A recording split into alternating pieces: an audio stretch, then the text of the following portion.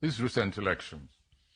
It's unfortunate that because the two things happened, first of all. One party took over the labor movement, which is one of my favorite movements also. And then it became a regional party, more than, whereas it was a marvelous breach into the established two camps. Peter Obi achieved something remarkable there, that he broke that mold. Yes, however, he did not win the election. In addition, my own organization has a monitoring unit. You know the one I'm talking about. And so I could say categorically that Peter Obi's party came third, not even second. And that the leadership knew it. But they wanted to do what we call in Yoruba, Bajue. Okay now.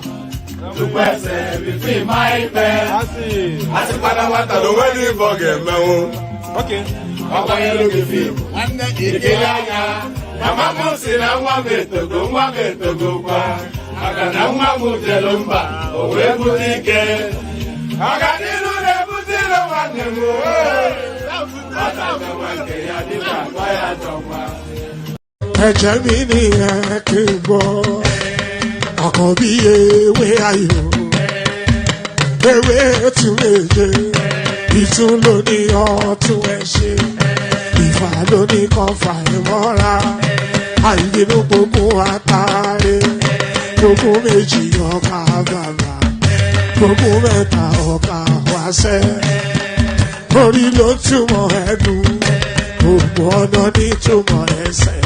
Akọni ìmọ̀ tú ìmọ̀ ọjọ́, ìmọ̀ èmi ni wọn kì í dálẹ̀. Wọ́n bá lọ mẹ́lẹ́mọ́, wọ́n á fi jó ẹlẹ́mọ́.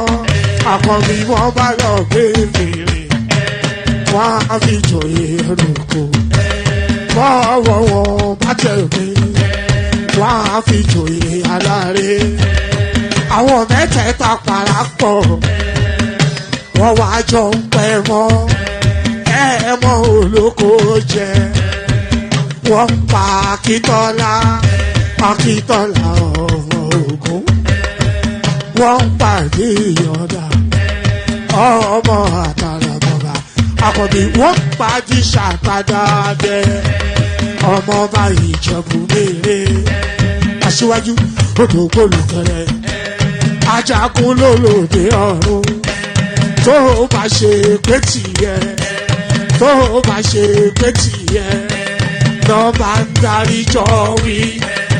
Àgbèrò ni kò ń gbọ́wọ́, ọ̀gọ́ ti ṣìgìdì máa gbé, àbẹ́tì ló máa ń gbé, àyàn ti ìlàyàn ewúrẹ́. Ọlọ́run dákun má padà lẹ́yìn ẹ̀, kó má gbàgbé ọ̀rọ̀ tẹ́. Aṣíwájú Ọlọ́run dákun má padà lẹ́yìn ẹ̀.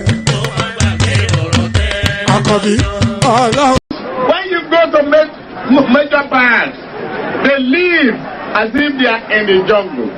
Lagos is Lagos. It is not jungle. You either obey our law or go to your own jungle.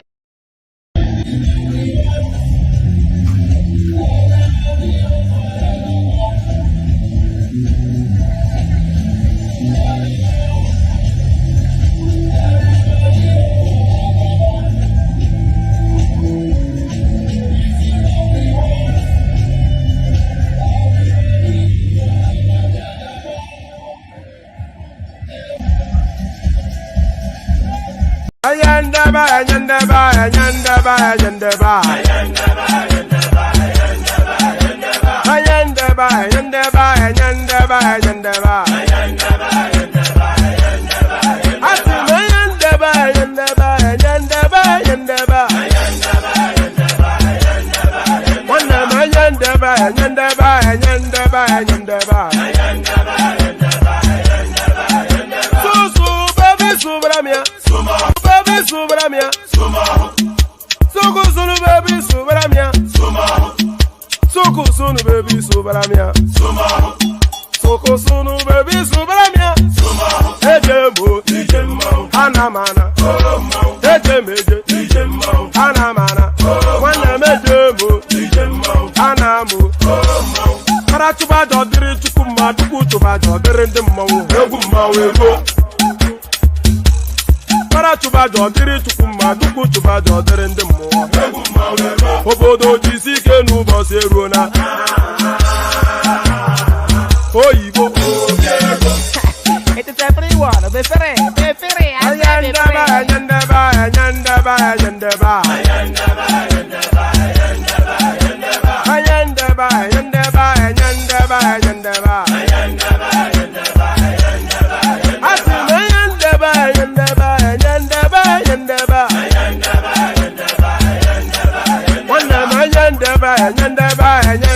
ayandaba Susu baby subramia Soko sunu baby subramia Soko sunu baby subramia Soko sunu baby subramia Ladies and gentlemen, sometimes you just have to act like you are drunk, like you are crazy. Confuse your enemies, confuse them. Oboda say yeah we mo yeah we mo Oboda say yeah we mo no basa ye ga ponto mo iye die gugeme Okwitara kara mi nguru ma mi ga kwuru mu gwo ya baby mo abe Maria Why feeling? ayandaba ayandaba ayandaba ayandaba ayandaba ayandaba ayandaba ayandaba Asim ayandaba ayandaba ayandaba ayandaba Wanam ayandaba ayandaba ayandaba ayandaba Susu baby subramia Soko sunu baby subramia Soko sunu baby subramia Soko sunu baby subramia Asekwa nefo ya banyi si akuna nyego mkambasi ozo. Since I was born, but now I am getting youth. Hakuna motangu, hakuna togabu.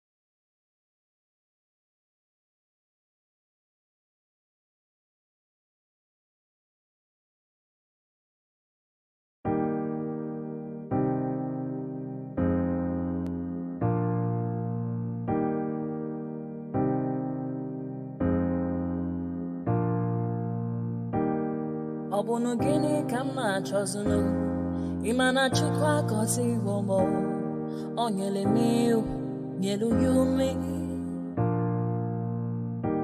What am I looking for? See my God, he don't bless me, yo. He give you me, give me you. Obuni kife la chasha so, obuni kife mi chasha me. My baby, you know, say you go love me. Hey, yeah. I do go, I could go. When I call your name, Shakara for me. Oh, Roma, I will be your Romeo. You go be my Julie.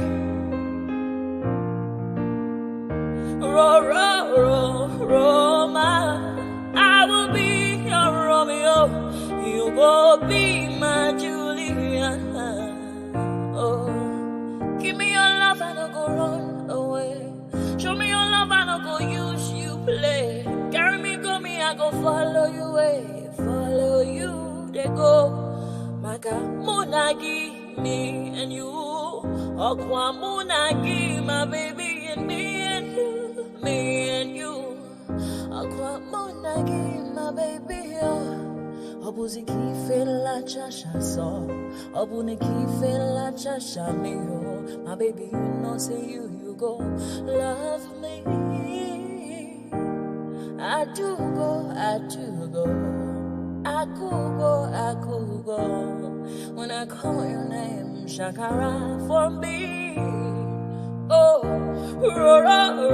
Roma, I will be your Romeo. You go be my Julie.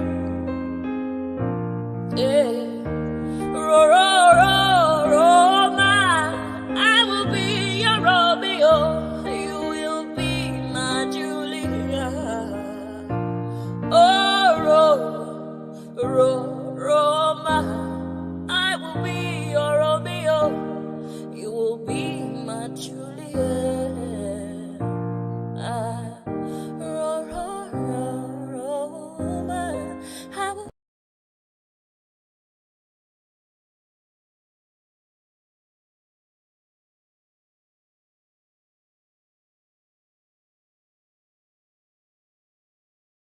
To the Nigerian national anthem, Mr. Albert Congo raises the flag of the new... All right. Can you hear me now? I can hear you, Mama. All right, brilliant. My audio, I don't know quite. I have to switch my system somewhat. Thank you, Ogbeni. Let me set you to the back. So thank you, Ogbeni. I'm not quite sure what happened there. The gremlins are after us. That's probably what it is. The gremlins, they're after us. But never mind. Yes, the usual protocol. Click on the like button just as soon as you're coming in. Subscribe if you haven't done that already. The hyperlink that says StreamYard, that invites you into the studio and all of those good stuff. So do all of those things. The problem with this system that I'm using is a bit glitchy, but you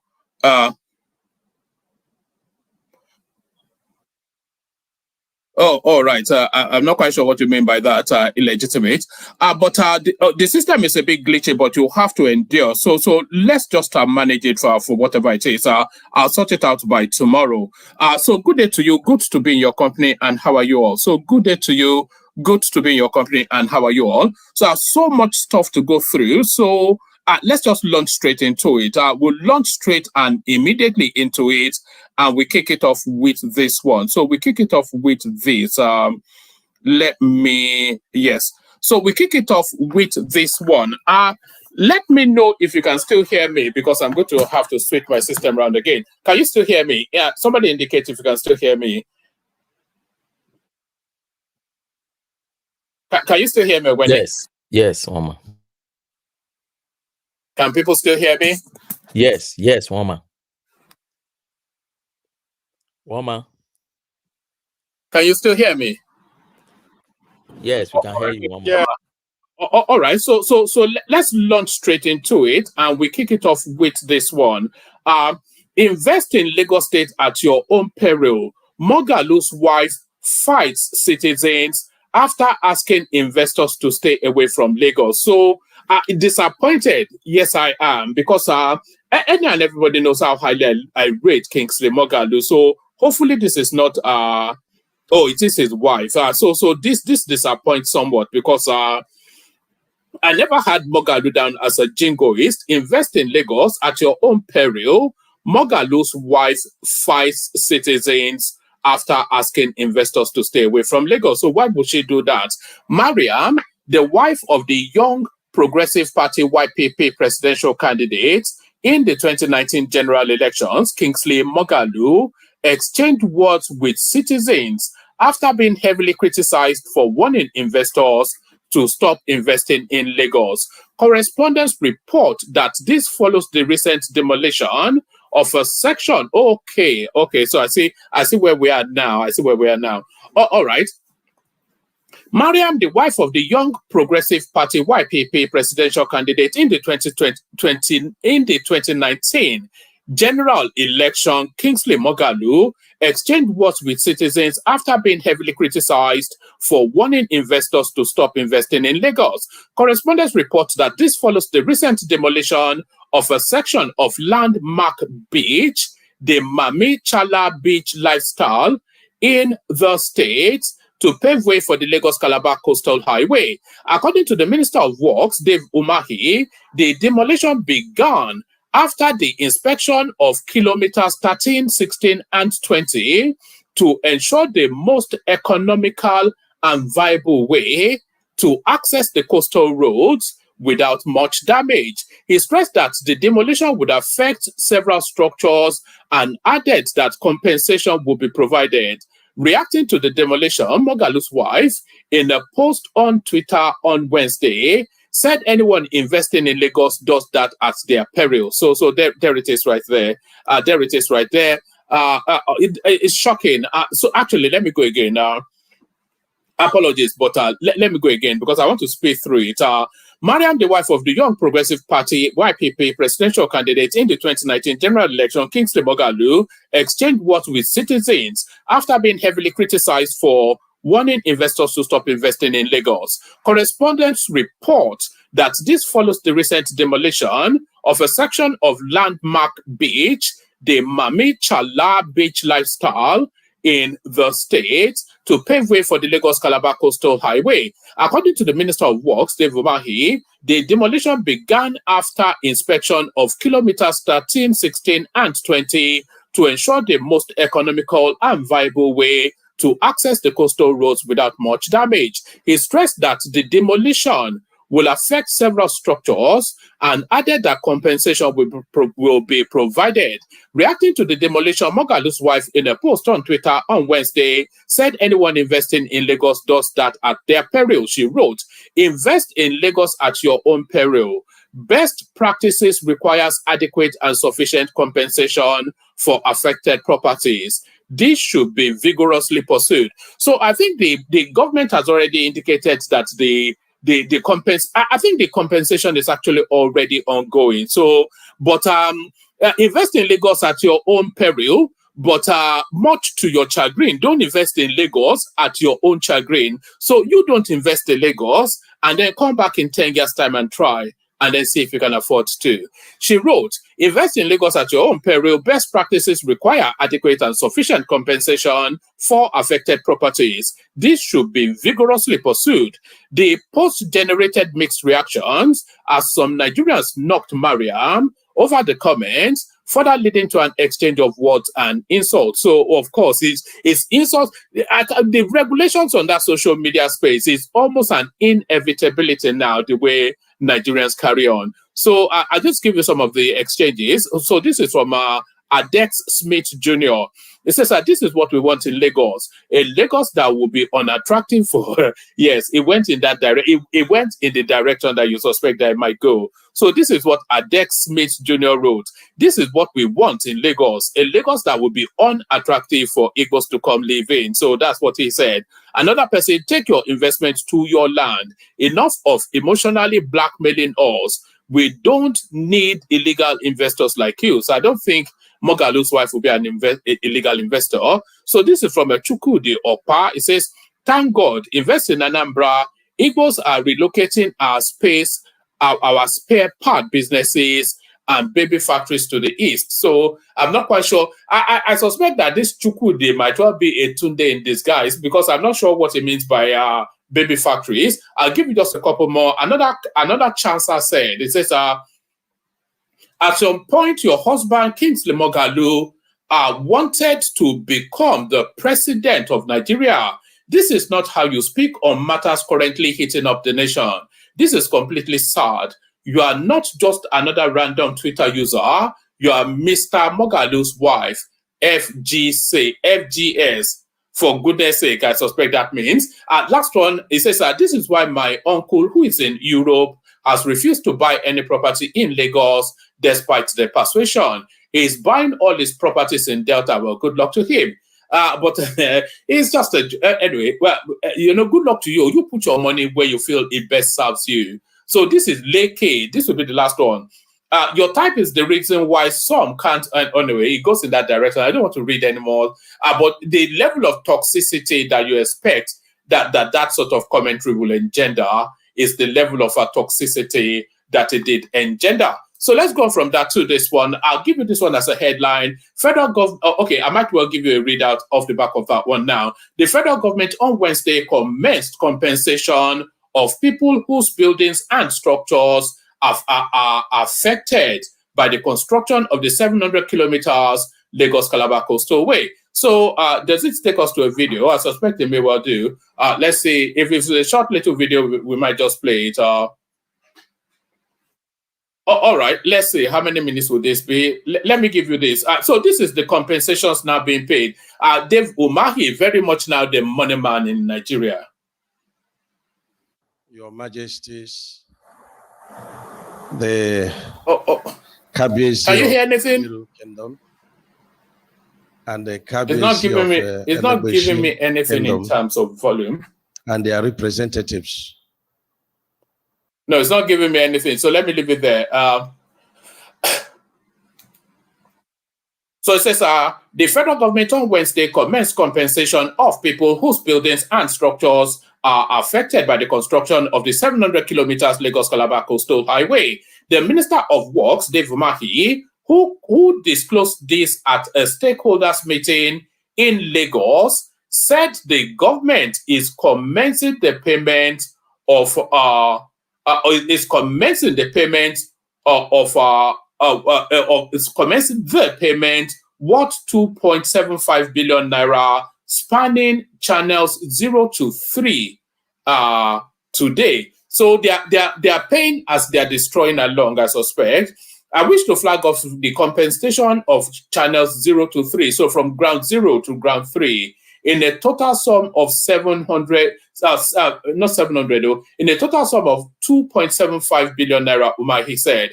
This is very ambitious, and it is my pleasure to invite the Director, Design and Controller to call the people and give them the symbolic amount agreed upon.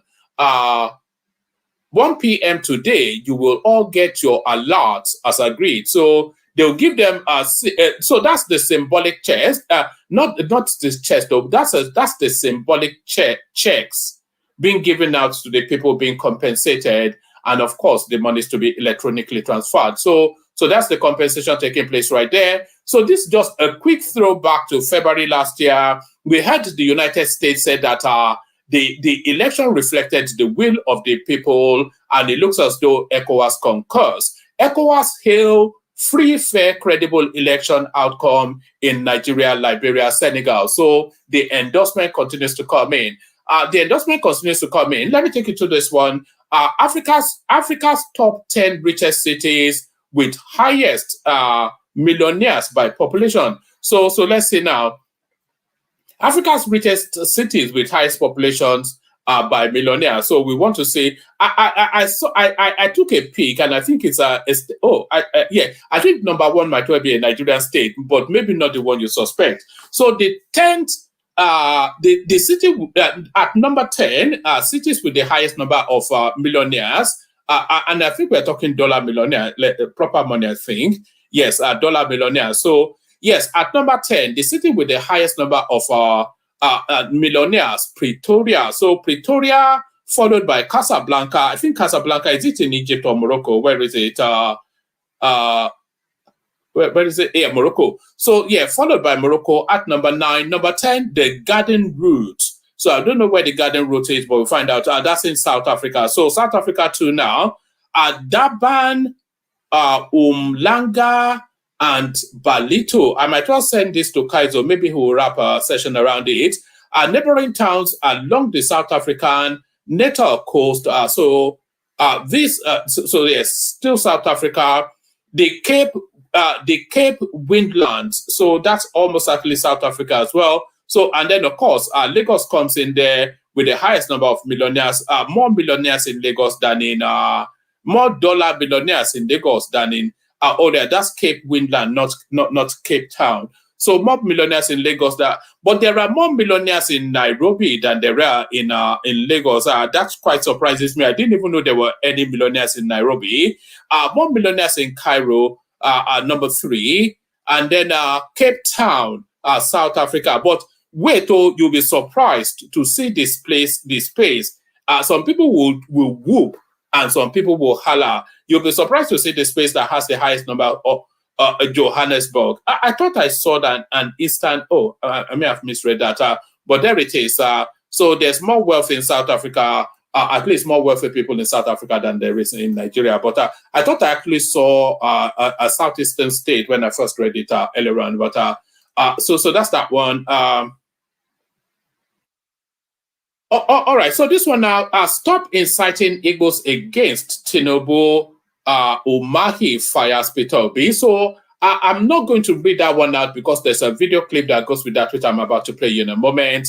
Our biggest mess created in 2023 was Naira devaluation from 460 Naira to 1,400 in Nigeria. This is Dangote lamenting that is $50 billion is now $49 billion. The chairman of Dangote Industries Limited, Aliko Dangote, has described the floating of the Naira by President Bola Tinubu's administration as the biggest mess that affected his company and other business owners in 2023. Floating the Naira allows market forces to determine its value in relation to other currencies. Dangote said this on Tuesday during his remark at the annual general meeting of Dangote Sugar Refineries Limited, adding that many businesses were affected by the policy. Dangote said several manufacturing enterprises were impacted and suffered operational losses due to variations in Naira's value against the American dollar. He said the biggest mess created was the devaluation of Naira from 460 to 1,400. You can see that almost 97% of companies in the food and beverage business, none of them will pay dividends this year, but we will try and get out of it. Pardon me. Pardon me. A bit of water.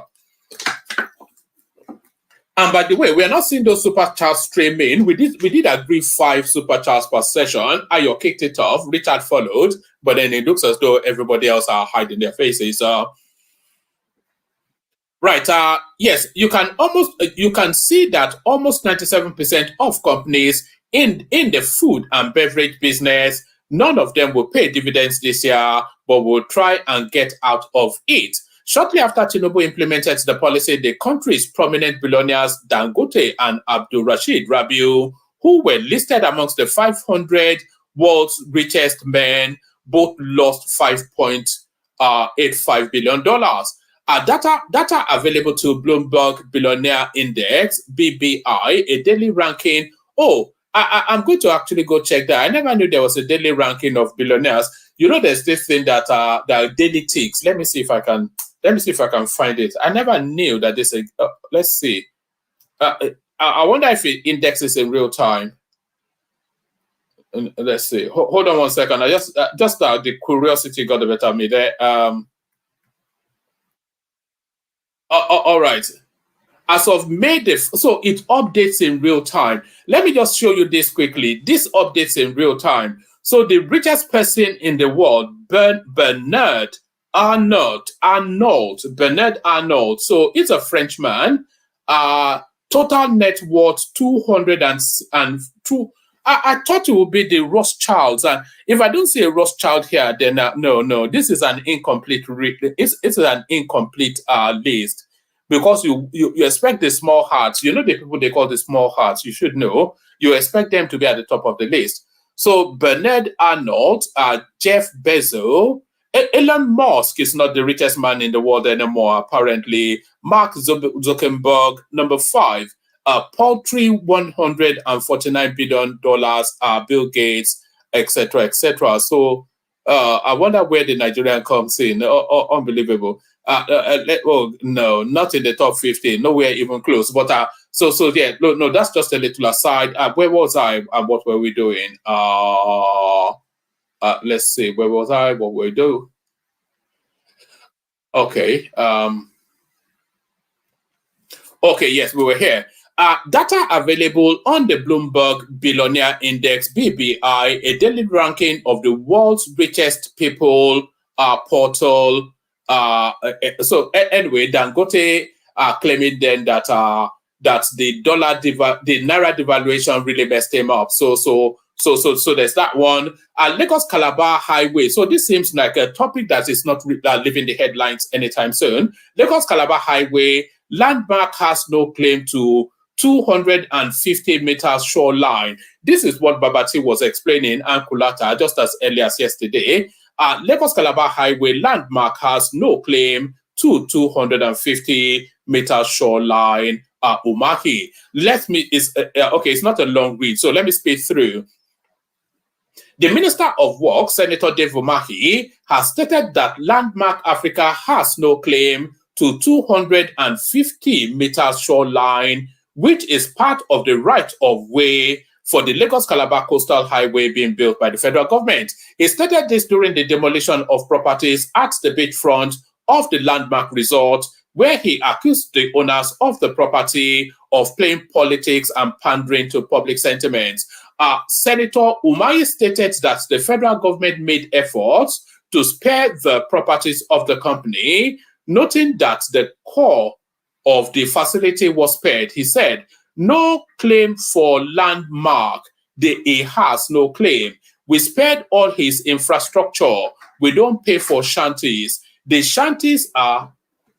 We spared all these infrastructures. We don't pay for shanties. The shanties are on our right of way, which is 250 meters from the shoreline. So he has no claim. We made all the efforts to spare all this infrastructure, and that is why I say he is a politician, whilst I am an engineer. I don't know the attention he's seeking. So there it is right there. So just for the records, he's not actually due any compensation. His property was not affected. He has no entitlement. That's what Dave Umahi is telling us. So that's what Dave Umahi is telling us. Let me see, just a couple more. I think we may well have we cycled through? Let me see, we may well have.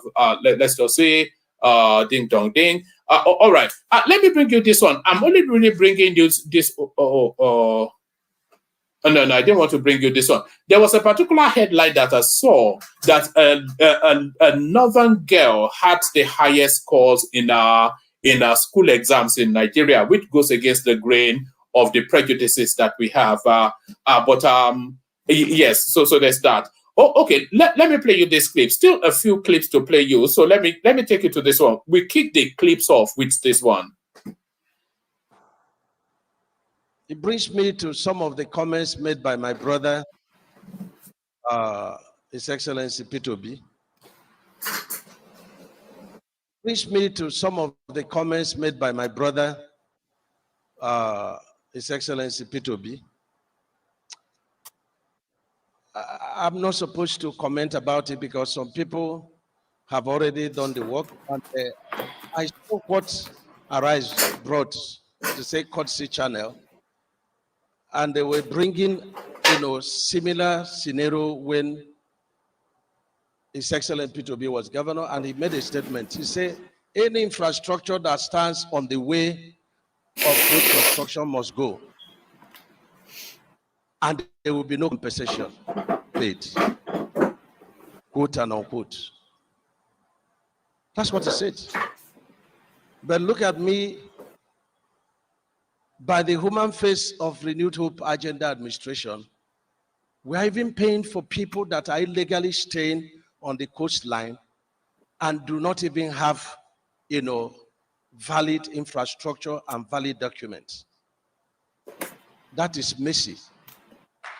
That is messy. Some people darken counsel without knowledge. There is devil in details. When you bring judgment, when you condemn people, you bring judgment upon yourself. And that's what he has done. And I think he's inciting some of the Southeast people that are not well informed. He's inciting them, and he gets them into trouble, and he doesn't go to fight for them. All right. I hope you can still hear me. Sorry, I'm bouncing back from somewhere. All right. I hope you can still hear me. I wanted to pause it there because what Dave Umahi said there is quite a pertinent thing.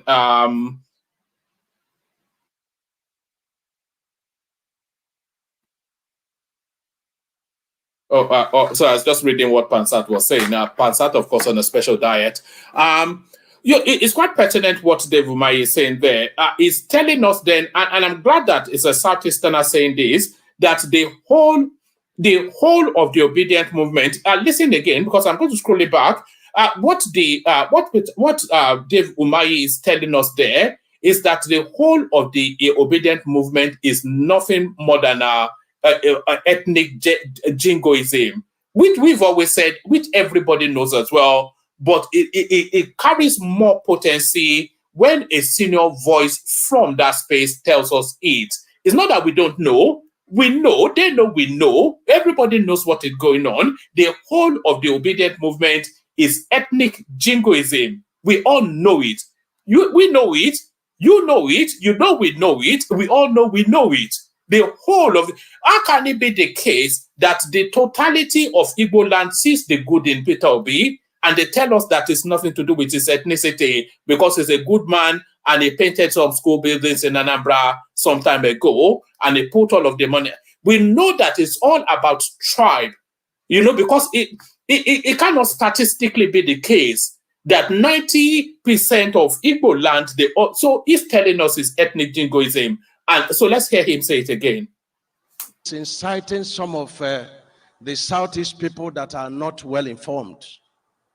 He's inciting them, and he gets them into trouble, and he doesn't go to fight for them. Wisdom is a defense. We know money is a defense. But wisdom gives life to those that practice it. And I want our people to have wisdom because I'm involved. And there is no humanity method to landmark. Some people darken counsel without knowledge. There is devil in details. When you bring judgment, when you condemn people, you bring judgment upon yourself.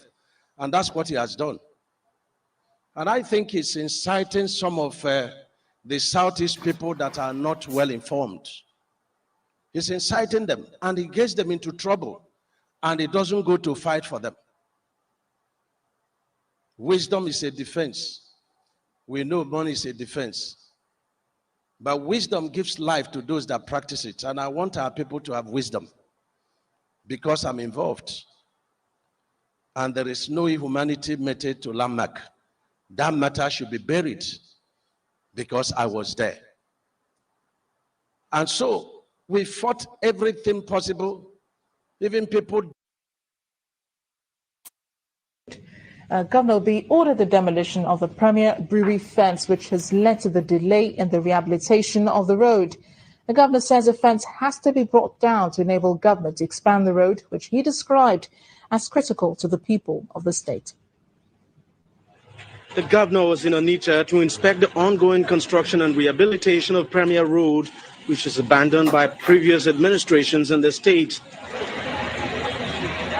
The contractors handling the project attributed the slow pace of work on the road to the Premier Brewery fence, which the management refused to bring down, even after the company had been told to do so. This complaint angered the governor, who immediately ordered that the fence be brought down. The order was carried out instantly as people watched with surprise as the fence goes down. The governor warned that any structure standing against development in the state should give way. Our next program is that we have to remove all structures on the road as long as we are reconstructing the road. That's why we are even leaving most of the structures on the express. Once we start the work, the structures must go. The governor also made it clear that no compensation will be made by the state government over such demolition. The governor's pronouncement is already getting... So there it is right there. Rank hypocrisy. It's unbelievable stuff.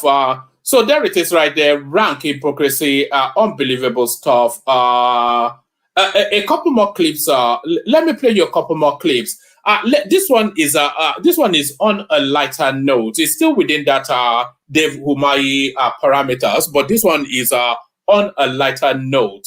Yes, you mentioned the ESIA is currently being carried out by... Sister, I was raised in the village. Me, I'm not here for me. Well, sorry. So try to speak. I can't help the way I speak. You mentioned that the ESIA was being carried out at the moment. The EIA Act of 1992... I need interpreter. Well, you have enough people next to you. The EIA Act of 1992 states that an EIA must be approved by the Federal Ministry of Environment before the commencement of any project. No, unless an exemption it's has not been done so. given. There is preliminary approval. There is final approval. Has an exemption been given? And if so, if you have the preliminary approval... Exemption of what? For the project to start without the final approval. If you have the preliminary approval, can this be shared? We are following due process. So can we have a copy of the preliminary approval? It is federal government that gives the approval. It's not you. So can we have a copy of the preliminary approval? We have the approval. And you can make that public to the media? Everything in order. Okay, thank you.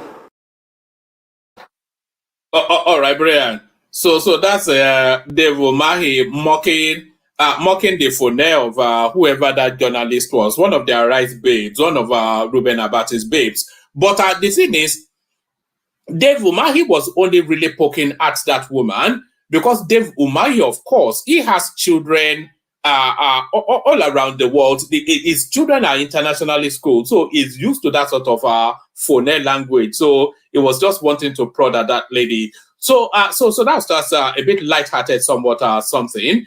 Let me bring you this one. It's not at all lighthearted. It's heart-wrenching. This is really sad stuff. You know, the people who live in this accommodation that I'm about to show you, would you believe that they were paying 250,000 naira per annum?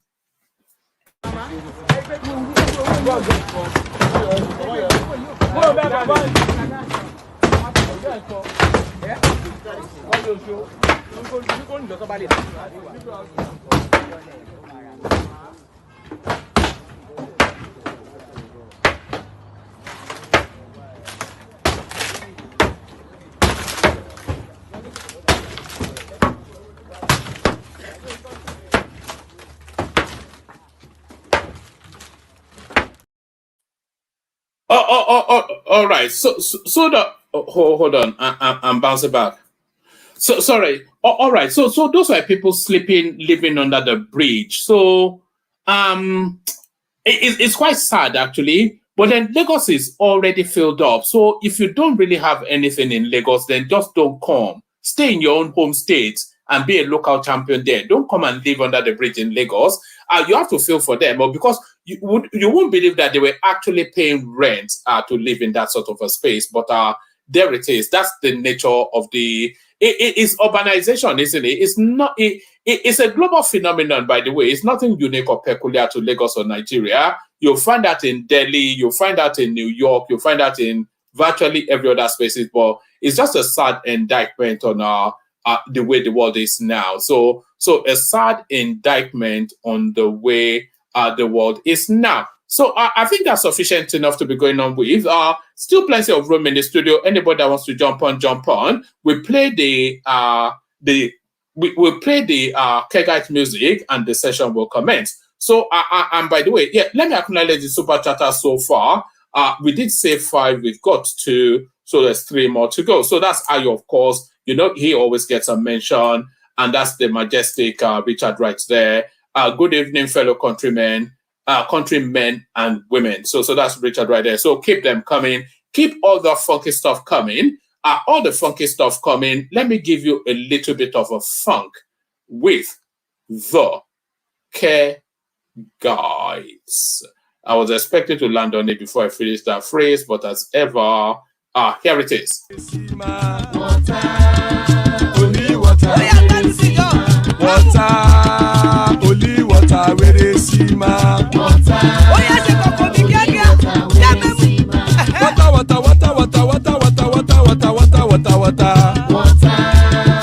Only water, where they see my Hapa o naido.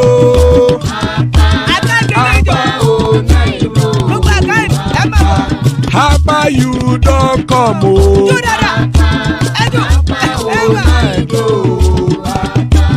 Hapa o naido.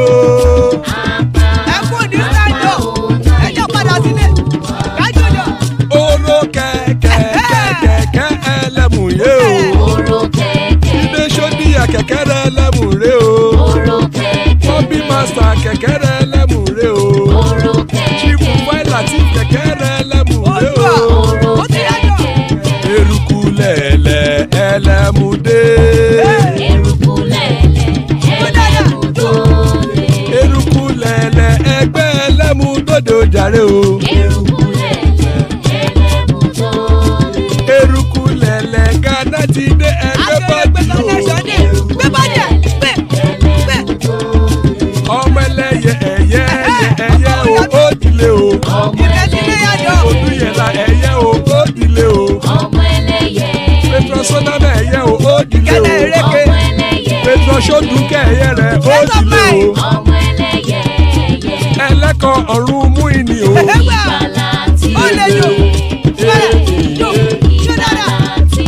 Àkùkọ ọ̀run mẹ́kọ̀.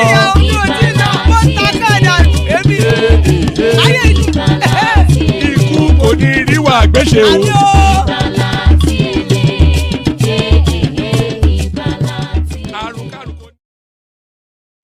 So there it is, right there. Ikú kò ní ríwà gbéṣe. So sorry, are you hearing me twice? Let me know if you're. Hold on, actually.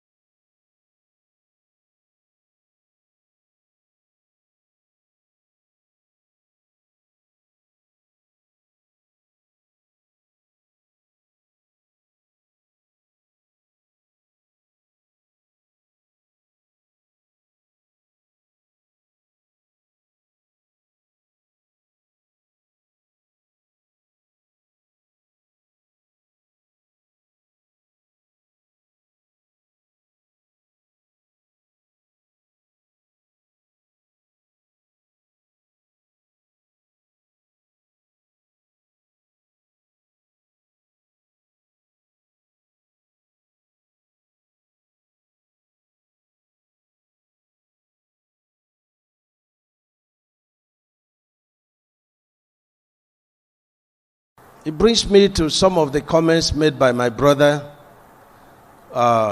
His Excellency P2B.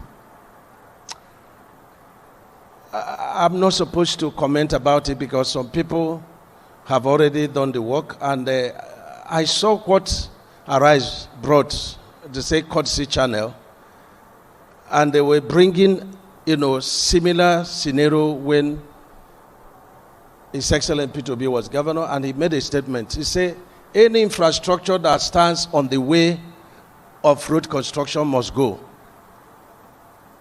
and there will be no compensation paid, quote and unquote. That's what he said. But look at me,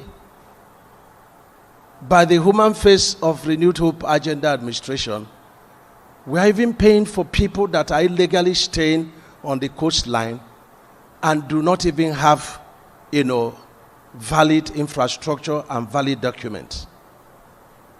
That is messy. That is messy. Some people darken counsel without knowledge. There is devil in details. When you bring judgment, when you condemn people, you bring judgment upon yourself. And that's what he has done. And I think he's inciting some of the Southeast people that are not well informed. He's inciting them, and he gets them into trouble, and he doesn't go to fight for them. Wisdom is a defense. We know money is a defense. But wisdom gives life to those that practice it. And I want our people to have wisdom, because I'm involved. And there is no inhumanity meted to landmark. That matter should be buried, because I was there. And so we fought everything possible. Even people donated their rights of occupancy to save his two big infrastructure. And that should show, appreciation. But some people have taken on it alongside with him to play politics. Some people are already very bitter. Why should it be President Bola Ahmed Tinubu that is the one to develop this coastal road? Oh, it will be a lasting legacy for generations to come. That is just their own distance. So they look for an avenue to attack. But it's all about darkening counsel without knowledge. And I'm very happy that the president has directed me to begin the design of one of the, spurs linking to this coastal route. And that is the Sokoto to Badagry. That was conceived by the President Shagari administration. He's going to connect the ongoing route, Lagos-Badagry route, that is being done by federal government and state government. There is also another route, which is the Enugu-Abakaliki-Ogoja, Cameroon, African Trans-Sahara, route. It's the coastal road is also going to connect it. And we are also presenting the construction. The Sokoto-Badagry is 1,000 kilometers. That of, from the spur of the Trans-Sahara trade route down to Apo in Abuja is 461 kilometers. It means that anyone that is traveling from Sokoto to Lagos will do it in about 10 hours. And traveling from Southeast to Abuja, we do it in a maximum of 5 hours. These are the benefits of the coastal road. That notwithstanding, we talk about an economy that needs foreign investment. These roads are going to be constructed with concrete pavement and it's EPC plus F, which means that there is foreign investment that will come in. This foreign investment will strengthen the Naira. It will stabilize the Naira. I made mention that the Lagos state government is building the deep sea port, very commendable, as dreamed by President Bola Ahmed Tinubu when he was governor. He had master plan of Lagos and it's been judiciously followed.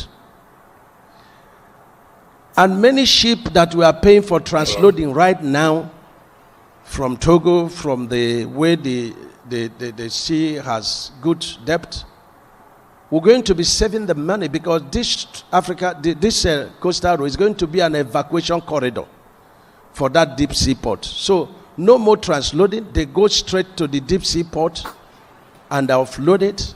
And so you can have your goods. If you are going to northern part of Nigeria, you just come straight to Badagry and then now to Sokoto. And this Sokoto is cutting across Kebbi, Niger, Kwara, and so on and so forth. That of the southeast is cutting across Benue, Kogi, Nasarawa, and the Enugu, Ogoja Road. These are tough decisions, and these are for economic revolution. So quote me any way that the shoreline was never given to Lamak, and we've taken back our shoreline, we are passing the road. And in the language of His Excellency P2B, any shanties that stands, his own is infrastructure, but my own is shanty, because I try to avoid infrastructure. Any shanty that stands on the way of this coastal road and other roads must give way. And to show sympathy for our people who voted for Mr. President, we will do everything possible to pay a human face compensation.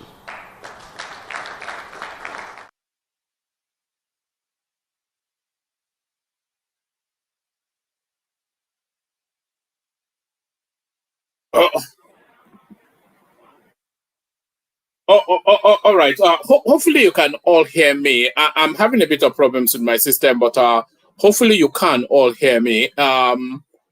Just give me 1 second. Let's kick it off with Ogbedi. If you can hear me. One man, I can hear you. Although it's echoing, but I can hear you. Yes. I'm not. Let me try and figure it out. You take the floor, and I'll try and figure it out. Well, anyway, I don't know where you want me to start from. I think I will just pick 2 issues. I think there are so many other news today. There are some other news today I think you didn't cover. But yes, I think we have enough to discuss. Let me start with this Mogalu woman.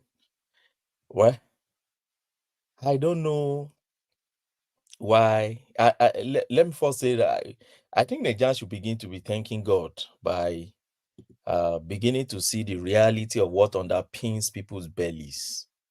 You know, most times you can have people pretending to be who they are, but issues like these make us to understand what exactly they stand for.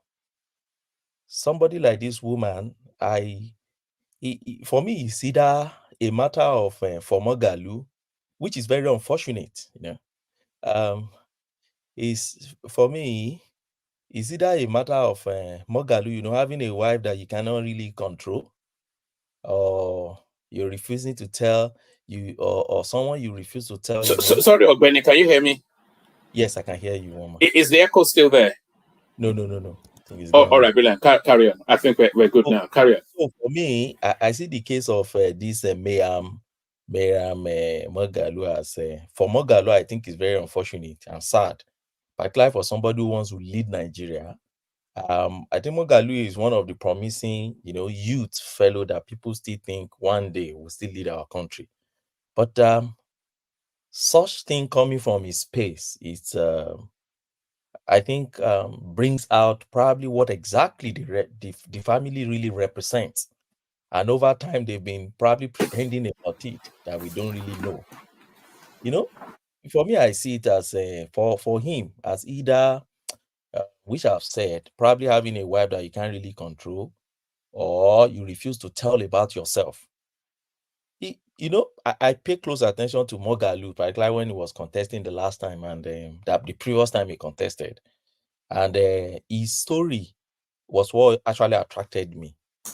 The Mogalus generally were, you know, people who actually benefited so much from Lagos. or Nigeria than even many that benefited even more than so many, Lagosians or owners of the land called Lagos. His father Isaac, in his name now he has a foundation. He was a Nigerian Foreign Service officer in Lagos, and his father was, he was inducted into what do you call it, Ministry of Foreign and Commonwealth Affairs since 60s. Shortly after, after independence, they've been staying in Lagos. Even his mom, what was her name? Shinelo, late now, I think, was a school teacher in history. His mom was a school teacher in Lagos Highland there. And, at a point in time, his dad was from that same Nigerian Foreign Service office.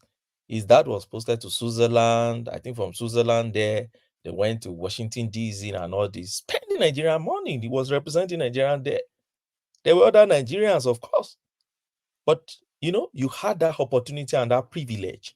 You stayed in Lagos. You stayed in Ireland. You had your life there. I think Mogalu was also even born from his story in Nigeria, but shortly afterwards, they left Nigeria for Switzerland. And Mogalu returned home. Yes, civil war, everything happened. His dad has to go to the eastern region, and then throughout the war and all sort of.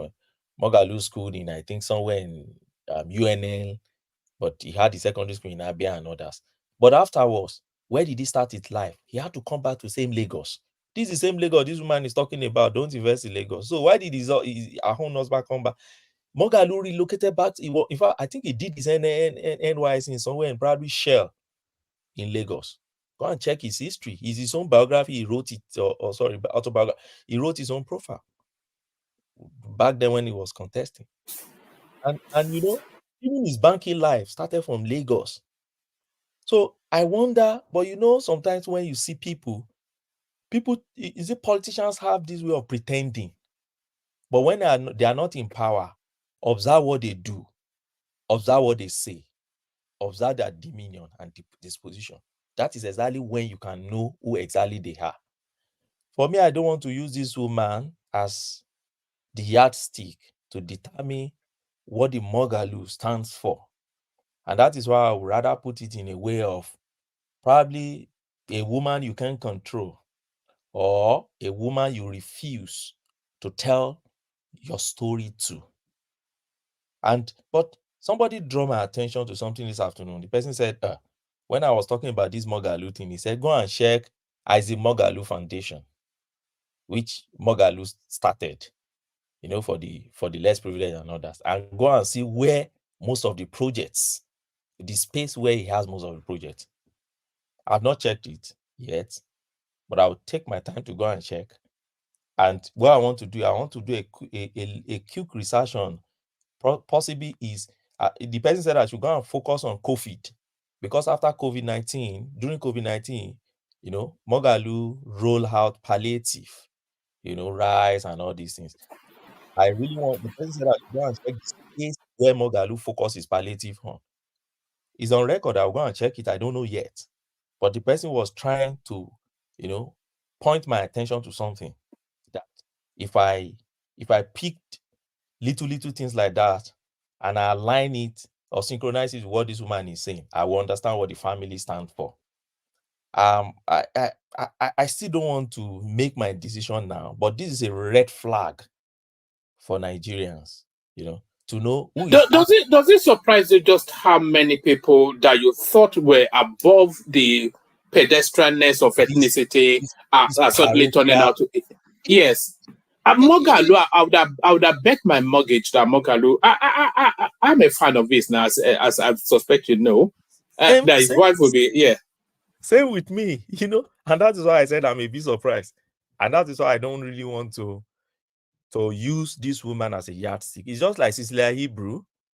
You remember the Cecilia Hebrew saga and everything, and eventually, remember family came. Don't use Cecilia Hebrew to judge Hebrews. We had our honor, we have our, we know she came to marry here, and don't use will I but when that my friend drew attention to the Isaac Morgan, your system is chopping up a bit. Can you hear me? Yeah, much better. Carry on. Okay. So, by virtue of my training, I don't want to see red flag. I don't avoid. I don't just dismiss it summarily, and at the same time, I won't draw conclusion from it, but I will take it as red flag, and I'll run with it to do further search on where exactly is this thing coming. I find out that okay, it's what do you one of these people who still believe in this parochial divide of tribal or this narrative of they all hate us, they and us narrative. I pity Mogalu with all his education, with all his awards here and there, and what the pedigree he has in Nigeria. I don't think this kind of things should be coming out from the family. But that said, that's which I don't think we should waste too much on Mogalu. I would like to address the second issue, which is Umahi. You see, there's a Yoruba day. Don't let me go to Yoruba day. You see, when you are a sadist, you don't see good in anything you think is not good, even if that thing is good. You will always find the negative part. Umahi said something today. He said, the reason why many of them are spewing their negative narrative about this ambitious project that everyone should be hailing is because they saw themselves doing it. They felt, I should be the one doing this. Why should it be this man doing it? Instead of looking at the merit of the thing. And I think I've said it before on this platform. That is the way I see Obi. In fact, I don't even really see Atiku in that space. I think I see Atiku most time trying to say, more like what Yoruba will say, Anita Bellori to Shin Kilo Feso. Atiku wants to still maintain his relevance. Atiku still wants to say, okay, let me still be playing the opposition politics. We don't know what tomorrow will say in the political space. And you see him coming out once in a while. But it's different from the approach Peter Obi is giving the whole thing. The approach Peter Obi is giving the whole thing, as far as I'm concerned, is this. Whatever you see, you think it could be something you should have done. Look at removal of soil subsidy. Look at his reaction. Reaction to the it would have been in phases. Oh, not the way. Or it's because of how he announced it. It wasn't part of what they wrote for him. Is that criticism? Is that the reason why they shouldn't implement a policy? The way you present the policy is what matters. So, but let me narrow it on this. Look, I look at this EU from 4 major perspectives, and I've been looking for the opportunity to probably come on this and hear my own opinion. I look at this EU from the legal aspect. I look at this EU from the business aspect, political aspect, and then moral aspect. What is the legal aspect? One man is very clear. And that is why sometimes when gullible ones like Rufai Husseini Abati and others, gather themselves on that platform and speak some nonsense, I cannot just it baffles me. But sometimes I'm just disillusioned. I'll just laugh and leave them, because in many cases they don't really understand what exactly they're talking about. What's in EU here is very simple, Woma. Very, very simple EU. Prior to all those 1982, 1990, before 18, the 70s, there were issues on the laws of the IC. What's the issue? The issue is that demarcations on the laws of this, after the Second World War, there were many issues. US took over territories of some coastal, some coast or some continental shelves of some countries, which they counted as enemy during the Second World War. UK also took over some. Why? Different countries, they took over different territories, for strategic reasons of war and others. But there was a conversion that came in the, I think, early 80s. There's a convention that came in. They call it, let me get it. We used to call it UNCLOS. We call it UNCLOS, but that's the acronym. The full meaning is United Nations Convention on the Law of the Sea. Yeah, no, the UNCLOS. Yeah, United Nations Convention on the Law of the Sea. You see, you know what that convention states? That convention clearly demarcates territories on the high sea, and then donates or vests interest or power or ownership of those areas and their resources to different bodies. So it's like this. Let me, if I won't waste your time, let me break it down a bit. Now, there's IC itself. That is when you are in the Atlantic or Pacific, you are in the main ocean. Now, the moment you are getting closer, okay, to the territory of a nation, that's where you find land. The first place you get to is what we call continental shelf. Now, that continental shelf, by that UNCLOS law, says that converts 200 nautical miles, right, from the sea down to where you find land. We call it continental shelf, and that is not where I'm going to. Now, within that your continental shelf, next to get to, or what you can call boundaries or division now, is what we call exclusive economic zones. Now, the exclusive economic zone is another. I'm not saying miles now. I'm using nautical miles. That's what they use now in law. So 200 nautical miles from the base land, okay, and then so the coastal states now have the exclusive right to export to anything you want to do within that area. Now, don't forget, I said the background to all these things in Second World War.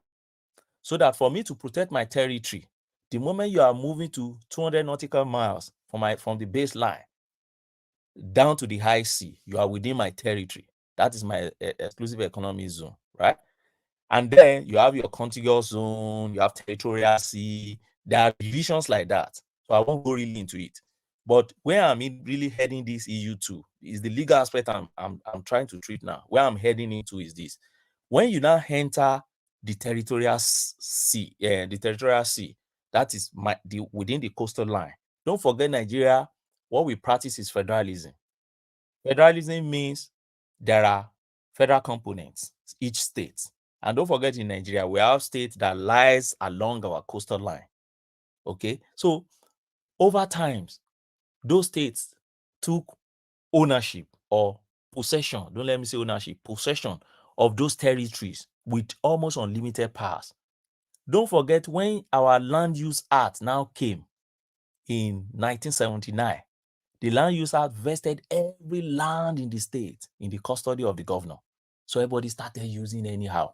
But don't forget Section 49 of that Land Use Act now say, but any space that is being owned by federal government should still be allowed, should still be reserved for the federal government.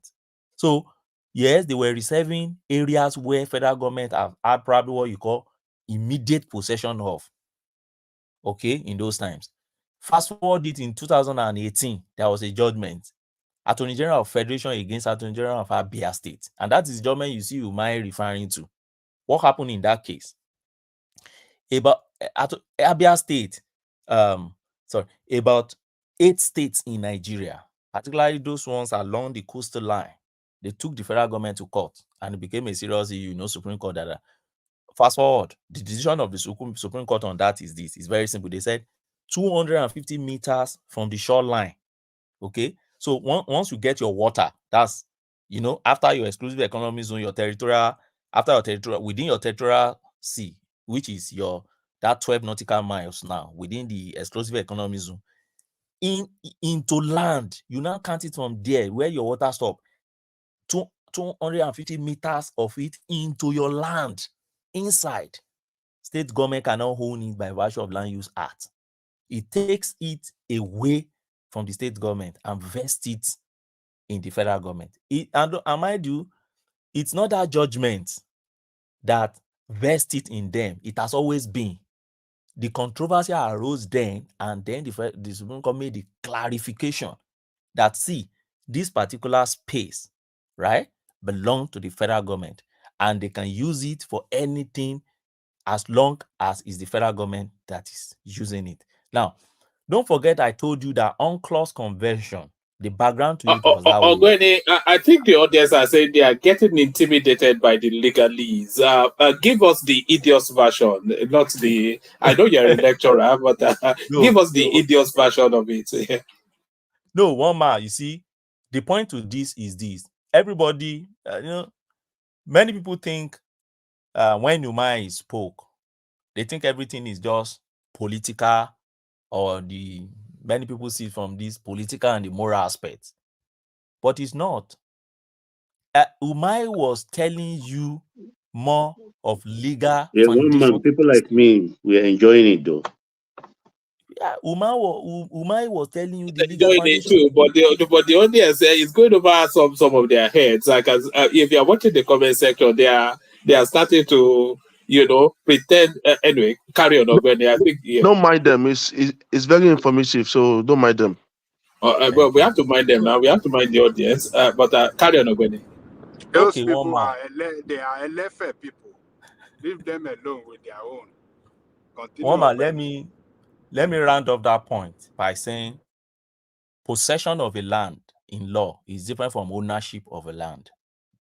I can be possessing a land that is not mine, but the day the owner comes, that is the day you must vacate my land. So the fact that you are possessing my land doesn't mean I am not still the owner of the land. Now the owner comes, the person possessing it is now saying, oh, why will you chase me from this land? That's the way I want you to see this case. It is clear that place is owned by federal government, and I've told you the background to it. For Nigeria to preserve its sovereignty, federal government needs to be in charge of the whole territorial. That if you want to take over in 1861, when the British came and demolished Lagos and took over Lagos, they came through your coastal line. Any country, if you go to defend the integrity and sovereignty of your country, your state, which is the federal government, must be in charge of your coastal territory. And that's what Umahi was simply saying, that this thing belonged to us. Now, yes, landmark came, but he said something today. He said landmark is not even, his investment is even nothing to some people. There was one man he called out today, I think one Bolaji. He said that man, the whole of his estate is going down. But, what baffles me is Arise, and all these guys. When I watched Arise 2 days ago, the Elekushi family, they are losing, they own that space. They are losing a sizable amount of land as well, a huge amount of land. There was another community that came today that they said they are losing the whole of their ancestral land. Those guys, in fact, those guys, they were almost fighting. Because they came, they said, we are losing the entirety of our aboriginal, of our indigenous land.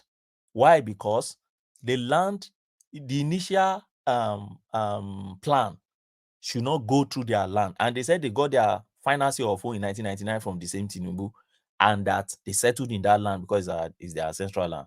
But the initial plan should not go through. Because when the minister saw that if they've maintained that initial plan, it's going to affect a lot of communities, they have to break it into two and allow one to go left side and the other one to go right side.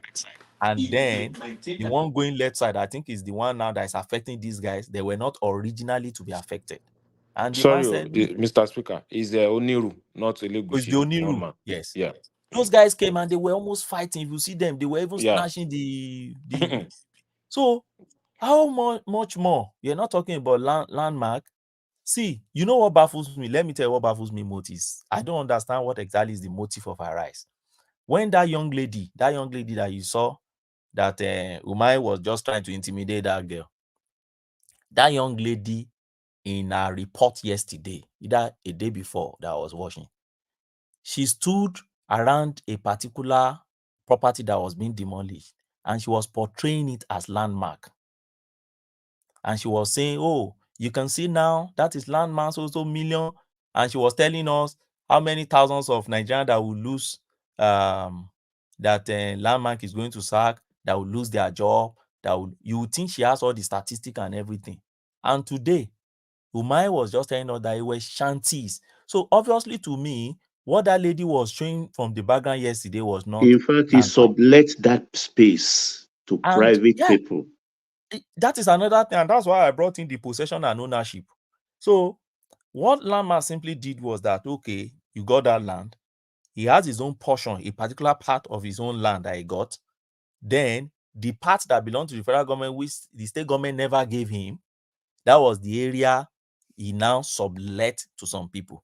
And subletting it, there were no, according to mine, there were no, and he told them, bring your contrary evidence and let's discuss this.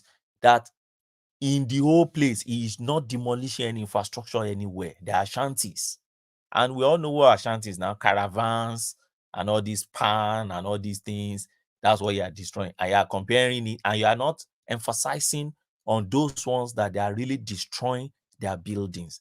The one that Obi and others can pick and be discussing is because the one that can, that can feed their narrative of this tribal thing. Obeni, can I come in here with you for a minute? I try to give. Let me land. I told you 4 points. Is the legal aspect I'm dealing with. And I know I want to just deal on that area. Then you continue. It's your time. That's okay. No interjection, please. That's I mean. Let me just write down. So hold on.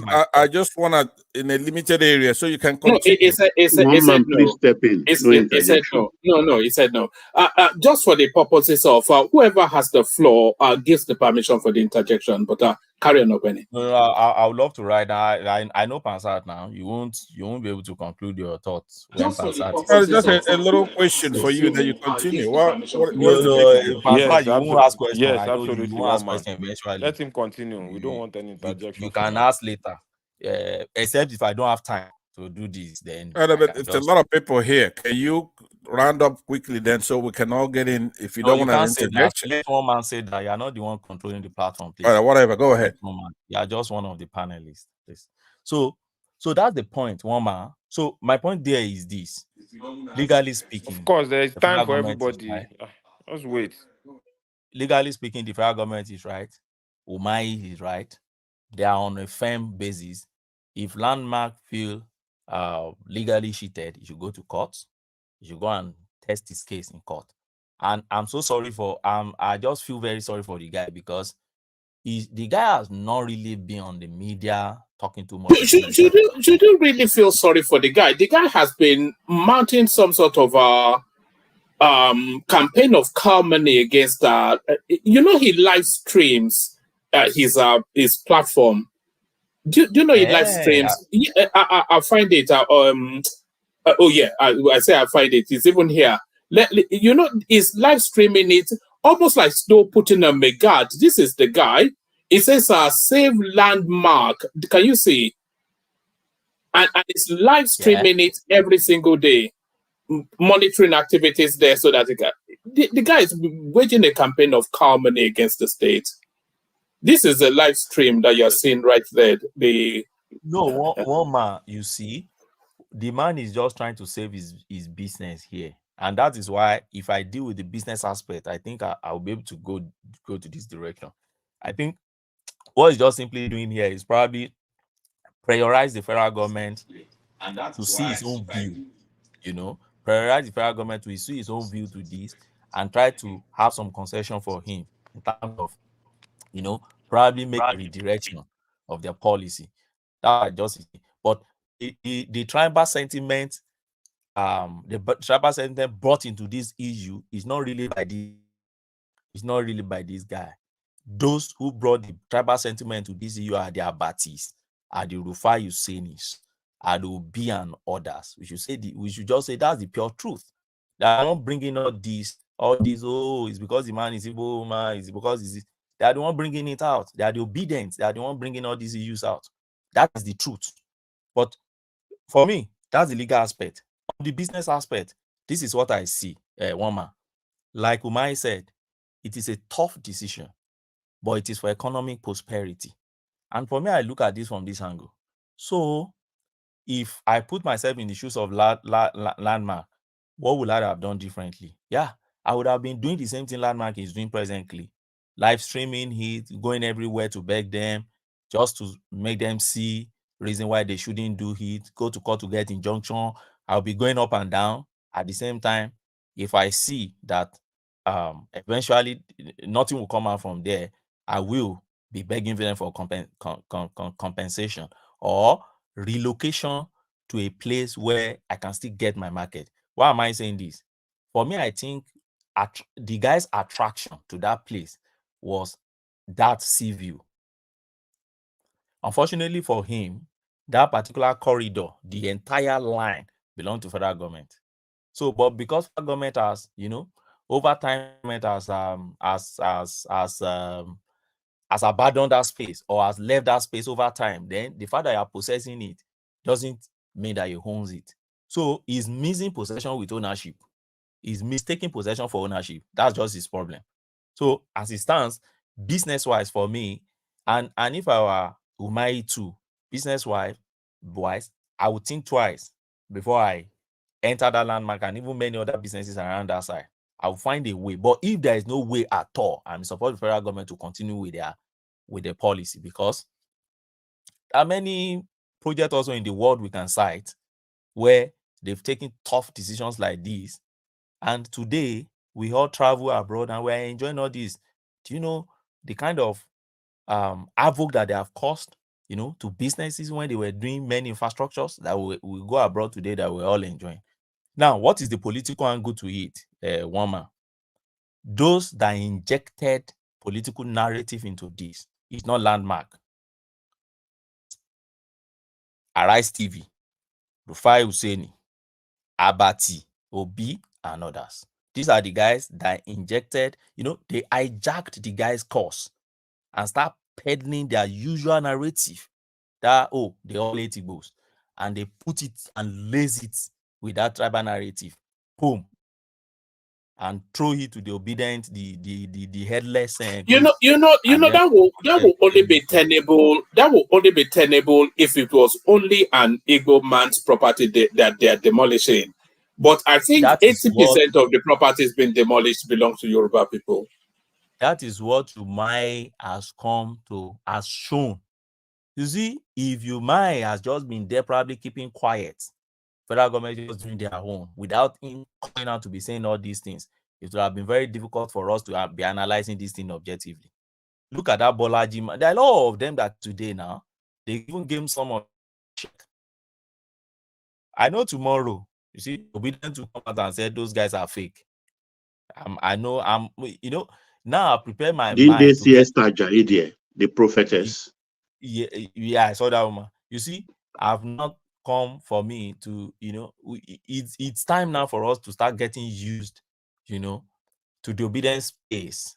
And it's time for us to start knowing how to relate with them, because they have come to stay with us and they will be here for a very long time. And we know the way they think.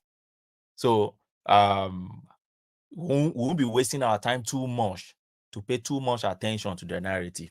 And finally, Woma, morally speaking, which I said is the fourth angle I see to this issue.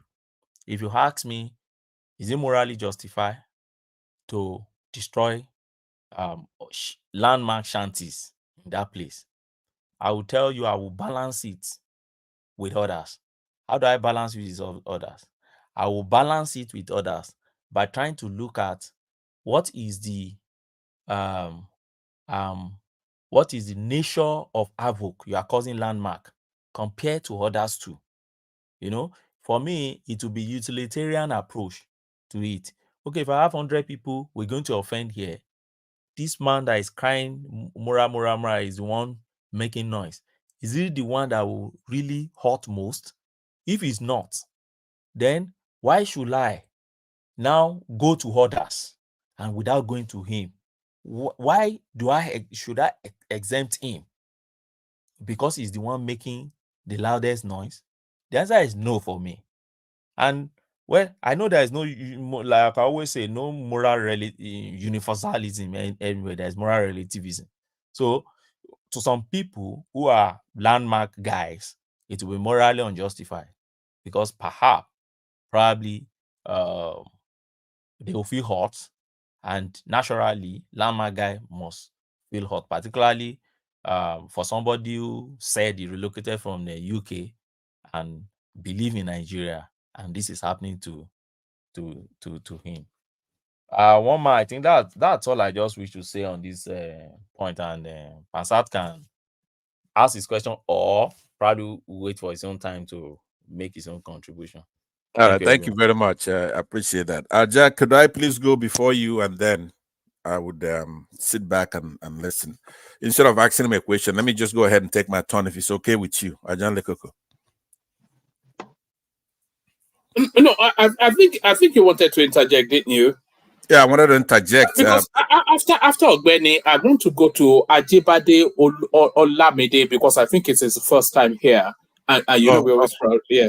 Okay, let me then do the interjection. Then you go to that guy, because I've seen you do it many times, and then come to me. That'll be fair.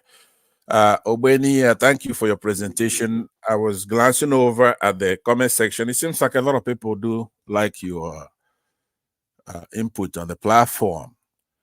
And I had quite a cordial dialogue with you the last time I was here. So I want to continue that. I promise one man that we don't want to dabble the session. But you do know, aside from the concern that you have, that you consider the legal aspect of, say, an individual and the state fighting over land and all the gossip about it's tribal and all that. That's normal. I'm not gonna go into that area. It really doesn't concern me. It's none of my business. But as an attorney, a lawyer, you are aware that we have an agency and a law that caters to public private partnership. In our case, we call it the ICRC. Sorry, apologies, Pansat. One moment. Suman, can you switch on your camera so I can see you? I've not seen you here before, and we have some problems with our people trying to spam. So switch on your camera before I let you onto the screen. Suman. So I want to say who that is. So I'll wait for you to do that before I put you on the screen. Carry on, Pansat. All right, thank you very much. So that's to Suman. Yeah, carry on, Pansat. Yeah, so I'm disappointed that instead of you going to that area, we have our laws in our country. We have what's called the ICRC. That's Infrastructure Concession Regulatory Commission. And they regulate private and public partnership. In the colloquial sense, what we're talking about here is like bidding on a contract. If you're going to do anything, it has to go through. If anything has to do with the federal government, it has to go through that particular regulatory commission. It was established in an act in 2005. Tell you how far back it goes. But you call it the 2008 ICRC. First of all, let me ask you, do you know about that? You're asking me a question? Yes, I did. Do you know about that agency that regulates somebody?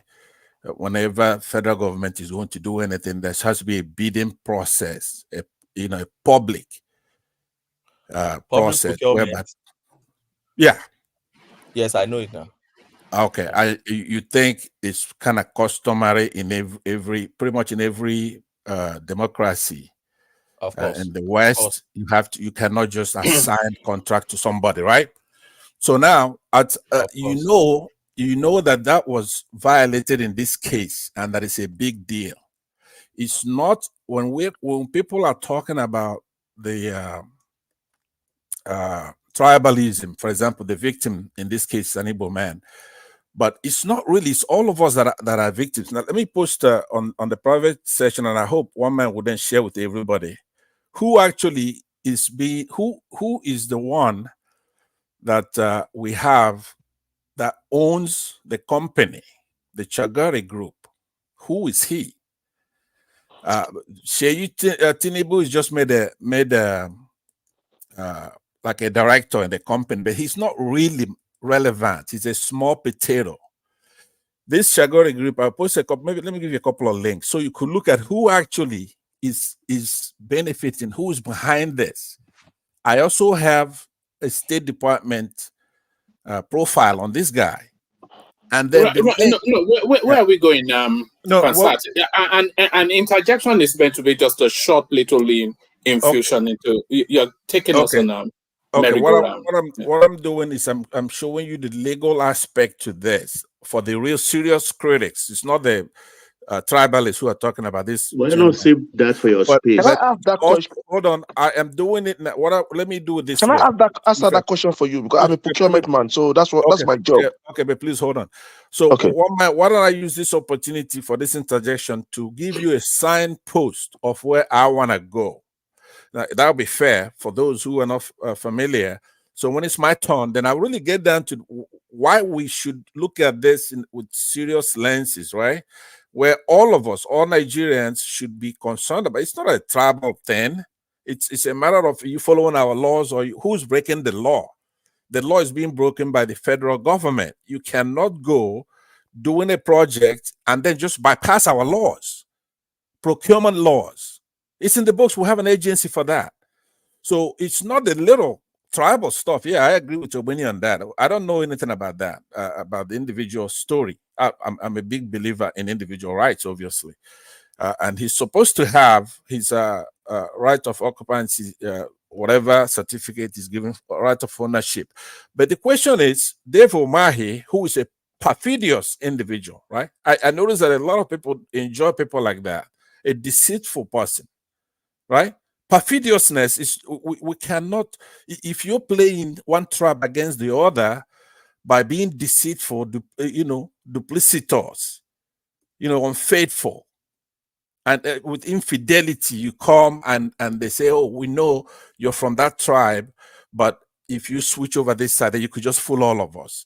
People like this Shagori will come in and break our laws. This is a big breaking of the law. It's a bigger thing. All right. You signpost ahead of where I'm going. Now I'll take that question from that guy who wants to answer. You want to answer the question? Go ahead. Okay. He responds, but then when he takes the floor after that. So we have to maintain the structure. Yes. Jibade, good to see you. Good to meet you. Okay.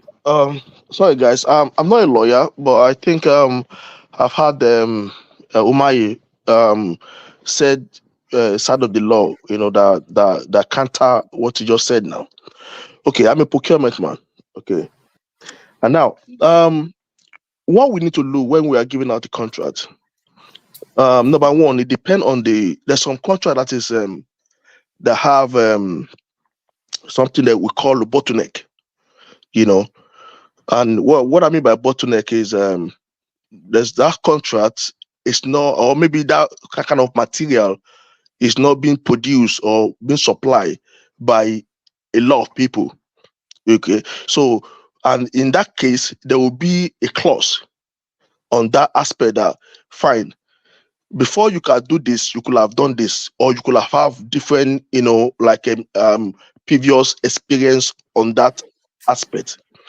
Now, what Umahi is saying, and which is very, very right, and I believe is according to the law in Nigeria as well. Like, these people, forget about who owns it. That who owns it, whatever, that's in my say. But what we are talking about, who can do the job properly? Who has a track record of doing this job? We have, like majority of us are from Lagos, and then we know what Babish is all about. If you don't know, please ask somebody about Babish.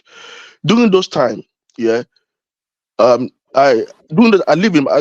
time I live at Makoko, and if I ran towards the end of maybe towards November, December, or December time or November time, there will be this water that will overflow to Babish, and the whole of Makoko also will be full of water. Are you getting my point now? So this has been an issue from day one, from my birth. I think now I'm about maybe like 40, 43 now, and I've been experiencing that entire of my life, all through my life. You're not sure? You're not sure how old you are? No, I'm just being. I don't want to be specific. No. Carry on. Yeah. So I'm just saying, since my life, I've been waking up and see that the water is coming out to take all our stuff. So, and I believe that the water from the Babish is the one that overflow to Makoko. Look at the distance; it's quite very long distance. Now, Shaguri I mean, like that complaint. I can't remember it's H. I just say H or whatever. They are the one that solved that issue for us at that time. High tech. Thank you. They are the one that solved that issue. And if you look at the years that they've done that, we've never had that issue from then. And look at now, all the Lekki, the Babi side from NTA going to a hotel and stuff like that. Now they even proclaim majority part of the sea. So that should tell you that these people have the experience, they have capability, they have history of that. So it will be very unfair to go and call a company that is not expatriate on that area to come and do that project.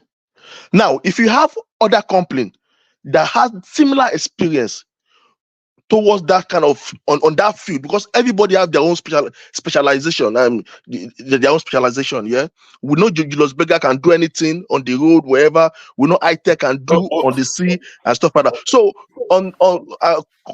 according to that, what they said is that they give that project according to their specialization. So we cannot go that one out. Mike, can I respond to him? No, I want to maintain the structure. So thank you, Jebade. Suman, you have to switch on your camera before I can let you on. I want to identify who you are because we've had people come here to spam. Ogweni, back to you. Round of that space, I'll take you to one more space. One man. Just one answer to Pansat. Pansat, I know over time you try to, at least you've shown us here that, or you told us severally that you have some understanding of law. Probably not Nigerian law really, but at least US and others. You've shown us. So I'll give you that benefit that you understand what it's called Public Procurement Act in Nigeria. I think the present one we use is 2007. Now that Public Procurement Act, I've used it severally. Why? Because I've applied for contracts before. I'm a team lead of an IT firm. Okay. And I do IT infrastructural contract. That's what I do. And so I have a good understanding as a lawyer first of our Public Procurement Act. I've handled some cases that has to do with a breach of public procurement, where I lost some, I won some. Those I lost, those public officers were jailed. Some of them are still in prison today. So I have some understanding of how this bidding process and others work. You see, when you go to our Public Procurement Act, it's been long I read it now, and I heard Umahi citing some sections, which I can't specifically state now because it's been long. And but I understand that there are different types of bidding. You can have the bidding process. Okay, that's the bidding for procurement. Few ones that I can remember, let me quickly tell you. I know that you could have open bidding. In one of the procurement I've done with NIMC before, that's the National Identity Management Commission, on the National ID card. Not the last one they did, the one they did under that Niger Data guy. I participated in it with Sham City and others. Open bidding. There's one they call closed bidding. I'll try to explain this if there's time. There's competitive bidding. Now, when you go to advanced country, there is no bid contract too. Yeah, there is in advanced country there's another one they call sealed bidding.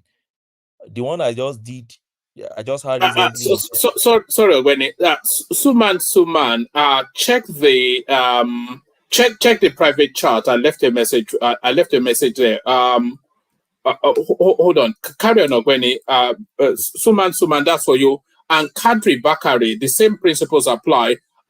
Switch on your cameras before I can let you on the screen. I'm not going to let you on the screen with your cameras on, but I want to see the face because we've had spammers. You switch it on, I see you, then you can switch it back off, then I'll let you on the screen. So that's how it works. Sorry, Ogweni, carry on. Okay, no problem. I can't even remember where I stopped. So I know competitive bidding. Now, in advanced country like the one my younger brother just did in Glasgow here for some IT infrastructure here, what they used was what they call reverse auction, because the facility has been there already, but it has gone moribund. So they wanted to, to pick it up. So they call it reverse auction. We've never heard it before. We have to go and read about it. And it's still public procurement. There's one also we did, they call it request for proposal. All these are types of bidding. There are lots. There is one two-stage tendering. There is design, bid, build. Now, so many. I can't best value procurement. There are so many that I know. And I've listened to Umahi saying, look, the fact that you have competitive bidding doesn't mean that is the only type of bidding. And that's why, you see, we as educated ones should be the one enlightening, because Reno Mercury always says something. He said, see, 60% Nigerians are still illiterate. That's the statistic coming out from United Nations. 60% of your population are illiterate. So when illiterate are cooking stories or narratives, the educated one should be, depending when we will educate them, should be the one correcting their narrative and say, look, that is not it. It will only be an illiterate. All right, but Benny, you're not responsive to my question. I mean, I'm you can go on responding. and on if you want, but it's not responsive to what I'm saying at all. I'm saying, are you It's familiar? my space now. Don't worry. I know, but it's your space, but don't behave like you're responding to me. You could go on. 20 minutes, I take to leave it to respond one to your man point. to go to the next person. I don't want an education on law. No, don't I'm say saying, go to the next person. Apansat, I've told you are not in control here. You are just a panelist like me. You are in my space. You have asked questions.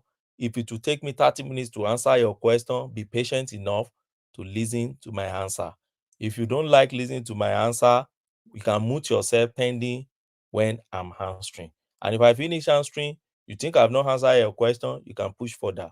If I feel to continue answer, I will answer. If I feel not to answer again, I close it there. That is how it should be in the gathering of intellectuals. Let me just continue and land on this. Now, my point is this. It is only an illiterate that would think that competitive bidding should be the only bidding. Our Public Procurement Act allowed for other closed bidding. And Umahi said that is what they did there. And he gave a reason why they did that. I know you are aware of that reason, but many people like to close their mind against it. And that is the reason the last speaker just told you. He said, this is not just an ordinary project. This is a project where you have identified a particular company that have solved it before. And instead of you to be wasting your time on competitive bidding, you have a particular contractor that you have singled out, then you call for negotiation or proposal or from that contractor, then to come and do that high-tech project for you. And that's why they went all to right, but Obeni, So, if you're going by history, I also posted on the private chat, not just for one man, for you too, that this man is convicted of various crimes. He was that? Abacha Shagori Group that owns this high Who tech. is Shagori? Right? Hold on, It's that's high what tech they gave the I know, project but now. high tech is a subsidiary of the Shagori Group. Just let's hear me out. The company is different from the owner. The company is different from the owner. It's, you can't just be saying that. Hold on now, hold on. The owner, like he said, hold on. The owner, he says, has a history of doing a good job. Does anybody who owns a company? And hold on now. All right. When it start to bring it home, I did want to take I did want to take you to another talking point, but I'm conscious of people waiting for a while. So bring it. I'm okay if I land only on this point and then you move to another person. The last thing I wish to say is that it is only an illiterate also that will say only one man, a man owns a company. There is nothing like that in the corporate world. Wigwe died when? Today, as Access Bank died, you would think Wigwe owned Access Bank. That's not. Companies are owned by their shareholders and their subscribers. So if the fact that Shagori has shares, and you just mentioned that Tinubu's son has they made him something in high-tech. I'm not aware of that. The reason is this. As of 2 days ago, I wanted to write a paper on this issue, and I went to Corporate Affairs Commission website to search for details of this high-tech. I can't find Tinubu there. And you see, when we throw all these narrative, where there are space we throw it to where they gob it and they don't even question it, they don't integrate. Here's a link for you. Here's a link for you on the Tinubu song. It's right there. Yeah, that's to and Twitter. One man, please show that on the screen for him. You can click Twitter. it if you want, So but the Twitter is gonna give you the link if you want, but it's gonna tell we you. can't follow Twitter. One man, He has please. gone to Corporate Affairs Commission in Abuja to search but the you paper. one man can And there click is the link on Twitter too. There's But article of association, and which he has gone through. he said he has not doesn't seen know, a and I'm Tinubu showing signature in him, it. and you're talking. The point You're is, talking about Twitter. We are talking about documents here. Okay, Federal but documents. one man, please click on it, please. Click on it. It will take you to the magazine that has the long story, but this is just a nutshell. You don't know, so now you should High-tech find is out. a corporate citizen of Nigeria in law all and in those spirit. magazines written by David Udain and others, and all those guys that speak No, to the just let's click on it and find out. If I'm wrong, then I'm wrong. I don't care. The point is that we want to get to the truth. All right. All right. click on it No, now. don't This worry. can't be verified. No. Just mute yourself, please, Jibade. Bring it home, Ogwene, and then we'll move. But Pansa, please don't. Yeah. You see, one man. When you see somebody saying, "I believe in," he believes in Twitter over. Yeah, he believes in Twitter. He believes in news. Speak on Twitter over what is the document in Corporate Affairs Commission. Doesn't that sound so funny? Twitter, where the likes of David Udain and others, there are other Twitter. pirating themselves and be throwing Yeah, news, that is pieces of news over review there. by Undein. And You are not David Udaini's pinky toe. That's where you bring, for instance, this Africa Intelligence is one of those spaces where you see David Udain and others throwing their news.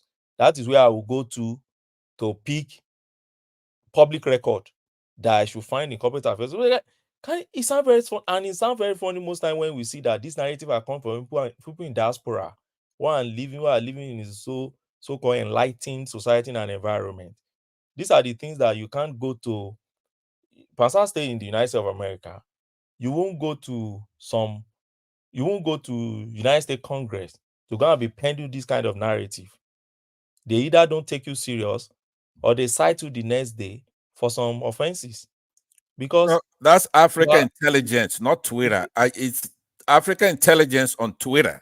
But so when I post it, the least you owe me is to click on it and then see if it's not credible. Then you could criticize it. Fine. But my point is simple, Pansat, if you actually listen to me. My point is that I won't rate what is on Twitter or even in Tel Magazine or even in Punch over what is in Corporate Affairs Commission. Why? They are all written by the people of the Mogalu's wife and others, the David Udain, which we all know their narratives. So the Chimamanda Adichie and all that. So why do you want me to rate that over what I find in Corporate Affairs Commission? Let me round off. So my point, one man, is this. You see, we will continue having people telling this kind of narrative in our space. I think for me, and the people around me, which they listen to me, I've told them severally, brace up. This kind of people will remain with us, perhaps for a very long time. They have come to stay. We should know how to manage them. We should know how to tolerate them. And I won't be surprised if Umahi is giving Soludo treatment. You will start seeing them attacking Umahi now, because already Obi is potting them against Umahi, and they are catching fire with it. And you see them going straight for Umahi. And that is what you will be seeing in that space in the next few days. So, no, absolutely, you are right. So there's no problem. Yeah. They have come to stay around us. We don't have any problem with it. One man, I think it is a very safe place for me to say Thank you for the opportunity. And thank you also, Pansat. Bye. All right. Stay there still, when there's still many more topics to hear from you from, or on rather. But just to move it around quickly, I'll go to Jibade, and I was going to go to Kadri next, and then Kadri come back. Sorry, BKB, did you want to say something? Just to move it around quickly. All right, let me mute you. Yes, I'll go to Jibade. Jibade, a 5-minute monologue from you. Then we go on. I prefer Ogbeni to use my space, please. Yes. All right. So, Jibade, a 5-minute monologue. A 5-minute monologue from you, just to introduce yourself to the space, come into the conversation at whichever entry point, and then from you we go on to Richard, and then we continue to move the conversation around. Jibade, you're up next. Hello, hello guys. My name is Jibade, as you said. Well, I may not even use up to 5 minutes. I just want to throw up one or two points. I've been, since the last election, I've been, looking at what is going on, on social medias, and I look at it that the majority of hate, coming into the country is basically coming out from one tribe. Yeah. So, and I look at it, what could have been the problem why is it that this side of the country are just bitter about what is going on? I mean, like, even though if the country is moving forward. Sorry, Jibade, I wouldn't call it the entirety of the tribe. It's just a sect of. I think you have to narrate to the obedient, because the expansiveness of the Igbo people. Oh, no. I'm not. Okay, what I mean, let me say maybe the uneducated part of the southeast or something like that. Maybe uneducated one, because the educated one, they're basically enlightened, because I have a lot of my colleagues here who are educated, and they basically understand. They could read by themselves, they could think by themselves, they could reason by themselves. But there's some part that they only speak on what they've been told of.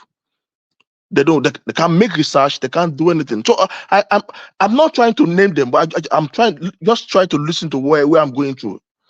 So, and I look at it that what could have caused this, the main thing, that the majority of people are always being negative, even though whatever is going on is it project the country in a very good manner.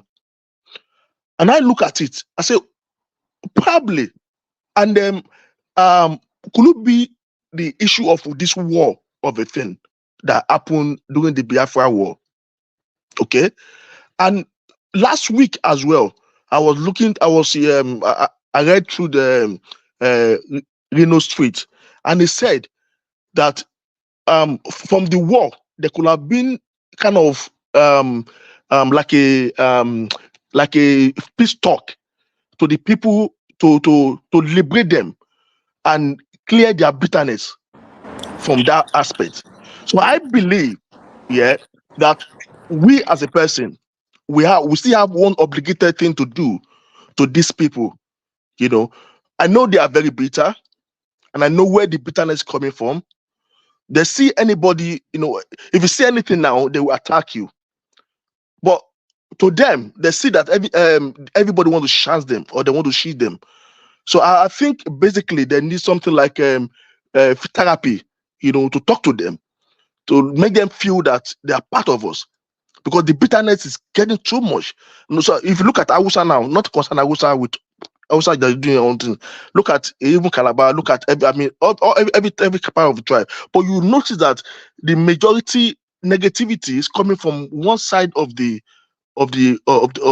country, and I believe that if we could give them a bit of therapy, to see how they are part of us, to see how important they are to us, this negativity will be out of it. That's number one. Now, let's go back to Obi. Personally, I don't see Obi as I say it as the one of the worst candidates that ever emerged or maybe ever campaigned as a president was. But I don't see anything, because before anybody want to talk about things, you look at their past record, you look at what they've done, look at their investment that they have done, look at the states they've, I would prefer what's it called, Shld than Peter Obi. And if you look at this Peter Obi, they know themselves that Peter Obi is not that brilliant. They know. But because it's Igbo, they just want somebody, not Hausa, not Yoruba, they just want Igbo. They don't care whatever product they brings. And unfortunately, Peter Obi was the only one that emerged. They painted Peter Obi to be an angel, forgetting that Peter Obi was in PDP. It was Atiku's vice president last election. They forgot all those things. And you're kind of looking at what exactly is going on. Why are they doing like this? I think it's still part of that bitterness I said in my first statement. So anything that is okay to be like opposition. It's okay. But if you are being opposition, when government do something good, you should recommend them and give them their flowers. But I see Peter Obi as negativity. He's just trying to, paint this region. And if you notice that when he came into the campaign, he came in with this emotion pattern. He knew that Nigerians are very emotional, and he used that to twist the image of Nigerians. He almost succeeded in it. But I think Nigeria will not make that mistake again. So, concerning this issue of landmark, I'm really sorry for the guy, because David, the Minister of Works, when this issue first started, he was trying to be respectful, because I watched his interview on Channels Television, and they asked him that question about what is going on with landmark and stuff like that, and he said he doesn't want to say that government owned that part. He just said, "Oh, it's my brother. We've talked. I went there yesterday, and this and that." He was trying to be politically correct. But I think Channels Television, Obi in particular, Rufai, those people, they use this guy. I think they use this guy to twist their ambition. They are looking for every avenue to discredit this government. Right? And if you look at this government, they are really doing very well. There's never in the issue of Nigeria that things goes up and it comes down. It never happened. It never happened. But now we are seeing it. This is just 1 year. And let's look at what is going on.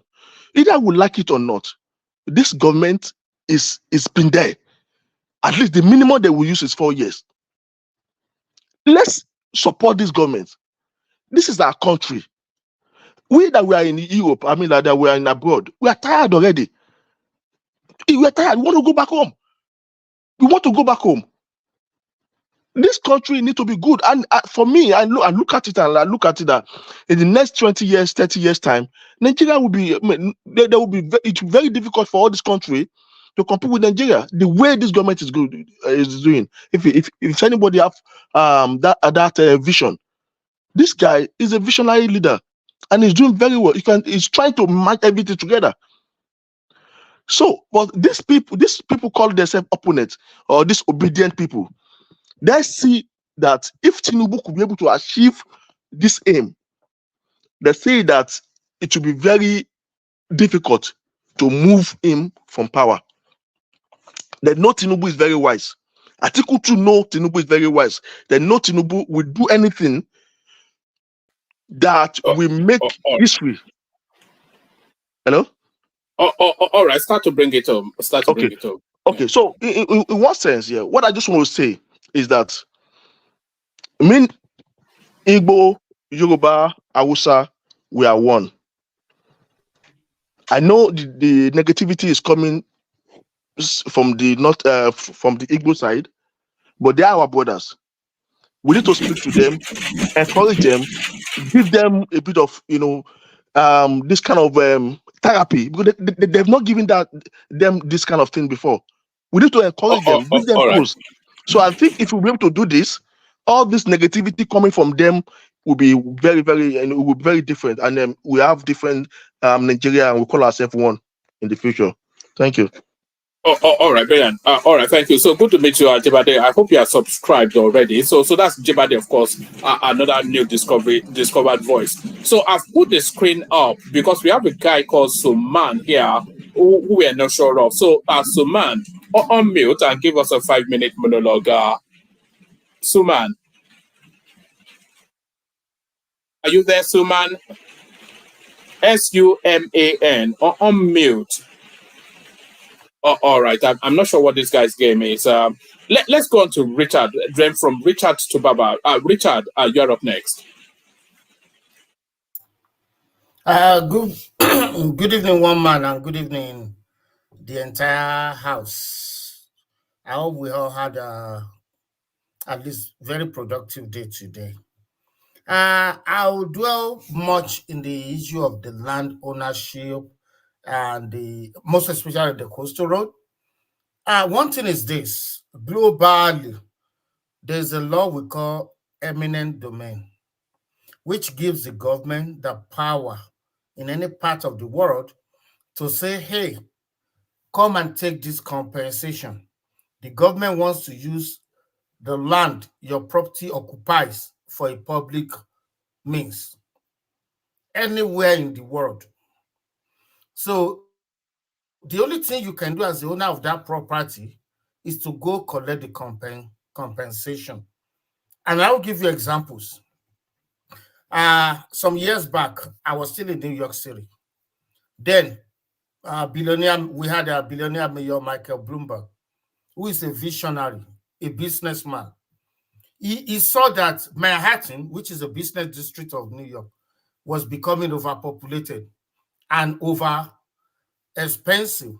So they needed to move to Brooklyn, which is the closest part of the closest, and the biggest borough in New York City. And at the end of, we have Brooklyn Bridge. That's the bridge that links Brooklyn and Manhattan. So at the end of the Brooklyn end of the bridge is where we have downtown Brooklyn. Then downtown Brooklyn was full of drug addicts, homeless people. There were robbery. As soon as it started getting dark, you see people robbing people, stabbing people, and doing all those nonsense. Now, Michael Bloomberg approached them that, hey, the New York City wants to bring development to downtown Brooklyn, and that people who have properties there should come and collect compensation. And the liberal people, led by the guy who called himself Reverend Al Sharpton, they started running their mouths. That no, black people have historic places in downtown Brooklyn. Now they're not living. Okay. The mayor gave them the deadline. You don't collect it, I will start the development. And then before the news, they went to court, they lost. Then the mayor brought his bulldozer and the bulldozer everywhere. Today, downtown Brooklyn is so beautiful. Properties have gone up. We have a 5-star hotel in downtown Brooklyn today. It's so many jobs. People who are saying how they have their historic family houses there. Then everybody's now smiling because the value of properties has gone up. So I will link that with what happened in Lagos recently. I don't know why people have problem with that. Eminent domain gave government the right to say, I want to use the land your property occupies for a public place. Go to any court, you cannot defeat the government. The only thing is that have you received compensation? That's the only thing any judge in any part of the world will tell you. So if somebody says, oh, my property is being demolished, I feel bad too, because we are attached to our properties. We are attached to everything we have, even our cars. When your car has problem, you have to sell your car and acquire another one. That attachment, that memories you have with the old one is always there. But the good thing is this: if you are losing your property and you are being compensated, definitely you can go buy now in that area too. Because guess what? In 2 years' time, the value of properties in that area will triple, if not more. Landmark is still very lucky. Maintain the property you have in that area. The value of your business is going to triple in the next 2 years or more. Look at the Bejuleki axis. Until I think it was somebody that constructed that dualized road. Ibejuleki is selling for millions of naira now. I can assure anybody from Lagos to Ondo, Edo, Delta, all the way to Akwa Ibom, the value of properties along that coastal road will triple in the next few years. That's number one. Now, because it's an highway, we're going to have gas stations there. And gas station means jobs. We're going to have hotels because they know travelers might want to spend some days. Just stay in some hotel for some nights before continuing their journey. So we're going to have hotels. That's jobs. That's employment. That's business opportunities. So those are the things those who understand economy, as apart from the guy who calls himself a trader, who doesn't know nothing. You call yourself a trader, you have nothing upstairs. We don't even know how you acquire your wealth. So those who have foresight, that's what they're looking at. They're projecting into the future. That is true. At times, we need to go backward in order to go forward. Now, Land Bank is going backward. But in very few years' time, the value of his property, the value of his business is going to triple. And then more and more people will come around. More and more businesses, more and more jobs will come around. For instance, if you are somebody that lives in Akwa Ibom, but for all, if you have a business in Lagos, it takes them 2 days. Now, after completing this project, this road, they said it will take only 8 hours, which means you can leave your business or your house in Akwa Ibom, come to Lagos the same day, get your business done, and the next day, you can get back to your Akwa Ibom. And another thing people are saying is this: oh, it's not now. Why now? There's no money. There's inflation. There's problem. Guess what? In 2008, when Barack Obama became president, American economy was very, very down. But this guy injected over $1 trillion, $1 trillion into the economy. And he was just giving money. Oh, do this, construct this, do this. And some conservative economists were like, why are we acquiring more debt when we are already in debt? Guess what Obama said? We are going to spend our way out of this recession. And that's what happened. Whenever you have recession, when you spend money, you are inducing the economy. Contractors will be hired. Those who will serve them food will be hired. Those who sell building materials, cement, they will make money. That is how people with common sense reasons. For instance, in China, when they saw that they were making the money, as far back as 10 years ago, the Chinese government has built new cities, about 5 new cities. The money they spend then, if they want to spend it today, will be like times 10. It will be like times 10. Everyone on this panel that lives in the US, you will know that anywhere in the US, all the 50 states, the value of rent or buying a house was around, let's say, it was around X before COVID. That was like 4 years ago, common 4 years ago. Today, after COVID, because COVID affected the supply of building materials, And guess what? Most of the building materials we use in America comes from China. Since then, the value of properties in America has doubled in everywhere. Just 2020, 4 years. Today's 2024. So people who bought homes in 1999, they bought it. Okay, where I live now, average price of homes is around $545. $544,000 for just a single family house. But people who bought the same in the same locality in 1999, before COVID, it was $250,000. So if you bought a property in 1999 in Raleigh, North Carolina, in 1999, that's just like 4 years ago, and you want to sell it today, you will walk away with double the money you bought it. Everywhere, the currencies are losing values, including America. The green dollar is losing value. The $1 you fail to spend today will become $10 you must spend tomorrow. So Obasanjo was the one that said, we need this road. But they didn't do anything, despite the fact that his government made a lot of money, because maybe he was scared of starting a new project. I don't know why. Goodluck Jonathan also saw it. They didn't do it. His government also made billions of dollars. Now, this guy said, hey, let's do a private-public partnership. Government will put down this amount. And a private company that can do the rest will give you maybe 10 years to collect a toll of the road, make your money back, and then government will now have it for the rest of wherever. That makes sense. We have companies that can put down the money.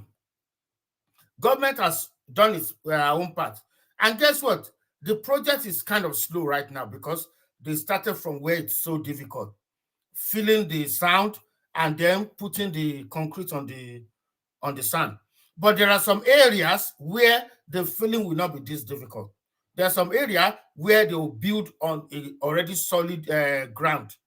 So it's going to quicken up when they get to some areas or some states, maybe Ondo, Ekiti, pass through Delta or some other states. It's slow now because of what they have to do, but it's not going to be in the same speed when they get to some areas. That is that on eminent domain and the government right to acquire any land if the government is going to use it for a public means. Now, it's sad that we are still dealing with tribal issues. I know we cannot get over it, but unfortunately... Yes, just on that space, I'm seeing a lot of complaints in the comment section that it gets too tribal sometimes. So maybe we'll start to grab. I know we get drawn into it by the obedient space, but yeah. Yeah, what I would just say is that I encourage us, when something happens, I encourage us to really do our own personal investigation to see the truth. Anybody can just, go on Twitter and put down something. Oh, they're after me because of my religion. They're after me because I'm a short person, or because I'm a light-skinned person, or I'm dark. We need to find out what really happened. We really need to find out. It's so easy for people to go online and do damages today. So many doctor offices are going through this same. People will visit doctor's office and they'll go online and give them bad recommendation. Oh, they don't know how to treat people. They talk to me anyhow. They are just not good. And it's affecting businesses because anybody can just go online and just write anything. It's unfortunate. Those who establish social media, they did it so that information can flow. But unfortunately, negative information flows faster and more than positive or the truth. It's unfortunate. That's what we have to deal with. And what again do I need to talk about? Woman. Sorry, I was muted. Yes, I was actually going to suggest that we move away from the let's go. Let me take you to the lamentations of the richest black man on the planet, complaining then that the Naira devaluation, he described it as a devaluation that has significantly affected their businesses. So this is Dangote. He says our biggest mess created in 2023 was Naira devaluation from 460 to 1,400 Naira. So this is Dangote then telling us then that our shareholders should not expect any dividend. Yeah, if I have a million somewhere and I have company somewhere too, I will feel the same that, hey, the value of my property has depreciated. But the good thing is this, it will appreciate again. I remember in America here, 2007, 2008, 2009, those who bought their homes for $200,000, those homes went to as low as $100 in some places, $1,000. And they have to continue paying the same mortgage, even though the value of their properties has really gone down. But the agreement with their bank, their lenders, is still the same. So with time, you will see that the property will go up again. The value of his businesses will go up again. It is true, anybody will feel it, that, oh, I know the value of, I know what I had in account. Now, because of the depreciation, instead of me being the second or the third richest, I'm now so. Look at our man, what's his name again? The Tesla guy. He was the richest in the world, but he bought Twitter for about $40 billion, so if I remember very well. And with time, the value of Twitter did not work as he thought. Twitter lied that they had so billions or millions of people, but majority of those people or accounts are ghost accounts. So when they found out that they are not even true people, that affected the value of the social media. And the investment affected the value of his bank account too. So it's now the third richest. But that does not mean that Twitter or X today cannot get back to where it was. And that does not mean that it cannot become the richest in the world in another year or 2 years to come. I understand what Mr. Dangote feels. If the CBN continue doing what they're doing, Naira will gain back some of its lost values. And we hope if it can become something like 750, 700, that's better. But the truth is this, it is better they let Naira compete among other currencies other than we trying to use money or our saved up money to strengthen it. That we can't continue doing that.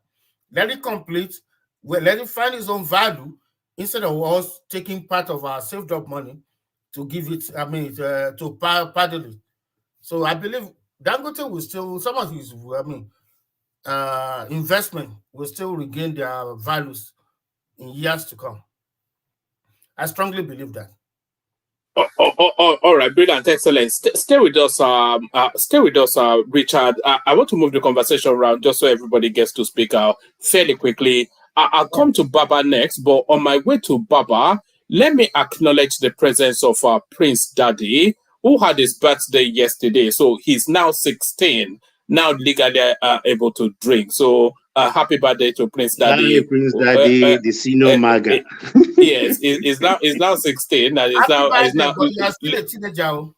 He's not allowed to drink. He can drink alcohol now, so we have to buy him a beer.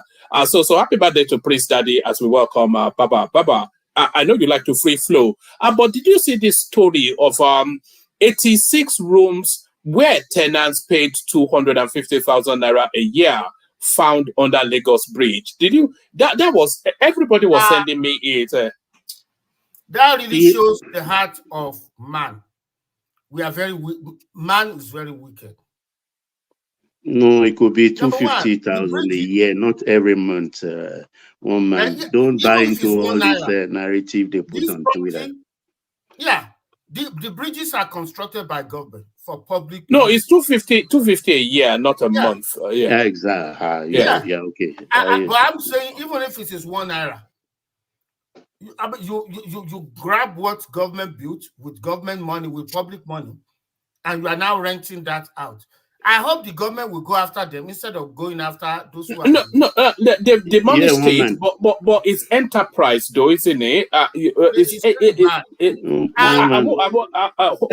Hold on for Baba Richard. But I wouldn't go that far. This is the government demolishing the structures. Sorry, Richard. Okay, let me just say another thing on it. Right. It is not a new thing. It really shows the heart of man. Come with me to New York City. We have some immigrants. It's very rare to see this among African Americans or Caucasians. But come with me to New York City, Brooklyn, Queens, where we have immigrants from Haiti, immigrants from the Caribbean. Some of them live in, there's what we call Section 8 housing, which is a federally funded housing, low-income housing. So they live there for free. Most of them are senior citizens, 65 or older.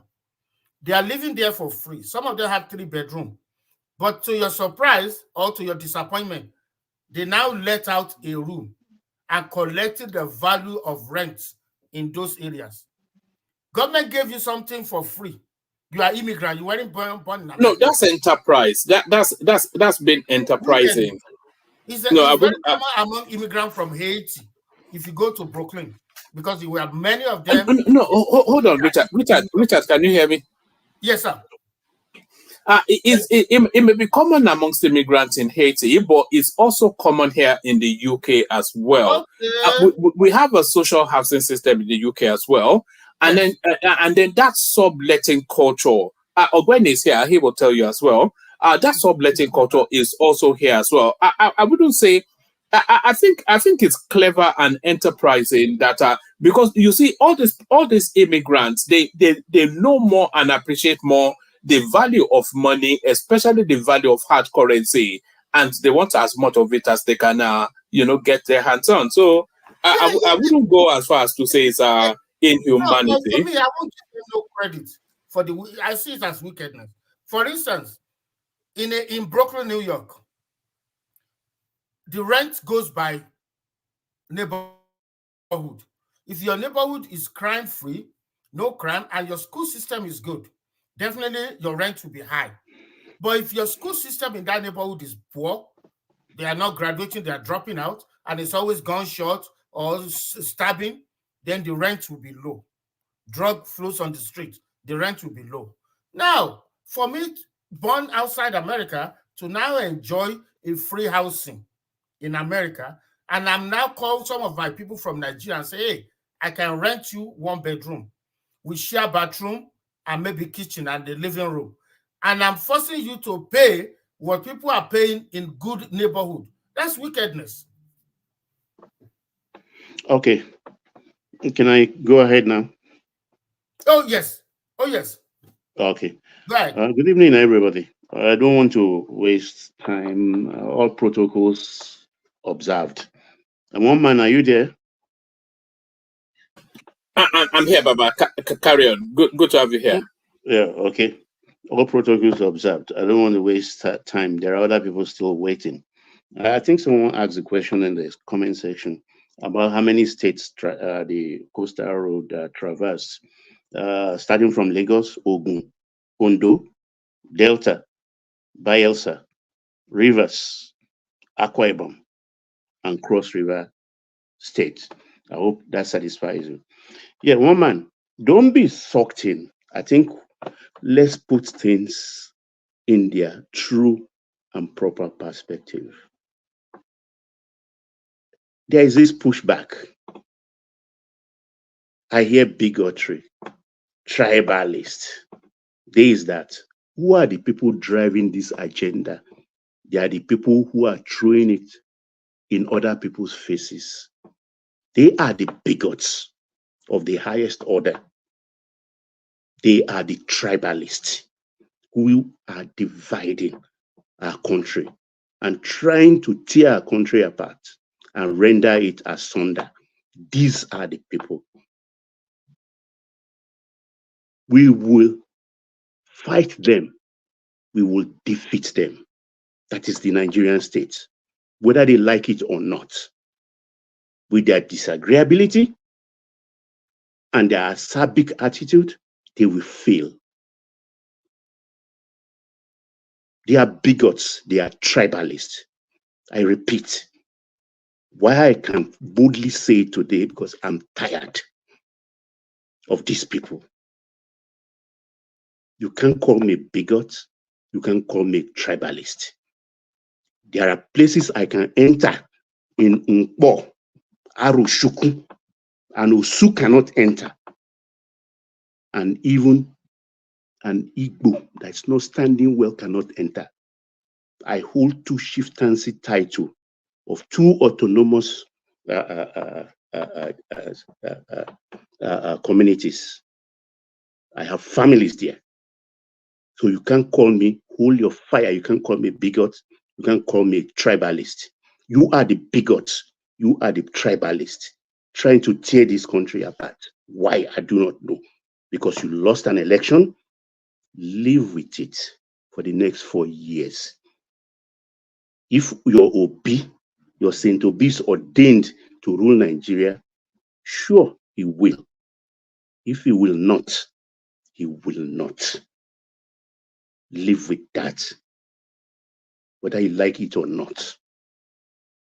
Thank God we are having people like Umahi, another rising star, apart from the Abia governor and the Anambra governor. Those are the people showing us where to go. Because I say all of this, I've spoken to a lot of people. Spoken to a lot because I'm confused. And the question I asked these people, those I spoke to, is this hatred, this neo, N-E-O, neo hatred, is it directed at Tinubu as a person or the Yorubas as a people? Nobody has given me a convincing answer. Nobody has given me a convincing answer. But I have advised myself that this is not just Tinubu. It is about the Yorubas.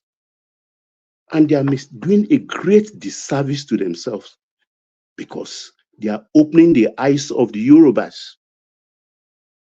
They are alerting us as to what we've been suffering, but because of our liberalism and the Omoluabi culture, we've been taking it in our stride. But no more. No more. And that is why a Yoruba state like Lagos is instituting Yoruba Day. 5 days, the last 5 days of September, every year will be a Yoruba Day. Will be a Yoruba Day in Lagos. And I'm sure other Yoruba states will follow suit sooner than later. We are becoming wise. Our eyes are becoming open. Because I like to wax historical. Because I'm a witness to history. This thing about the landmark thing, the owner of landmark, though has been using subterfuge, I didn't see it. I didn't read between the lines because I'm very, very plain and open to arguments. But at the end of the day, where did it all end? In the corridors of tribalism. Those who hijack it and sucked the man into it, they know themselves. All gloves off. This is bare knuckle, whether they like it or not. Bare knuckle. And you can't call a dog a monkey for a man who has 2 eyes. He can see. Because what is it? The law is very clear. Very, very clear. 250 meters from the shoreline belongs to the federal government. It has absolutely nothing to do with Lagos State government. And here we are. A man on this platform have advocated, begged, and talked about that this man is qualified eminently to be the central bank governor instead of even Cardoso. At times you make prayers, God does not answer it. God knows what he's doing. I never knew where I was advocating for a tribalist to be the central bank governor of Nigeria. Ogbeni was kind. Oh, maybe it's one of those wives that will not listen to the husband. God forbid me marrying a woman that will not listen to me. If she can't listen to me, then let everybody go their separate ways. Because I'm African. Oko, Luluri, Uwu, Aya. Even my Bible tells me I am the head of my household. So the voice of the wife, to me, in my literacy, in my bigotry, in my tribalistic attitude, the voice of the wife is the voice of the husband. Aṣọ ti ṣí lójú eégún, afẹ́fẹ́ ti fẹ́ àti rí fùrọ̀ adìẹ. So these people has to be attacked.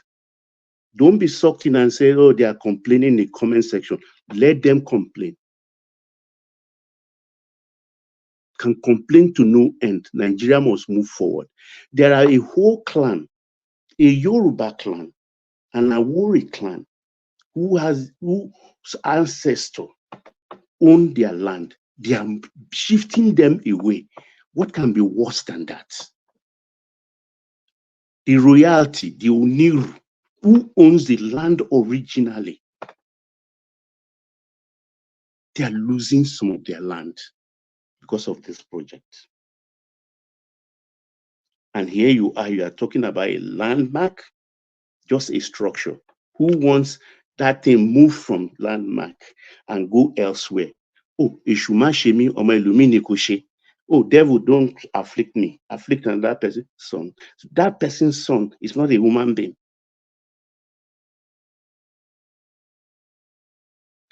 Thank God, Umahi comes from the southeast. He's an Igbo man. Imagine if that minister, Umahi, has been an Hausa man. We were talking different thing entirely. To be a different narrative. And when we talk about high tech, as far as I'm concerned, the man has capacity, or the company has capacity. They've done it before. And they are building the biggest project where America will eventually have their largest embassy in this part of the world, the Ocean City. They reclaim that land and stop the sea coming, cutting across the road, destroying a lot of properties there, and up to even NTA and nearing the Federal Palace Hotel before this high tech came and stemmed it. So they have capacity. They have the money. So it's a closed bid contract.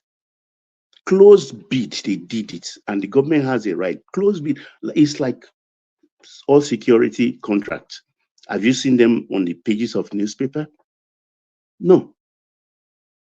Have you seen them talk about we want to buy Kalashnikov and then they have to put it on the pages of newspaper? Everybody should bid to supply or supply jets and stuff like that. So they are closed bid contracts. and they gave it to who has capacity. We don't want to be deceived. That project is so important, it has to move ahead. Whether they can finish it in 8 years, 4 years, or that, I don't know. I'm not too sure of, but let it start. I'm saying all of this because I'm seeing a pattern. And I don't know why they don't have the gumption to shy away from anything like this. Coming after a state, what has the state done? You know, you are enlightened. You were born in Lagos. You speak Yoruba language. I don't know of your wife. You know this thing has nothing to do with Lagos state government, and you are attacking Lagos state government.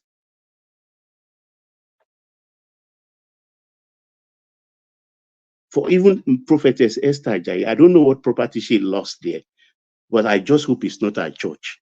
And if it's at church, that's unfortunate because that church was commissioned not more than 3 years ago or so. That church was It is our church. It is our church, brother.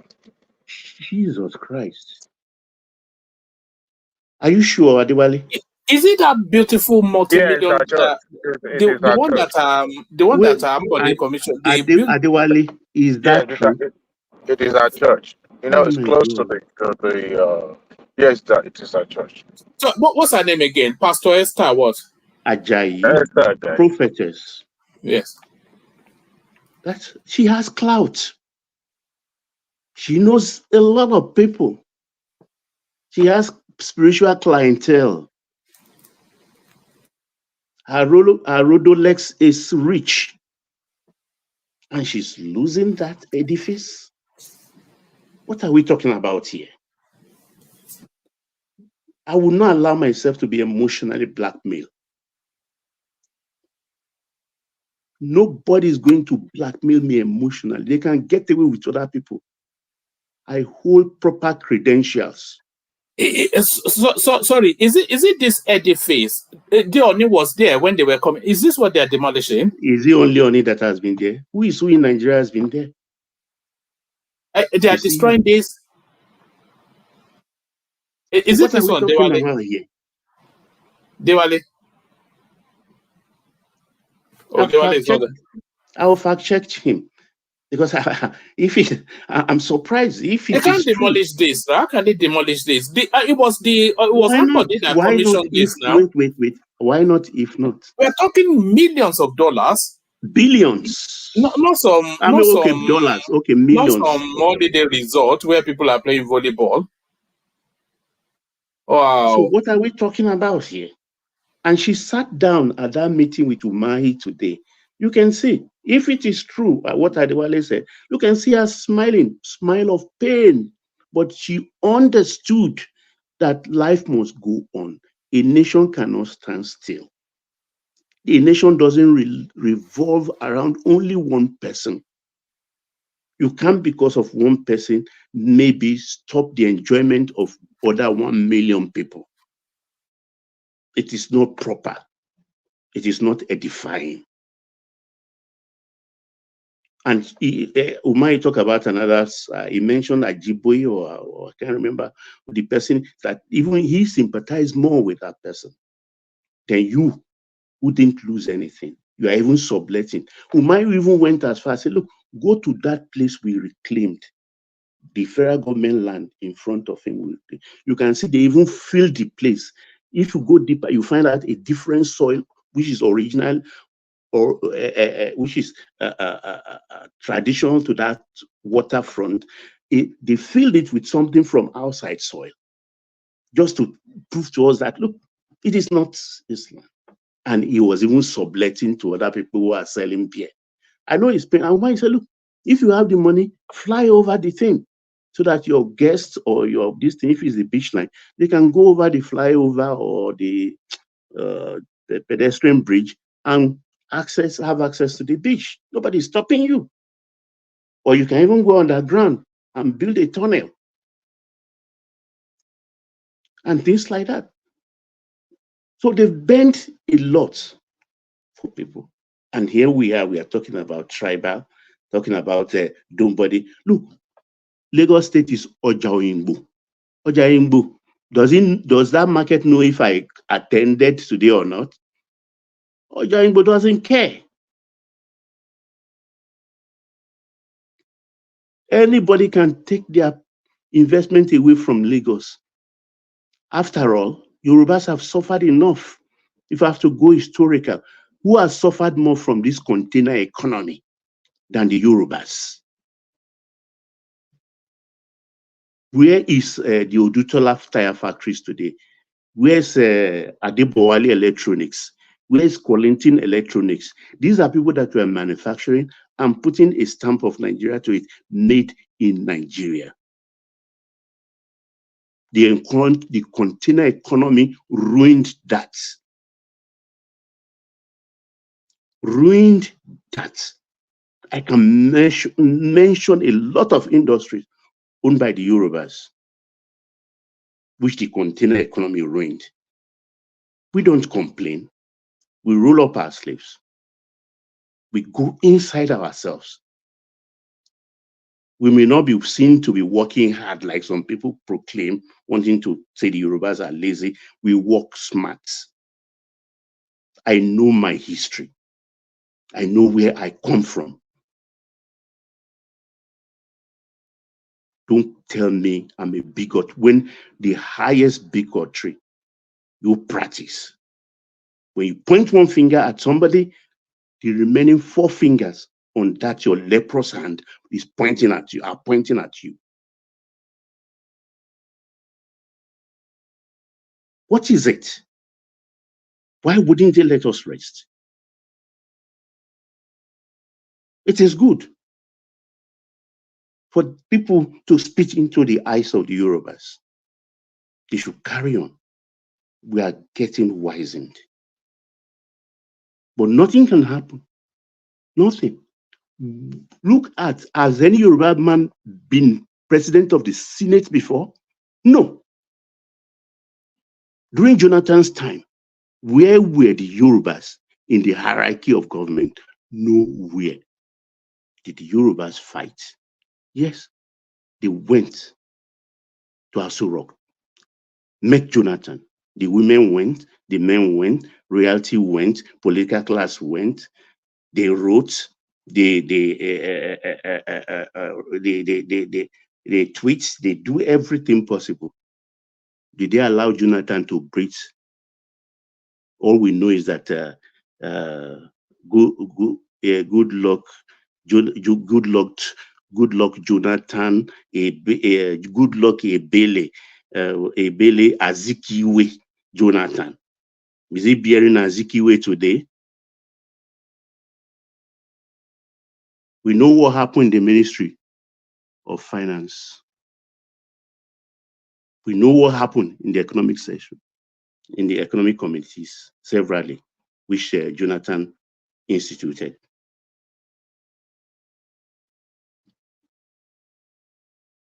When these people, this man who is in government today, who is the president, call him drug addict, drug lord, fraud, certificate forger, who is the president of Nigeria today, Asiwaju Ahmed Bola Tinubu, when they were in the trenches fighting for this democracy, people like Baba OBJ enjoyed, even ahead of them.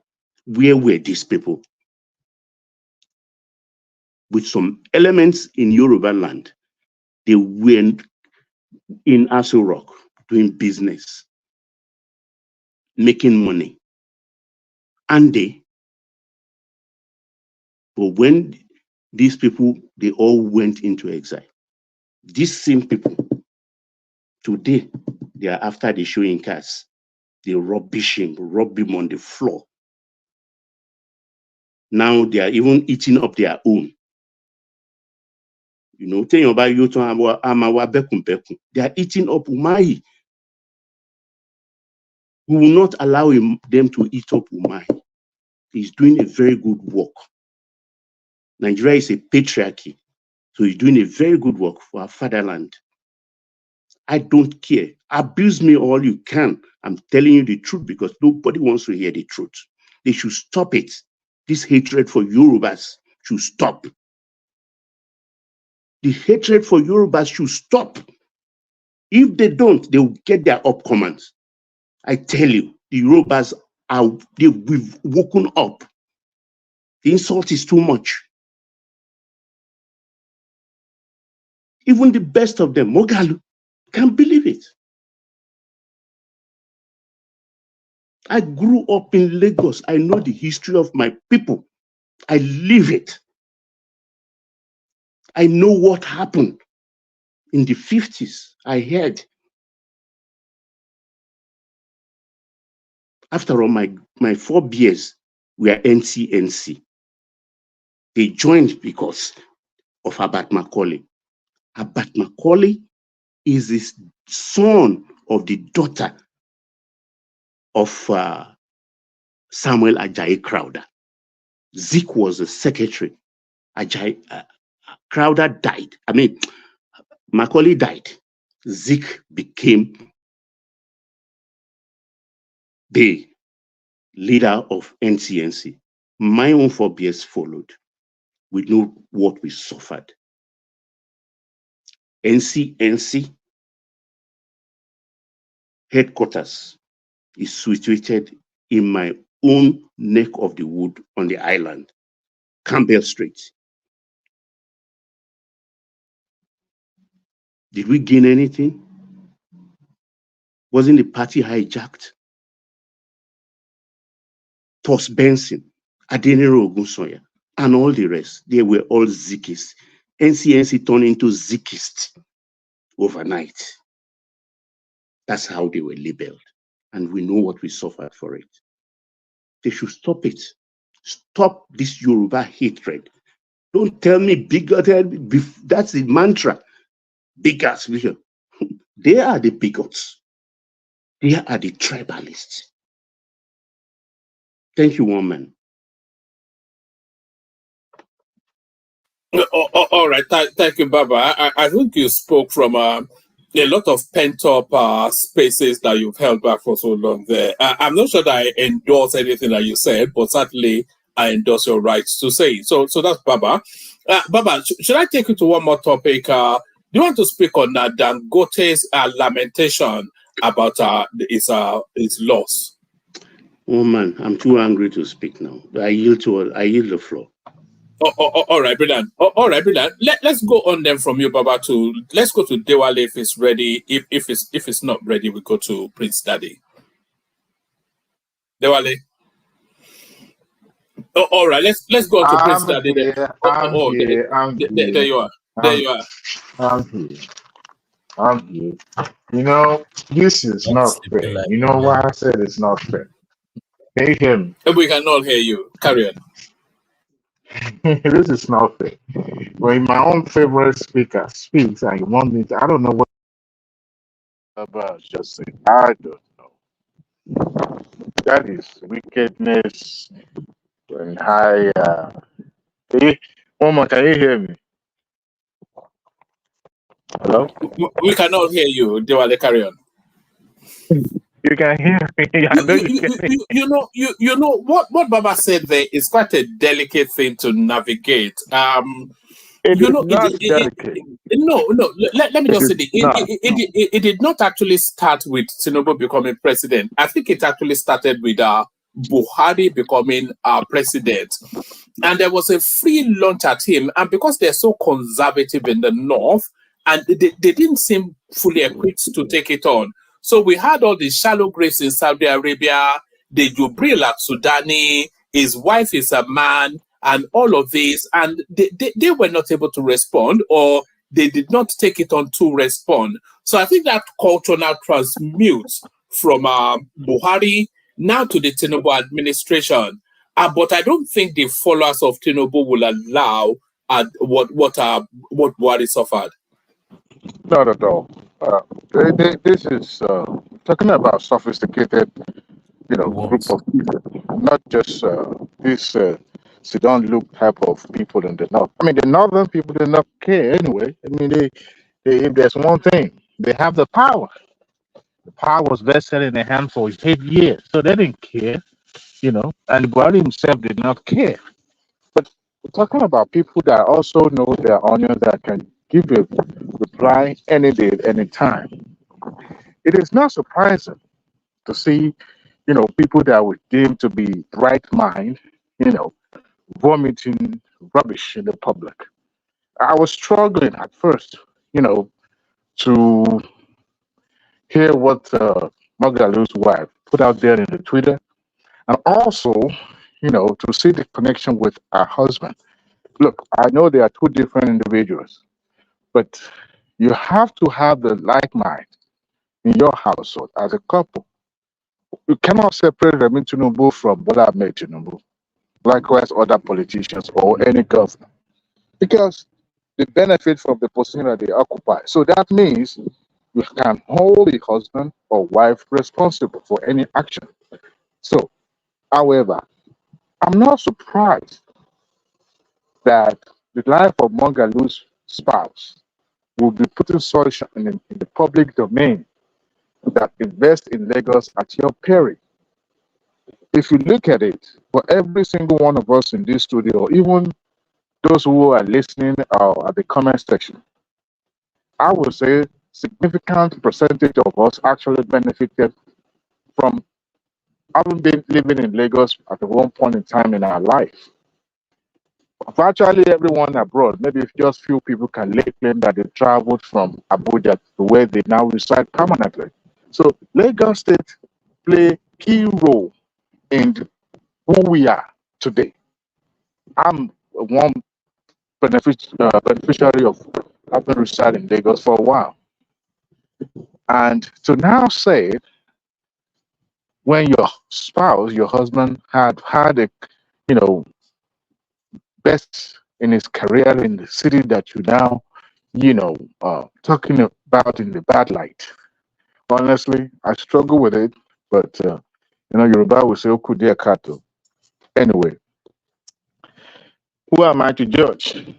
The mouth speaketh, and I've seen people trying to, explain more about the importance of building this road, and seems just that what do you call it, beachfront facility is more important to some people that an infrastructure that will expand the economic of those linked states.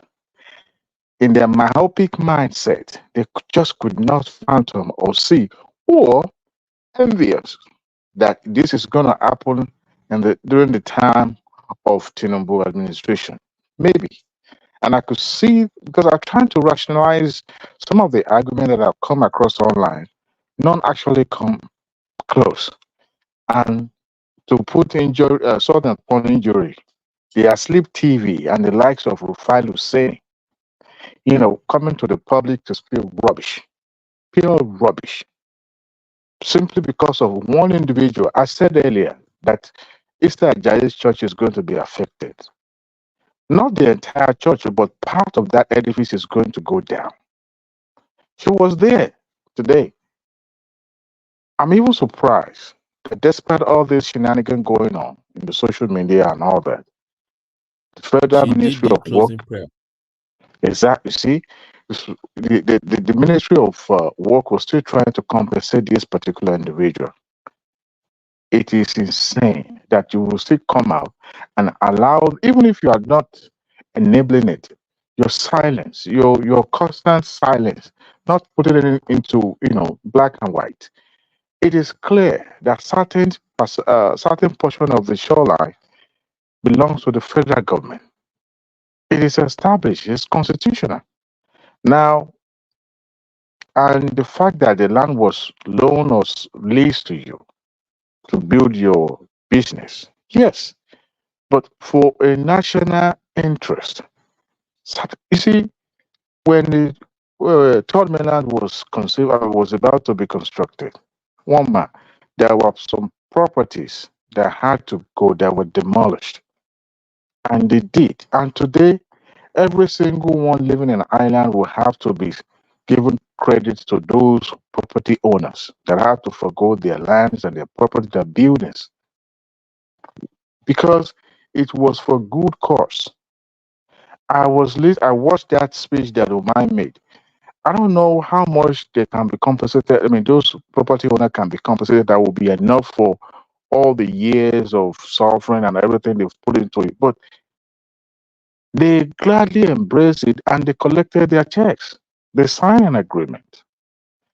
You know, we should have some level of patriotism in us. Simply because your kinsman did not become president doesn't mean that we should burn the house down. The likes of Umahi is building bridges. Yes, you may say that he's doing the bidding of his master now, but a time will come, a day of reckoning, that somebody somehow will remember him and say, you know what, I think this man has paid his due. He has served this country diligently without any iota of bigotry or bias in his mind. So I think he's worthy to, put him in the highest office in the land. I'm just saying, he may not be interested. I mean, he's still a young man, but everything we have to speak into, when I read Obi's tweet about the landmark and I shook my head, this is not how opposition is. I mean, is conducted. No, not everything being discussed in the public, you have to get yourself involved. You will lose your value after some time. You will. It's just natural. The thing people are praising you now, Showore was once the pride of opposition. The younger generation loved him. They still do. But because of the bias, that's why they seems not to follow him anymore. So it's unfortunate. I think Baba has done a great job addressing that. And the lack of Dangote. That man, I think there's anyone that in Nigeria that can say he has benefited more from government, he should count himself number one. If not any other person, he's number one. Yes, is of course because of what happened. Nigeria was supposed to not devaluation. Nigeria did not devalue the currency. Floating in doesn't mean that it loses its as a matter of fact, it's trying to regain its strength, its worth. So, honey, federal government has been giving him foreign currency at a certain subsidized rate. Yes, I can understand him being an industrialist, but you should also understand it's not just him that was affected, other people were affected too. But you should be grateful that the government even trying to give him some form of, incentive in some areas. Well, he can lament, but he's still the billionaire. He's still the richest Nigerian. He's still the richest African man. If he's complaining, what about the other smaller industrialists? What would they be complaining about? Or ordinary Nigerians try to make a living for themselves.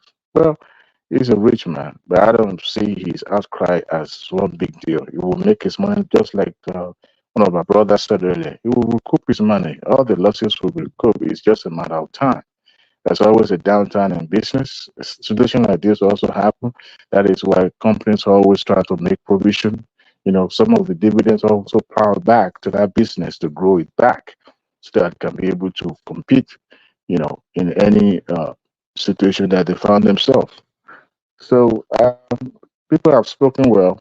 I think this time around, today's news is more or less like everybody's drawing a dagger because nothing's been in the news that is actually, it's like a bombshell. And I'm glad Umahi is not holding back. I'm glad he did not hold back a bit. This guy is very good when it comes to public speaking. He will say the way he feels. And I'm glad he was able to give it out in a clear cut because somebody has to call these people out. You can imagine you trying to rationalize the insignificance of that coastal road. We're talking about almost 6, 7 states that will benefit, that will link up with that road. Yes, it is going to be a toll road because of the private partnership, but you can imagine some of the businesses that will be done across the shore of that road, all the way to the south. My brother, it's a significant. To be honest with you, it's a legacy that it will take a while before somebody can, break that benchmark. I mean, third mainland, when it was conceived and when it started, there was a lot of outcry too. This thing is this, they will abandon it. But Babangida see through to it because, I mean, it was inevitable because Lagos Stadium was terrible, completely terrible.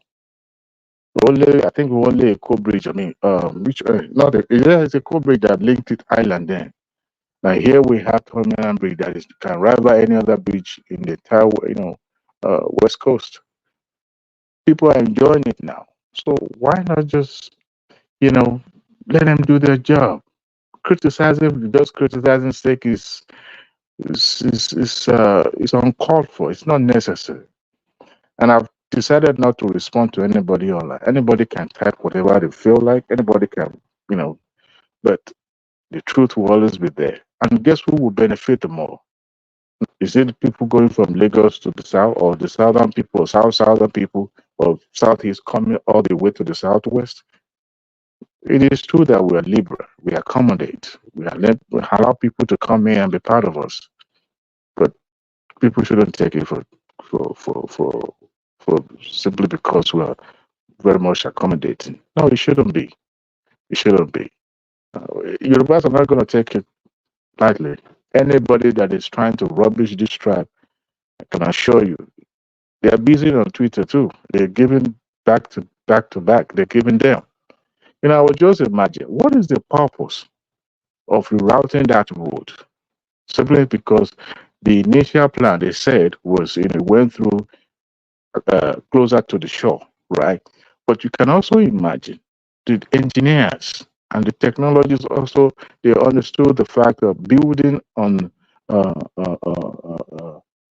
on a regular soil, but I'm talking about building on the water itself. It takes a lot of research and all that. And if their finding says, look, it's better we build it on these areas and all that, I think we should listen to them more. We should listen to scientists more than just come up with their own theories in our own houses and propagating all those things that are not true. Nobody is going to build roads simply because of one person's business. It doesn't make any sense. And some of those businesses, according to Umahi, are makeshift. It can easily be relocated. So, because of one beachfront, these are the things that can be artificially put together. Dubai does have beach; it is artificial. They don't have, they're not close to Atlantic, but they have their own, beach out there. So, honestly, we should just, I don't know, but I'm glad Umahi was able to speak up, and it seems he can hold his own, and he doesn't care who saw his God. I just hope that one day those tongues that are speaking against him will look back and take back everything they've said about him. And for the Mogalu, I hope he will come out, maybe put something out that would debunk what his wife just said. But for now, there's no way he can separate his wife, public person, with his own stand because they're family. And it's unfortunate that somebody from Galu's household is going to be the one saying such things in the public. Thank you, woman. Woman.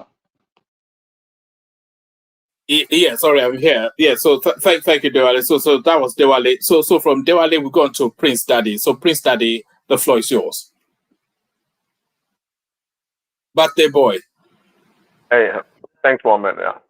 Look at that. So you've had your first drink. Have you? Happy birthday to you, Prince Daddy. Come into the conversation. Wherever you want to thank approach you, it from. Thank you. Yes. Yeah. Yes. Let's see. Yeah. Hello, everyone. Like, share. No, carry on. Yeah, carry on. Yeah, I was going to say like, share, and subscribe. I love the show.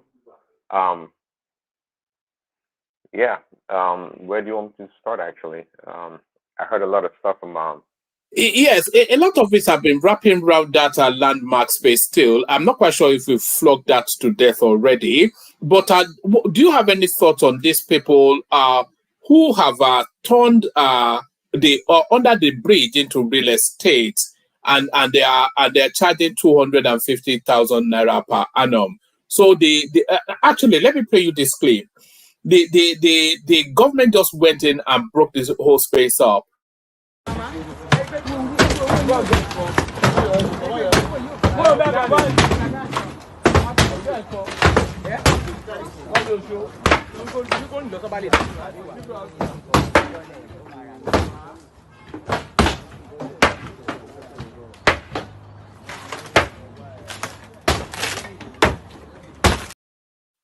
So that was a shanty town built under the bridge, and the people living there are these gentlemen now that are being manhandled by the authorities. 250,000 naira per annum they are paying for that. Surely they could have gotten a face me, a face you for half that price. So what are you making of the travails of these people? Yeah, well, that's quite interesting. 250,000 naira. Is that true? That sounds kind of a far-fetched somewhat. I'm assuming that's in Lagos, right? Somewhere in Lagos? Yes, it will be. Yeah, I mean, is that person was really living not only under the bridge, but also under the rock. I mean, for There were 250,000. 83 people, though. There were 83 people. It was a whole community. It was an estate, actually, built from built with the wood that you can see under the bridge. Oh, to accommodate all those people. Yes. Okay, I see. Well, this is legal, but what can you say about people being creative and innovative to take somebody else's property, public property, and actually start to make money out of it? I think the earlier speaker was talking about some people subletting in New York City, how they did it. So, but this one's a little bit different. This is not given to them by anyone. They just assume the property or the area under the bridge and try to profit from it. What can we say? That's to me that's a kind of an ingenuity somewhat. I don't know what to make of it. It's funny at the same time. I mean, it's a desperate situation for people that want to live under the bridge. I don't know what to say. It's a lot of credit for that person to convince people to pay him or her, to live under the bridge, knowing very well that the bridge belongs to the government. The guy didn't do the bridge himself, but obviously it did have value to it. I think it did. I mean, for to be able to accommodate those people, you must have done some kind of I don't know, retrofitting under the bridge that accommodated the people to leave. So I don't want to give him credit for doing something legal, but nonetheless, that's some kind of ingenuity. Yeah. All right. Let me take you. Let me take you to this space, Prince Daddy. Senegal. I didn't read this out, but the headline should suffice. Senegal adopts Arabic as official language instead of French. So, one by one now, the abandonment of France by these francophone countries, and the French are actually now feeling the pain of it somewhat. Their economy is starting to hemorrhage. But from one colonial language to another. So, how about picking up an indigenous language as an official language? That would make more sense. Exactly. That's a good point. That would make more sense, from English to Arabic. I mean, what exactly are they trying to prove? We all are victims of what we don't know. And for those that know very well that the Arabs were big time slave traders, perhaps worse than the white men, quite frankly, the Europeans, in a lot of ways, than the Americans. But the Arabs were brutal. They were the first. They were the first to be enslaving us. Right, exactly. So we don't know the history. Do you know the word Enoch? Do you know what an Enoch is? I know the name. No, not really. They used to chop up members, a certain part of the male anatomy when they enslaved. Enoch, yeah. Exactly. They're very brutal people, the Arabs. Oh, woman. They are. They are. They're. I mean, even now, even up to now, actually, and I don't tend to watch a lot of this kind of videos, but I've seen some, maybe some Africans or black people, of course, Africans, maybe Nigerians, working in the Middle East, maybe Saudi Arabia or Dubai or whatever, Woman. and how they treat these workers is ruthless.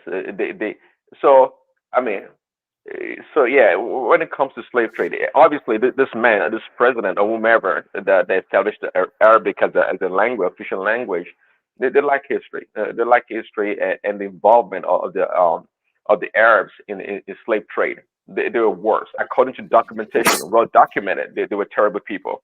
Yeah, So they used to castrate. Yes. Yeah, yeah. woman. Yeah, Richard. Yeah. Prince has the floor. No, Prince has the floor. It's entirely up to him. Oh, okay. Prince. Go ahead, Richard. Oh, thank you for the opportunity. You see, this is a problem I have with people and with democracy.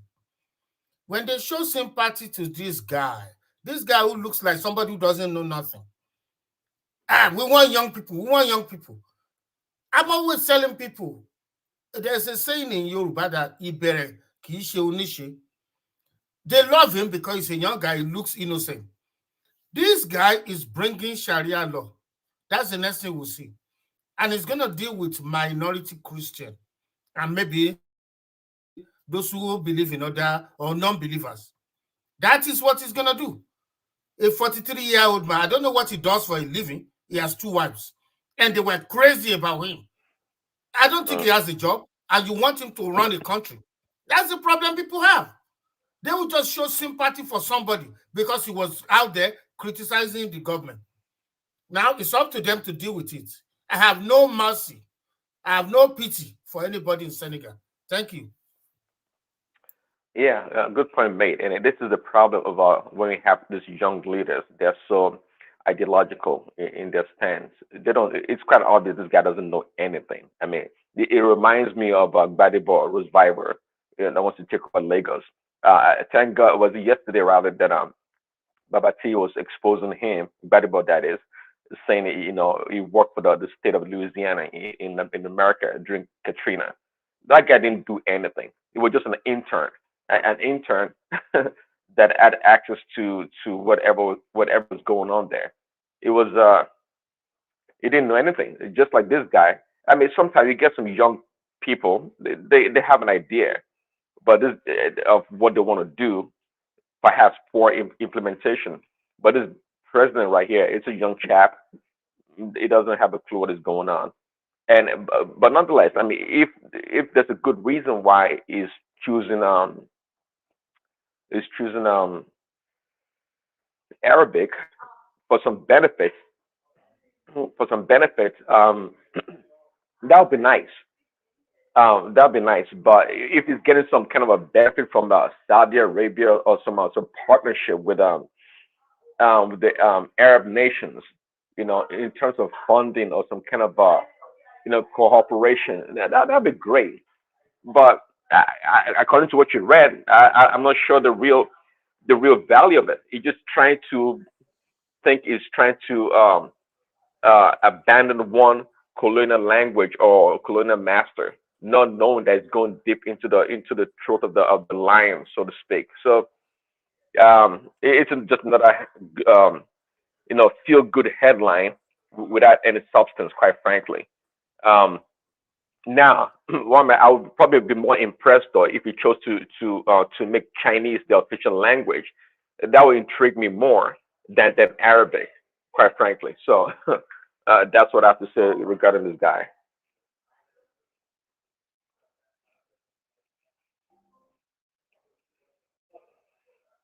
Well, are you there? I am here. I'm straddling 2 systems, so but I was going to take you to Mogalu's wife. I'm not quite sure. Can I interject 1 minute? Yeah, come in, Ajale Koko. We've not heard from you today. I don't know why the condemnation for this guy changing the official language to Arabic. They are practicing democracy there. I believe this decision went through the parliament. And if the people of that country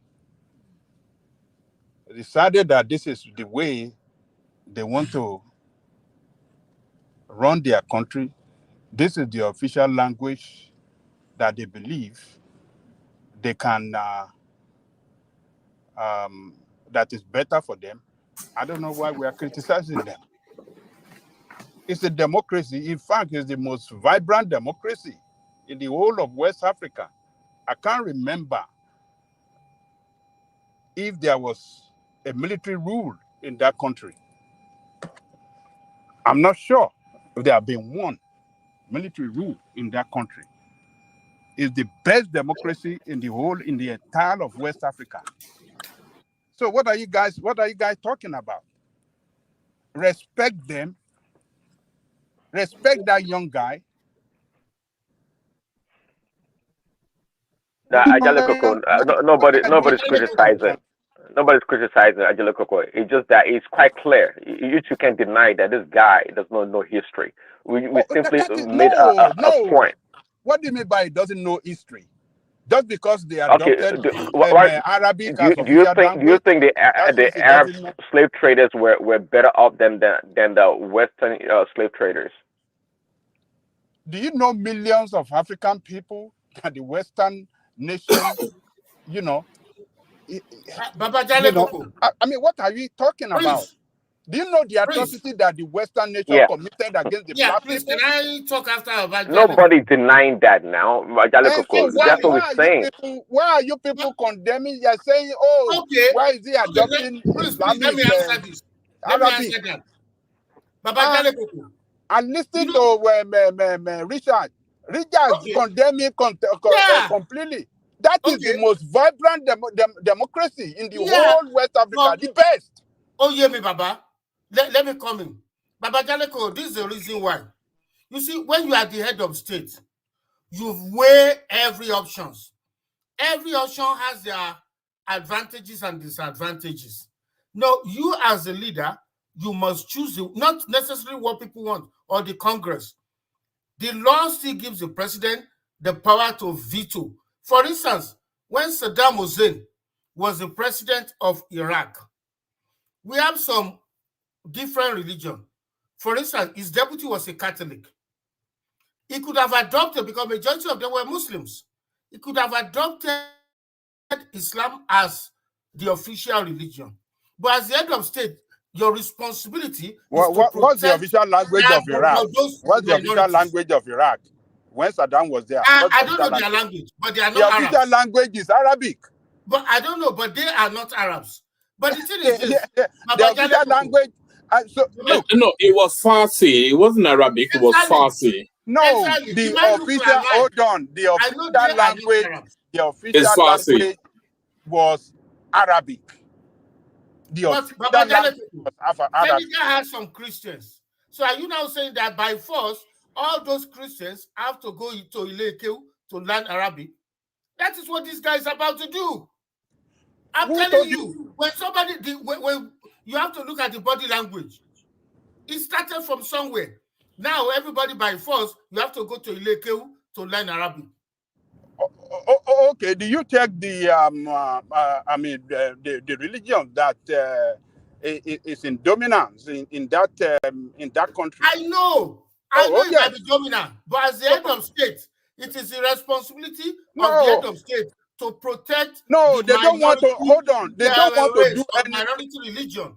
They don't want to do anything with France. Saddam Hussein did that. He protected the Catholics, the Christians in Iraq.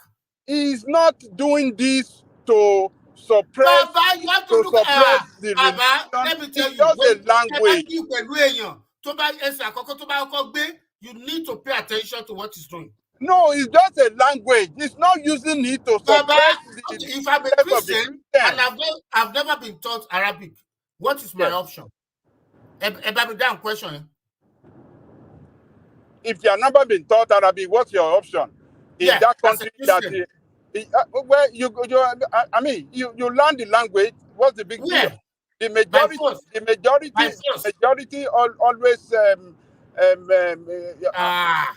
Baba, oh yeah, Some but of you these see, states now. but you see, this is how they will force maybe you everybody have to a point. to the Maybe your point is you're arguing from the point of democracy, but we're not talking about democracy here. Do you know of any real benefit of making Arabic the official language in Senegal? Is it Senegal, right? What is the benefit? Are they getting some kind of huge, investment opportunity with the Arab nations? Are they forming a coalition, or what is the benefit exactly. apart from just the language?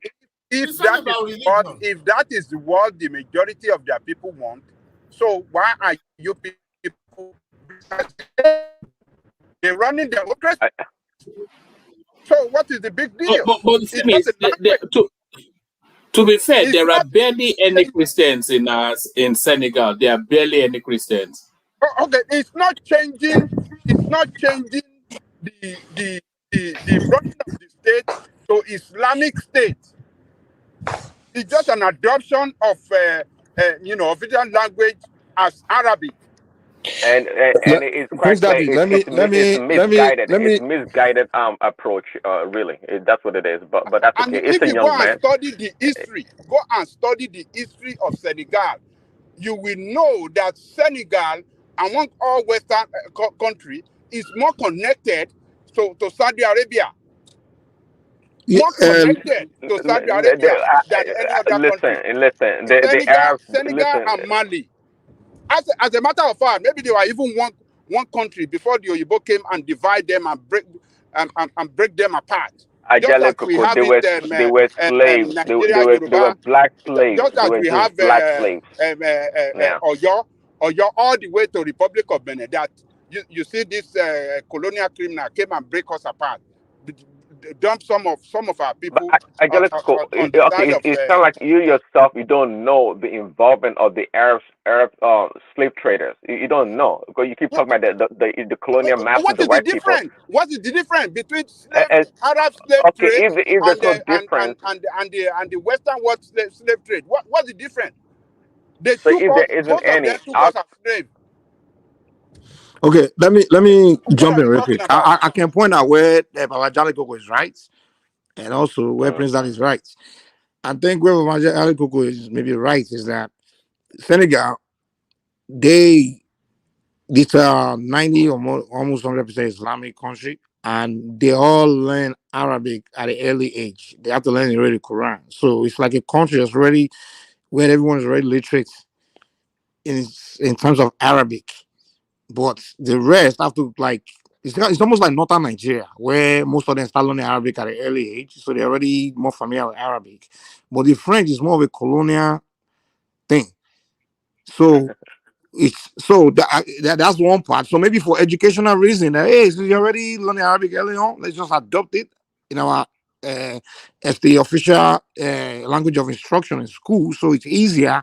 Where maybe that's one part I see, since it's already there. But on the other side, where President is right is I don't really see how Arabic really benefit them economically. I mean, because think about it, the immediate nations that they trade with or associating with in terms of economic business and things like that, it's fellow West African and Western countries. So, like you say, even Chinese will probably be even better because Arabs, I don't see the Arab world is not a place where Senegal can benefit from, to be honest. Even the most prosperous Arab country, Saudi Arabia, is a Western puppet country. So I don't see how Arabic can be a language that can benefit them as a national language, to be honest. So that's where I see it, Sha. Yeah, points well taken. I mean, it is what it is. As much as good to know that they speak Arabic from a young age, but I can tell you that their proficiency in Arabic cannot be better than their French they've been speaking for so many years. So both languages equally are vital in their country.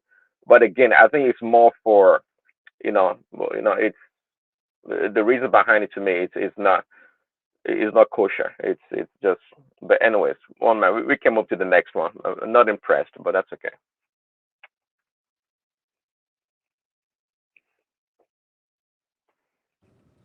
Where's one man? I'm here. We wait. Okay. Go on. Make that point. Oh no, I would say while we're waiting for you to come back on, I think Richard was talking earlier about America, Barack Obama doing what? Spending their way out of the bad economy back in its time, trying to make a comparison with Nigeria, and I would say Quantitative easing, yes. for what? I said quantitative easing. That was that not the term Yeah, you yeah. used? So, yeah. Well, they had quantitative easing. Yeah, they had that and some other, financial stuff. But the point is that compared to Nigeria, America prints money, quantitative easing or not, they print money. We borrow money and pay high interest rate.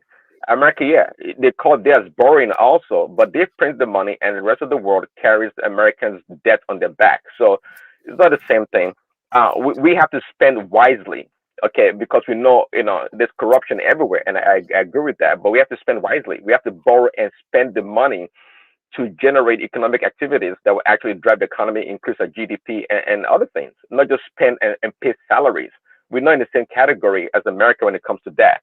And so I just thought I'd make that point.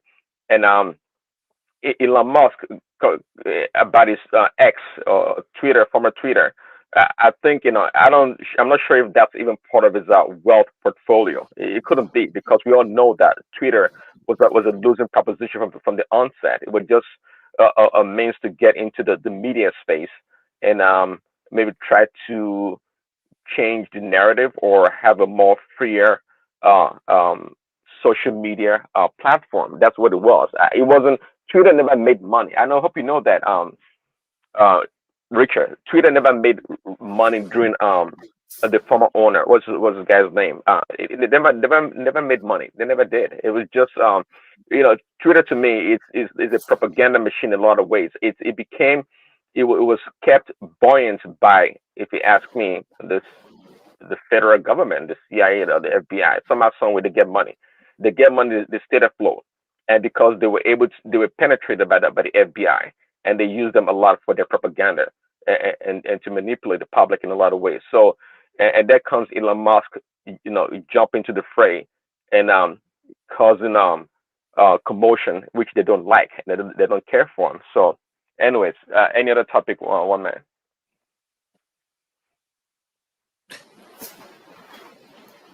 Yes, the topic on the screen, Prince. You said you were not especially impressed. You may not be impressed by this as well. Justin, United Methodist Church lift 40-year ban on LGBTQ clergy. They would now officially and openly bless same-sex weddings. So this is in your country, of course, the United States. I think it's now a case of we just have to live with it. All this LB, you cannot resist it, can you? Really? It's just we have to surrender. It's just no way out.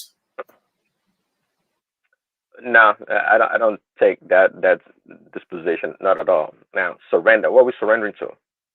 To depravity? I mean, no, we're not surrendering. There's nothing to surrender here. This is just an opposing force coming into the public domain that needs to be kept at bay. That's what it is. There's no big deal to it. Many of these churches, they've already been hijacked by these people, and that's what is going on. And what is going on in churches today in your country, one man, in England, and in America, in the entire Europe, for that matter, most of them, is that just like any other institution, quite frankly, they've hijacked these institutions. The church, the institution of church, has been hijacked. There's no doubt about it. These people are so calculating and so detailed in their approach when they want to subvert an institution, and that is what is going on right now. It's something they've been planning for so many years. They've installed their puppets. They've changed a lot of the laws that guide these churches, and now it's So become Prince free Daddy, for all. sorry to cut you off, but I didn't know if the owner of something decides to make changes to it. So what is wrong with that? It's not the first time they've been changing the book and rewriting the Bible. You have King James version and different versions, and I mean they've always been changing it before they even give it to you. So What is this one that you are fighting about? So it's their book. They change it whenever they like. It's their religion. They always reform it, change it, add, remove. So what do Well, you that, mean they're hijacking when it belongs to them? How can you hijack what no, it you doesn't. It formed? doesn't belong to them, Mike. And this is Or it not about belongs to you? changing. It's not about changing the Bible. Actually, you'd be surprised that the prohibition of homosexuality is still in the Bible. They just on their own adopting this lifestyle. They're not changing the Bible. But they Yeah, were I the bet you one can that read the put it article. there in the first place now. Who are they? It's not they. I don't know. We're not going to Who go put that it route. there? But Was it you that put it there? The prohibition well, that was there before? the people that wrote the Bible mostly, which were Jews, okay, from Israel. Okay. Those are the people that wrote the Bible. Even before before the nation of Israel was ever created, the Bible, the part of the Bible, the Old Testament, the Pentateuch was written already before Israel came about as a nation. So you don't say that. So where do you have that version? Of course, we have the version. Do you have it? The five. Yes, it's in the Bible. We Do have it. you It's in the come Torah. on, man? No, It's the in the version Bible. you It's in the have is Torah. the one today. The one these people gave you today. Do you have the original one that you're talking about? Someone, the original person wrote. Do you have it? Do you have a copy with you? Have you even seen it before? But no, I've not seen it before. But that's not So the what point. are you speaking? You are speaking for something you've never seen before. So how do you know that original one you've never seen before didn't prohibit homosexuality? How do you know?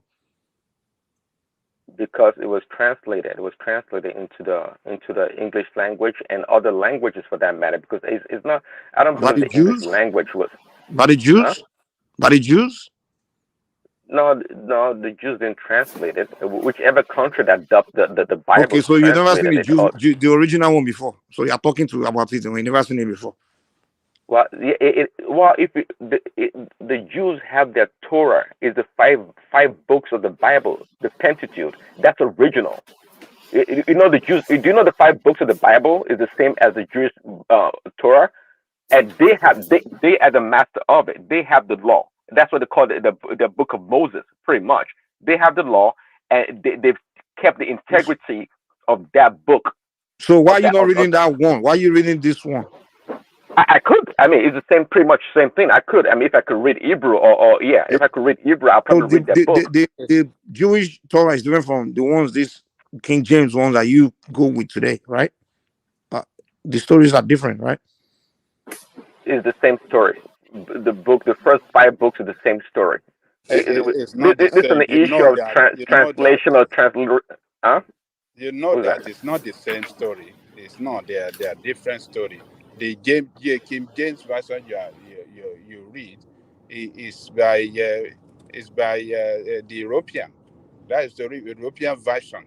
Even that the King James is different from the one that the European first wrote. It's totally different from Torah. Do you see the Jew carrying this Bible with you? Do you see them carrying this Bible? No, they go with their Torah. You guys rather want to divert the conversation. This is a colonial master's book used to colonize you people mentally and psychologically. You just have to accept say it. the issue here more so. Say the Judeo-Christian. The Christian values is what has kept many of our countries, in the same way they've been for so many years. I'll tell you the truth. You mean the shithole that Nigeria is, right? No, that's a confusion that people like to get into. Because you learn something or because somebody showed you something doesn't mean that you are able to utilize that tool properly. Not everybody's skillful enough. So we have to. No, what you said is the value is what has kept us in some shape, right? And I'm telling you, this is the shape we are in southern Nigeria today. That's what I just told you. That's the way you guys have chosen to practice the religion. Are you telling me that who has the way they practiced it well? Who has practiced it well? Is it America? Yes, they've done really very well. But that's why the institution has been hijacked right now by this kind of pushing right now. They have this. There's nothing about America that's Christian value. I'm sorry, that's really that value too much. Is it the fact of is it the bombing, the pillaging, the enslavement, the genocide of the Red Indians? Is it the racism? Is it the? I mean, come on, man. Well, like you came from a perfect society yourself. Because if you did, I guess No, that's not you the would be argument. there. Now you're saying the value. No, There's nothing. They don't follow that hypocritical value you're talking about. I mean, what is the value? What is the? They don't use the Bible to rule their country. When it They use their quite clear constitution. that. No, if you quite clear that, if you look even the Bible that we read, you will see a lot of atrocities in the Bible. The same. I guess you don't know much about it. You see a lot of atrocity there because you know why? Because the Bible is really a compilation of the lifestyles or the lives of many people and how they relate to God or how they were godless in their behavior.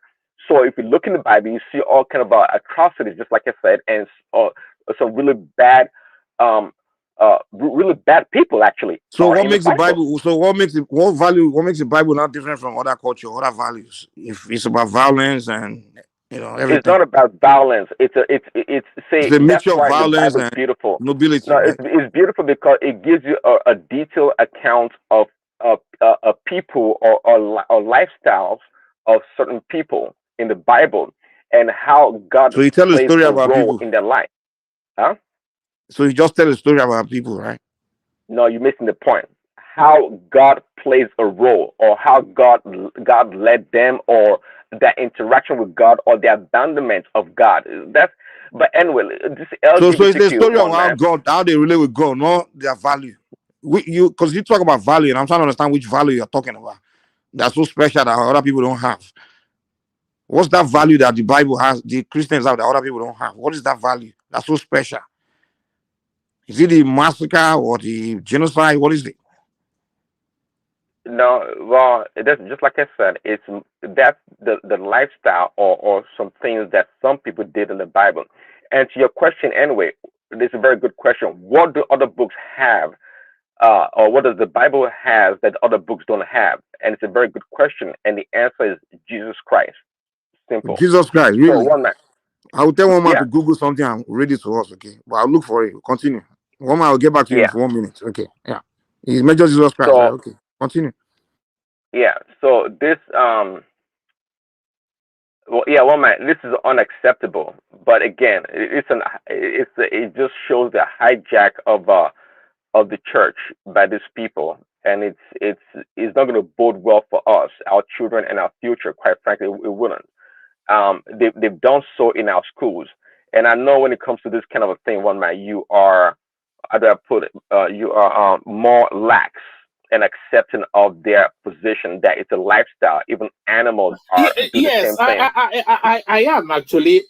My only thing is it has to be consenting adults. That's just it. Because otherwise, then we're in the different territory. But if it's between consenting adults, then just don't bring it near me. And then you can't moralize other people's lives now. You can't tell people what they can do in their own lives. No, because yes, you can. That's why we have laws. Yes, you can. Yes, we absolutely can, and we do that. And you can't say that, and that's the danger of your position, for example, because you say, well, if you're consenting adults, just don't do it to children. But that's the problem.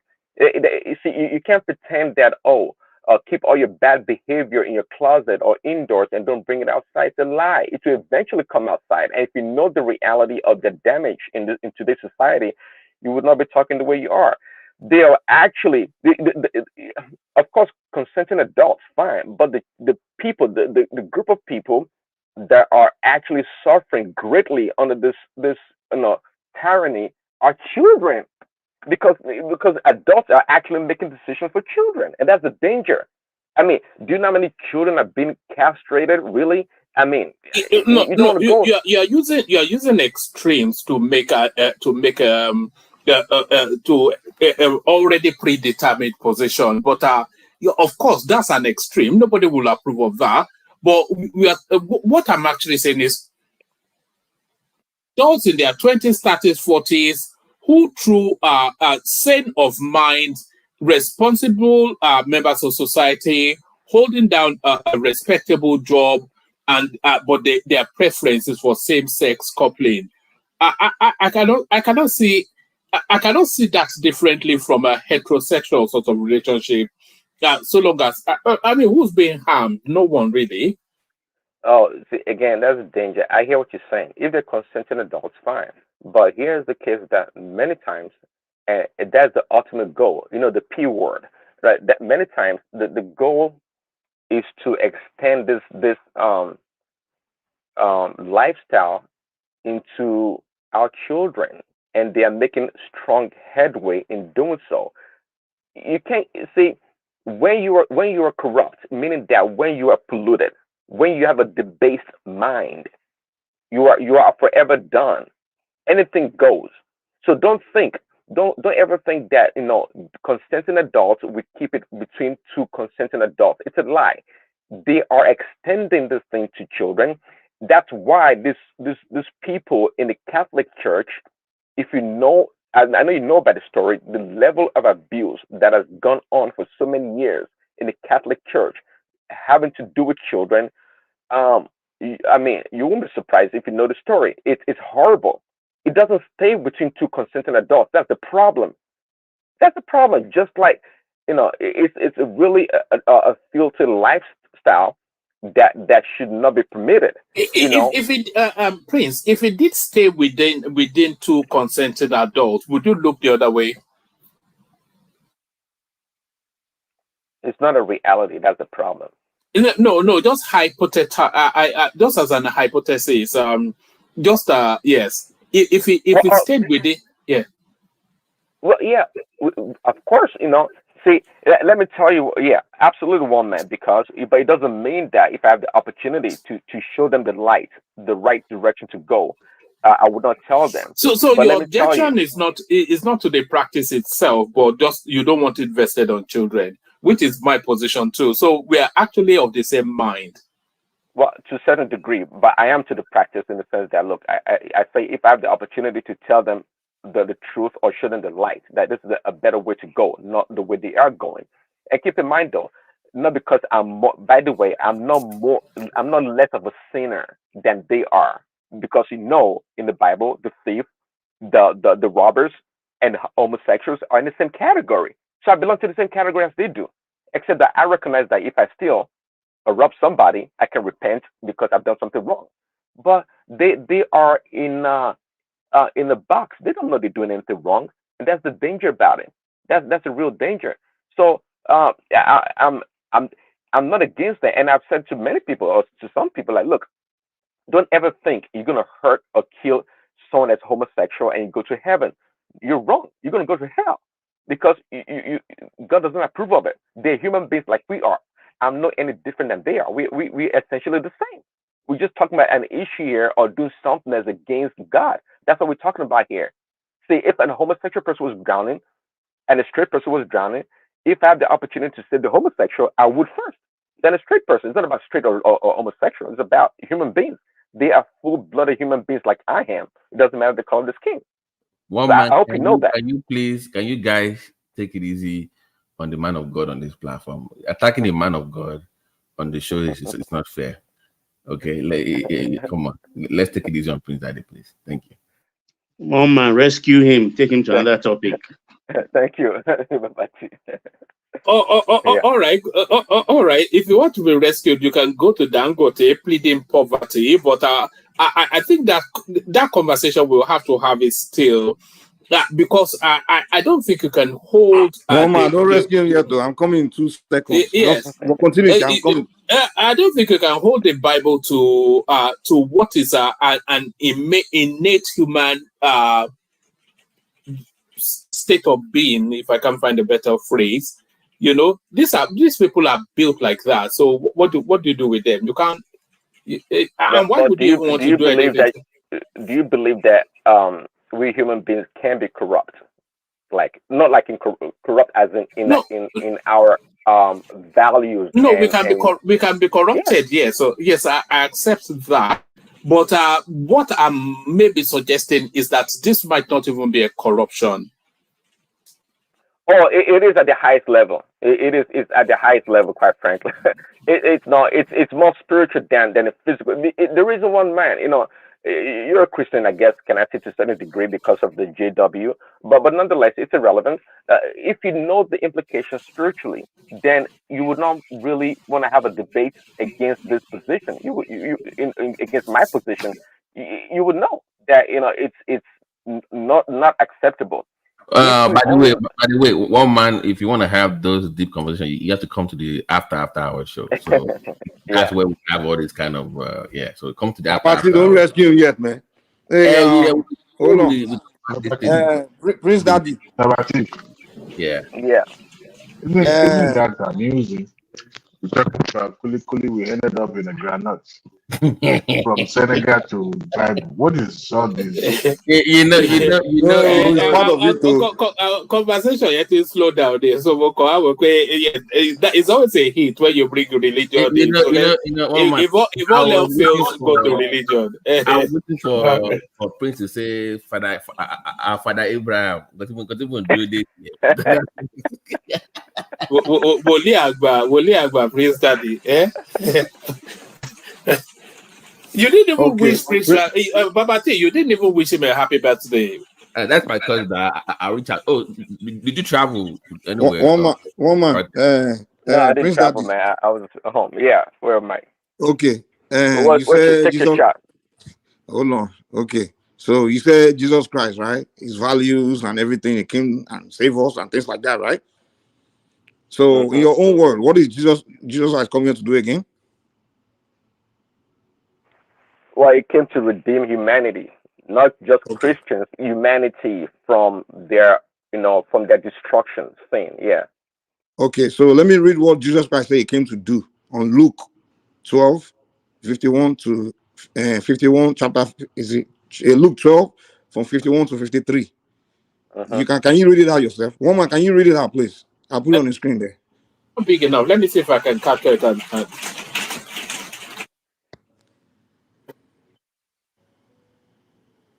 It's not big enough for me to read. Okay. Let me see if I can. Let me see. If I can make this screen bigger. It says, so do you think I've come to give peace on earth? No, I tell you, but rather division. For from now on, in one house there will be 5 divided, 3 against 2, and 2 against 3. They will be divided, father against son, and son against father, mother against daughter, and daughter against mother, mother-in-law against her daughter-in-law, and daughter-in-law against mother-in-law. What's your point, Mike? That's what Jesus Christ said he came to do now.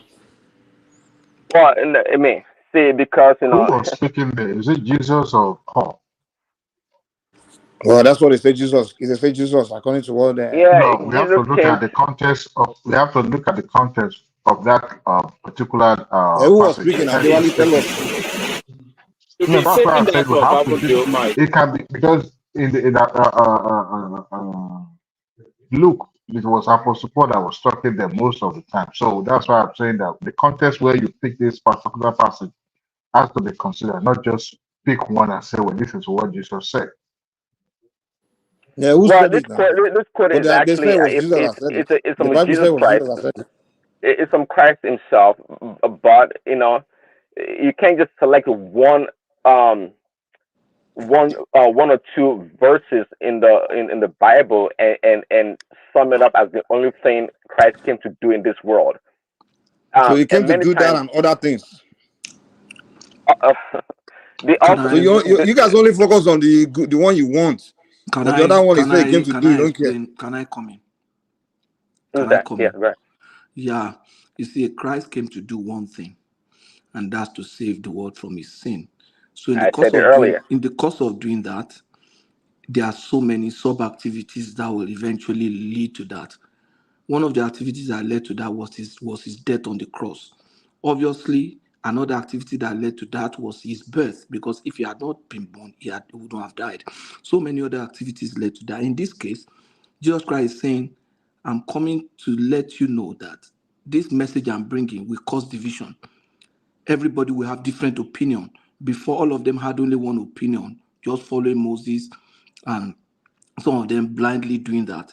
But say, with what I'm having, and what the message of the kingdom that I've brought, it will come to a point where a father will have an opinion, even in the same house, a daughter will have a different opinion, the wife will have an opinion.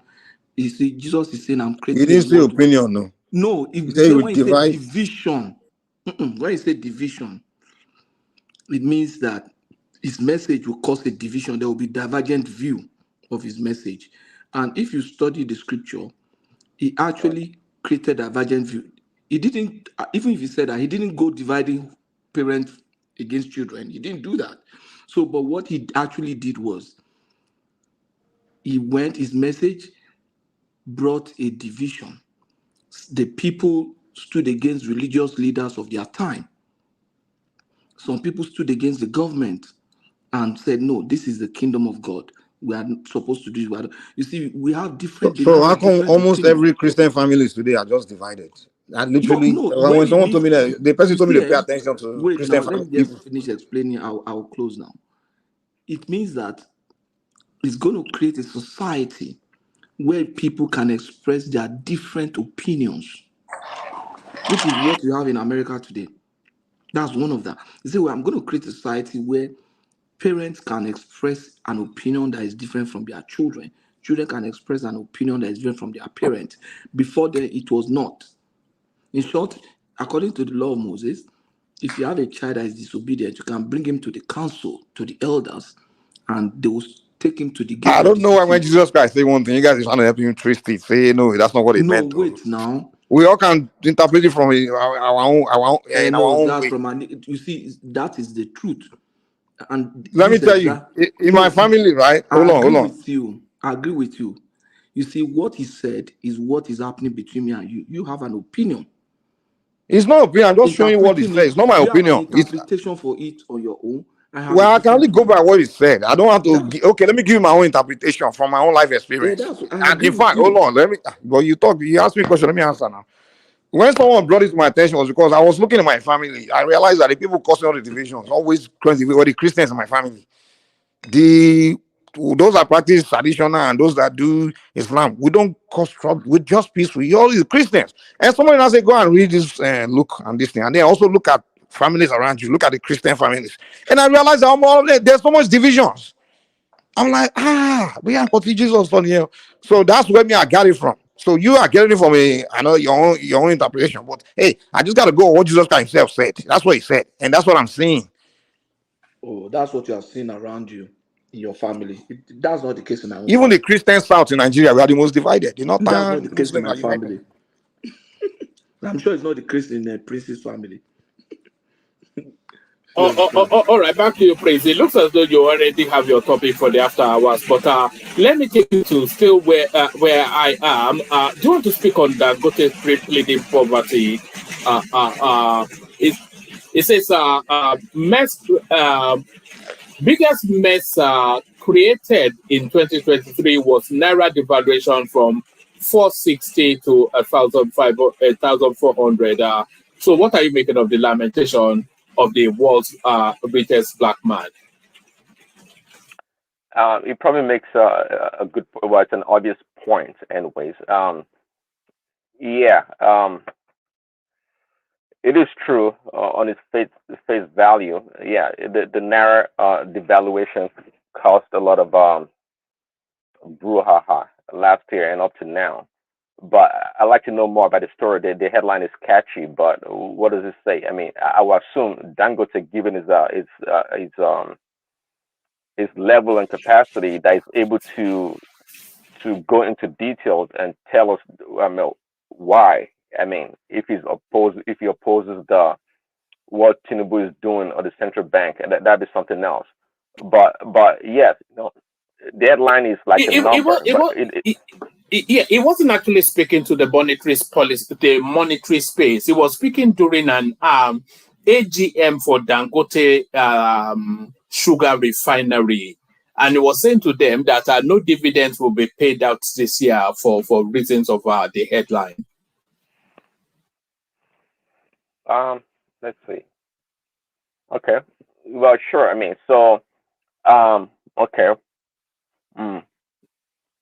Dangote is a big enough industry or conglomerate somewhat. It is a conglomerate, right?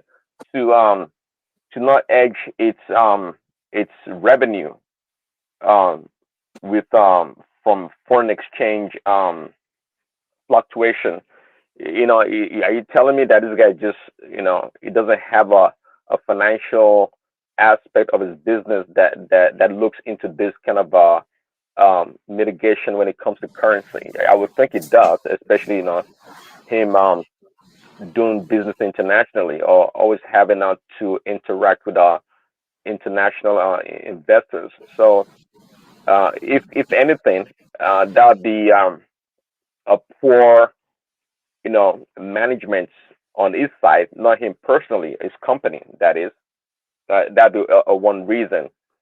Because it's too big and exposed enough to know such an issue can come up in a developing nation like Nigeria or somewhat unstable nation like Nigeria. We've always had currency problem, maybe not in the 80s and in the early part of after independence.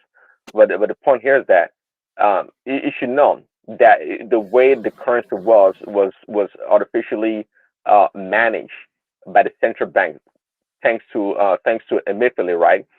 And it's not sustainable. There has to be it should have had a projection or a forecast in its portfolio on what will happen to the Naira, and anticipate governance or changing government. This is right exposing Dangote as an organization. Quite frankly, it's showing how amateur they are when it comes to financial management. All this risk are in the open. You should know that to edge or to anticipate. You should have an inside knowledge about what is going on. I'm assuming it pays a lot of pay people like Colata to help him forecast and bring semblance to his business. I would assume that. But again, it could be like, okay, he knows better. He just using this badgeware, let's put it that way, to shaft his investors in paying dividends. So that could be the case. Oh, all right, brilliant. All right, brilliant. I know that was quite I did dictate any really interest in that topic, but you handled it masterfully anyway. So thank you, Prince Daddy, for that. Thank you, Prince Daddy. Let me go from you, Prince. Let me go from you, Prince, to Ajale Koko. I'll line Ajale Koko up, and then after his first response, I will bail out, hand over to Mike, and then you guys can have your fun in the after hours, which I think is really what Babati is waiting for, the after hours. So Ajale Koko, you're up next. All right. I don't think we have Ajale Koko for the moment. So we don't have Ajale Koko for the moment. So let me bail out and hand over to Mike. Acknowledging the super chatters on my way out. Guess which name I'm going to mention first? Of course, it is Ayo. So that's Ayo. That's Ayo right there. So thank you, Ayo. And then that's Richard Bankole, who came on the screen and also did the super chat. So Adaba Gede, Bienpe Yele Ogbo, Yelegbo. So this is Adaba, and then Adaba again, and then Tim Aje comes in announcing his presence with a super chart. Toilet to all the panelists, panel beaters, garage chairmen, and Ara okay people.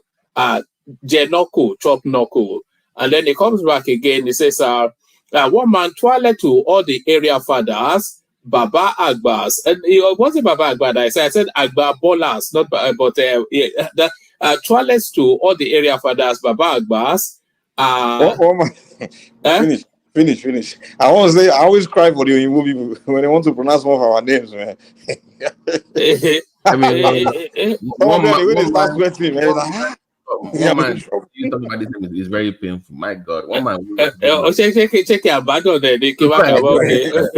I'm struggling with this one. You read it because I can't read this word now. Say Tuakasa name. I don't know what Tuakasa means. Tuakasa. Tuakasa to you are yours. So I surrender to LTV and OGTV only. So that was when I was inviting Prince Daddy to surrender to LTV. Thank you. They still have those. Once she exists in it, they still have OGTV. They said that Kwabio to Tijeru. You know. Another team Jack again waving to Chelma with the super chat. So thank you for all those. I'll keep them coming. You can super chat to Mike's session as well. So Mike, the conversation carries on. Ajale Koko not quite ready yet, but plenty enough. You have the company of Babati, of course. Prince Daddy, the majestic one, the birthday boy. Patrick not driving this time around. Dewale there somewhere. I'm sure Ogbeni is already in bed because he's such an old man. He can endure it. So plenty of conversation. Baba, of course, now to keep everything 100%. So no Igbo bashing, no swearing words. Here is the new and improved Mike. Mike, over to you. Thank you. Thank you, everyone. See you tomorrow. Mike, before you go, can I just wish my cousin and my fellow Igbo man a happy birthday, long life and prosperity. I do value opinion on the platform. And did you whose birthday is it today? Prince Daddy now. So Prince, did you get your ARP card already, or you didn't get your card already? It was actually yesterday, April 30th. They gave it to you already. You got your card already. I'm getting close. I'll be getting my discounts pretty soon. I'm working on it. Check your prostate and all the lab work. Okay, at that age you need to start checking. Okay. Thanks, Baba T, for the good wishes. Much love, man. All right. What I was going to tell one man is how wicked Nigerians are. Baba T, when the people will say, "Hey, how do you pronounce your name?" Nigerian people, we don't try to help them. We will say like it is, man. They will say, "Sir, how do you pronounce your name?" And I'm on pocket day. So we don't feel sorry for them. We say that we say it. If they can't figure it out, sorry, before you go ahead, just the topic you guys were discussing, the Senegalese president going to Arabic. That one, I don't know. That is not a good move, in my opinion. That is all those guys are just acting fast and trying to. They're so emotional, moving. They're French. They're rushing with the anti-French thing. They're just making quick decisions and not even thinking. Not even learning from the mistake of their. Even if you're going to go anti-French, don't you have your own local language or something like the major ones that you can adopt? They didn't think it through. They're just making quick decisions. That's what it is. It's not thinking it through. They just say, "Oh, we're French. Okay, today announced we're dumping French. We're adopting Arabic." He didn't think. They didn't sit down to plan all their so-called moves. They're not planning. They're just acting on emotion. That's what it is. He didn't take his time to think. Okay, which language is better? They didn't think. They just acted on emotion just to impress the public, just to go for popular opinion. You know, you dumping French. I do agree with one of the speakers earlier that I'm also suspecting that they might want to adopt Sharia. No, Senegalese, they're not fanatic in Islamic. In Islam, their Islamic is more liberal, more African. Yeah, but that move is, to me, I don't agree with that. I don't. It's a predominantly Muslim country now. In Senegal, they are almost 99% Muslims or something like that. So it's a Muslim country, but they are not like their own Islam is not a Nigerian Islam or those crazy Islam, those fundamental, whatever they call it, fanatic. So I looked it up, Mike. They said almost 80% of their country speak Wolof. So more than 80% speak Wolof. So if you have that high amount of people speaking Wolof, why not just adopt Wolof as your official language then? You have to know Africans the way we are, especially when we are those who that practice foreign religion or Islam or Christianity, we don't value our language. Like we just see our language as a primitive language. If you go and tell the people like adopt, they'll say we are moving backward. That's what they'll tell you. They'll say we are moving backward. Africans see going back to anything Africa as backwardness. That's always the response. Even Nigerians, we tell them, like, hey, we need to adopt this our own way or something like that, or our language. They say, oh, no, then we are going backward. Because they believe like we have to move forward is to adopt something out there or to go with something out there. So that's the mentality of most Africans. So like you said, well, love is the best thing. All could I do is just bring some people, develop their own written and just writing love or whatever. If you want Just to move away from the colonial thing like you claim, then you colonial do. thing. No, Africans are not looking to. They believe colonialism came to civilize them, and going back to anything to Africans going back to African language or African thinking, or African way, or anything Africa is going backward. That's what they believe. It's unfortunate. To me, I see it as taking a step back, but you are going in the wrong direction. So you need to take a step back and start walking in the right direction. That's what me I see it.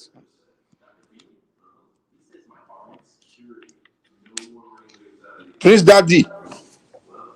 Prince Daddy, now I was going to tell you something. Do you know that if you read the Bible, if when you guys read the Bible, you don't pay good attention very well. You know, I'm not here to decide what is what, but when I read it, I pay attention to what I'm reading. Right? I don't read it and begin to. What happens to a lot of you is you read it and the pastor tell you what he's saying, but you don't read it and create your own, see the literal meaning of what you are reading. You know, for example, if you read the Bible very well, you find out that the God in the Bible committed more atrocities than Satan in the Bible. Okay, let me throw some. Literally, I can't even tell you to go to the Bible. Hold on. I'm not disagreeing with you. Trust me, I'm not disagreeing with you. But you didn't put in the right context. What happened? To what degree? Well, I mean, see, if you read the Bible literally, of course you'll be talking the way you are talking, Mike, and that's why it says clearly in the Bible that the Bible is alive and active. That the Word of God is alive. So if you read it without the Holy Spirit for clear interpretation of the Bible, you're gonna get it wrong. Just like if you read the Bible, just like Shakespeare, for example, what does it matter? You can So give Holy your own Spirit got to sit interpretation. next to me side by side. Holy Spirit start explaining it to me, Abby. Yes, Mike, I'm telling you, I'm not being. See, the Okay, Bible but let's leave Holy is not Spirit the alone for text. now. I don't disagree with you. Maybe Holy Spirit is uh, it's like somebody chopped somebody head off, and somebody is come and tell me that listen, see that guy that chopped that guy's head off. Forget that he chopped his head off. Oh. He's a good guy. You know those things. Boy, I can see what I see. I don't need you to interpret. I have sense. Okay. So me, I don't need Holy Spirit to interpret. I just use my own. I don't need pastor and Holy Spirit to interpret. Me, I just read and understand what I'm reading. That's all. I have sense. Mike, you have two pastors and one usher on the platform tonight. You Diwali is the usher, so the pastor level pastor yet. You have two pastors on the platform and one usher. So let's be careful the way we address the Christians on the platform. You see, you know the problem in Africa. We are more interested, and that's why they keep duping us, scamming us, and we ourselves can't solve any problem. Mike, Because the same way you the rely problem on the is people to interpret things for you. I know. no, I'm actually responding to what Babati said. Yeah, Babati will say, no, don't say that truth too, because you know you all the feelings of this usher here and this pastor here. She will turn it now. You just turn now. And in Africa, it's like when we start to have conversation, we focus on more of our number one interest is how to protect feelings than to actually solve problems or to address issues. You know, we'll say, "Hey, there's a problem here. Let's discuss it." Like, no, it's too sensitive. Okay, let's leave it alone. So you leave problem alone to exist because it's too sensitive to solve it. It's all to address it. You have to have conversation about your life, man, about your society. You can't be ignoring things, and that's why people call us ignorant people, because we tend to see problems, we ignore it. Sometimes we see problems that can be easily solved, but we know that if we start to discuss it, somebody's going to get offended, and we just leave it alone, and the problem just persists. You know, we have to understand why we do what we do. We have to why we think where we think, and the only way to understand it is to discuss it, have conversation about it, and then from there maybe you start to wake up and begin to, you know, it's rather unfortunate why we do that. Like a lot of time when I'm trying to get with Africans to reason, like, hey, let's think. before you get halfway. Oh, guys, you know what? This is becoming sensitive. No. The truth is bitter, but it's a bitter pill you have to swallow to heal yourself now. Abi, Babati, am I wrong? Well, you know, when it comes to Prince Daddy, I've tried, Frank. I have tried my best to bring him back home, but No, it's not a matter of bringing somebody back home. Me, I don't even make attempts to change people. It's not my duty to go and change somebody. Yeah, because like I told you before, it's supposed to be somewhere. It's not, but it's. But our tradition is forbidden to go and be converting people, right? But no, his own case is very peculiar. It's my point. I was trying to tell you the other time. So, and he knows that's why we don't stand on the corner with chicken and say, "Hey, come and join us! Come and join us!" I know, but it's the Christians that do that. Mike, like I said, his own case is very peculiar. So he knows what I'm talking about. So that's the only reason why. So but ordinarily I will not. But it is what it is. Someday he will leave Abraham alone, and he will come home. So that's let me just leave it at that for that. He'll come back to Oshun Shenge. I don't know. I don't. So the day, but Patoski, it came from somewhere too. It's coming from somewhere too. But he adopted Christianity, and or rather to follow Christ. So we can always find the light, and I urge you, Mike. There's not, I won't call it similarities, but what you practice, Mike, is not anybody can interpret stuff. You have to go to people that they're specialists. I think we were talking the other day, what you call it, or dua, whatever I said evangelism, some form of it. You have to, so evangelism. So that's but it is what it is, So it is what it is. Oh, by the way, sorry to digress. I can, me for tomorrow, but I can't believe that you guys brought up landmark again today. I thought we'll flood that issue yesterday on the platform. So I don't know what else. I don't know why. Unless there's any new development, the guy needs to be sued anyways. Like I've said, who's that? But landmark, Oleni guy now. What did he do? But I say, you give a compelling. You know, the guy even concessions that beat to other companies to be making money off it, and it was making money from them on federal government policy. But the landmark guy, Babati, your compelling argument yesterday was great. But the landmark guy is how different is it from this other greedy and corrupt leaders or people that have such opportunity? No, I'm not saying that. I'm saying that don't pretend that you are different is the point. The way they're making it out to be like, the way they make it a bit different. Also, I got it. Let's not play that game. That's what I'm saying. I'm not saying the owner of Landmark. Where is the guy from? Sir? I think he was born in the UK, but he's Igbo. He has Igbo. Oh, I thought it was a Southwestern guy. I didn't know it was Southwestern. No, why do you think they're all the attention, the whole plan? It's because of his last name now. That's the real reason. Okay, that's why now. If his name was Agbabiaka, they wouldn't care now. That's the truth. So because his name is, you know what? That's why. You know what's crazy? It's like many non-Nigerians are believing their narratives. Even this Black American guy that's is a Nigerian now. He's also saying they are targeting Igbos. Because he's hanging out with a lot of Southeast Asians. It's not just lying to him, just brainwashing him. So they are targeting them because they are jealous of them, because they are the best businessmen in Nigeria. They are this and that. And I'm like, what? Based on what? The guy was saying, guy. Do you know that there's a church? I think it's about 3,000 to 4,000 capacity church close to Landmark that is going down. Big churches are going down, but it's not the select church. The one before that select church. There's another big Pentecostal church going down. The whole church is going down. There are businesses going down in that area, but nobody. Do you see Arise TV covering those people? They don't. It's only Landmark, and it's the only guy that is not touched. Who owned that Arise TV, sir? I don't even care. Because they are really promoting all these things. So I want stroke ethnic tension now for yeah, that's right, TV, man. They are the only one that will invite one year to come and push. I'm like, why are you guys doing this, man?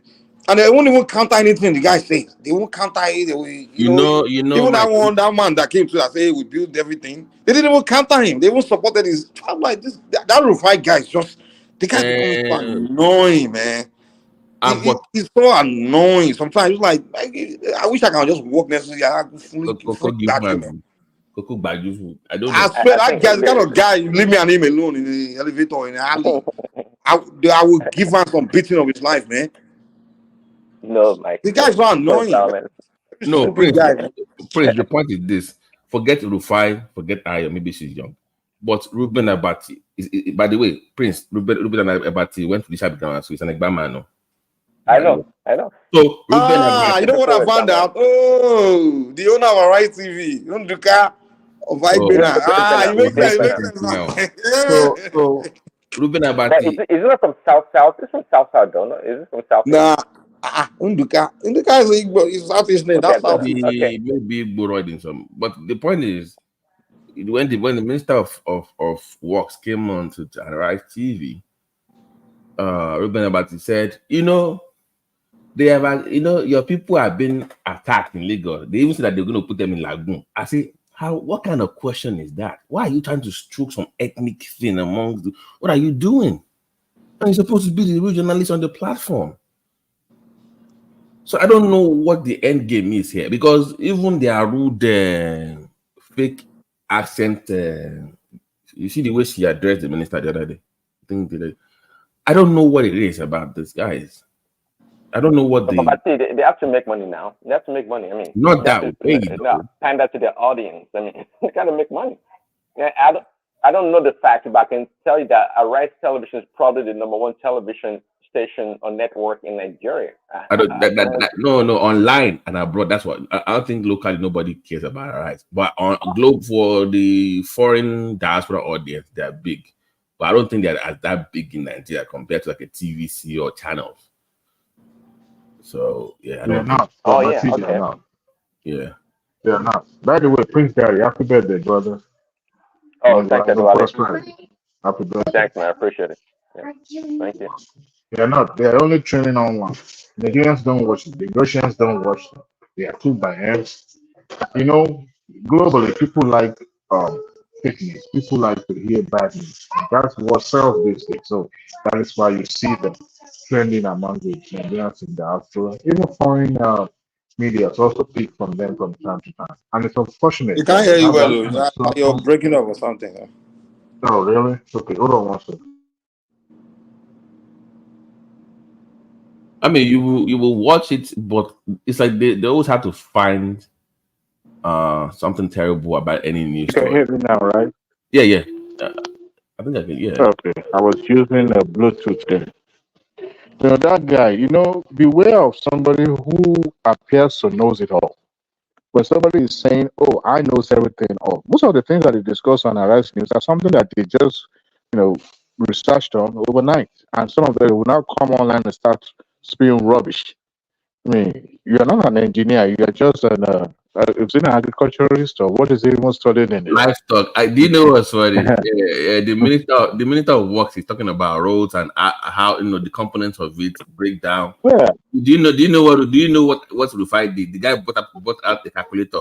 Wants to debate the engineer. So let me catch you in the lines. Like what do you know? The calculator and an engineer, civil engineer discussing numbers. What do you know about? The guy just clown.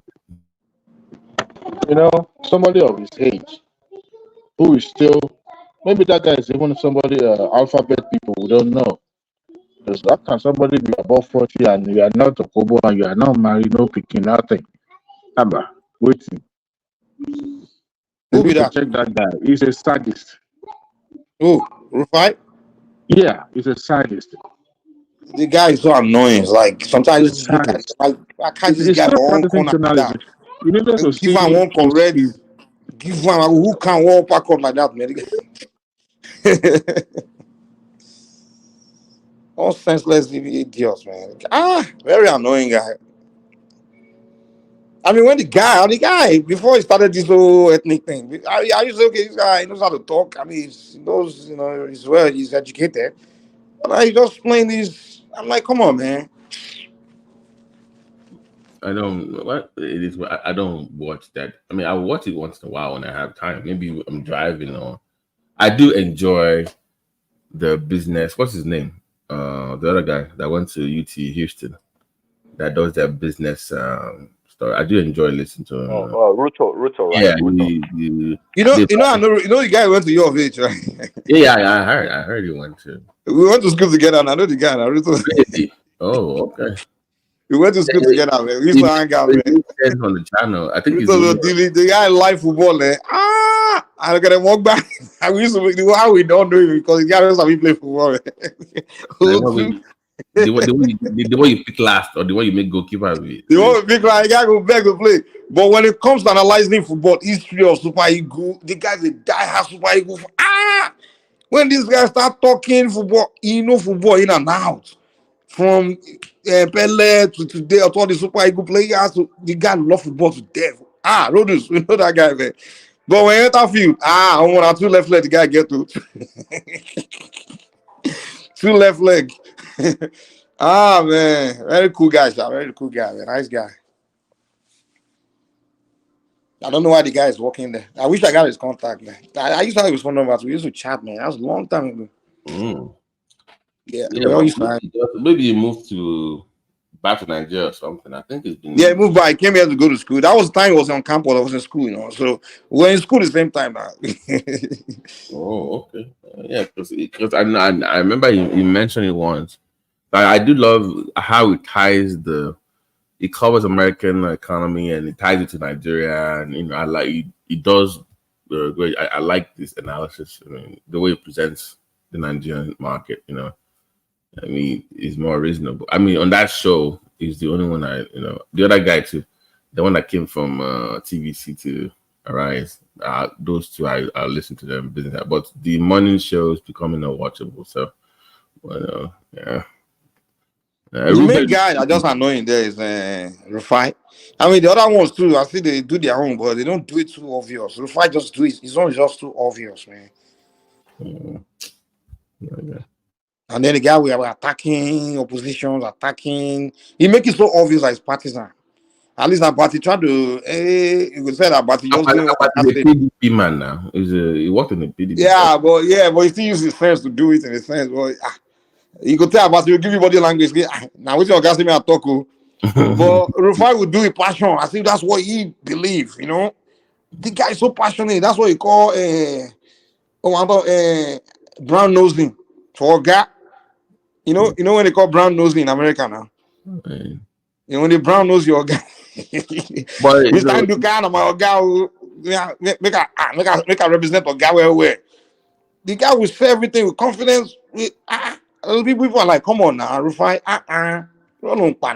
You invite an expert on the platform to listen to the analysis. I mean, you can chime in, but you'll be acting like you know about their own field more than they do. I start quoting some online Google search that you found somewhere. I'm like, dude, what are you doing? They're the professionals. What do you know? Well, Rufai, it has a kind of a complex. I don't know how to put it. It needs to be heard all the time. It needs to talk louder and trying to prove a point.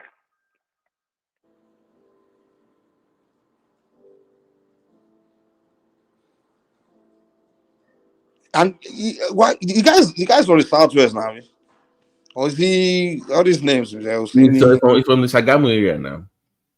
Oseni. Yeah, it's not like a northern name now. No. It's I think he was born in Warri, but he's from the Jabu area.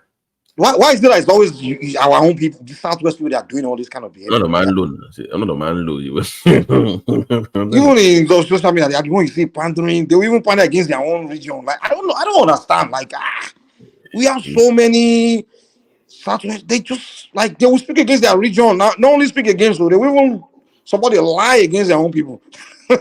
Yeah, because they're enlightened. No, they pretend. Enlightened. They know too much, right?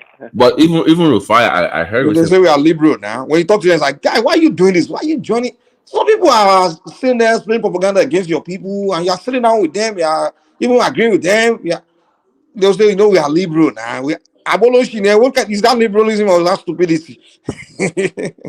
But to give him credit on one thing, when the whole some people Southeast were the one that created Lagos came out recently, he did give history about Yorubas dominating the space. That is, He sees response now. He said it was it's not only Southeast. I thought I was going to say give you a proper. He said the German and the Portuguese and English too did it. So you are telling us now is the German, Portuguese, English, and Igbos. They were just given a more response to the question. Oh man, but Rufai. if you notice lately, those that were like very liberal or that called themselves Pan-African, I listened to somebody sent me a clip of my way from work. Shehu Kuti was, they were giving him the water, like the guy. Shehu Kuti forgot to call himself Pan-African. He said, "Listen, I'm a Yoruba boy." I said, "What happened to Pan-African?" He said, "I'm a Yoruba boy." I said, I thought I heard that. I was surprised. Before he's like, "Don't call me Yoruba anybody. I'm a Pan-Africanist." I'm a Yoruba boy. I remember where it come from. The guy also do one black man. I mean, I agree with it because of one black man, but it's not when it's time to have conversation about where you come. I mean, I can't really wish him. I can give him a pass because his father was more, by everybody. That's why everybody loved the man. He makes songs representing black man. He didn't do. They are marginalizing Yoruba. Fella sang song representing everybody. I get it as an artist. There's some families in Nigeria you don't. It doesn't matter the kind of political parties you belong to. You don't talk about them. You don't push them down. So you just leave them alone. The showing exactly, especially when like the people are coming nasty at you, or not coming after your people or something like that. For example, Shoyinka it's not like Shoyinka went after ethnicity. It's not what Shoyinka even feel like. It's not that what did they say that's so serious that they went off. Dude, they went after Femi. They went after now they dragging fella. To the point that you're saying fella they're like chicken. Hey, these people don't know. They don't know. Dude, man, maybe this young generation, man, they don't care, man. Come on, stop. This young generation. They went after Shoyinka. They'll go after who is Shehu Kuti? Come on. They'll destroy him. It's not generation though. If it's some young kids that are doing this, I can say, hey, these are young kids. They're elders. Are you kidding me? He's not the kind of young generation. He's what? Are you talking about Samuel Ekpa, young generation. Samuel Ekpa is in his 40s. He's old enough to know who fella is now. He's not fella now. He was given a history, calling him a weak person. What did he call him? He called him something. He didn't care. He don't care. I was reading the old Twitter. I love Twitter. I like when I'm bored. I just read. So Mogalu's wife. Somebody dug out at one of our old tweets. Mike, do you know that Mogalu's wife tweeted years back that during the war, their father's house in Lagos was preserved by the Yorubas, and when they came back, they gave them the house back. That they safeguarded their properties for the Igbos in their area during the war, and when it was over, they gave back. Somebody said, "So how come you're not going against that same Lagos now?" In terms of don't invest there, they will destroy things. Like, why would you say that? But who said that? Huh? Who's Mogalu is speaking against? Mogalu is not one of doing that. No, the wife. Oh, the wife is speaking against Lagos. That nobody should invest in Lagos. That if because of the whole people should invest in somewhere. Mogalu, it has a Yoruba name. It's very. He was born in Lagos now. Yeah. Okay, so Mogalu was born in Lagos. Yeah, it was. I know it's Igbo, but it was a Lagosian. So I'm surprised his wife is talking like, dude, that's not good, man. People talking. But I don't know why we guys always respond like this when they are talking that they wanna invest, they wanna move, and you guys always trying to appeal to them. Like, why are you talking like this? Let them talk now. He's telling their people to not invest and move on. Let them move on now. And also I always notice something too. Whenever they are doing this labeling, like trying to paint us as this and that, we always trying to defend what they are saying. Now argue, they're trying to prove to them that we are good. I don't know why Yoruba people do that. I don't know. You know, you don't have to prove anything. You ever seen when they talk about a judge, Kili or other tribe, those are trying to prove to them that no, we are actually innocent. I don't give a shit what you think about me. I think once you let them think in their head, I don't give a damn if you think I'm good to you or bad. First of all, are you good to me for me to be good to you? I mean, we're always trying to prove ourselves, and that's been our problem. And that's why they constantly, feel like they have to constantly come at you because they know that you're the one that care. You're the only one that always care. So were you here? So something caught my attention yesterday. You know, I always enjoy listening to. It's not here, so but I'm going to just say this for the benefit for the discussion. So what is this? Life is Good was here yesterday, right? And you studied in Anambra, right? He went to Anambra, and I think Ekene then said, "Well, you should be thankful to Peter B because it was during his time that he made you who you are. Without him, you would not have graduated. He gave you education. So life is good." Now I asked a question and said, "Well, you do business in Lagos. Are you going to thank Tinubu for giving you the opportunity?" He's like, "Nah, what do you mean?" I said, "Wait a minute. How come when it's the other way, they have to thank Peter B, but when it's the other way, now we can't thank anybody in Lagos for anything? It was me that it was I." Is that double standard nature? Yeah, that's double the standard. in the whole. Everybody must be good to you, but you don't have to be good to people. That's that mentality, and they do it with Southwestern. But Southwestern, I don't pick it. It's like they will be mean to you. Then, I mean, like to me, I blame Southwesterners for their. I don't know if you guys call it liberalism, but to me, I just think it's foolishness because in nature, even to me, that defies the law of nature. Like in nature, it's even in physics, action equals opposite reaction. Whatever is pushed out, you got to push back. Can't be doing this. Slap me up on the other cheek kind of shit. I don't know where we get that mentality from. Oh, I'm Oluwabi. I don't know who defined Oluwabi to be like that. And to me, that's not my definition of Oluwabi. Where people just stomp on you and you just think you have to. They got used to it. That's why we are where we are. Where it's double standard. They can stomp on you, but you have to. You can't push back. It's almost like sometimes I always even here on this show say I always wonder like you see one of them will come and just like any example, the guys talk shit about Tinubu all day and then you see National come and talk about Tinubu bad and someone talk can you compare the way anybody talk about Obi to the way National talk about Tinubu? Rational mind losing call Tinubu names, all kinds of names. Enigmatic don't lose. Whenever you come here and now talk about Obi and then Kenya wants to kill, he wants to burn everything down. I think the one with how far now? Mine, I think it's a more personal thing with Rational Mind than Tinubu. I think there's other things going on that we don't maybe. I get that, but that's not the point. I'm just saying, like, for example, if you want to hold on to a standard, if you want to hold a view, it has to be based on a standard. You know what I'm saying? If you feel like no one should talk about bad about your candidates, then you got to make it a rule that okay, no one should be talking about bad about all candidates. Yeah, but you can't say so you can't sit here and say it's okay for a group, one person to talk bad about one candidate. I always say this, regardless of how you feel about anybody. What I don't like about the way we discuss politicians is I don't particularly like when people have emotional attachments to politicians.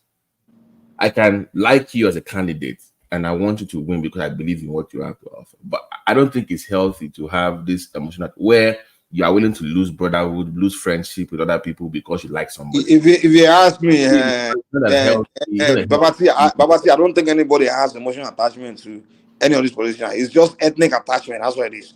Because this whole thing is about even those of us that are, to be honest, even those of us that are people that are defending Tinubu, they don't have emotional attachment to him now. It's because they feel like the people attacking Tinubu are also attacking the ethnic group. Like me, for example, I never had any emotional attachment to Tinubu. For where I don't have any, this whole thing. In fact, the obedience made me a Tinubu supporter because I wasn't a Tinubu guy. I was even when Osibanjo, I was doing the primary, APC primary, I was Osibanjo guy, but I thought the guy was more, he's younger, you understand? And he knows what Tinubu knows. I feel like I can perform well. And I thought Tinubu should have made Osibanjo the main guy, you know?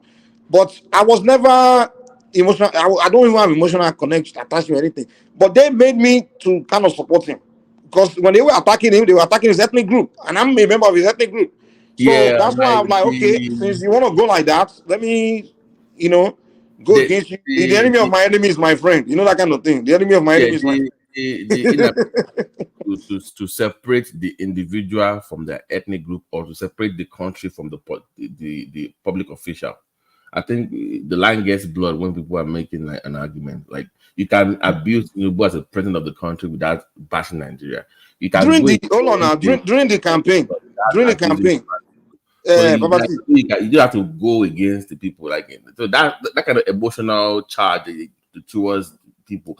That's what I don't, it bothers me when people get hooked. And and it's so, during the campaign, like when the campaign started, the presidential campaign, in the beginning, everybody, even some of us, it's not Nigeria. This is not the first time I had a presidential election. Nobody really cares about ethnicity. Everybody just focus on the candidates, kind of thing. You should be all the last election we have. Right? We didn't make it about Ijo when Jonathan was running, or Ijo people, or Sasa people, or so. We never make it about that. Everybody, it's more about PDP, APC kind of situation. They do the campaign when they're doing obedient. Next thing, when we're having conversation, this is Yoruba people, Yoruba people. I'm like, they just turn the whole thing to Yoruba. Yes. When I even during the end of the campaign, when I call in Rudolph show, I don't want to say the name of the show. This one girl was like, I was like, hey, I was just doing comparison. I'm like, hey, Tinubu did some great things in Lagos. So I know B2, they say it didn't happen. I was just talking, it's just political conversation about the candidates. Next thing, I know you Yoruba people. I'm like, oh my God, man. Since when Nigerian politics have become about ethnic group? So they turn it to that ethnic stuff now. So, yeah, that I don't think is a healthy approach. That's it.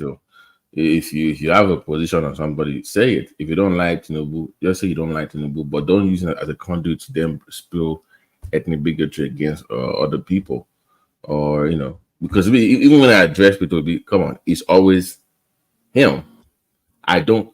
If not, I've always said. Well, I used to like Kisne Mogalu until the whole court BS of his wife. That one. I've always said my top two is always been Ngozi and Mogalu, right, on the show. That if they had anybody from the South that I would vote for, it's going to be Ngozi, Mogalu, and Soludo. But Soludo is not well liked. Then this guy, this Minister of Works, I've been impressed so far. I mean, the kind of Umahi. Umahi. I mean, the Badagry to Sokoto. I mean, the kind of, integrating Nigeria through highways, like I like that. So if Umahi is a different guy now from day one. If you look at it, time I know Tinubu is going to go to the north. Left to me. I wonder why Umahi is not so popular in his region. They make him a VP, Mike. When is please make this guy a VP. I will vote for that ticket. This guy, it's really impressed me with the short time that he's been there. So I like that kind of individuals, and I like what he said. But you think it's people who support him, I like what he said. Mike, do you know what he said today? I like he said my people. He addressed the Igbo people on that. He said, listen, don't let somebody use you.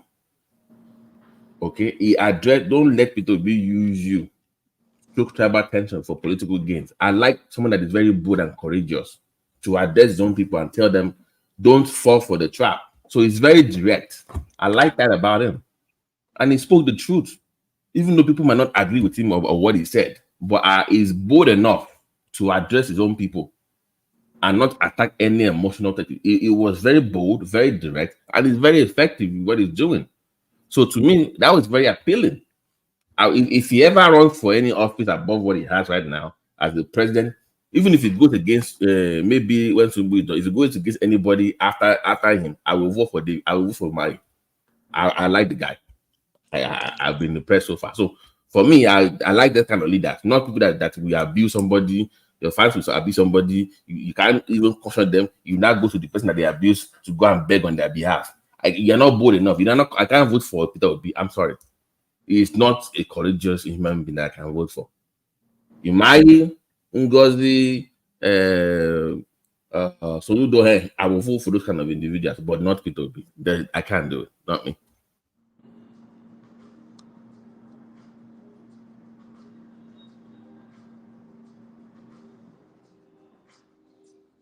Can I is waiting for Enigmatic to come on so I can that is do round two today. You know, I always confuse the law and life is good. Maybe their voice, is it their voice? And I don't. Sometimes I get them confused. I don't know who is who. I call the law life is good sometimes. Mike, what did I do? What did I do? I say you're waiting for Enigmatic to come on, but come on now, so you guys can fight. And he never come before. I did joke. No, I see you quiet now. Normally when you come in talking, storming. Well, you say, man, I just wait. Make this guy come.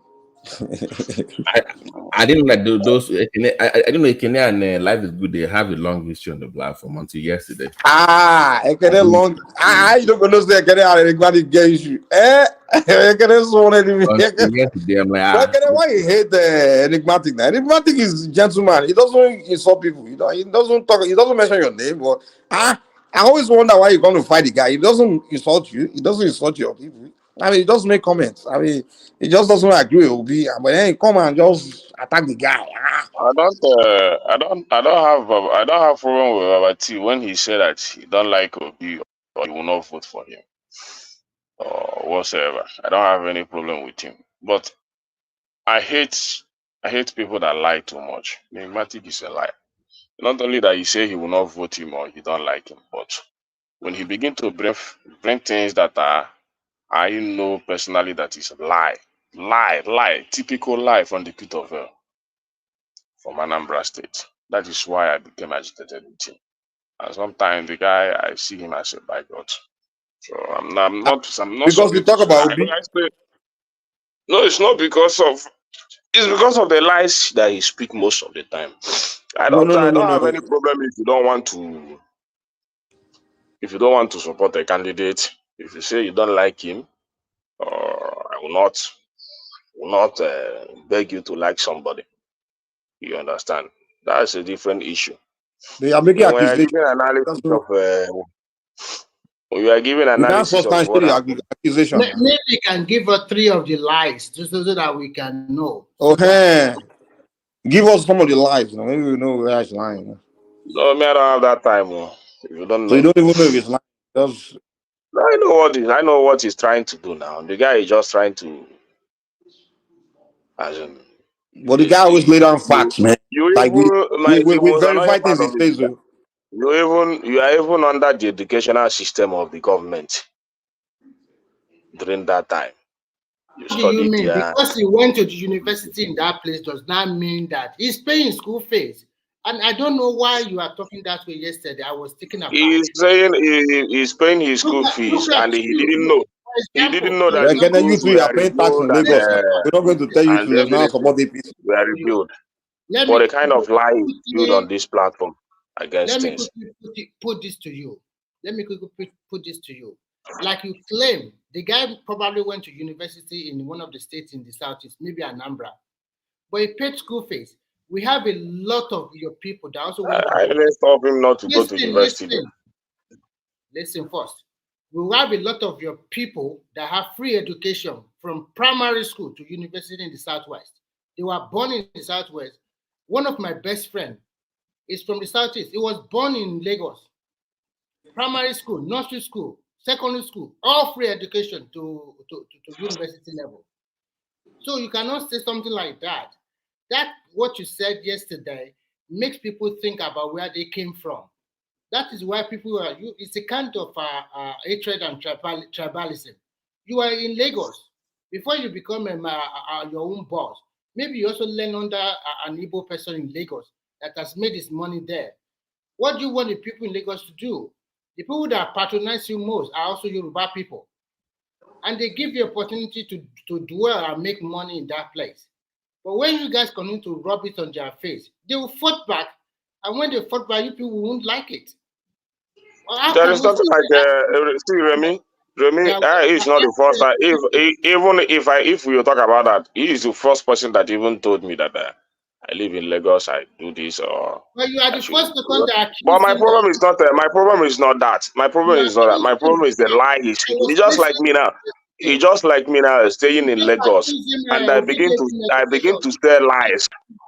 I begin to sell lies of what I know that is happening in Lagos today. I will come here and begin to tell lies about it.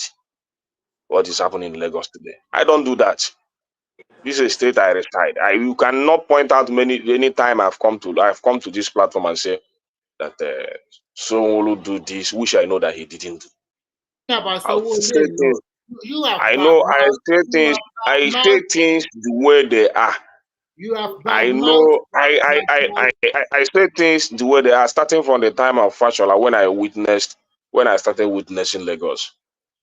You understand? I know the things. I know the things built by Fashola, which I cannot deny him, which I cannot say. I cannot use it against him. Hey, can I hold on 1 second? This guy in the backstage. Can I wait? This guy in the backstage. Shelby, click on your camera. So because it's not allowing me to hide you because your camera thing is not on, I guess.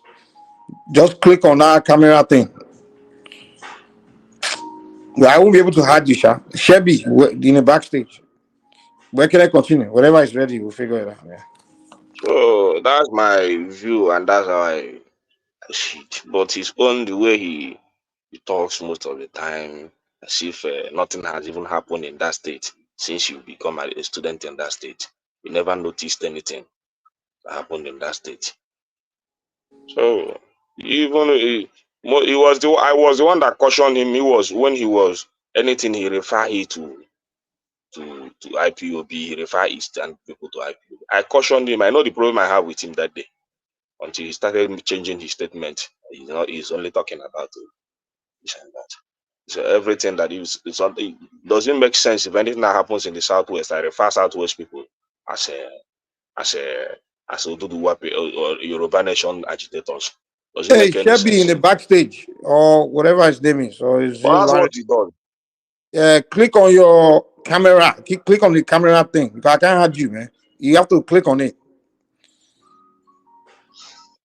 I listen to him not only in this platform. I listen to him in many platforms. Just send this guy out, man. He was the one that was telling people not to vote a candidate that the wife is an Igbo. The guy don't look good. So anyway, let me just leave it because it's just like gossiping when he's not here. But he didn't just say that now. But when he didn't say don't vote because he's Igbo. He just say. But when all these Igbo first lady they cause Mike, you are problem. making me to discuss somebody that is not here. If he's here now, I would like to talk to him. Let's wait till he comes. Then maybe later you come. But I will not discuss him when he if he's angry or people want to fight for him because of what I said to him last night. Let them fight. I don't care. Let me tell you something, and I want you to listen carefully. When you talk about politics, this last election, a lot of name dropping were used against different political candidates. For me, I see politics as a game, and there are two outcomes you can get. You either win or you lose. When you lose, you move on. You can contest another time. The way your principal is doing this thing is not good. And if tomorrow he continues to favor the hatred, tribalism too much, even the landmark these guys are fighting for, landmark also sublet spaces to other people. And those people, they collected their check yesterday.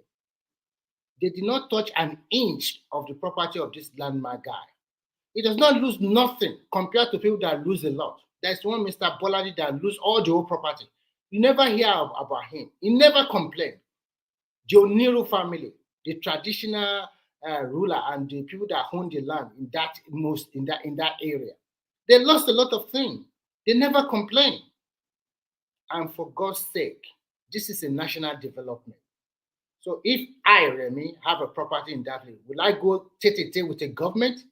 If to say we are in a country that they don't care about you like China, who are you to talk like that? You find yourself in prison, for God's sake. And the way you people, some people taking it and fighting themselves, and then Obi also came out. It's a disgrace. This is the person that said you want to rule Nigeria, and you are the one who's promoting hatred and tribalism. In a country where we have missed. Thank God that Umahi is from the south. There is nothing like Umahi. Umahi has his own personal opinion to you. No, that is not personal opinion. Let me tell you. In a country where we have missed population. Well, the problem is that you will be making points. You will not allow another person to say. Let me allow him to stop forcing the. Let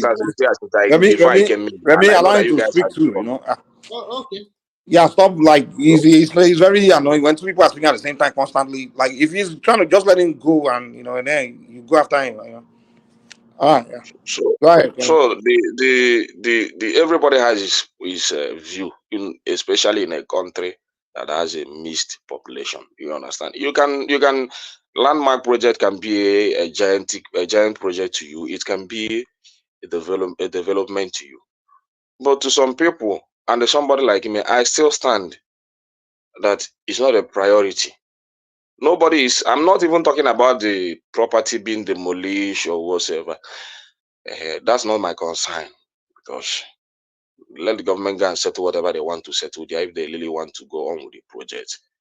But is it a priority to me with the situation we are in the country today?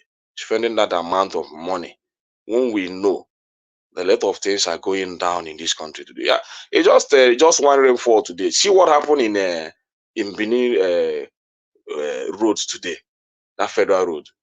Just see, the video was circulating. People were spreading it, and we're angry with the government. Know how many trailers are for there? Me personally, that I did a way bill to come on Lagos to Ondo, and the one that I did to Port Harcourt, about 2 trailers that my goods were involved fall on that road because the drivers are trying to dodge potholes and all that. Okay, can I come in here? I thank God that those goods were not damaged, but many people lost goods of millions of naira in a federal road. So what happened if those roads are being looked into, maintained, so that when those drivers are traveling, making use of that road, because they have been making use of it, let me come in here. They will feel more comfortable. Let me than spending trillions on what I know that nobody. I don't know when they're going to finish it. Can you let me come? That's a misplaced priority. Okay, thank you. To me, but it can be a good thing to you. It can be, but living in Nigeria today, you have to give him a chance to respond to now. I mean, you have been talking. I stop for you. Umahi said yesterday they met over 5,000. Remy, can you come close to your mic, please? I think you're a little far. It's close enough. That okay. mic is loud, man. Okay. Okay. You're not hearing him about it. Okay, what about now? Umahi said yesterday over 5,000 uncompleted projects rose all over the country. That this is the first time in the history of Nigeria that a president give them money, and all those 5,000 projects, they were doing it. People should go and check it.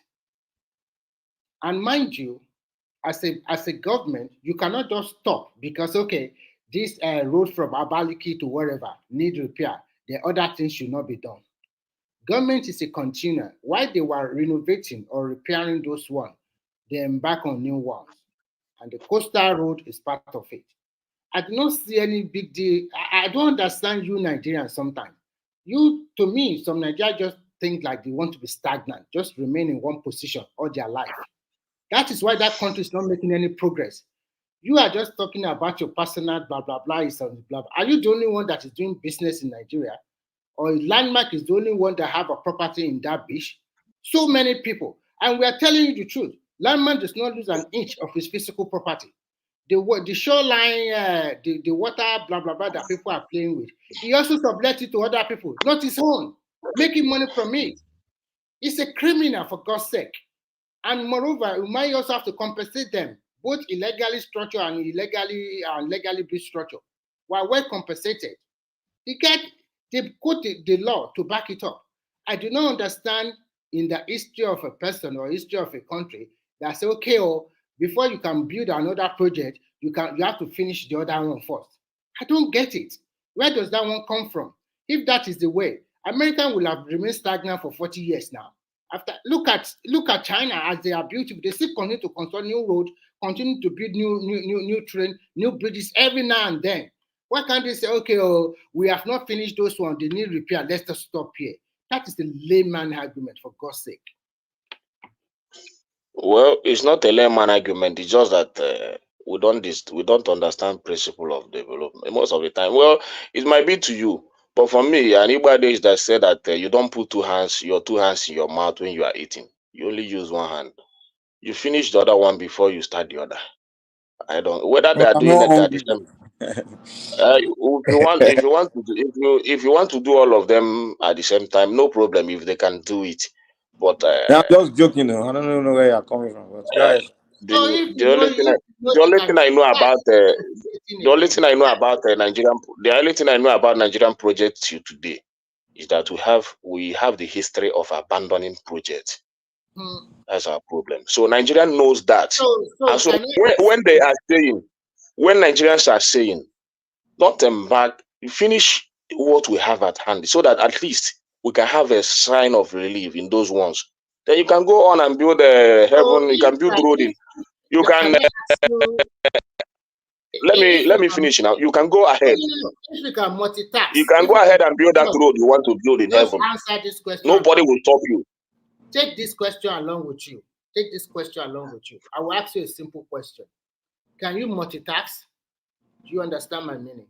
Can you do two things at a time? Can you? If you cannot, if you can do it, so why are you complaining? So the government is doing so many things at the same time. So why are you complaining about it? So you can see. That is their own. Listen. I will push this question to you. As a businessman, do you have only your business in Lagos? You have your business in other parts of Nigeria, which you coordinate and control. Why didn't you say, let me finish my business in Lagos first, before I think about putting another one in Abia or Anambra? Why are you talking that way? So you can see. We are talking about critical development. It's just like building a house today. You want to start a project, a house. You just, this one, you keep it under lintel level. Then you go and start another foundation. You do this one under, this one, you get to the roofing level without furnishing it. You go and start another one. That's not how to build a project. Whereas I'm equating what is happening. But my point, we are talking about the project and whatever. That we have that history. We have that history in Nigeria. There is a lot of uncompleted building in Nigeria, and that's the point where I'm making. A lot of let me just use it like that. There we have a lot of uncompleted building.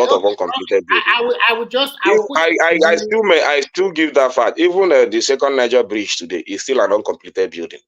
So I would. So and that one where they have stopped it now, I don't know who is going to complete it.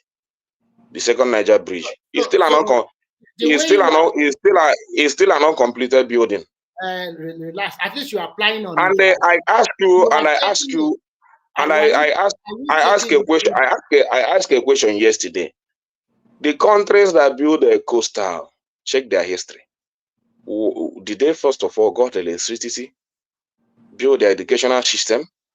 Have they gotten those things before coastal? If that is I will shock you today. No problem. But for me, the problem, Nigeria will celebrate. There are a lot of things. You can't be the only one talking forever now. Give other people chance to talk. Let me give you. And let me make a quick one so I can have a crown too. And Prince Daddy, if you guys are there, I want you guys to ask too because in year 2000, 2010 or 2011. China, as you see them, they make they call Three Gorges Dam, in which they created about thousands of megawatts of electricity. Before they do that, they have already constructed a lot of coastal roads and so many bridges in their country. Why can't you use that as an example? Why can't they wait? They are still short of electricity and they continue to build more, generate more. So as you are a businessman, why don't you say, okay, my business in Lagos should prosper first before I can go to Edo, Anambra, as you said? Why don't you wait and finish your business for 30 years in Lagos alone? I say, okay, now I'm okay now. I'm fine. So let me go to Anambra. I think you should think about think about that, okay? First of all, your business should prosper before you move on to another. Now, you build one before you establish the other. If you don't build the first one, where will you get the capital to to build the second one?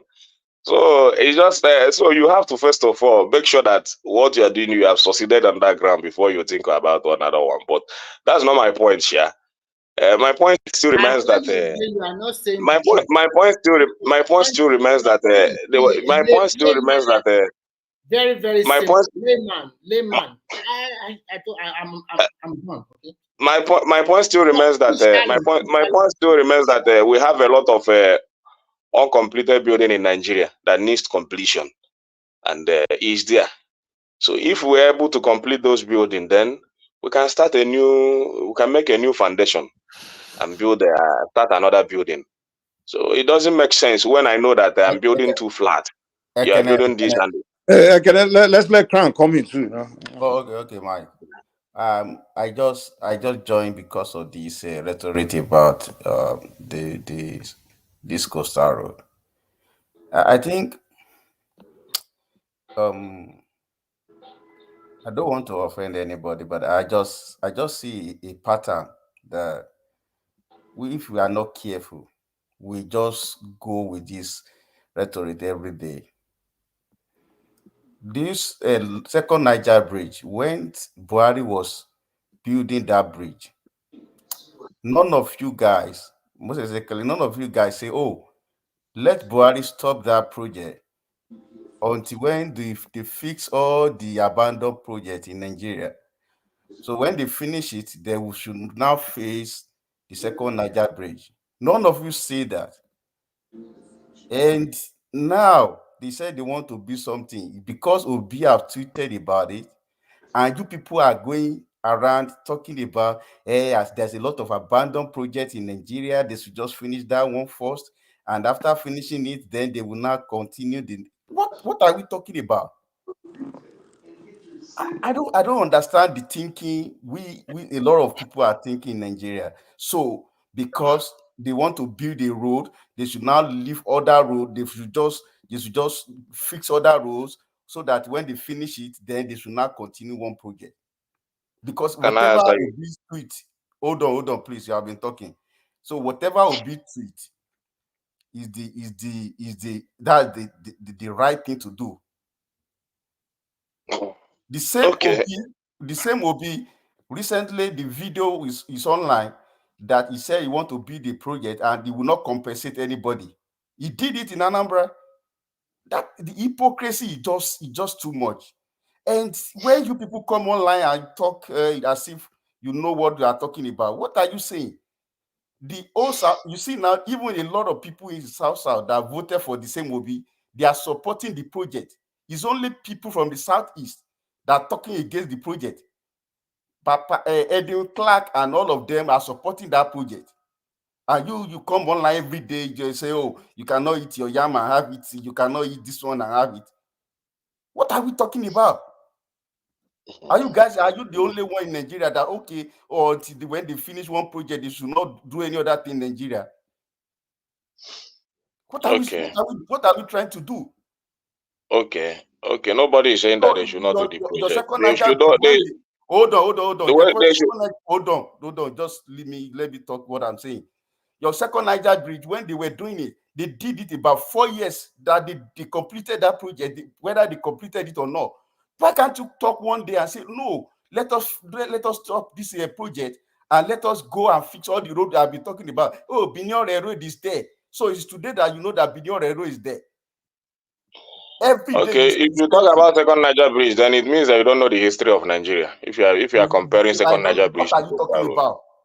Yeah, I stand with that. If you know the history of Nigeria, you should know that Second Niger Bridge is an abandoned project. It's an abandoned It's just that Buhari decided to carry it on. It's an abandoned project. You should know the level of that project when Buhari started it. The pillars are already there. Let me finish now. So that you know that you don't know the history of Nigeria or the history of the second Nigeria. Okay, let me say let's see what Ekene Samuel explain. Let's allow Ekene talk. Ekene, hold on. Coming online or talking trash every day. Which second Niger Bridge abandoned project? Who did it before? Tell me. Okay, Ekene, explain what you mean by abandoned project. Let's see what it's an abandoned project. So if you want to argue that one, you can Google it and know the stage of that project when Buhari started it. It's an abandoned project. It's almost 15% on 20% under construction before Buhari took it over. Ekene, are you saying wait, Crown, wait now. Wait. Let's try to understand what you are saying so that way we know where someone's like. Ekene, are you saying that they started second Niger Bridge before Buhari came in? And if that's what you're saying, who started it? Jonathan started it. Even though there were a lot of government wanted to, we are talking about using it for campaign, but the person that commissioned it and started it was Jonathan. Jonathan did not start it. He started the construction, is that what you're saying? Yes, he started it. The pillars are there already. Don't lie here. Ekene, you told us not to be lying here. You can Google where Jonathan left second Niger Bridge before Buhari came on that. Buhari, even the money for that project is almost half paid before Buhari came in. What are you talking about? Yeah, I know what I'm saying. I know what I'm saying. You come online. I'm not lying. I'm not lying. I'm telling you the fact. Jonathan commissioned paid a lot of money for that project. If you see the video of that project when Buhari started it, the pillars they have already run most of those pillars in that water.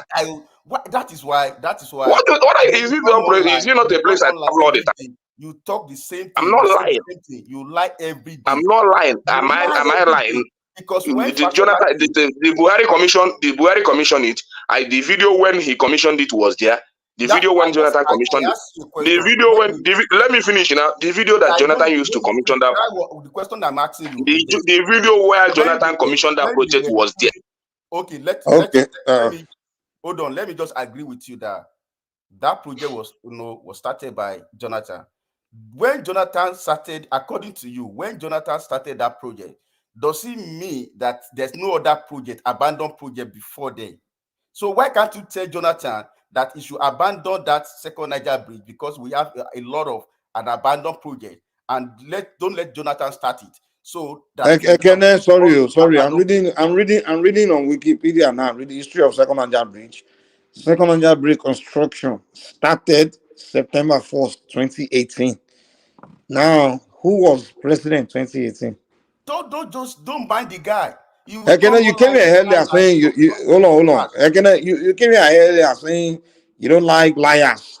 And the reason you hate Enigmatic is because he's a liar, he tells lies and things. But I don't know what you did just now. Enigmatic will not tell this kind of lie. Kenna is a big liar. See, no any construction, nothing started under anybody. Buhari starts that foundation. Go and you see everything is. Because I remember when they started it too. I knew it was under Buhari. I didn't know exactly what day. That's why I had to look it up. All of them, they are just taking picture on the second Niger Bridge, using it to campaign.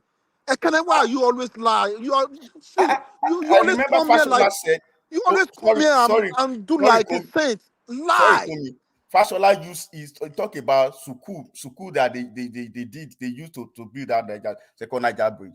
He talked about it because the funding that Okonjo-Iweala got before then, those things, they canceled that contract and they have to rebuild it again. And this one is telling me that I don't know the history. Chief Crown, can I ask a Kenneth question? Because apart from what you guys have asked him so far, he brought up that that we should focus on the most important roads at the level of. He was arguing about the level of importance of the Lagos Calabar road. So let me just read one of the few reasons why they focused on it. These roads connect about 10 states. It connects seven seaports. It's also it connects the southeast to the southwest, and it also has offshore lines to all these new. They have all these new refineries I've had some of the new names, smaller refineries that will be coming up as well on that ranch. That is the reason why they focused on it.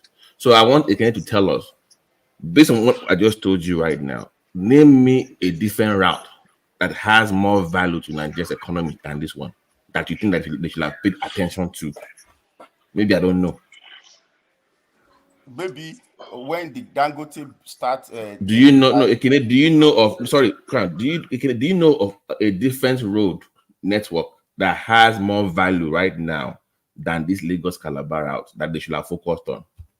Give us an alternative. That way, I can compare and contrast their economic importance. Ekene.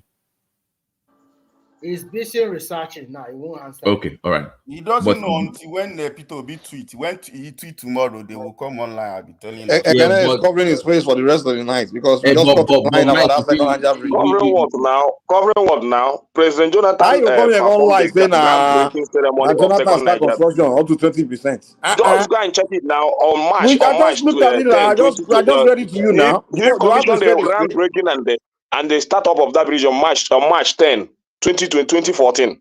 What are you telling me? Lying now? Lying what? Okay, give us your source. Okay, yeah, post your source. Let's look it. What are you give your? That's my source. Buhari started everything. Buhari started it from scratch. They can stop lying. Jonathan did the groundbreaking on March 10. Now lie, not really groundbreaking, man. Stop lying. Nothing Jonathan did on that recognize that. They are using it to campaign. Each time they want to campaign, they will go to South. Mike, I gave you time. Jonathan started second Niger bridge on March 10, 2014. No, you lie. Can I stop lying? There is nothing like that. There is nothing. No, can you send it? Go and make your own research. Mike said his own. I said I bring my own. My own. It's not my own. It's record. It's record, man. Yeah, my date and everything is here. Each time. Okay, send it. Let's look it. Jonathan performed the groundbreaking ceremony of second Niger bridge in Anambra State on March 10, 2014. I cannot stop lying, man. Stop it. I'm not lying. You're lying now. We are looking at record here. The project was estimated to cost about 117 billion naira. Mike, if you say no reason why you are lying. Each time they want to campaign in Southeast, let me say this. Sorry. If you say Jonathan do it, that means also that Obasanjo also flag up the project. Obasanjo also did the same thing. When they are campaigning, they will go there.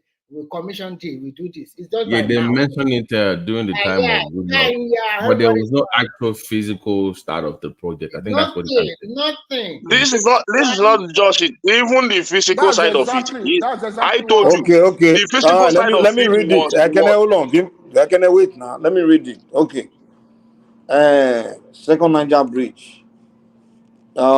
Construction started.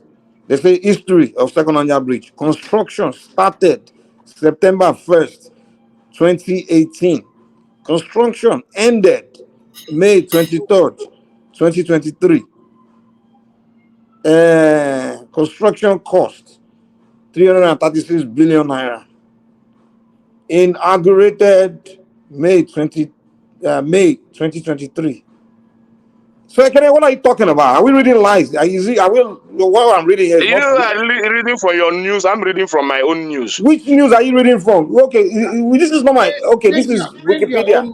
Bring your own. Now let's read. Now let's read the source. Let's see what's the source of your own. I'm giving my own source here. I'm using my phone. I would have sent it to the link. Send it. I will open it up. I'll read it out. So let me help Ekene here. Let me put the link from Premium Times. I think this is what he's saying from Premium Times. That Goodluck. I think let me find the link here. There was a groundbreaking ceremony, I believe. Okay, Mike, do you see the private chat? There's a link from BT. See that one that he's talking about. They just went there. And there was no construction. There was nothing built. And he just went there. They said they did but they did not do any project. They did not do anything. Yeah. You see, Ekene is confused with that Groundbreaking doesn't mean you build anything now. You just announce that you're building something. To him, he thought that after that groundbreaking, they started the construction. There was no for 3 years. There was nothing. There wasn't no construction. Yeah. And he would be had talking funding. as if he's talking to babies. We don't know anything. We can also ask them, where is the money voted for it? Where is the money voted for Donald Jonathan? Where is the money? They had problem with the funding. That's why they cannot start the construction. So it was an abandoned project. They had issue with money and design. If you remember, they were having design issues with that thing. Yeah, it was an abandoned project as at the time that Buhari came in, and Buhari picked it up, started the construction, and finished the construction of it. So, Ekene, you are not that wrong to say there was a groundbreaking ceremony for, to commence on the construction, but they failed to commence on that construction. It was just that ceremony they did that. Oh, look, we want to do this too, we want to do that too, and that we are ready to do it. But Babaja, let me say this. January 17, 2015, premium time. We have spent 10 billion on second Niger Bridge so far, Jonathan. They don't eat money well. You pay nothing like eating money. I told you, my own is this. Hold on. My brother, hold on. Yeah. When you sign a contract with somebody, it's called advance fee first that you pay for without even bidding anything. You already pay money first. Doesn't mean you actually have actual building first. You must pay advance fee. Even at that, Babati, I told you that even before Jonathan left office, at least there were a few pillars there, and I told you that he has already paid some money. There was nothing there. Stop lying, man.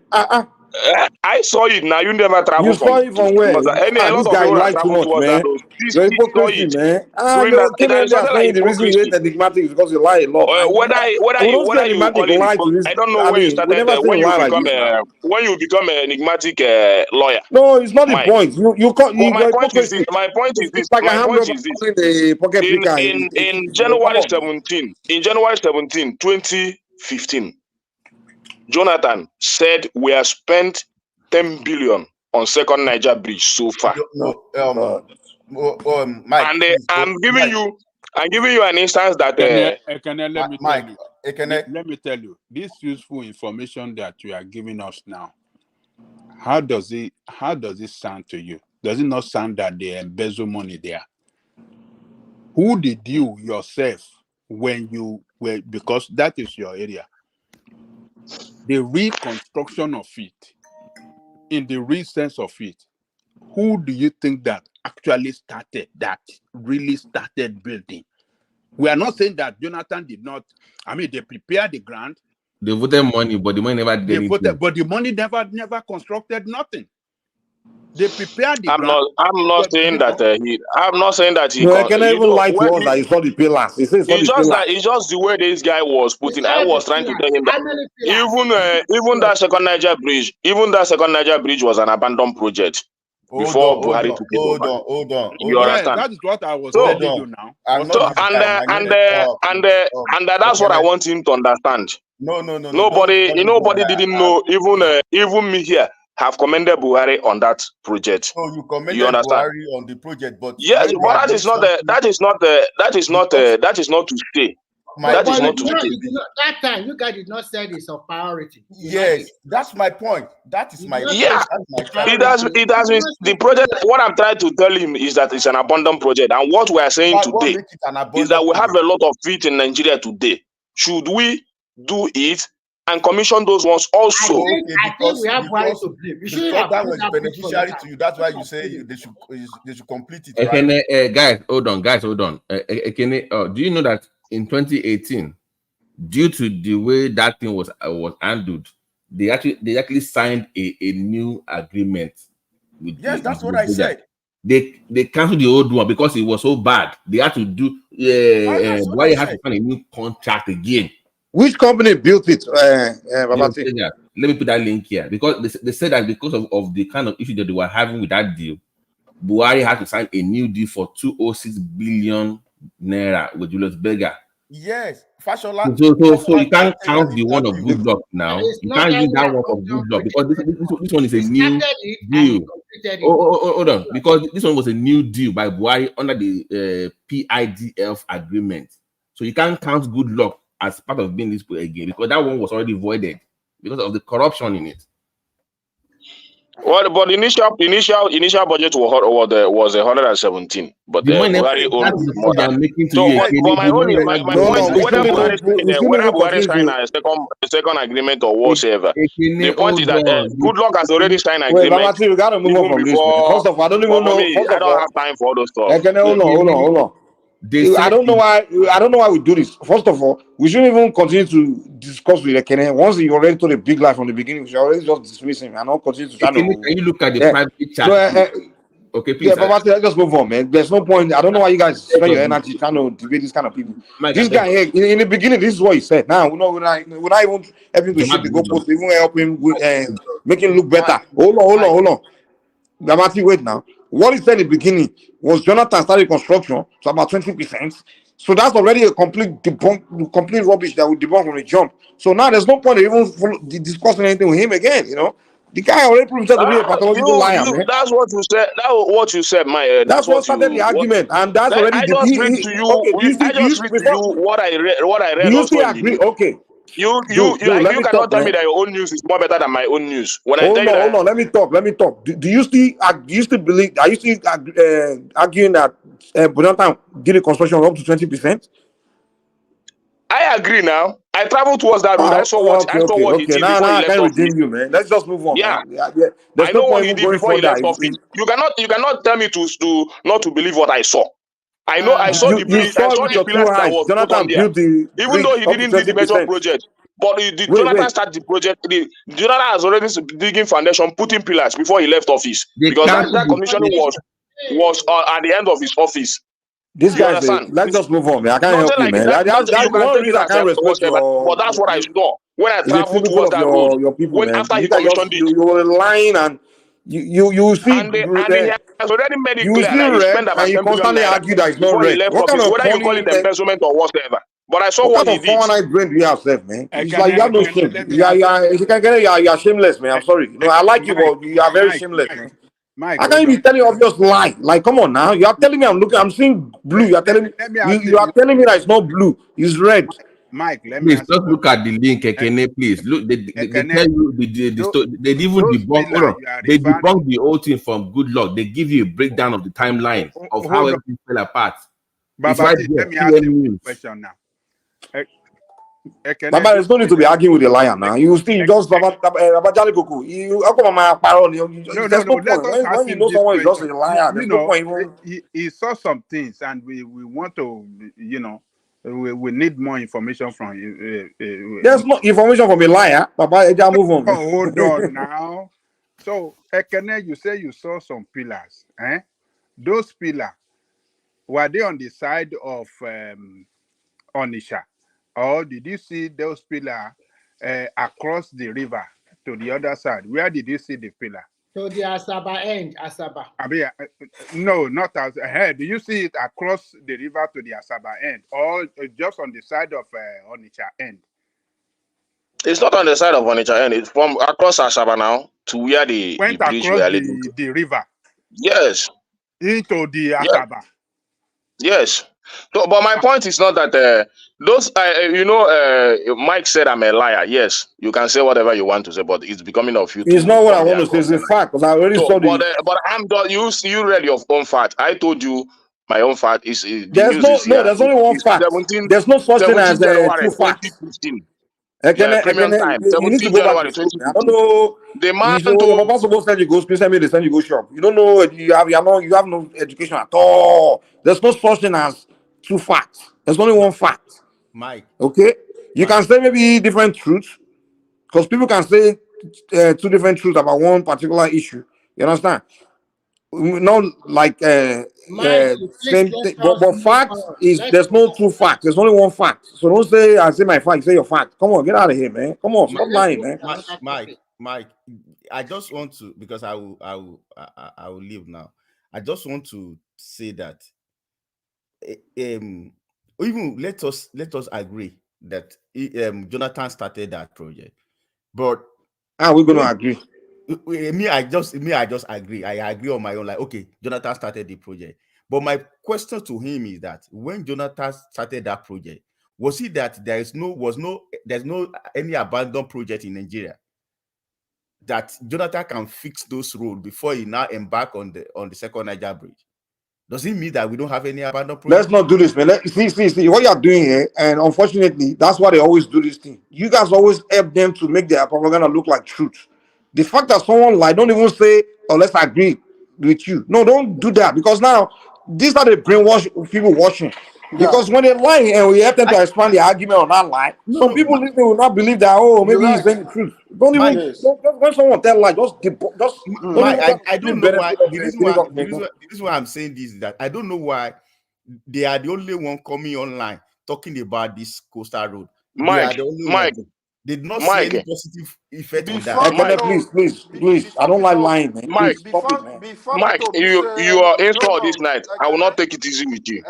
You understand? Hold on, before you don't come here and start to call me lie or insult me or whatever. You are lying now. I've just brought the fact up. You are not more personal. You are not more personality than me. You understand me? No. You understand me? If you are not a moderator again, if you come here, if what you come here is to insult an opposition or whatever, or another it's people not about then you are not a moderator. Terrible lies, Who man. is telling you now. lie? If you read your You own can do that to one man, but don't come do that here with me. lie I or don't like don't insult me. We are all alive. Stop being a liar now. A liar is a thief now. Do you understand? Don't do that again. Don't insult me again. Don't do that again. Then stop lying, right? Don't stop lying. You still Stop respect telling yourself. You understand? You still respect yourself. I'm not taking easy No, with you. you respect yourself, Don't try it again. but stop being a pathological liar. Do that. Which liar? You're not They are still lying. How you can say if your own news doesn't have any, then you might my own. If your own, you read your own, I read my own. You need to Don't fix come here. Don't call me them again. Don't use such statement on me again. Don't try it again. Don't try it again.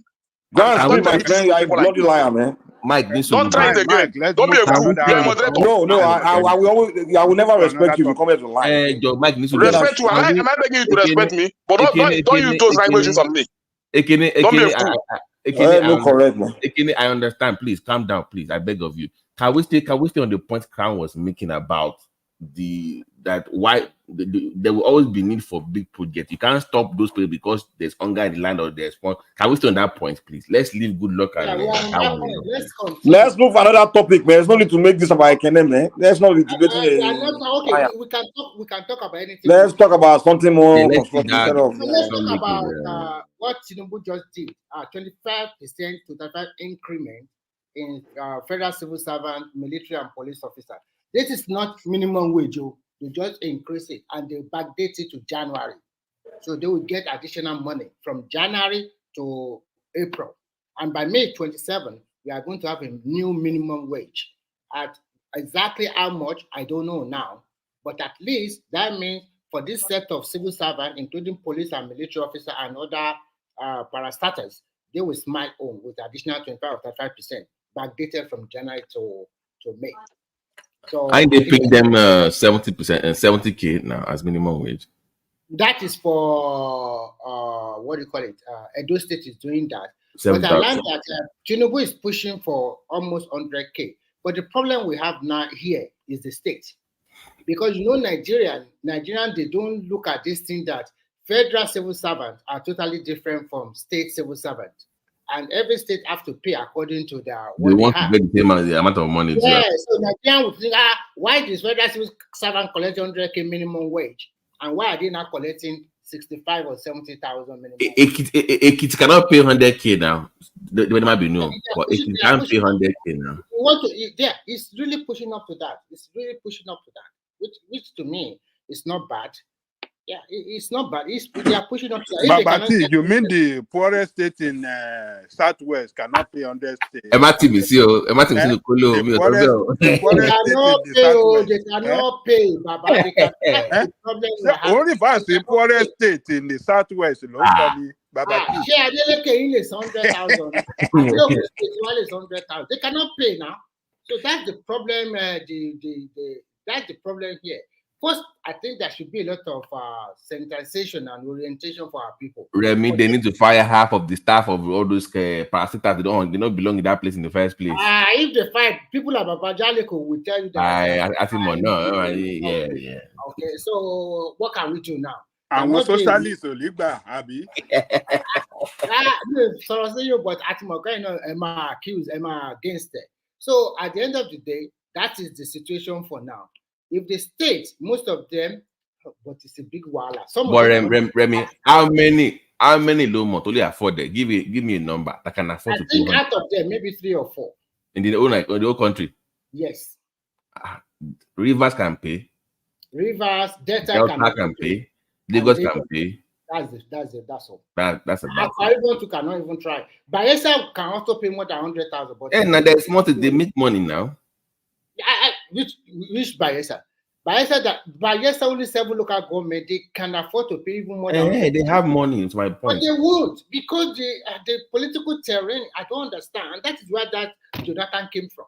I don't understand them at all. A small state with a lot of money at their disposal. I think sometimes our people are so docile. Why don't you look at the wool in your own eyes first? Look at what is happening to Edo and Delta and the rest. These are super rich states like Delta State. And they'll be fighting about traditional blah, blah, blah.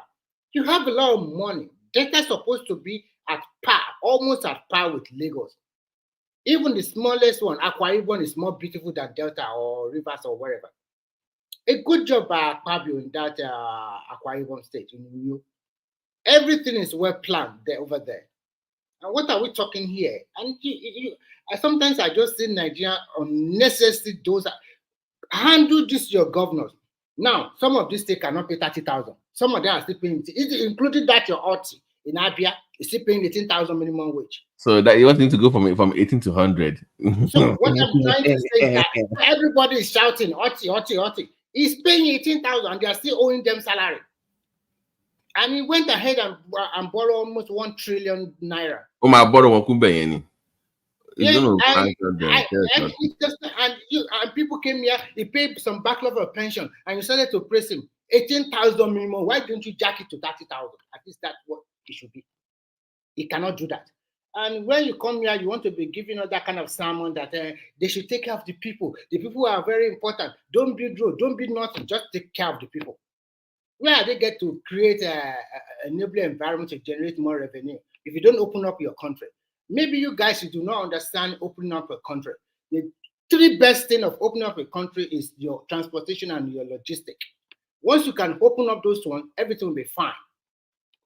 Have a lot of access road, have a good train system, have a good network, even aviation also can also help you carry some goods, some cargo. That's how these developing countries are doing it. But you in Nigeria, they are constructing coastal highway. Everybody should be happy for it. And the same Umahi said yesterday, there's going to be another coastal road passing from Enugu all the way to north there, and Sokoto to Badagry. All of these are in pipeline. Instead of you fighting unnecessary fight, why don't you talk to this guy? Can we have another road from your section? But you are not doing that. Everybody is about tribalism and hatred. For who? A politician? They don't fight any fights because Peter Obi tweeted about Who is that. Peter Obi? Who is Peter Obi? Can I never come here before saying that the problem of Nigeria today, is Peter Obi talk about it. Sometimes the problem of Nigeria today is hunger and poverty. Sometimes you understand? Peter Obi is not 100% correct. You need to know that. You understand? Many policies Tinubu bring up here, people condemn it, say this is not the right one. You guys just following this man, go like sheep. See, you guys need to wake up, man. When you also talk about hunger and poverty, look at all the developed countries in the world. Ask a lot of people that in diaspora today. Nobody even want to take the support money. How much is it? It's not even enough for you to survive, to live a decent life. Even the so-called developed country, how much are they giving them as support money? How much? If you are thinking about hunger and poverty, and if you want to eradicate hunger and poverty, the only way is to go to production. Create an environment for people to build factories. Make it easy for people to access loans and advances. But unfortunately, in Nigeria, the rate of loan or advance is so high. So they are working on it. So if you want poverty to go in your land, push people to agriculture. Not everybody go to container market. People stay at 200 home. million Nigeria should go into agriculture. Yes, why not? 200 million Nigeria should go into agriculture. When you go into agriculture, Ekene should go back to farm. And Ekene take Ekene to farm. Argument. 200 million Nigeria. 200 million Nigeria should go into agriculture. Just because Ekene, you know, a lot of you that are doing this importation, too much over importation. You guys go to farm. For everybody, 2 million Nigeria should go into agriculture to make your government look good. Okay, we'll go. No, we'll go. Now I see. You want the government to fail so that you can prepare your principal to come. I said it yesterday. I want to look ashamed of. I want to look ashamed of everything I'm criticizing the government today. I want one day I will be ashamed of it. That's what I said. I've declared it. Everything I'm speaking, everything I'm talking about the government today, I want tomorrow or in the next 4 years, I want to be ashamed of it. I want them to. Your motive. Remy, don't engage in any argument again now. Don't start that one again. Hey, you change the topic and let us talk about the topic. I don't like a situation whereby you people will be speaking for those governors and be assuming that they cannot pay that money. I don't think with the present revenue that each of them are receiving now, they cannot afford to pay that minimum wage that we are talking about. They should be able to pay. They are just lying to us that they cannot pay. How much is it? What is their workforce? Can any of them boast of even 5,000 workforce in each state, apart from Lagos? Even on your state, they have downsized several times. So if you look at it, let's even say an average civil servant is collecting 300K. How much is that one in a month? Don't let us even convert it to dollar. If you're earning 3,000 naira in Nigeria with a family of 2 children and your wife is also working, maybe contribute 100,000, you are good to go. No, when you say, let me tell you, when you say minimum wage, don't let us get it wrong. When you say minimum wage, there is nobody that will earn that minimum. Yes, I know. You understand? There's nobody that will earn that minimum. Because so if they are proposing 100,000, I think all of them should go. You know, the problem we have is that, okay, for example, like Canada is talking about, okay, and they should finish all their Abidjan project. A structural project is not the only project that a governor or any leader should do. You understand? Even payment of salary is a project. You understand? You now have governors that will say that they cannot afford minimum wage. Meanwhile, they will be carrying out construction projects in their state. So where did they get the money that they are using to pay for that? It's only that it's not their priority. They don't see it as priority. That is it. We cannot be, even with the so-called Ekiti that you mentioned first, should be able to pay. What is the workforce of Ekiti State? What is even the population of the whole Ekiti State? A state like Bayelsa that is collecting tens of billions every month with a population of 1.7 million. Even if they are paying all the people in their Bayelsa say, as if all of them are civil servants, how much will that one come down to? So we should not be speaking for them. They spend money on a lot of other things, but they just don't see that minimum wage as a priority. Simba, can you answer this question? How come? Simba, I think I agree with you this night. Simba, I want to throw a question to you. How come some states are still paying that 18,000 up till now, and the people in that state, they never even utter a word? Let me tell you, the problem we have is that we have this fixation about the federal government, as if it's only federal government that can help us. That fixation is the major. Nobody, have you ever seen people in states that are not working that nobody talk about their governors now? We only focus on the federal. Simba, look So at that is Bello that stole 80 billion in Kogi. People still came out to on his behalf to support him on the street of Kogi. Even the Kogi people, they are just quiet. He Nothing. didn't pay salary. He stole 80 billion. Yet he's there to protect him on his behalf. Leave him alone. I said, what kind of humans are this kind of people? I don't get it, man. I don't. And I must say this, even the people in the diaspora, they are not also helping the people in Nigeria. They are those ones everywhere online, spewing rubbish, garbage every time. They don't know information, they don't know nothing. And when they continue to demarket Nigeria, and where you are living, you obey the law 100%. And when you go back to our Nigeria, you feel like a big man, nobody should touch you. You want to feel everybody should worship you just because you step out of the country. And then you continue to foment trouble. You continue to instigate the people at home. And some Remy, let me tell you, after you people session yesterday, Kaizo opened another session yesterday after. Yesterday morning here, it's maybe around that 11 or 12. There is a serious flood in Kenya that kills a lot of people. It affected a lot of their infrastructure, even including their airport were flooded. You understand what I'm saying?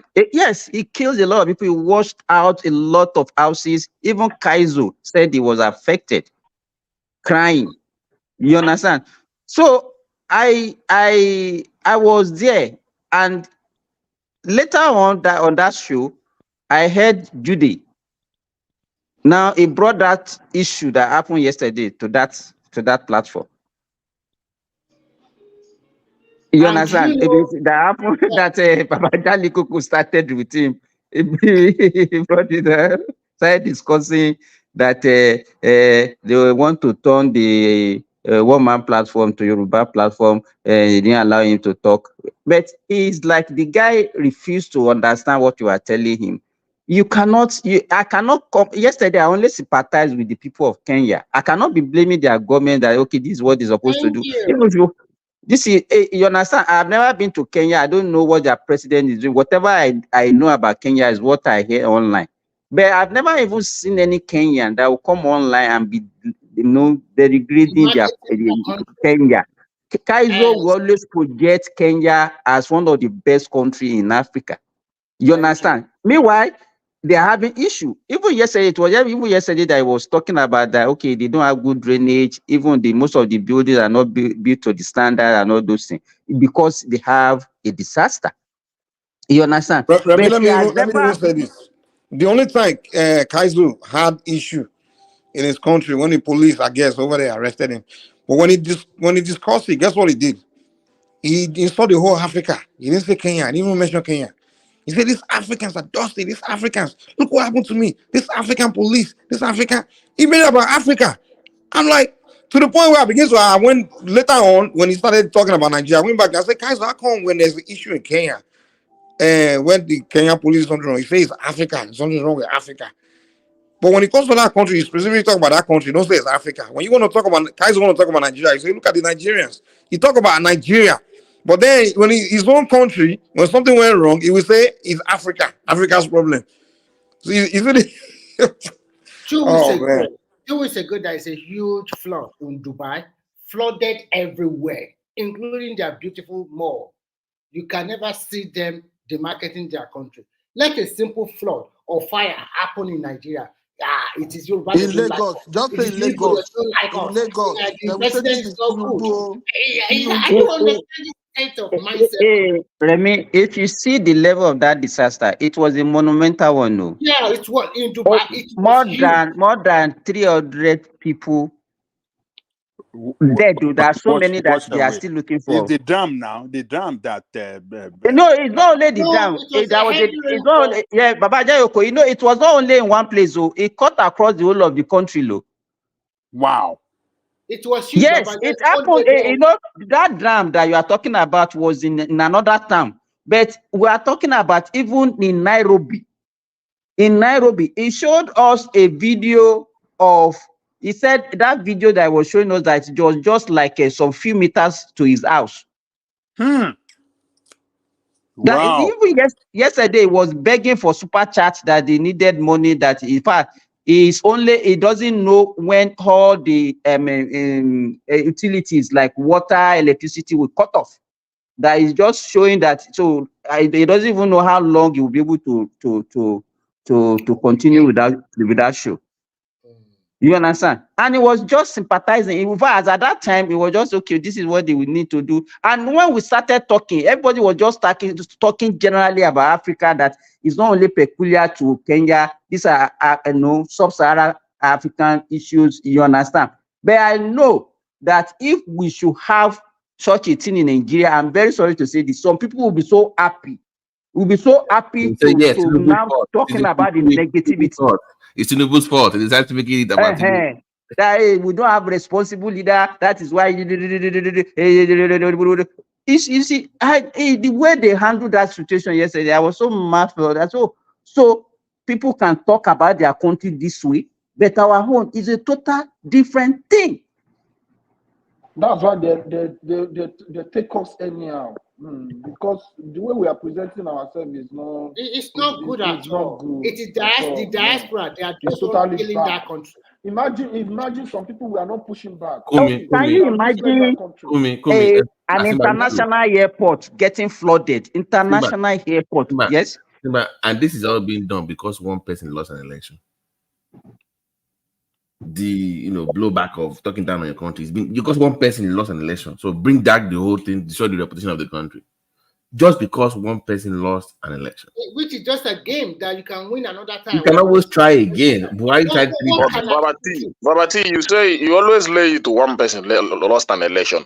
So who started propaganda in Nigeria in 2012? When Goodluck Jonathan started? Is it not this current government that started the market in Nigeria? What are you telling me? Again, stay with me. Wait. Stay with me. We're not discussing. Different. Hold on, please, Kim. We're not discussing internal politics. We are discussing to the point where you allow people from other countries, you align with them against your country because that's what I'm talking about. I'm not discussing people. No, there is nothing like aligning with other people because if you're talking about negativity in Nigeria, you should lay it down during the time of APC. Can I talk, please? Back then, those people we are talking about are speaking against Jonathan's government. Yeah. They are demarketing Jonathan's government. They are not going on a Black American platform or African all over the place demarketing Nigeria. They were demarketing Jonathan. I've not seen worse thing that happened to and Nigeria. They were doing it within Nigerian space. I've not seen any country in the world where they put their president in a coffee or tie it as a goat and telling them that your country president is the goat has brain more than your country president. All those things happen with this current APC government.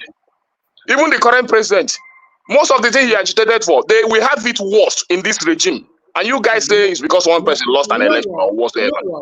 That time you are agitating for petrol price of 100 and something naira.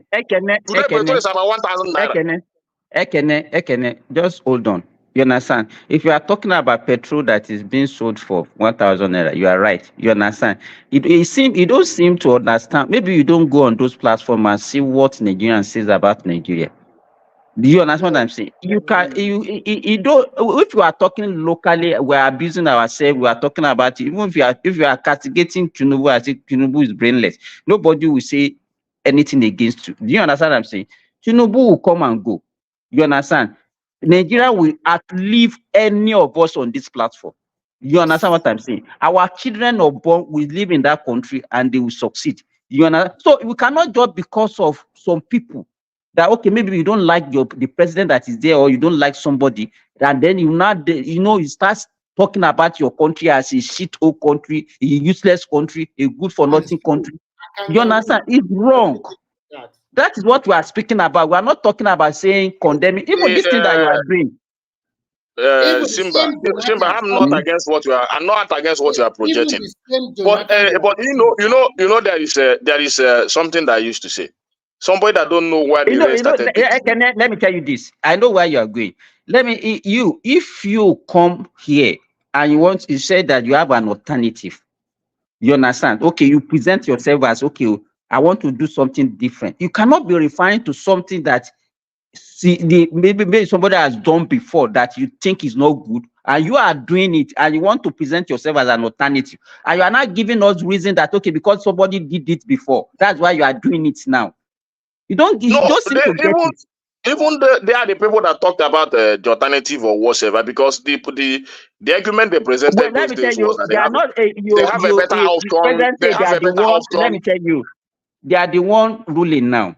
So whoever is talking now, whoever is against them now, is want to give an alternative. Do you understand what I'm saying? They are the one. You know, what I said here the last time, the current president, the alternative he gave that time, what he has been agitating for the centralizing of power and all those things. Where are those alternatives today? I'm still mindful that those things he relegated to the ground because those are his agitation. Now when he was a the one private there citizen. now. He's the one Now there he's the now. one there now. It's And people not are doing saying well. that if people Let's start assume criticizing him now, people say that we are not getting it right. We are not. When you are criticized, criticism is even from opposition. You understand? If they say criticize, criticism is, we have a positive criticism, we have a negative criticism. You understand? In a situation whereby you don't see anything that somebody is doing that is good, that means you are too negative. Do you notice that Ekene never mentioned anything about you understand? So what we are saying, forget about Tinubu. Tinubu maximum. Ekene, why you didn't say anything about what David Umahi talk about Peter today? What fix your mic, did in Anambra when they are demolishing a lot of buildings because they want to pay them CCO. He didn't pay them any compensation. But can I never talk anything about it? Oga, we are talking about your government. You see what this government. Oh wow! If I want to talk about that, if you want us to go towards that, we'll go towards that. Then you bring out the videos, we discuss it, because me, I not even start the conversation with you, and I didn't read anything about that. I just saw it on the surface of the news. I've not even bothered to read it. So maybe tomorrow we talk about it when I've settled down and read it and understand what they're saying there. But the point still remains now. The point we are talking about today is the situation.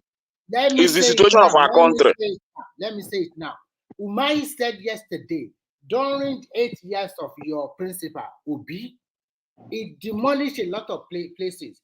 It does not put human face into it. It does not pay 60 as compensation. Yesterday, we witnessed with our kuru eyes. Those people that were that confirms that Obi really did some project in Anambra State. At least that confirmed that. I don't know about like people that said that he never did anything as a governor, that will confirm to that side of it. So that confirms to the way that he did some project in Anambra State. But I will not bring Umahi and and Obi issue together, because I have respect for Umahi and I have respect for Obi. So whatever you want to do. Umahi said Obi is minister now. You will attack the person. You see, you always pretend. Umahi said you guys, let's leave that. I think that co-start thing that we are talking about, we've been on this issue for more than a week now. I don't think it's something that what I want to say is that what happened in Kenya, we should be wary about it in Nigeria, because from the news I'm getting from home is also not favorable. That every race, I don't know if Ekene can testify to that also. Maybe if you stop building on canals, that will help too, Just saying. That is one of the major issues. That even let me tell you, the way we construct houses in Nigeria also is like we have issue with maintaining standard. How many people even build house in Nigeria involve all the necessary professional that are necessary in building their houses? No soil testing, no drainage system that connects across the area. You just build and you have your fence, and that you don't even know how water flows. You just build at the back of your fence. You don't care where it goes. So there's no town planning. Where is town planning? When you are building, it's supposed to involve it's supposed to involve the town planning to know, This is where you put your pipe to for your You know, even BT, where they have a plan. I think I mentioned it on this platform some times ago. Where I live in Ilorin is a government residential area where they already map out. They have areas for school, they have area for hospital, they have area for recreational area. You understand? And the people even in the ministry, even Nigerians are buying those areas that are meant for public use, not for personal use, to build their houses where they're supposed to put hospital. They've already erected an apartment there for personal resident. Where they're supposed to put school, they're using it for another thing. You understand? And it's not as if we don't know. We know. People know that is what actually those places are meant for. So some people even extend beyond their land. And you understand, the road, they will narrow it down. The road are supposed to be, let's say, 25 meters wide. Some people, they will just construct and narrow it that like 20 meters. And it's like we behave recklessly. We don't know the implication of some of these things that we are doing. But when the repercussion comes, we now start shouting. We now start shouting. We start blaming some other people for our own, mistake or whatever deliberate thing that we have done to ourselves. So, as I'm saying is today is Thursday. Let me tell you, if care is not taken, we are going to experience a lot of flood in Nigeria. God protect our people. That Lagos, that island, is coming down. I'm telling you, if they don't finish this, and that's one of the benefits of this Eco Atlantic thing, because it saved that place. It literally saved that place of flooding. But you must start rebuilding all your marina. You know what happened about 2 years ago in Marina? That whole area just went up. Their cars were floating. All those banks. And if care is not taken again, if they don't manage that thing, they will have issues again this year. I think, Babati, I want to say something. It might be very harsh. I think they need to stop inflow of people to Lagos. They need to curtail it. Because every state or every city must be planned in Nigeria. When I look at Nigerian structure, some of these places are not well planned, and you want development. You want development, that means some places have to go. They need to demolish. It's a harsh decision. But if you want Remy, how can you be paying that kind of money, having an apartment under the bridge? I want that video. What the hell was that? I think sometimes we need to start to plan in Nigeria. If that population explosion still continue in Lagos, that place is also not safe totally. Because how can 25 or 27 million people just cramp themselves in that place? It's high time they need to curtail people too. Because sometimes you just see a lot of I don't want us to even get fixated on Lagos. You remember that it's now becoming an annual thing along this Niger, the states along River Niger banks. You see what happened in Kogi State, was it last year or 2 years ago? What happened even in the East, Anambra State and all those places? What are they putting in place now to forestall all those things? The only thing that the national emergency will do is, okay, the rain is coming, people should start leaving the banks of the something though. What structure? Sorry for the interjection, Mike. There is this one guy. His name is Israel Sukuru or Sukutu. I don't know. He came on this platform one day, and I interrogated him. Since that day, which is almost like 6 or 8 months ago, every time he came, he's a young guy. Is not that guy in Dubai? He's the one. He just leave the small boy alone now. What happened? Yeah. What happened? He came on this platform one day, which is about maybe last year or 8 months ago, and I asked him several questions which he cannot defend. Since that day, he never comes to the platform anymore. But on the comment section, he has been bashing me. Anytime he came, he will be bashing me every now and then. Till today, am I the only one in this platform? Can't you bash other people? I beg. So he lost argument and he's still angry. Yes, and he still after 8 months. Remy, you will look on. You will look on. I don't understand though. See these people now. It's very funny. Why only me every time? Is it because you? I remember that day now when you embarrassed him. just ignore. That means you're doing well. Now, but at least bash other people now, or come to the platform. You know, Mike, I'm still waiting for us to have our conversation. Oh. I just cool down so that everybody. I don't like having which conversation are you talking about?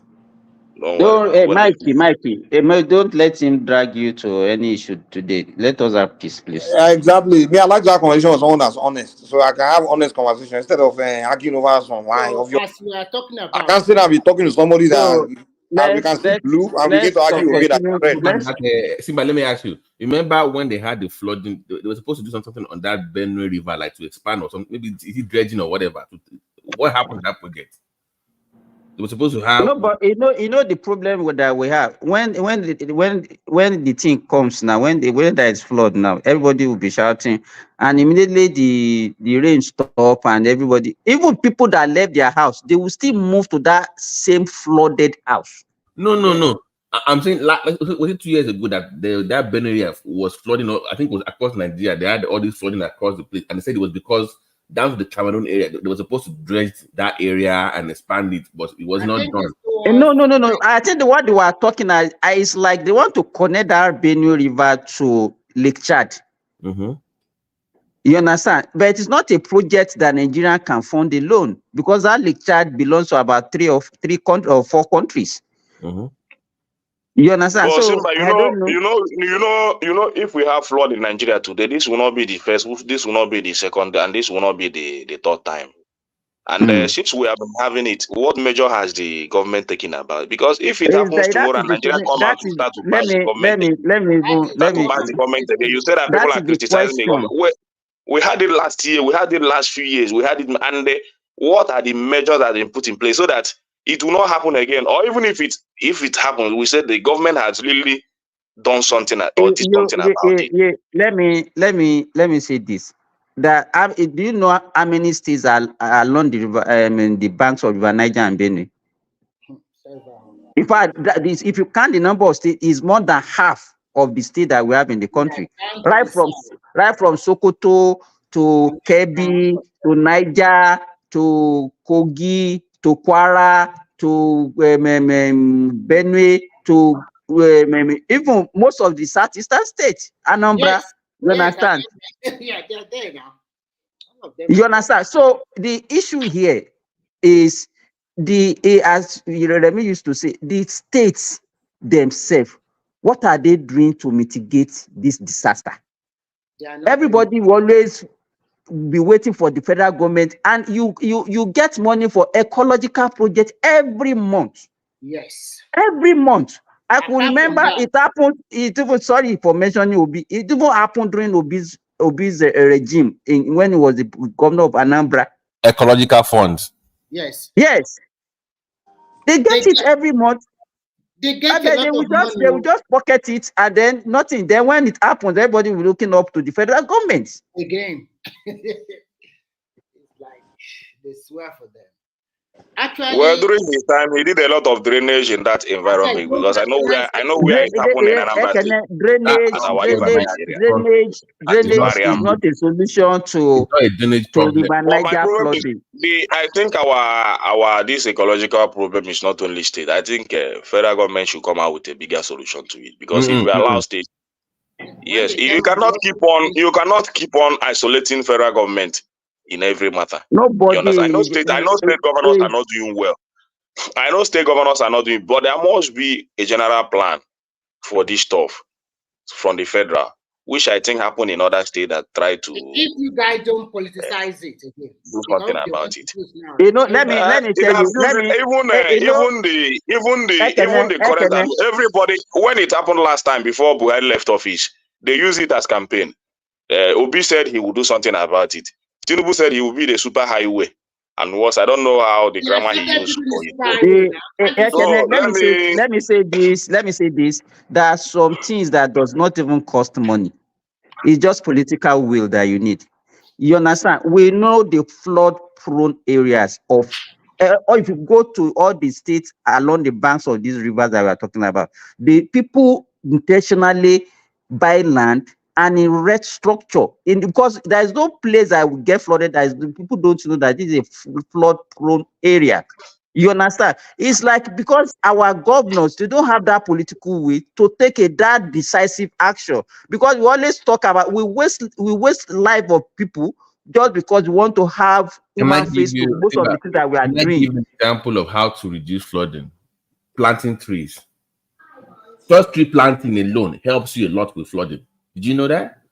So there are things you can. Back in the days in Ogun, they used to encourage planting trees. Every house or every compound had trees that you have to, maintain. Yeah. Hey, So no, what let me even BT, let me even tell you what is happening these days. Most of us, even when we construct our houses, what do? We put concrete on the floor, on the whole compound. What happened Any to little rain, if you see the amount of water that will be coming out from each houses, then where are they going to? They are going to the road. Because we don't understand what the way we're supposed to even maintain this ecosystem. Why they even allow? Think about why they even back in the day when you build a house, the inside they don't do concrete, so you do the soil with grass. That is what people does these days. You Because understand? That's most people. Absorb the water. The trees will absorb the water. The next thing, once there's a rain for like 5 minutes, the whole street, you see water on the whole street because there's no water is not going down. It's not going down.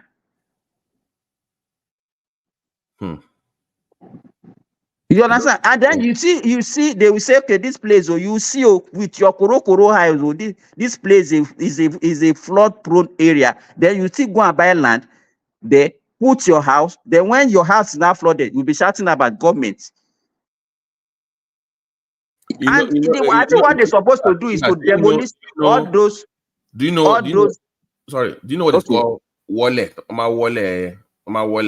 So when you build your house, they will tell you what is the direction of the water flow. They will now wallet it towards that water flow for it to come out.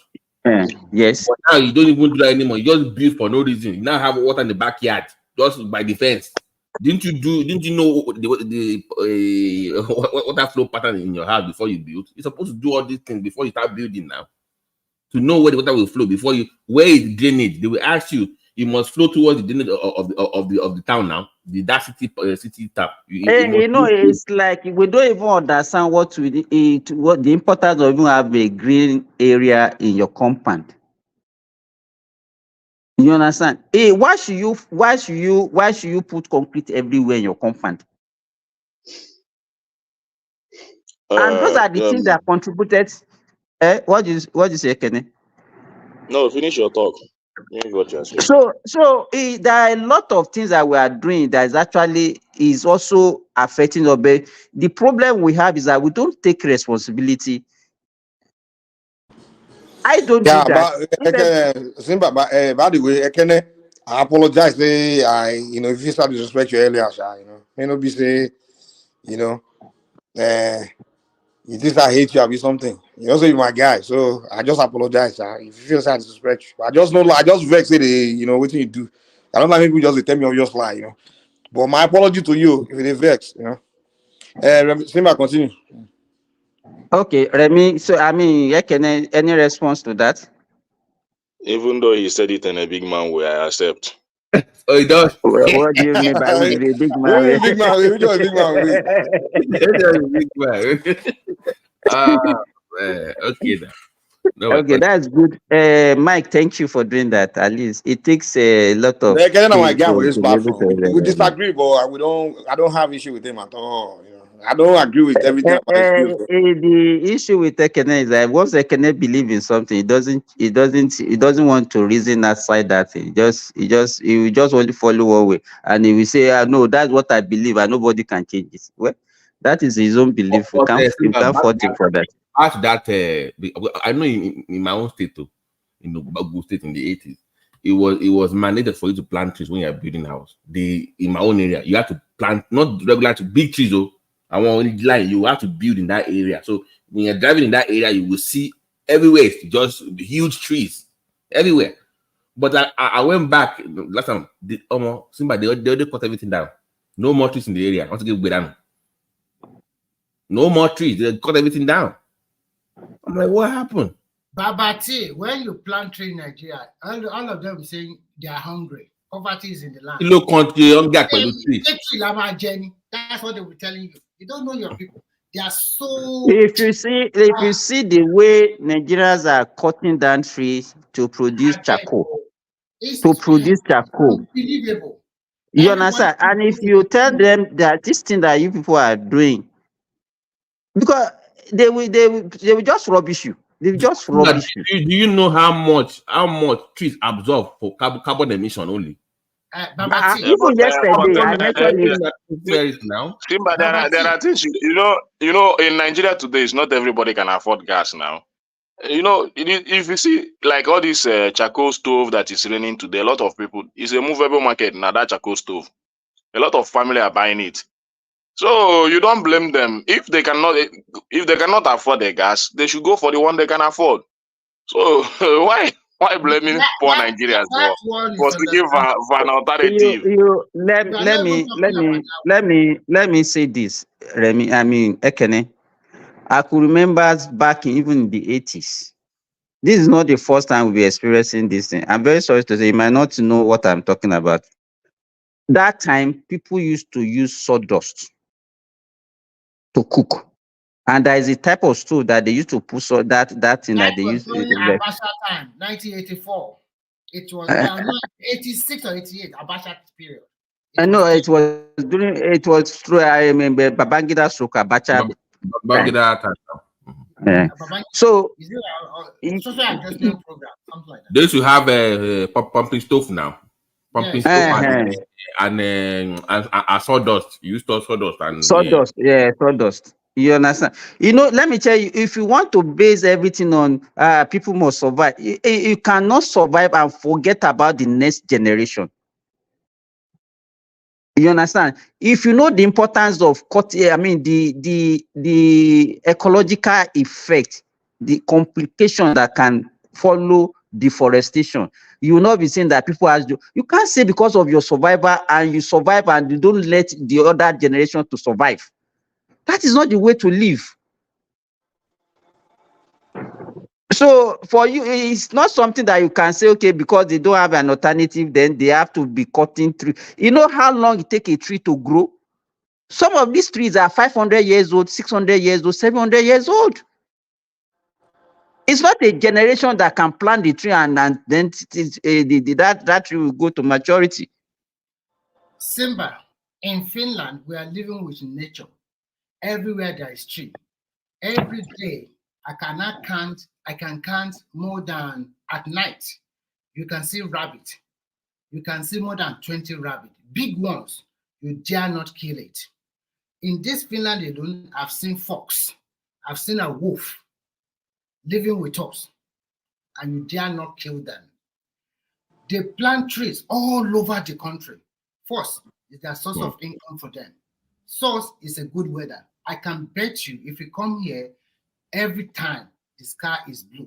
And by the way, Remy, with all those trees, when it rains, how do you feel in that environment? It's very cool. It feels good. The weather is clean air. You can smell the fresh of green leaf, green trees. You smell it. You will notice it's pure here, not polluted. These people have tried, my God. They prepare for generations yet unborn. Remy, let me tell you this. In my farm, every year at the beginning of the rainy season, I used to have this disaster. You know, when rain starts in Nigeria, you see this heavy wind accompanying it during the beginning of the rainy season, and that is when people will start carrying their roof and everything. I used to, every year, some of my pen will be blown away by heavy wind. As at 2018, I have to plant trees around those my pen. And since by 2021, 2022, those trees have grown above those pen. That I've started having relief. You understand? So what does it cost for somebody, even for one tree per house? You must have one tree in your compound. Every house must have one. I don't think it's too much for us to even put that kind of policy in place that if you have a house, you must have one tree in your compound. One house, one tree. One house, one tree. Simba, please. Sorry, I'm taking you away from your. I don't know about nature so much, but there is something that I saw that is bothering me. That is there a state that still collect about 4,000 naira for minimum wage in Nigeria? That still pay 4,000 naira? Because I saw Borno State paying 4,000 naira monthly by For who? report of. 4,000 for to who? To who? They say Nigerian pensioners these are pensioners Pension. earning 4,000 naira monthly. Is that real? I didn't see that story, and I don't know what is. Let me tell you, you have to also be wary of whatever you see on the social media. You have to confirm whatever story you are This reading and see the it's a source. made day now. I It's don't made day think I now. don't think I don't think there's any pensioner It's that be earning 4,000. people's gazette. It's made day yesterday, made day now. So the people of pensioners in the state are saying that what they receive in Borno State is 4,000 naira as pension. It's not. No, let me tell you, that is when you know that even that news is not true. It's Because not even pensioner, even pensioner, what they collect varies. It depends on your level, your and your this thing before you retire. You understand? If you retire as a level 10 officer, what you'll be earning will be different from what somebody who retire as a level 17 officer. Do you understand what I'm saying? And it also depends on your profession. If you retire as a driver, it will be different from somebody who retire as a lawyer or who retire as an engineer. So for somebody to just come and say, okay, they are paying personnel 4,000, and you believe that is what everybody heard across. Is that the way you listen? If you listen to some story, immediately you look at it, then you know that this thing cannot be true. Okay, but away from that one, the Nasarawa state governor was on the news today, and I think that these governors are beginning to wake up because they are commissioning is it a lithium factory in Nasarawa, just as he said. Yeah, and That I'm one, impressed by. I think that is not that thing is not a recent thing. We watched something that we watched that in last year, sometime last year from even the minister for solid mineral. That time, the lithium that an agreement that they signed with one Chinese company that they said they were manufacturing a battery in Nigeria, lithium Yeah, battery. that is to show you that when I say in terms of revenue, I think this Nasarawa is about 33 in position from other states. But that is to say that when I say here that many states in Nigeria can survive, it's just that we have our governors are not thinking. But I think I was even amazed by the submission of Adan Soshomole last night. He made a very good submission concerning the minimum wage and the productive system we need to build to move our economy forward. So most of the things he said, I agreed with him. Most of the time that Adan Soshomole makes some sense. Babati was talking about, let me tell you, it's only that if we want to be sincere with ourselves, you understand, we have a lot of redundant civil servants. Redundant civil servants. People, even you, if you want to be sincere, you don't want to be on opposition. You see a lot of civil servants that does not even go to work. I know people that are even in the military. I've never seen them in military uniform in their life, and they are collecting salary. Some people are not even in Nigeria today, and they are collecting salary in Nigeria.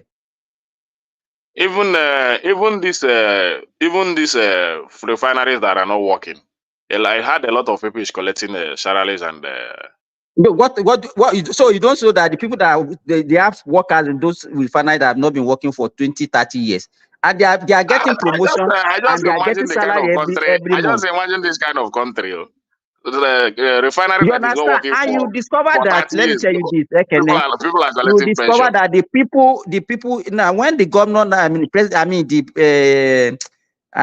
the government now say, okay, they want to privatize, and that the Nigerian Labour Congress, the TUC, they now say, no, don't sell it. what is the rationale? What kind of business is that, for God's sake, that you have people that are not doing anything and they are collecting salary and they are getting promotion? But you know the steel company in Ajaguta has never, when like They are their workers now. they are okay. So when they go to work in the morning, what do they do there? Nothing. They don't do anything now. Are you producing steel? You're not producing anything. But They go and sweep the So place now. Then what they is the hang out. plan now? Are we going to continue? Are we going to continue like that? What is the plan, Simba? What do you think that the government should do to eradicate those? Because even one of my guy why should a rationally thinking NLC or TUC be against privatization of those refineries? Tell me why they should be opposed to it. Yeah, because I think I find a very big problem in that NLC today, because even one of my guy was speaking to those issues. The guy I used to like too much that speak about the economy. So he was saying that even the NLC, the things they're supposed to be agitating for in terms of production, they're not doing that. They're only concerned about Have you ever seen NLC now say, okay, the only thing that they fight for is to just fight for the salary? Have you ever seen NLC chastising their workers and say, okay, you people are not doing enough, this is the way it's supposed to work? Have you ever seen them even going to any public institution and say, okay, let us go there and see how many people will resume on time and do all those things? Must they be always it's only about salary and then against the government? Strike. Well, that is the what I understand is that, for me, I believe Nigeria, for Nigerian to work, everybody must be sincere to themselves for Nigerian to work. Oh, so you are getting it now. This is what we have been saying. This is what we have been saying. Everybody must. Ekene, we have been saying it. If me, I'm a doctor, I do my work diligently. A teacher teaches diligently. Everybody is doing what you're supposed to do. You are in the airport as an immigration. You don't collect bribe. You do your work. You was custom. You understand? That country will be better for all of us. But in the situation whereby I will be doing wrong thing, then I will now be pointing accusing finger to another person. I'm not doing what I'm supposed to do. At the same time, I want the best from other people. You are doing wrong thing. You understand? You are doing wrong thing. Meanwhile, you want other people to do the right thing. But my question is this, Simba. Is it difficult for the government to maybe make a law or pass a decree to? Let me tell you, the problem with us in Nigeria, Ekene, is not we have the laws. You understand? It's the enforcement that is the issue. But you need people to also enforce. You understand? The people that are supposed to enforce, they are the ones that are not doing their work. Okay, you have police that is not doing his work because the only thing he believes, because everybody always have reasons, okay, because I was not well paid, that's why I cannot do my work. Everybody will always give reason. Let me tell you, you go try one day and go to maybe a ministry and go and look at the time people will resume and time they will leave. Then you look at what they will do. Some people will not even touch one file a day. The only thing they will do is just to gossip. We will be visiting one office to the other, gossip, and then at the end of the day, we will go. And that same person will have the audacity to come back and say, what they are paying me is not enough. What are you doing that you are asking for that salary? Simba. Some of them even have. They will tell. I've had in the government office before. That person will come to work at 10:30. By 11, he says he's going on break. Do you know where it's going? He's going to the public market to Kuto to go and check on his business. He has shops there. So you go and check on his shop for like 2 or 3 hours. Next thing he come back in about 2 or 3 to come and sign out from work. You don't finish work with that for that day. You know what? Don't come work with that though. But see, what I hear, the people here are very patriotic. And when it's very cold, winter period, you will see some of them. They will go to not the highway, the road, internal road. They will be putting the snow aside by themselves. Nobody tells them to do it, but they see it as a sense of duty to help the community where they live. Nobody pushed them to leave it. Everybody, when you see the local people, they don't throw rubbish anyhow. You can never see them throw rubbish anyhow. They will be looking for where there's a bin, a public bin, to put the rubbish inside. When you see the local people doing this, you as an immigrant or as a foreigner visiting that country, you will be well behaved. But when you go to a country where everybody is saying cut corner, I want exploitation, give me bribe, something like that. Remy, that is called sense of community. We don't have Yes, that. we don't have that at all. Everybody just want to exploit the system. Look at our country. The dollar is going up. And a woman that is selling plantain by the roadside will tell you, no, my plantain is no more 30 naira. Dollar It's don't now go up. 500 because But dollar now, is... what is it? Plantain for dollar now. I'm telling you, everything is by dollar. And do you know what's funny? Do you know what's funny? When the money now come down, say, Madam Alpha, you say, no worry. You think that they come down again, don't jump. You see, no, they come down again. And my stock have not finished. The stock report, you have sold it finished totally. But the woman, Remy, I beg for leave the woman that is selling plantain. I understand their plight. You understand? You can't be defending that. You know it's wrong. Come on, you can't be. I understand their plight. To forget it, Babati, because in the situation of Nigeria today, you have to sell in a way that you'll be able to meet up your personal need. Now you cannot just go to the market and dash your plantain. And when you go and buy only, when you go to the market and buy only, when you go to the market and buy only crayfish, your money will finish. You will not buy okra or whatever you use to cook that crayfish just because you want to be. Hold on. Let me call you like somebody. How come that day you vex for the woman where they say you malt, we take vex? Why no buy for the price he tell you? No, I'm not comfortable. The only thing is that I will not beat her now. I vex now. I leave the mud for him now. Why you vex? And the most annoying part of it is that it was even the time that dollar came down to about 1,000 naira. I was just asking, why do you take up? And today it's almost all. Malt is now 600 naira. They have increased the price generally. Because I think that woman was joking. I remember that day you want to buy a yam and you didn't buy it because the price is so heavy at 4,000. So you say, why don't you buy it at 4,800? Not 4,000, 4,800. Before the guy already put dollar selling his yam also. So what goes around? It is like a circle. You would think you are exploiting them. But at the end of the day, it's the same thing. You go to the secretariat, you also collect. I don't know. I don't really know who to blame because it's just like Babati, petrol is selling for 1,500 in Ekiti. Go and call your people, know how to help them. Tell them to be patriotic. Yeah. I just saw them on the news. On the news, they were lamenting. For 1,500 in Ekiti. So, but the problem is that all these marketers, it's just like the last time I was listening about this petrol, this thing, they're not telling us the truth. I don't know what is happening. This NMPC. I know that the major people that determines the importation of petrol, how to distribute and all that. So the retailers are saying that they are not exploiting Nigeria. They are just doing based on what the marketers, the principle that marketer, the NMPC laid down to them. So I don't know their next plan. And they're telling us that this thing will last for more than 2 weeks. 2 weeks. What happens today is that when you go to petrol station, they just open for 1 hour. They just sell to all these black market people. They sell to them. That come with a lot of gallon. When they sell to few cars, they just close up. And they say we have about 1.something billion liters that can sustain us for 30 days. But if we have that, why not open it up? Why holding it? Why not distribute it? The marketers came up and said there is no logistic issue.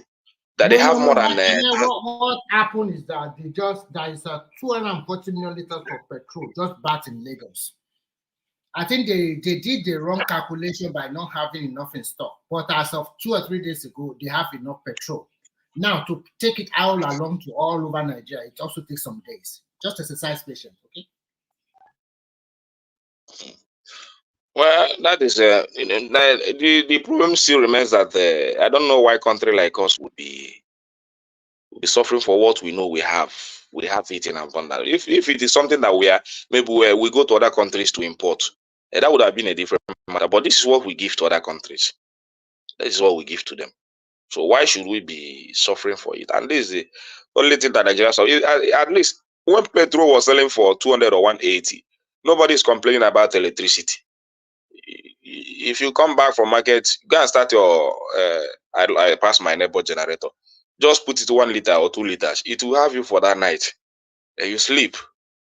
But today, that I pass my neighbor, no electricity. You cannot even power that I pass my neighbor with 2 liters. So you can power it with 3,000 naira per night. Because that pass my neighbor, 2 liters can take you overnight. Quick question. Did you buy your own meter or did they give it to you for your power? As I heard that they said they want people to start buying their own meter now.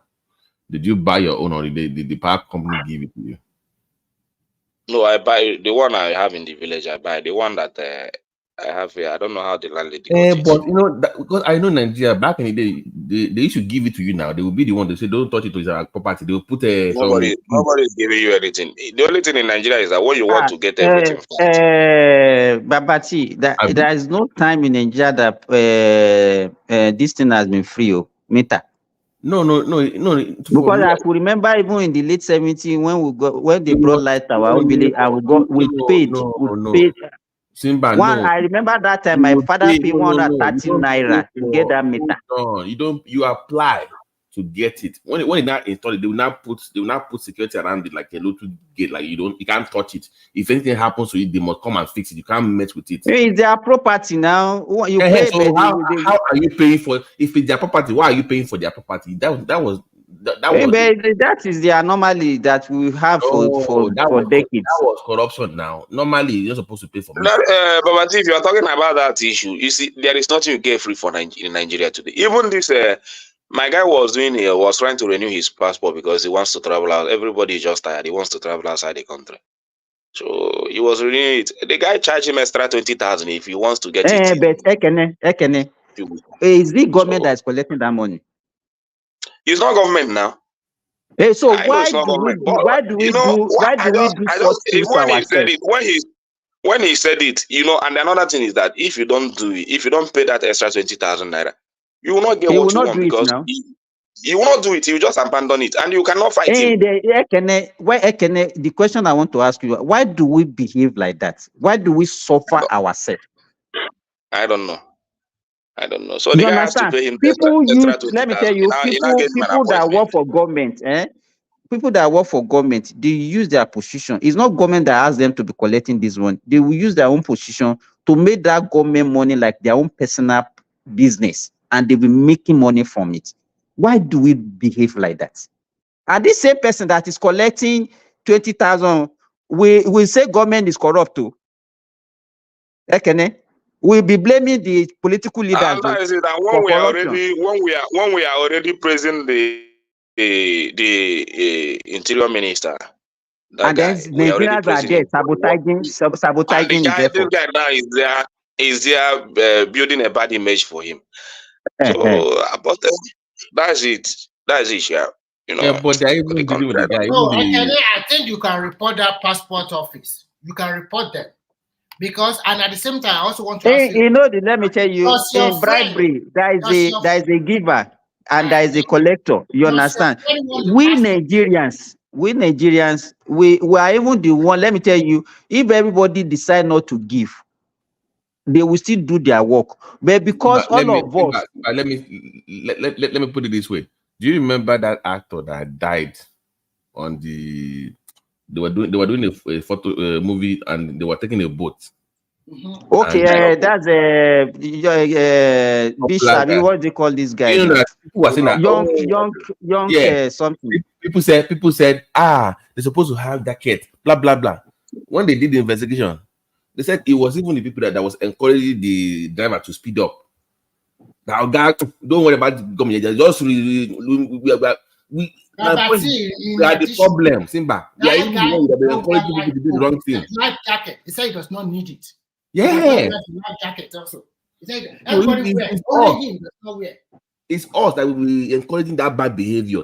Oh God, don't worry about government. And even for me, that guy issue, I blame that guy so much because as exposed as he is, I don't believe that guy will enter water with that life jacket. Even somebody like me, I will not try it. But the point is, as dedicated, exposed as that guy is. Wait. If you're the driver of that, whatever, if by law they have to, that means you should have said, Oga, sorry, I can't take you that wearing. You should have been, Abi, you should have said, Oga, I cannot take you. If you cannot wear, when you come to that Riverine area, it's like they have the government agencies that rent that jacket, even with their own boat. But it's like when they came there, they are saying that their price is too high, so they now have to patronize the other. So that is why when that thing happened, those agencies were reluctant to come into the water because they told them, rent the jacket, do this, these are the policies, and you neglected it and all those stuff. So how much do you have to risk your life? Yeah, it's just like yesterday when I was coming back, the rain was very heavy. I cannot even drive my car again. I just have to park. Slept in my friend's house. Tomorrow I have to continue my journey because I don't want to go and fall inside gutter. You don't have to risk your life just for nothing. So but I don't know how people behave. Yeah, I'm very disappointed in that guy. Very disappointed. Yeah, the report was that they were even the one encouraging the boat driver to speed up. We are going somewhere. Or God, don't forget, those are big. So the idea, even the one that will be encouraging people with bribe. Or God, may I give you something that? Or God, no worry, just take this one. Help the children now. You know. So I don't know what to do. Nigeria, we still have a long way. Is it that our law is not strong enough, or do we have to review the laws? And you know, I was even talking to somebody. I did my car inspection yesterday. The owner of the oil change place is a Nigerian. He owns one of this lube too. So you need to do, before you do your car registration, before you do it every year, you must first do car inspection before. So they will charge you, I think, about $60 or something. I don't know. So I was thinking, Nigeria, do they have like roadworthiness law? Do they have any roadworthiness law where you must, before they can, do they have any kind of law like that you must do like a yearly car inspection in Nigeria? Because that can raise money for government now at the state level. Every year, if you do car inspection every year, then government can make money from it. Maybe charge you 4,000 or 5,000 naira. Then make sure your car is okay, roadworthy, and you're good to go. But now you just have cars across everywhere in the airport. Nobody's even checking if your car is even roadworthy. Next thing you have accident, you will keep people say, brake don't fail. You don't keep people, and nobody even checks to know who even checked your car to even know them that it's even roadworthy. So all these kind of things, I don't know.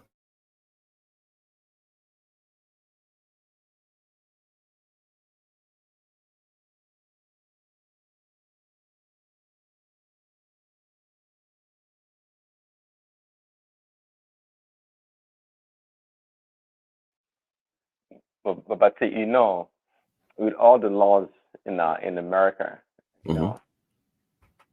America still record one of the highest, perhaps the highest road accidents or crashes in the world. It's pretty high. Oh, why do you think that is?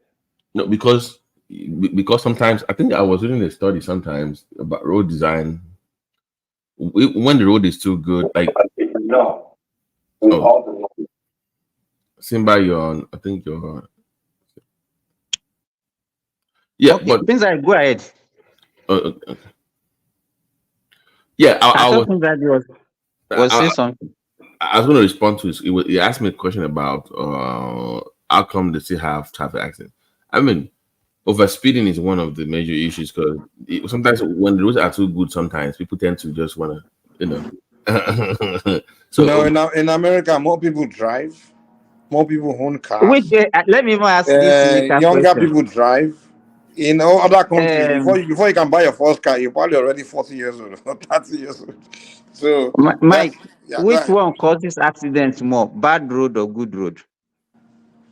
Well, probably on a good road, you tend to speed more because the road is good. So you're likely to get an accident. Bad road damage your car, but it depends on if you're talking about the one that the road causing your car to flip or to get damage. So If you're talking about that kind of accident, but if you're talking about collision, But the accident, the one that you have on the good road is more fatal than the one you have on the bad road. Yeah, yeah. If you're talking about accident, a collision accident, where you contact, you jam another car or something, like collision accident even from a accident of maybe your Bad car. road now scratch you dey get for bad road now. You And scratch your car. Yeah. The bad road accident is more like maybe you fall into a pothole and your car flip, you get in an accident, you lose control, so that kind of thing. So can you Because point of about anything? but if you are talking about collision accident, meaning Can you point here? What is your point? You should just, no, it depends on. No, I'm trying to give you what create accident on two sides of the two not you, roads. Mike. Not you, Mike. When somebody was making so we just call it bad road then because there's less accidents. So more bad. No, So we need it's bad not. roads. That means That's why I said I just wanted But to. Simba is telling us that Nigeria is doing well. This your He said we are question doing lose this well. thing, you know. What is Do you it? want us to I said, continue with Simba, bad I road? thought you're trying to make a point that Nigeria is doing well with our bad road. Prince, hashtag more bad roads to save life. More bad roads to save life. Exactly. That's what he's telling us. The thing about this life is everything comes with good and bad. There's no good thing that doesn't come with bad. There's no bad thing that doesn't come with good. So good and bad is always on both sides. That's just how nature designed everything. Every disappointment is a blessing. Every good thing come out of every bad thing. But Mike, do they have like car inspection in Nigeria? Like how we do it here every year, where you do your body check every year? Do they have in Nigeria? I'm not sure. I think they do. Not every year. I know they do registration, things like that, but roadworthiness. But that'll be a burden now.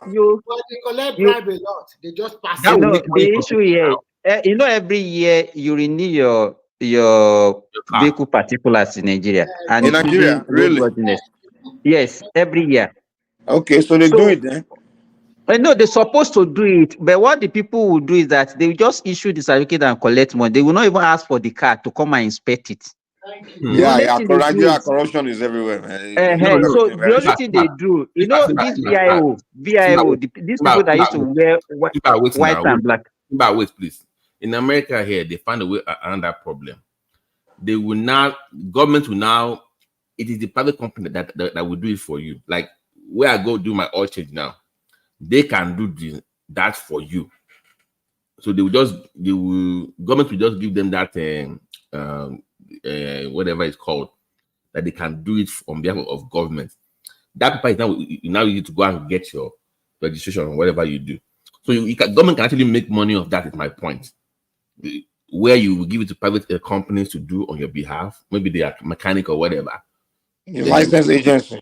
Yeah, they will pay you. But even in Nigeria, government are still making money from it, but they are just making the money without doing the work. Do you understand what I'm saying? So nobody here. Every time if you meet police along the road, all these VIO, those people that used to wear that black and white cloth, they will still ask you for that certificate. But the issue is that did they inspect the vehicle before they issue that certificate? No. You understand? Most people will have the certificate, but the certificate does not match the vehicle. But to be fair, man, in Nigeria, you get high level of freedom in our country. Due to that corruption. Prince, how do we know your brakes are working? Your headlight lamp is working. Your wipers are working. It's only when they want to extort money from you. That's when they will not ask you to park. Then they will now be asking you, press this, press that, press that to get you to part away with money. Because by the time they start asking you all those things, you get, Nigeria, we have this, we don't want to wait for anything. We're always in a hurry. You understand? And that is what encourages corruption. Okay, Oga, just take this. I'm in a hurry. Please take this. And they always use that one, and that's what you get by the time anywhere you go. They want to actually cause some delay. They know that it is not in our DNA to have that patient to do things right. You understand? So one way to eliminate that's a good point. One way to eliminate corruption is to pump money into law enforcement, meaning that you also have to find a way to pay law enforcement. Law enforcers. a lot. Like just make it a special occupation where they just, if you join this force, you make a lot of money. Or people in charge of Okay. like people that are in charge of key positions where the corruption cannot happen without them. Those jobs, those positions, those people should be extremely highly paid. It should be a special job. You understand? Okay, Or Mike. within every agency, you create a group of people where their job is to police that agency, and you just pay them very good, where they're not desperate. Because in Nigeria, I notice a lot of people, man, they're desperate too. Even those police officers, like they don't pay them shit, man. Okay, How can you Mike. give them gun and put them on the road? Go ahead, go I ahead. have a solution to your problem, and this is where the Bible comes in. Just Hey, take a whole generation and kill Day. them off. It kill the generation off, and the new generation will be more disciplined and well oriented to do the right thing. What the fuck are you talking about? I want this guy, man. I want to go to that holy pass. No, But the kind of mind they have, man. see now what you're saying. See, no. See, the reason why in the West or whatever and other places, even China, that things work. Because it starts from a young age, from their schools, their orientation. You see, corruption is perverse in our society. You know that. There's no way you can easily, isolate a certain group. In other words, you're going to empower that group, give them more power, like the politicians, to oppress the people when they all think the same way. When you're so impatient, you want to get something done, just like you guys are talking about. They want to shortcut and get things done right away. So the people that have the power will always not necessarily manipulate the people, because the people are so impatient. They wouldn't mind paying or engaging in corruption. So you can't just change people's mindset or their life, the way they see things. Let It's me just let me like that. ask you a question. Let me ask you guys a question. Do you think if the United States, like, they take away all these system where they, in America, it's difficult to get away with some of these things like you do in Nigeria. Let's say America becomes a system where a society where the system is also as weak, where you can easily get away with corruption, and or even if they catch you, you get away like you get away in Nigeria. Do you think corruption will be as rampant like as it is in Nigeria? 100%. Let me answer the question for 100%. Let me tell you, they're human beings. I know you know. They're not any different. See, people look at, for example, when the Nazi Germany took over Germany, right? Before the Second World War, right? The Germans were the most, I think, in the world, the most educated people. They were well cultured. In their society, and they're very cultured, advanced people. They were smart people, the German people. But when Hitler came and his ideology and spread his ideology and was able to foment hatred towards the Jews and other people, distant Germans, educated people, their mind and their thinking, their orientation changed, and they did not mind engaging in atrocities, just killing people and discriminating on a large scale. Why that is? See, to that point, people can change like in a dime, so to speak. It all depends on the leadership and the value that's proposed in that society.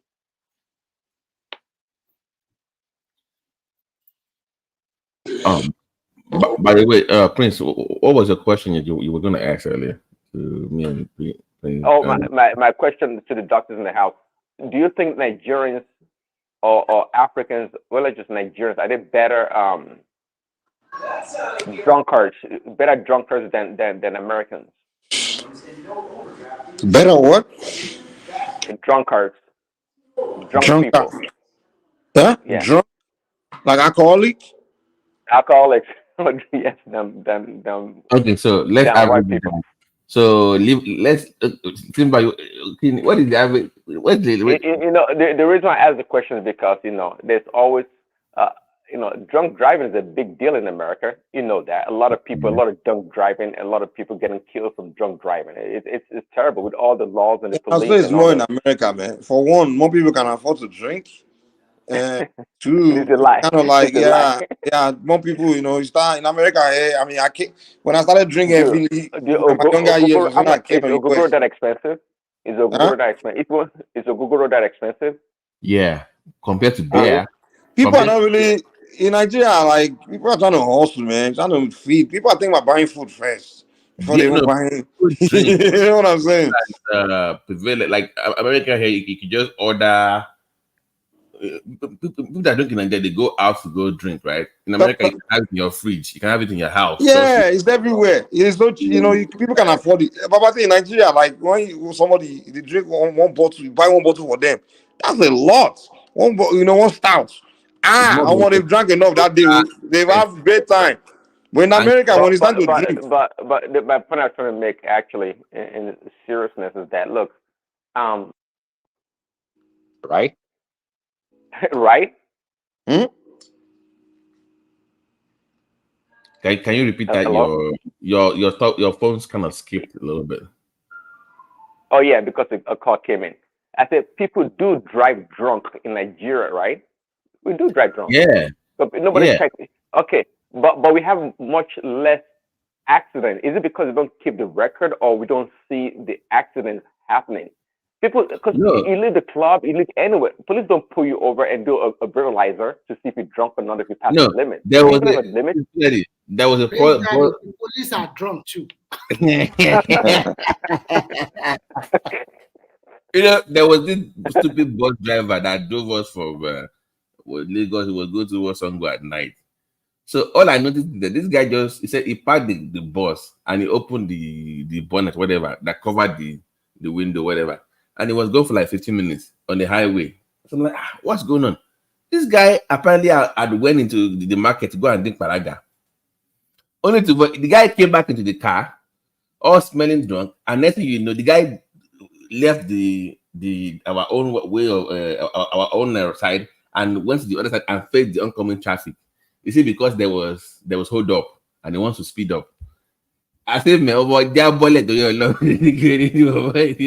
got down from the car. So you have Paraga, Ugoro are synonymous with bus drivers in that area. Some good, they drink a lot of shots, hot shots, a lot of them. They drink a lot of it, and they even take hard drugs sometimes. Yeah, so they even the manufacturer takes economic situation in Nigeria into this thing. They have these sachets that are very affordable that all of them can afford. They will just, in fact, they can have many of it, and they will be taking it at intervals. You understand? But the beauty of all those things is that they can hardly get drunk with all those small sachets. No, but Dr. Simba, do you think our weather plays a big role in people getting drunk? I don't know medically how that works, but you think the weather has something to do with it? Liver? No, the weather, our hot weather. Our weather does not encourage drinking because it's warm. I mean, but in terms of the heat, I think the people that live in the cold weather drinks more than people that lives in the warm weather. Yes, but do they get drunk as quickly as, do they get drunk more because it's in the cold weather than in the hot weather? But no, I don't think individual, like exactly, because your liver function, the way your liver, because some people, the way they metabolize, actually it's the liver that metabolize alcohol. So people can take maybe, let's say, 100 mils of alcohol and they get drunk with it. But meanwhile, some people can take 1 liter and nothing will happen.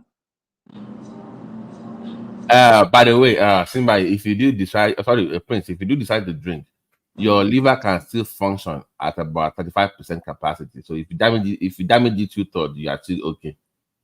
So good luck out there. Okay, Baba, thanks for the advice. But the issue is that do you know the state of your liver even before you start? Do you know the functionality? Do you know a percentage of functionality that it has even before you start adding another toxic dose to it? You will find out the hard way now. So Prince Daddy wants to be drinking. Prince Daddy sound like a guy that drinks a lot too. Yeah. Look at the way he's been asking questions. And for me not to what's going on with this guy? He sound like a drinker trying to know more about his. Pastor Prince Trying to know Daddy. more about himself. Christians, they do their life contradicted. No comment. No comment, Mike. Christians, hey, those people. I fear them. Oh yeah, you know what happened? Because she tested, she loud belly. You give me my wallet, get the glue.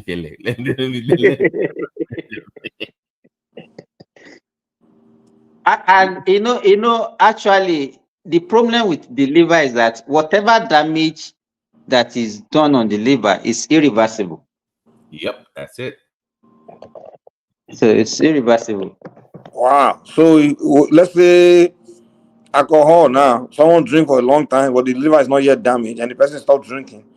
So all the damage the alcohol has done for a while, the little it has done, it's not repairable. That's it. It's not. Permanent damage. So what's happening is that the more your liver damages, just be looking at your ammonia levels will be triggered. Oh man, okay. And what happens with that? Over time you're gonna need that. Yeah, so you gotta watch it, man. The function of the liver is actually detoxify most of those dangerous things that we consume. So once the liver is damaged, then those toxic things, because even when you eat, your body will produce some of these toxic things, and the liver will actually get rid of it. But once it stops working and all the functionality has reduced to the barest minimum, then you accumulate those toxic agents and they will be damaging other organs in your body, and that is the end. If you don't get a liver transplant. Mental issues, confusion. Exactly, because those things will be affecting your brain, will be affecting other system of your body. Mike, they'll put you on lactulose. You must be sitting out ammonia level every time for you to even function. I'm on lactulose like that. So the best way to prevent liver damage is what? Responsible drinking, red wine preferred, or just don't drink at all. What about other medication, all those things that mess up the liver and bad food? Oh yes, in fact, that's what I want to say. There are some drugs, not even the over-the-counter drugs that is very readily available to people, especially paracetamol. Ordinary paracetamol is one of the toxic agents. Toxic drug to liver. Though you have to take certain amount over a period of time before you can get to the toxic dosage. You understand what I'm saying? The CPY 50, those are inhibitors for half-life for meds. Did they make you guys do it before you prescribe for liver function? So, because basically what happens is, Mike, every med you take has a half-life. That means half the level of absorption. So the longer the half-life is, the more it's going to stay in your body, the more toxic it is. So you won't take so if you take any medication, look at the half-life of that medication. The smaller the half-life. That means the time it takes for it to cut into half, that continuity of half. Let's say you take 2, it goes to 1, goes to 0.5 in your body. So let me explain to Mike what we mean by half-life. Let's say you take a cup of, like the one that you are drinking on your picture now. So let's say you take it off, you take a full cup. What half-life means that the time it will take in your body for its effect to reduce to half. Do you understand what I'm saying? The effect to reduce. Yes. Okay, let's say you are taking a coffee, and the coffee is to make you to be awake. Do you understand what I'm saying? So that coffee, it has what we mean by half-life is that coffee has a duration where it can work in your body. Do you understand? That the time it will take for you to now take another one, because by the time the effect finishes, you will now be feeling asleep. Do you understand what we are saying? So let's say it will take 1 hour for it to work and to keep you alert for that 1 hour. So the half-life will be like 30 minutes. So that's what we refer to as half-life of medication.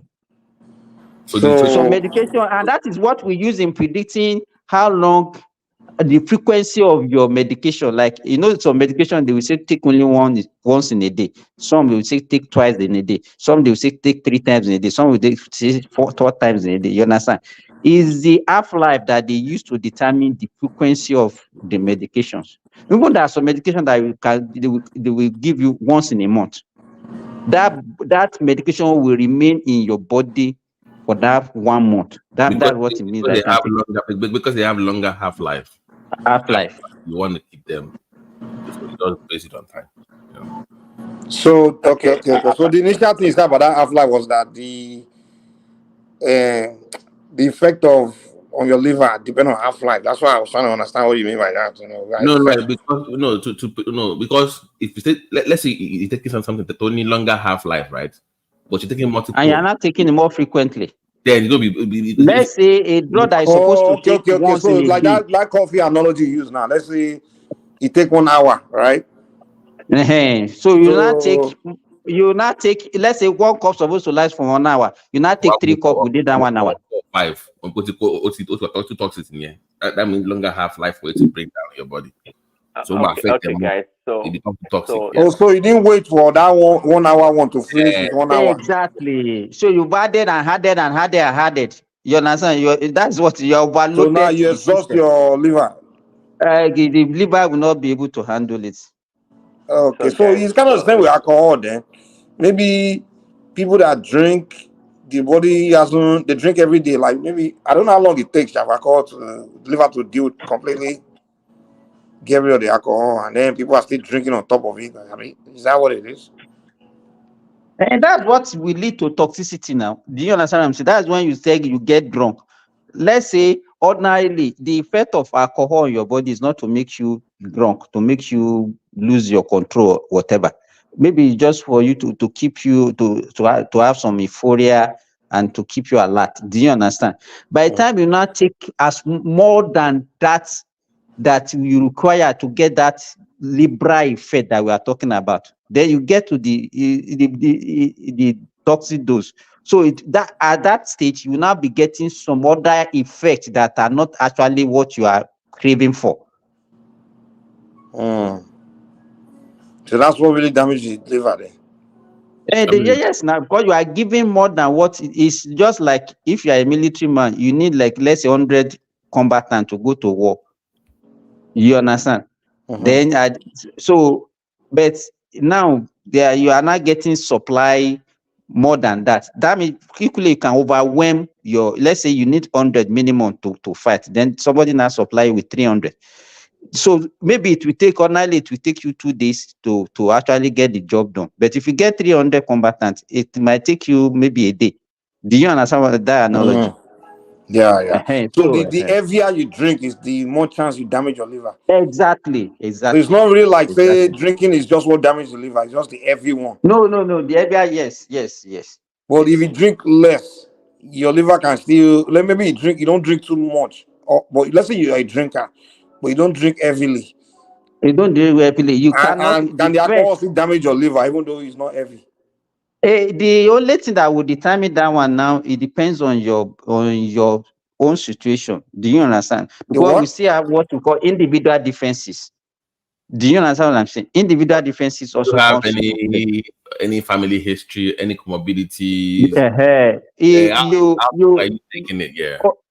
Mike, you can take the same quantity of alcohol with somebody, and the effect that you have on it's different. It will be different, definitely. Okay, that was my question I was going to ask. So the half-life you guys are talking about, that's a function of our system, our bodily system, right?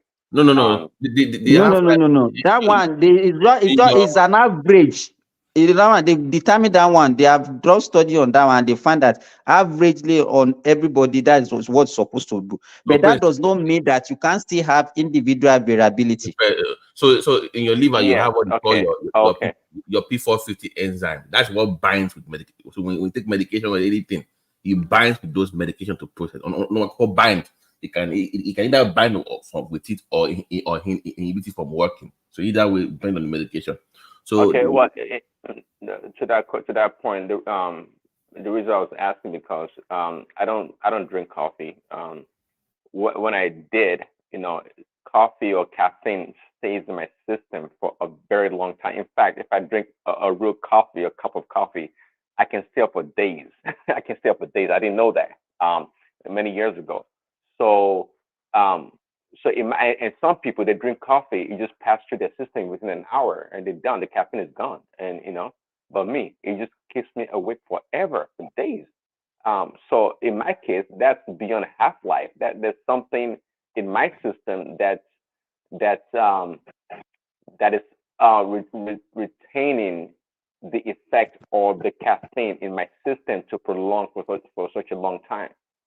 Let me even ask them, is coffee bad for the liver? Babati, even that cytochrome P450 that you talk about now, some people, the level that we even have varies from one person to the other. Some people don't even have it. They don't even have it at all.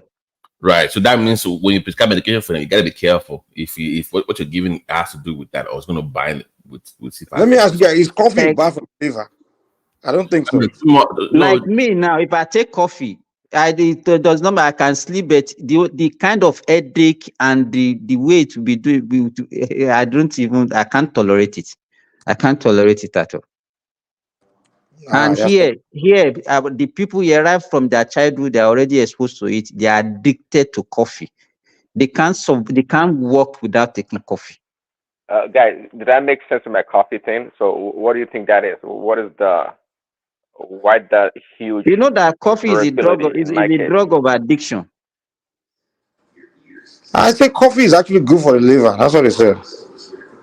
No, why some people drink the good same for cup of coffee as I do? For healthy liver, that means you don't have any prior issues. So if you already have actually, coffee is not one of those things that they consider as being that can damage liver. No. Compared to alcohol or medications or Hep C or Hep B, if you're exposed to those ones, they will F you up real quick. Coffee. So another mistake that people used to mix is Prince Daddy. Anything that has to do with consumption, you cannot be using other person to judge yourself. Do you understand what I'm saying? You say, okay, I know of a guy that used to say, my father smoked throughout his life and he died at the age of 110 and nothing happened to him. So therefore, he started smoking. And at the age of 55, he had lung cancer. But Prince Daddy, like if you're like let's say obesity now, fatty acid, that one can damage your liver. Infections, of course. Okay, that's the fatty liver. Yeah, infection. Fatty liver. Or if you have issues with insulin, your glucose storage. If you're having insulin issue, like you can have liver or issues as well. So, but it all boils down to how your body can manage waste or toxins. That's what it boils down to. Once you start having issues in your body, anywhere Babati, I think the best way is to maintain moderation in everything. Right.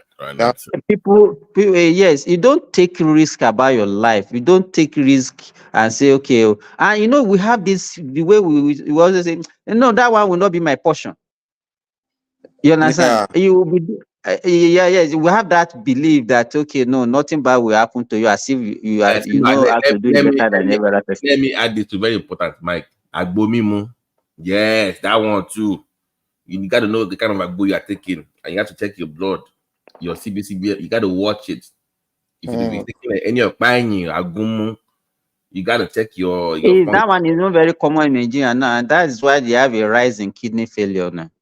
All these things that they consume in the motor parks, in the market. They mix agbo with alcohol now. They mix it all people drink agbo raw. Every agbo I buy now, they mix it with alcohol. Oh, a lot of money, Jerry. You're supposed to be. No. If I order any agbo now, they do now. But they give you, Mike. No, come on. They give you option now. You people, you don't like choose come on, a lot of money. I know. No. Yeah, right. But most time, I need Ogogoro to come back. Ogogoro, they need Ogogoro. Gin, dry gin, have it there. that's why they're having problem. They mix with so much gin. You know, like. Yeah, so that one you can always have options of. So I always tell people, please, if you're taking any herbs, check your blood function, liver function, everything, kidney function also, especially. But you can always drink alcohol just in moderation, like Simba talked about. Mamuju. You don't daily thing is not. Yeah, it's not a safe. It's not a safe way to. And it's even better in the even the medication. People take medication even without prescriptions, and some people don't even know. Even some of these things that people use to bleach. You understand? Some of these soap that we use that we don't know the effect on our body. And that skin can actually absorb a lot of things. I heard that too. No, So what you skin. put in your skin goes straight to the blood, Abby. It goes to your system. Believe me. Ah. Some people that smoke, the way they actually make them not to smoke again is to get this nicotine patch on their skin. Do you understand what I'm saying? So that one will also be giving them that little to still be supplying them little nicotine that they will. So gradually, then they can wean them off from smoking completely. Our skin, is one of the largest organ that we have. Look at our skin now. Look at how big the skin is. You understand? So Yeah, so it is the largest organ. The skin is the largest organ. So you cannot imagine rubbing certain, putting some things on it every day, maybe sometimes 2-3 times every day. It gets absorbed to your system. Yeah, it gets absorbed to your system. So, and that one is especially very common among women. And also secondhand smoking too. It has dangers as well for your liver now. For your That is what we call passive smoker now. That one is even more deleterious than the one that is even active. So being around smokers. Really? Yeah, so if you are living with a smoker, you are also a smoker. Yeah, and they used to have this ad on television. I guess they still do, like secondhand smoking kills. And in fact, some people they've had like lung cancer from smoking, and they never smoked in their life. Yeah, never smoked in their life, but Because from you hang around secondhand smokers, you inhalation. walk with smokers. When you are taking Especially if you break, have a partner. If you have a partner that smokes. or a partner that smokes, yeah. Maybe Like your BT wife. now, I think BT is presently smoking. BT smokes? Oh, in that picture, Abby. BT, you a smoker? Or one time, that smoke I don't want us. Like, when we were growing up, especially, maybe you guys are probably, especially those of us around the 90s, when you're a young guy, everybody, they were making smoking as something cool. That was when we started trying to be Americans. I remember that time, all the guys, we all know this is bad now, but if you don't smoke, you never be G. They will say be Jew guy. You never ask, And the advert now, the advert now, it's one, you put all those people, all those cowboy kind of thing adverts.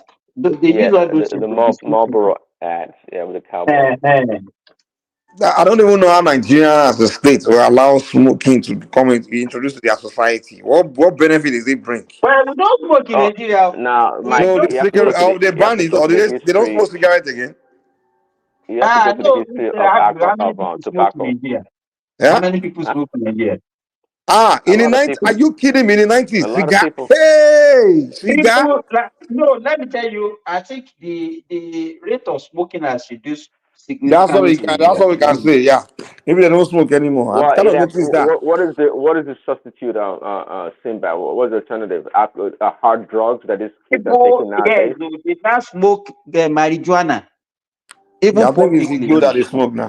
It's illegal now that they are smoking. But in the 90s, These people are Benson. smoking Remember more than Benson they're and smoking more what's than. the other one? Igbo, Benson. those days, that's why they call Igbo now. That you can't smoke it in the public. You have to enter bush. That's why the Yoruba people call it Igbo. But now people smoke marijuana publicly in Nigeria now. Especially young guys. Young guys. Is that They, legal? they can't do any work without smoking that Igbo. They use it to work. I don't think Igbo allow you to work well. Man, he's working good. That's Mike, with you, so man. Mike, is that good or bad? I don't know how to feel about that one. What do you mean? He said he hears them walk, Abi. You can walk, so It doesn't help you work. I don't think Igbo helps you work. And that's what he's saying now. Mike, are you talking from experience? When I was younger, Dimaru, for America, the reason was like I used to smoke marijuana well. In America is that is like cigarette. See, in America, smoking marijuana is like drinking beer. It's like Nigeria is like what you call cigarettes in Nigeria. That's what level of marijuana is in America. Or drinking. It's nothing. You understand? When you start doing like other drug, that's when now you are really doing something bad. Like, in America is a blend of drugs, man. You're talking about cocaine, heroin, crystal, almost drug, PCP, ecstasy. One thing I never do is cross that line. And one of the reasons why I stopped the whole Igbo thing. When I came to America, I came young now. So it's everything in the neighborhood. Next to you, any people you are chilling with, they don't come on marijuana. They have different kind of chronic. They have wow. But one thing I had to get away quickly was what I noticed was like it was becoming a gateway drug. Like a lot of them, I started smoking marijuana. They transfer to the next drug, because first of all, it's the drug. The guys selling marijuana, most of them are also selling other drugs. So what they normally do is want to introduce you to move their client to the next drug. And So they got too. yeah, they will try to find a way to get you to do the next one, and next thing you know, you become a junkie, man. You become a drug addict. So that's why though I was young for a brief, short time, we used to we be hanging out, the guy, I don't bring marijuana out, and everybody smoke. And when you see marijuana, it feel good. But that also is good for your health as well. Marijuana is good for your health, It's no medical danger in it. You just gotta, it's not like Nigeria that make you go crazy. I don't know. So, Mike, would you ever invest in all these weed stores, cannabis stores? I know it's big now. I won't lie, man. Marijuana is good for your health. It's also They do the it's not, oil. unless you over smoking and start acting crazy. But the thing is not something I see Is as a it the bad thing. euphoria that you are having that you think that is good for your health? I don't understand. What health No. advantage Marijuana do is you good have? for the health. But am I lying? For glaucoma, it helps with glaucoma. Yeah, And especially me. I probably need to start is there smoking it everybody later that will have because glaucoma? Oh, hold on, Dr. Simba, let Dr. Mike talk. He said marijuana is good for your I health. probably Tell us. need to start smoking it as I get older because my popsy suffer from glaucoma. My grandparents suffer from glaucoma. So I may need to smoke it as I get older, so that way I don't. You're But I looking won't for like excuse right there's now. nothing wrong with marijuana. Nigeria just give my bad name. I don't. Maybe Nigeria Igbo, and in Nigeria I didn't smoke Igbo. I didn't do that one. I didn't touch it. But I don't know. Maybe Igbo is But different too, because someone now the one guy chemical, with Igbo. But in America, if you smoke marijuana, that thing is good, No, man. it will be all that now, but basically, Simba, what it does for glaucoma, is like, it just lowers that pressure on the optic nerve. It just brings the pressure down, so you don't get that little tingling and high blood pressure, so it So what lowers is that the pressure. incidence of glaucoma in the society that you now use that one to say I'm it only has saying that identity? that's one benefit. I'm not saying that's for all. It's just one benefit amongst many that I've been told. I don't smoke this guy. Let me answer this guy. The reason why I don't smoke weed anymore. When I used to smoke weed, I used to relax now. See this guy. Me, I don't smoke anymore. Long time ago. I Maybe stopped we it. should Long recommend time ago, years ago. maybe we should recommend that you start smoking weed again or something. I want to go back to it, but I just don't. The reason why I ran away from it is because people they were doing it, and for one, it's illegal. I don't want to get arrested and things like that. One day, eventually, police will catch you in your pocket, and when you're black in America, they will just say, "Oh, we catch you with weed, that's a foreign case in here," And then two, I realized that the weed drug dealer are trying to use it to turn. Sometimes they will mix other drug with it and mess you up. Oh, just to bring you and you start asking for that specific brand, like Yeah, they will mix. They did it to one of my Ghana. They mixed cocaine with the weed and gave. So I realized what was happening. I just ran away from it, man. I said, man, I get better things to do in my life than to become a I know, but in all seriousness, we do use weed for cancer patients. Robinol, Robinol, right? So it drives down mucus secretion when they have it. So they use it for cancer and for seizures. It's pretty good, but it's not like the raw form of smoking it though. It's already processed. So on those ones I know, and maybe some GI issues as well, and of course now anxiety, of course, you're going to use it, and for of course inflammation, but not the weed, not smoking part, but if it helps, then maybe we should give it a try, Simba.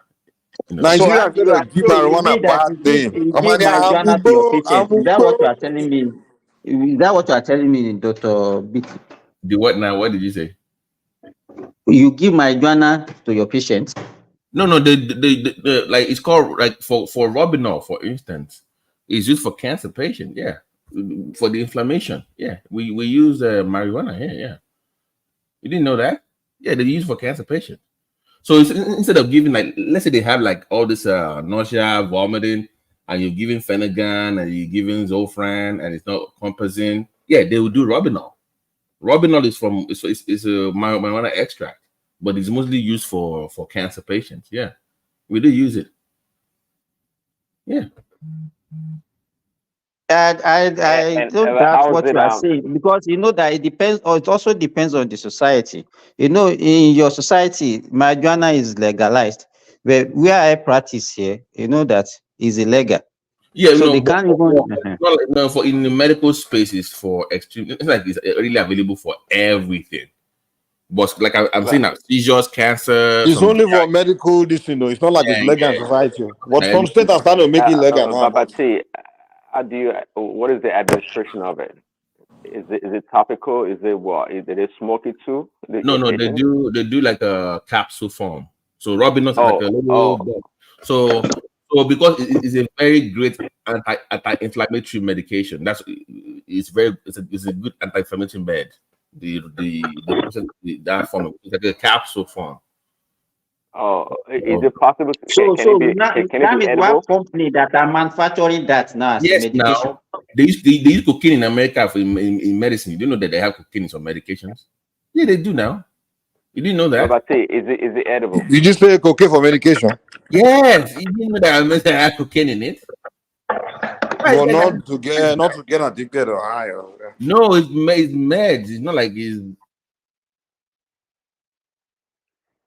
But kò ní pẹ́ tẹ́lẹ̀ máa sọ ẹ́ everybody dàmúgbó àti amukókè nílùú yẹn. America.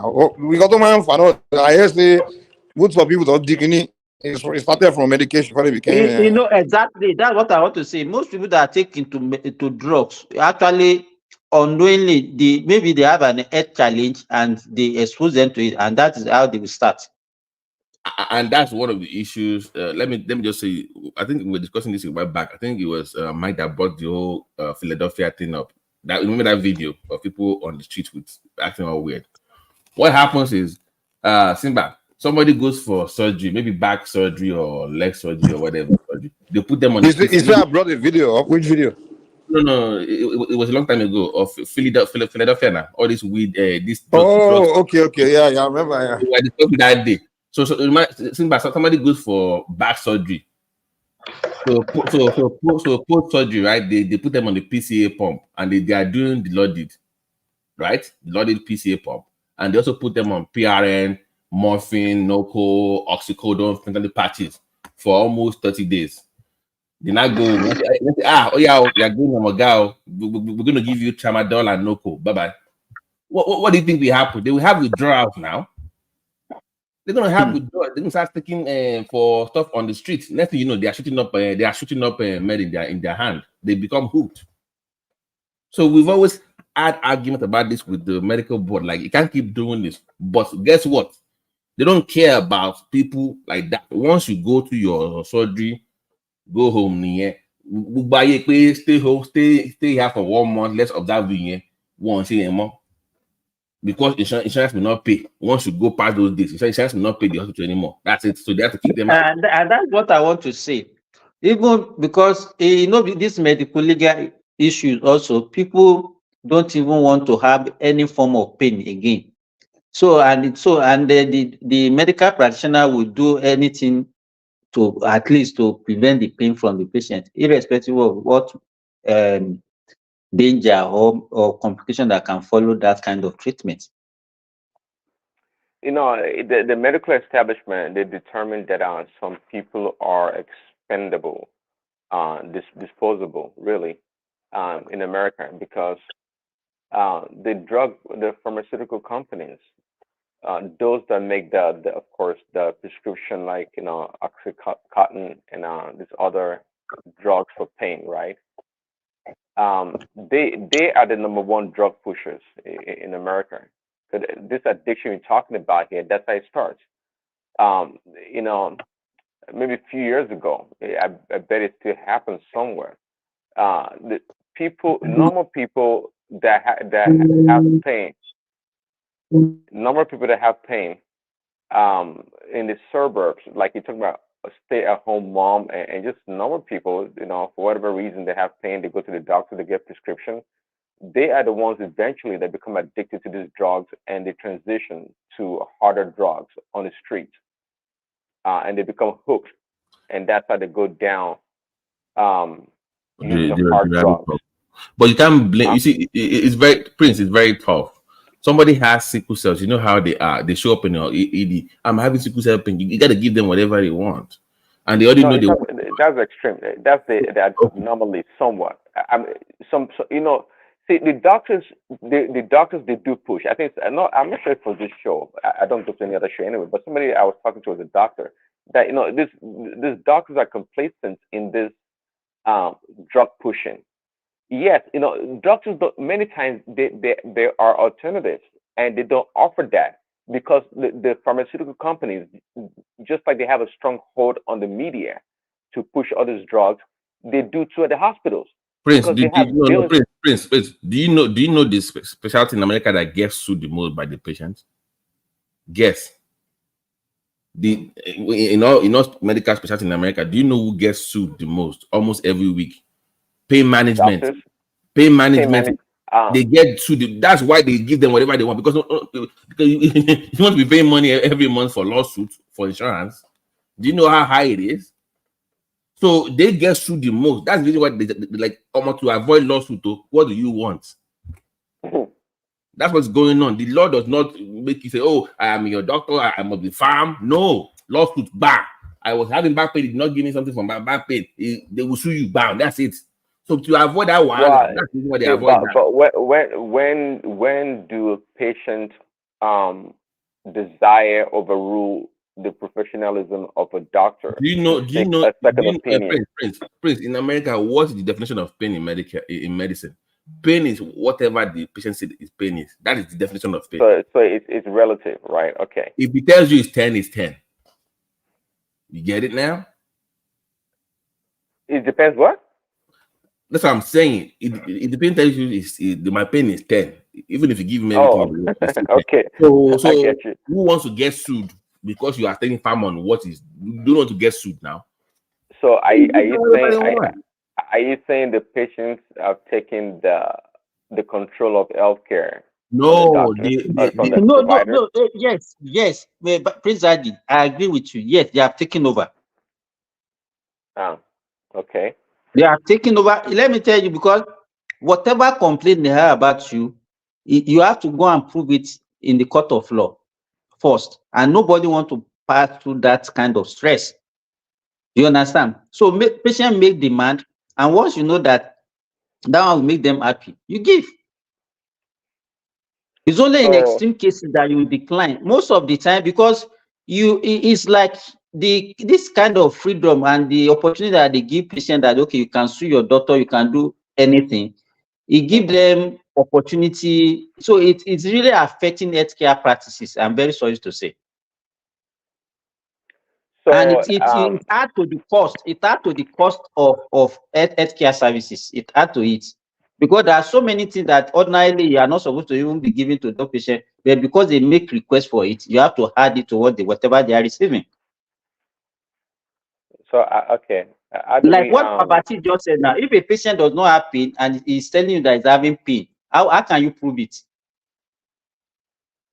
So America is the culture of medication. How do I put it? It's a medication, not drugs, or drugs culture. It is because from young age, I think.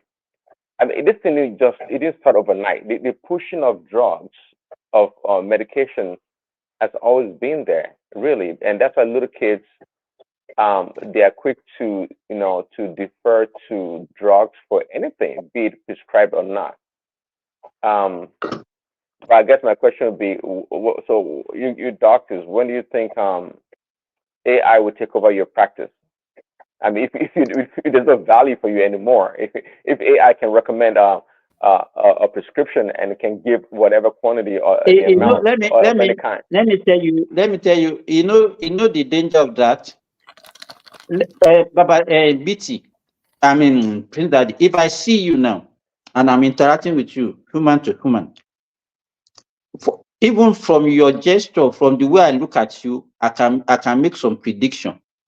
It's not only what you tell me. Do you understand what I'm saying? That I will base my judgment on. Absolutely, just like a classroom, just like instruction from a school and online learning, perhaps. But to the point that if the patients are not taking over medicine, so what is the real value of a doctor when the patient can override a doctor's decision? Let me add in here. Like somebody is saying, you can actually have, let's say, the most sensitive test you can do for your kidneys, like a GFR, right? Just because your creatinine is high or your BUN is high, doesn't mean you have kidney issues. I still have to look at symptoms. AI can look at your lab and say, look at the lab, it has A, B, C, and D, but it cannot see your symptoms. I can see your symptoms. That's the difference. AI can read lab, it can read all the things, but it cannot read. Babati, just to support you, Pizza, you know that sometimes you will see lab result and you will say, no, this lab result does not fit into this patient. And because you can't be you treat your patient, you do treat lab result. But in this AIT, it's just like garbage in, garbage out. Whatever you input as what it turns out, it's going to be dangerous to healthcare practice if care is not taken.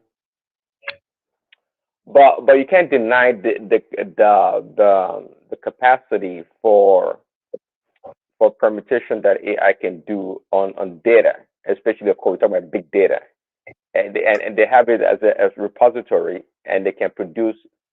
I mean, they can compile all you guys. What will change it, like anything else, will be farm companies that want to benefit from that. But ideally, humans will still be involved. But if it ever changes, it will be from pharmaceutical company and government, not because it's actually ideal.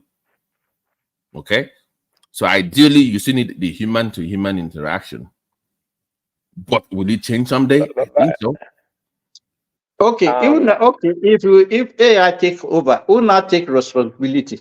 Who will take the responsibility for that patient? To Babati's point, that's the reason why insurance companies will probably push for AI, because now it'd be hard to hold them responsible. They can say they try to minimize human error. Let me give an example. But wait, in where I have privileges to see patients in about 4 hospitals, 2 rehabs, and 2 nursing homes. That's my coverage, right? One of the hospitals that I have coverage in, their entire admission is done remotely. So there's no human in the room. It's just somebody asking you questions about everything. So I go in there after they've done their so-called admission to go and see the patient. Dude, it was all bullshit. How can you see the skin?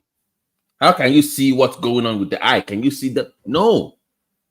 So just to save money and to do all your tech stuff, you're actually missing out on some critical info here, which is, I think, is dangerous for. You support what I'm saying? It's very dangerous. I see your point. That was what I was saying earlier. That's the power of, a message. You say you see first. When you see a patient, it can say like 30 or 40% of about what is wrong with that patient without even interacting with that patient. By mere looking at that patient, you can make some diagnosis. You understand? But this AI of a thing, the only thing that you are just inputting some data, which might even be wrong. we know that some people can even come to the hospital and they are not sick and they will feign sickness. They can give you symptoms of even the most deadly disease, that this is what I have. Meanwhile, they don't even have anything. You understand? So it's, to me, is a no thing. It's not something. Medicine is not something. Is not by data. But you know what? I agree with you guys, but Prince, let's put you on the spot. Would you prefer me and Siba seeing your AI?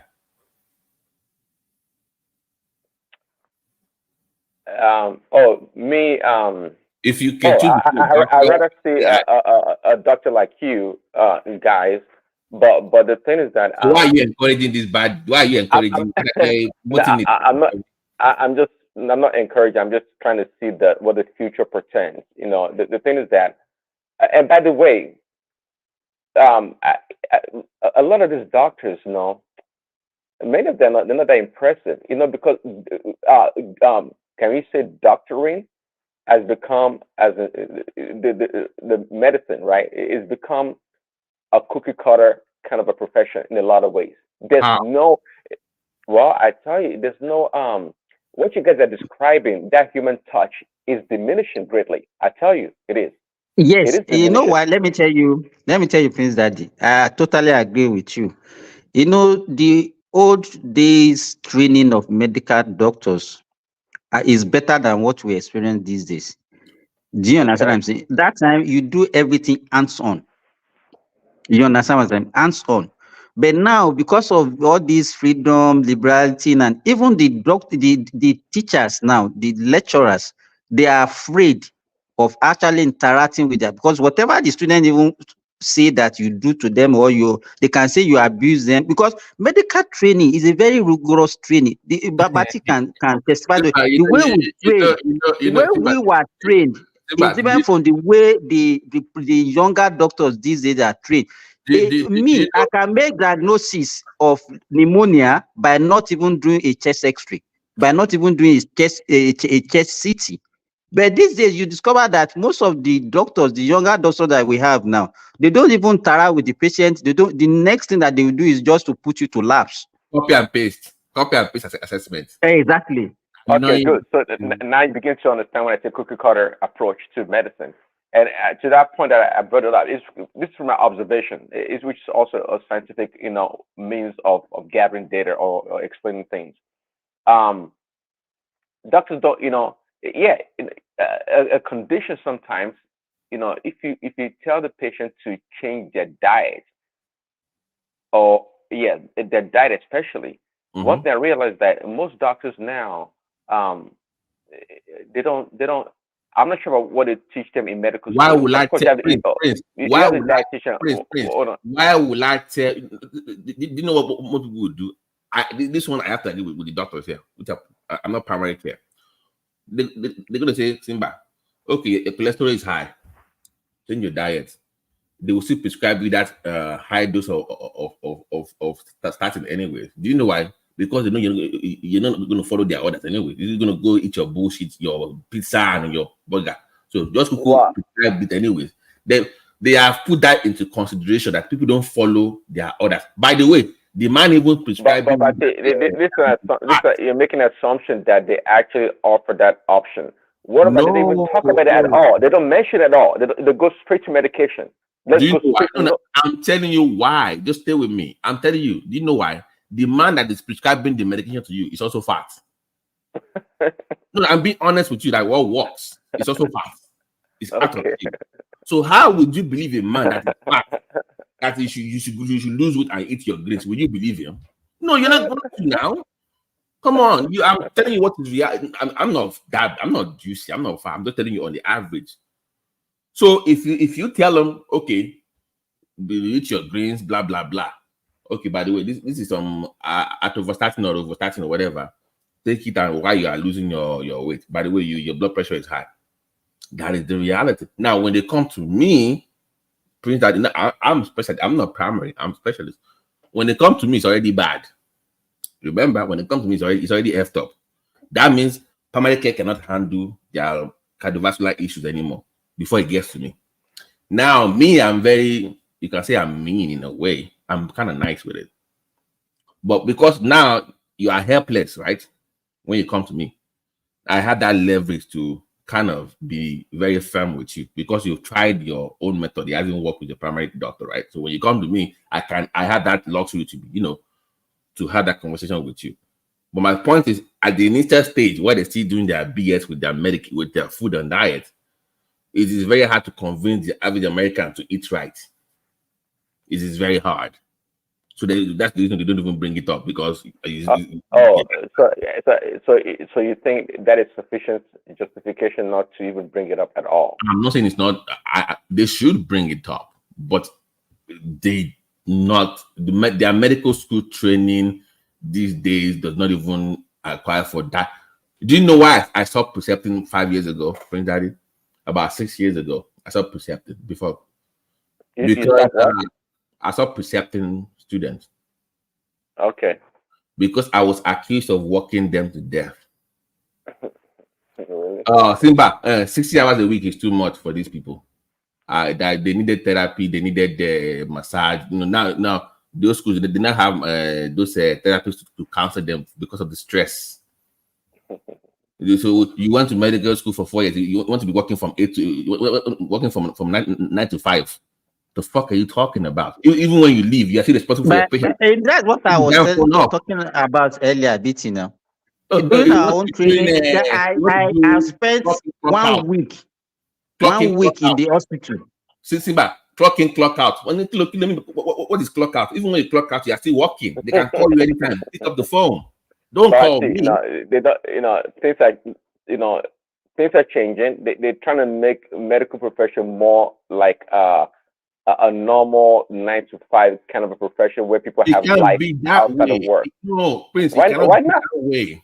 Why you not? Are responsible for your patient. You are responsible for that. You cannot you can't be doing clock in, clock out. It doesn't work that way. Simba knows what I'm talking about, right? Simba knows what I'm talking about. You can't do regular hours for medicine. It doesn't work that way. You can't do that. 8-hour shift. I mean, 8-hour shift. Well, you're not going to be watching your patient. I'm not Simba. Prince, stay with me. Unless you are maybe you're a hospitalist, you can do that. But if you're into specialty, you cannot do that. Because you need to know, okay, somebody has cardiovascular issues. They call you 2 o'clock in the morning. How can you just pick up the phone and in real time to prescribe any order for them within 2 or 3 minutes? Because you don't know the patient. You can't do that like that. If you're especially well, can't you achieve that with a coordinated care? Like, can you hear me? What is coordinated care? What is working 2-3 doctors and some nurses working together? If you're not there for 8-hour shift, somebody takes over. They have their own caseload too. They have their own caseload too now. What are you talking about? They have their own caseload too. So what we usually do is you have your specialist, you have your fellow, you have your resident, you have your intern. So he moves above that chain. If the intern cannot undo it, he goes to the resident, then you move up. At least you have 3-4 people that are working on that case, right? But they can call. But you can't have one of them think that, I'm tired, I'm stressed out. No, you can't have that. Because I don't want to somebody calling me 3 o'clock in the morning for blood pressure medication. Dude, did you call up the other? Why are you calling me? BT, I mean, Prince, that what BT is trying to let you know is that the training has been watered down. Seriously. Yeah. So is it like when a patient goes see their therapist, and after the session, the therapist goes to see his own therapist too? Is that it? Is that it? Yeah. You and what they accuse him of is not only him. Majority of the old doctors have been accused of that, because the kind of training that they have, they discover that the younger ones are very lazy. They are not ready to learn. They just want to take. I don't know what actually motivated them from coming to that profession. Maybe because of money or whatever. No, because they are legacy. Now we're talking about generation. They are legacy students now. Their dad is a doctor. Their uncle was a doctor. That's why they come in now. You will see all of them. All these now. That's what they come in for. You Okay, come but in, you come into work as a doctor. You are on TikTok. I have never had that kind of before in my life. TikTok. The fuck is that? You're on TikTok. see, okay, so okay, obviously we're talking about a certain age group or what do you call it, demographic in a way, because people like now, for example, all the problems that Boeing is having is being attributed to um, the quality of work from certain generation not being detailed enough, not willing to spend time to get a job done. That because there's an intersection between DEI and what and the corporate culture trying to balance things. So and there's this born executive. I think he passed away not too long ago. They said he committed suicide. Now, not people kind of doubt that, but anyway, the guy was complaining about the the culture of quality has drastically gone down at Boeing. And the guy is like maybe like you guys, you and Sinbad is like old school kind of a guy that's like, hey, we work in airline industry, we make planes. This is a really important job whereby the plane fly, of course, in the air, and something bad happens. So he's like really hard nosed kind of a guy at Boeing. But people didn't like him. One second, people didn't like him because it was that too rigid. So they got rid of him, so the DEI thing kind of play. I don't know if somebody knows what DEI is. But I can explain. So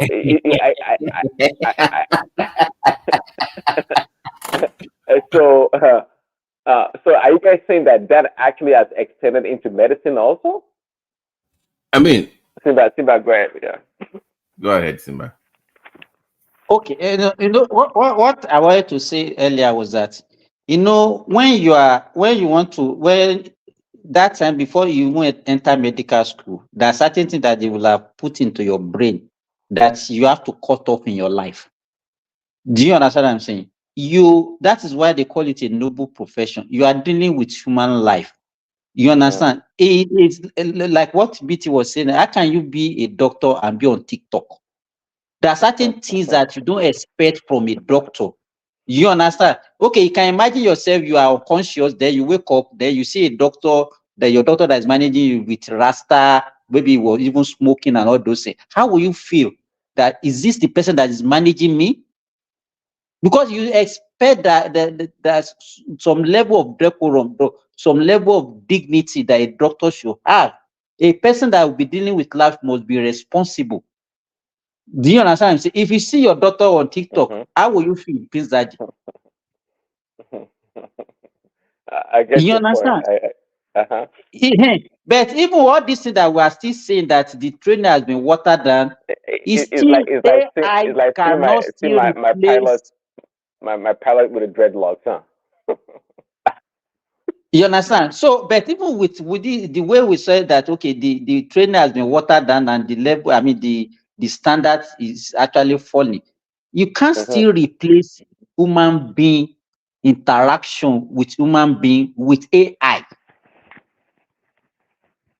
You I understand? agree. It's like, okay, Babati made mention of something like you have a skin infection. How would AI see the skin? You understand? Even there are some diseases that are systemic disease that manifest on the skin. Once you see those signs on the skin, you'll be able to say, okay, this is the disease that this patient has, and you start treatment. You understand? So, but Have you now, guys heard about it? Have you heard about the term consolidated medicine? Consolidated medicine. What that is?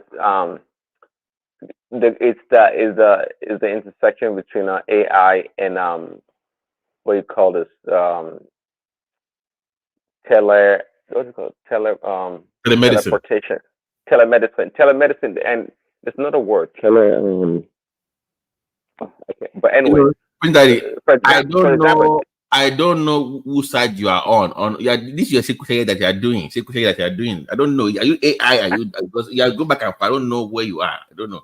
No. See, that's the thing. With me, sometimes people may have difficulty. Me, I'm just trying to understand what is going on. I already told you clearly. I'd rather go with a human doctor. But I'm looking at the trend that is going on in society, and that's where leadership comes in. Because I don't like something, or doesn't mean that I don't get to know about it and see how it affects people in society. I mean, I'm just telling you that's where it's going. Um, for example, are you saying like, you know, a skin disease, whatever you guys call it, using like a telemedicine of some sort, that you are able to look closely onto the skin and Right. magnify the skin. Let me save you the time. So let's say I'm talking remotely, by the way, remotely. Yeah. I'm Okay. saying that, you know, some are palpable, not palpable. If I press on your skin, if it's something that I know, maybe it's edema on your ankles or foot. Nobody in telemedicine has limitations. If they say anything, they will say go and see your PCP. They don't focus on everything that they see. They might say, okay, maybe they are refilling your medication. They will ask some questions based on that. If they need blood work, they will say go and see your PCP. Telemedicine doesn't cover everything. They know their limitations. This AI thing that they are coming up with is assuming that they can cover everything. So what if they can cover everything and it comes to your own family member and that is the blind spot of AI? Then what happens? Do you want to be the blind spot of AI and lose a family member? No, the term I was looking for is teleportation, kind of teleportation, right? Doctor Who? No. Actually, it's called telepresence or presence. Telepresence. Simba, do you guys do, I don't know what. You say it's like, it's like for example, walking in let's say you're walking on the street of Africa in Lagos, being in America, based on the technology that they have. On the technology, telepresence. You feel like you are there. Okay. Is it like Star Wars when they beam in? No, that would be teleportation. But telepresence is like you feel like you are there. But how do you call it? There's a game anyway. You feel like you are in that place, that particular place that you see, but you're not there physically. You're looking through like a different screen or medium, but your interaction with that environment, it feels so real. Okay, it feels so real, like you're there. So bring that telepresence into the hospital room. Will feel very real, like you're looking at you, though you can't physically touch the patient, right? But you feel so real that you're looking at the patient so closely to the point that the patient can interact with you, being afar. Okay. Now, if you merge that with AI, do you know what is called the white coat syndrome? Do you know patients behave differently? But do you know, like, Simba will know what I'm talking about. Some people's blood pressure and blood sugar go up just because they're in the hospital, not because they're actually diabetic or they have high blood pressure. Did you know that? Yes. So when you start bringing all this atmosphere or whatever surround system that you're bringing in, what is the effect on the patient? Do we have enough studies on that? Do we know? We don't know. So you got to give me some respect. I don't know. No, but this younger generation, they feel very comfortable with technology. In fact, they will embrace such kind of. So we are the old as I be. Or I be. I get it. Well, I fall in that category too. But I'm just telling you, they're thinking. These young people that they're thinking, they're like, oh, that is cool, man. They embrace it, readily. I mean, we're talking about the TikTok generation here. So, but anyway, that's just the future of medicine. I think, I mean, I like some features of it. Don't get me wrong, but I just don't like not AI yet. But I don't like, maybe Simba knows what I'm talking about. Simba is still there. The WebMD patients. Mm-hmm. That my leg, I saw it online. Maybe I had some that. Well, if you have it, go and treat yourself. Then, if you think you know what it is, then don't ask me what it is. So don't WebMD your way into what happens with AI. Is like that part I don't like that. Now you can research some prescriptive diagnosis, whatever. It's okay. We can have that discussion. But this one where everybody feels like they are doctors now or they are pharmacists now. They know this because online it's on YouTube or it's on TikTok or it's on Google. No, we're not doing that. Which one make a quicker impact? AI in medicine or AI in law? That's a good question. I think more. I would say more in law. I would say more in law because it's more like you're debating to win a case, not based on fact, but who can make the better argument. I agree. Yeah. So that's true. that is more, which is dangerous in a way, but yeah, I don't know. So no, but don't get me wrong. Today's generation, they are very smart. They're book smart. Trust me. They because they can do more research than you ever did in your life. They know all these things. It's just that sometimes that they need somebody to just push them. You know, that's just the difference. So they are smart people. There's no DEI. I don't think if you went to medical school, you're smart to some level to finish the program. Not because you're black or Hispanic or brown or yellow. You're just a smart individual. And that one I cannot, Maybe they had entry barriers to get in. That's maybe you can have the DUI discussion on that one. But having gone to that, they were good enough to pass. So, but just a little push, it's what they need. So, yeah. Foley, are you there? Okay, so. Oh, Foley's not there. Yeah, Go ahead. yeah, I'm there. Yeah, I'm there. Yeah. Yeah, I'm listening. Oh, Prince, go ahead, Prince. No, if Foley got something to say, he can go ahead now. We're just talking about randomly about this. To you guys. I just do it.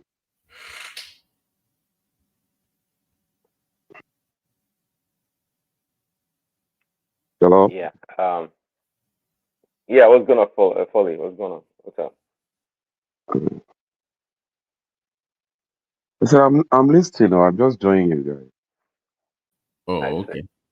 Yeah. Well, come join. I have a family member in med school now, but she's doing more of the DO, still medical school, so they do the holistic thing. So she likes it so far. Holistic.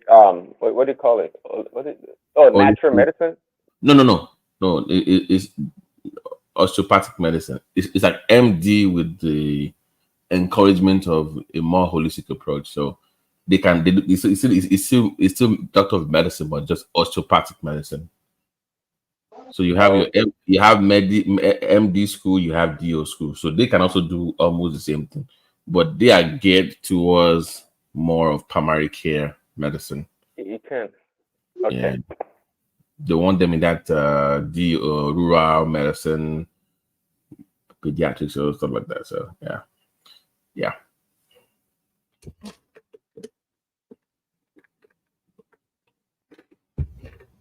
Foley, are you there?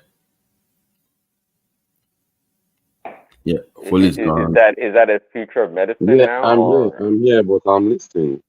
I'm doing something right now. Okay. No. DO school. They've been here for a long period of time as medical school. They're almost the same degree. They can do the same thing as MDs too. It's almost they're the same. So DOs also they're also medical doctors as well. It's just like they are more well-rounded in terms of a holistic approach to it. I have a narrow mind. It's about medicine only, right? Medicine, medications, treatment. They have a well-rounded, so they are more likely to open up to using like herbs and stuff. They are more into that, but they can also prescribe like a medical doctor as well. So it's almost like the same thing. Just So they've been around for a long time. Yeah, DO school. Okay. Yeah. Robert T, can you hear me? Yes, boss. Hey, recently I had my physical done. Through telemedicine, kind of, and then that would be the last time I'm gonna try that. It's not helping. Never. As a matter of fact, when they said I should review, I realized that genuine in my review because I mean some of the method or the specimen that I sent back to them for the lab, I could easily lie on it, right? But I wasn't even sure if I actually did it right. So and when it was time for consultation, I realized that it was I had a number one, I had a limited time because I didn't even see the doctor. Was paired with a nursing practitioner. I was dumbfounded. So I can imagine how much it's gonna build my insurance for seeing a practitioner, a nursing practitioner. Um, even though they wanted, I mean, if I could be having challenges with human being talking to me on the video camera, can imagine the AI powered um, alternative that probably would not, just like you said, me being in the hospital environment is enough to hasten my, blood pressure to a point because I don't know, every time I put that thing on my arms, my body kind of reacts somehow because I feel that something is not normal on my hand, right? And I was always told that it doesn't matter, but now that you've spoken about it, now I see the reason why. Not that my BP is high, but it's just that I feel some reaction, right? Um, Even having needles and being poked,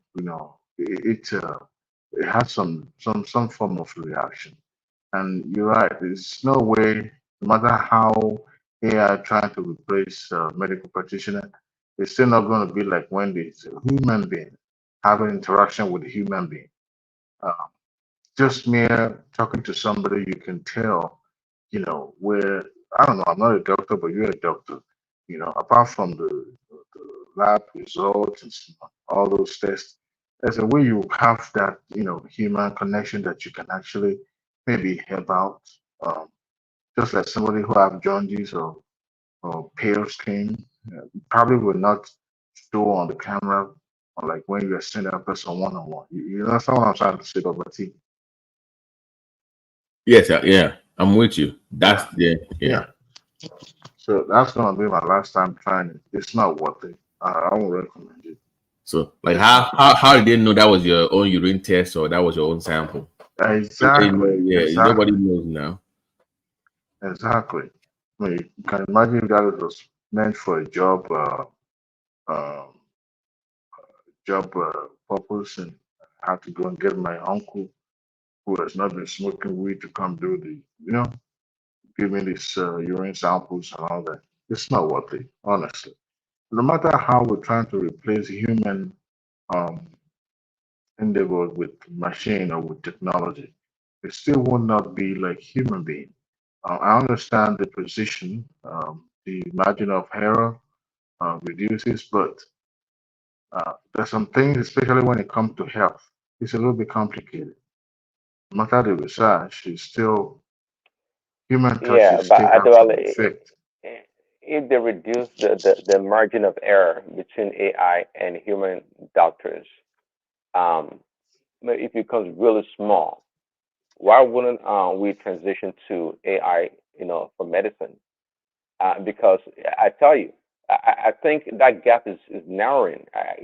Today's doctor, not a knock on their smartness, but a lot of things have changed in terms of our values. And I think that's going to affect, medicine, or it is affecting medicine. For that reason, and AI keeps improving. I mean, we have this super AI, computing power now, and we get so much Please, data. please, hold on. Okay. Do you know? Did you listen to what Diwali said earlier? He said when he did his lab, whatever, that it was a nurse practitioner that saw him, right, Diwali? Do you know what that is? Yes, Because yes, it primary was care nothing is practitioner. dominated by PAs. Primary care, you can have your AI, but specialty, hell no. You want to see Oh, a PCP AI? maybe not specialty. Yeah, maybe Yeah, not. but when you But go, go and see a neurologist AI. Let's see how that works out. And you see Even that. with the primary care, Baba T, I would still not recommend it. I would still not.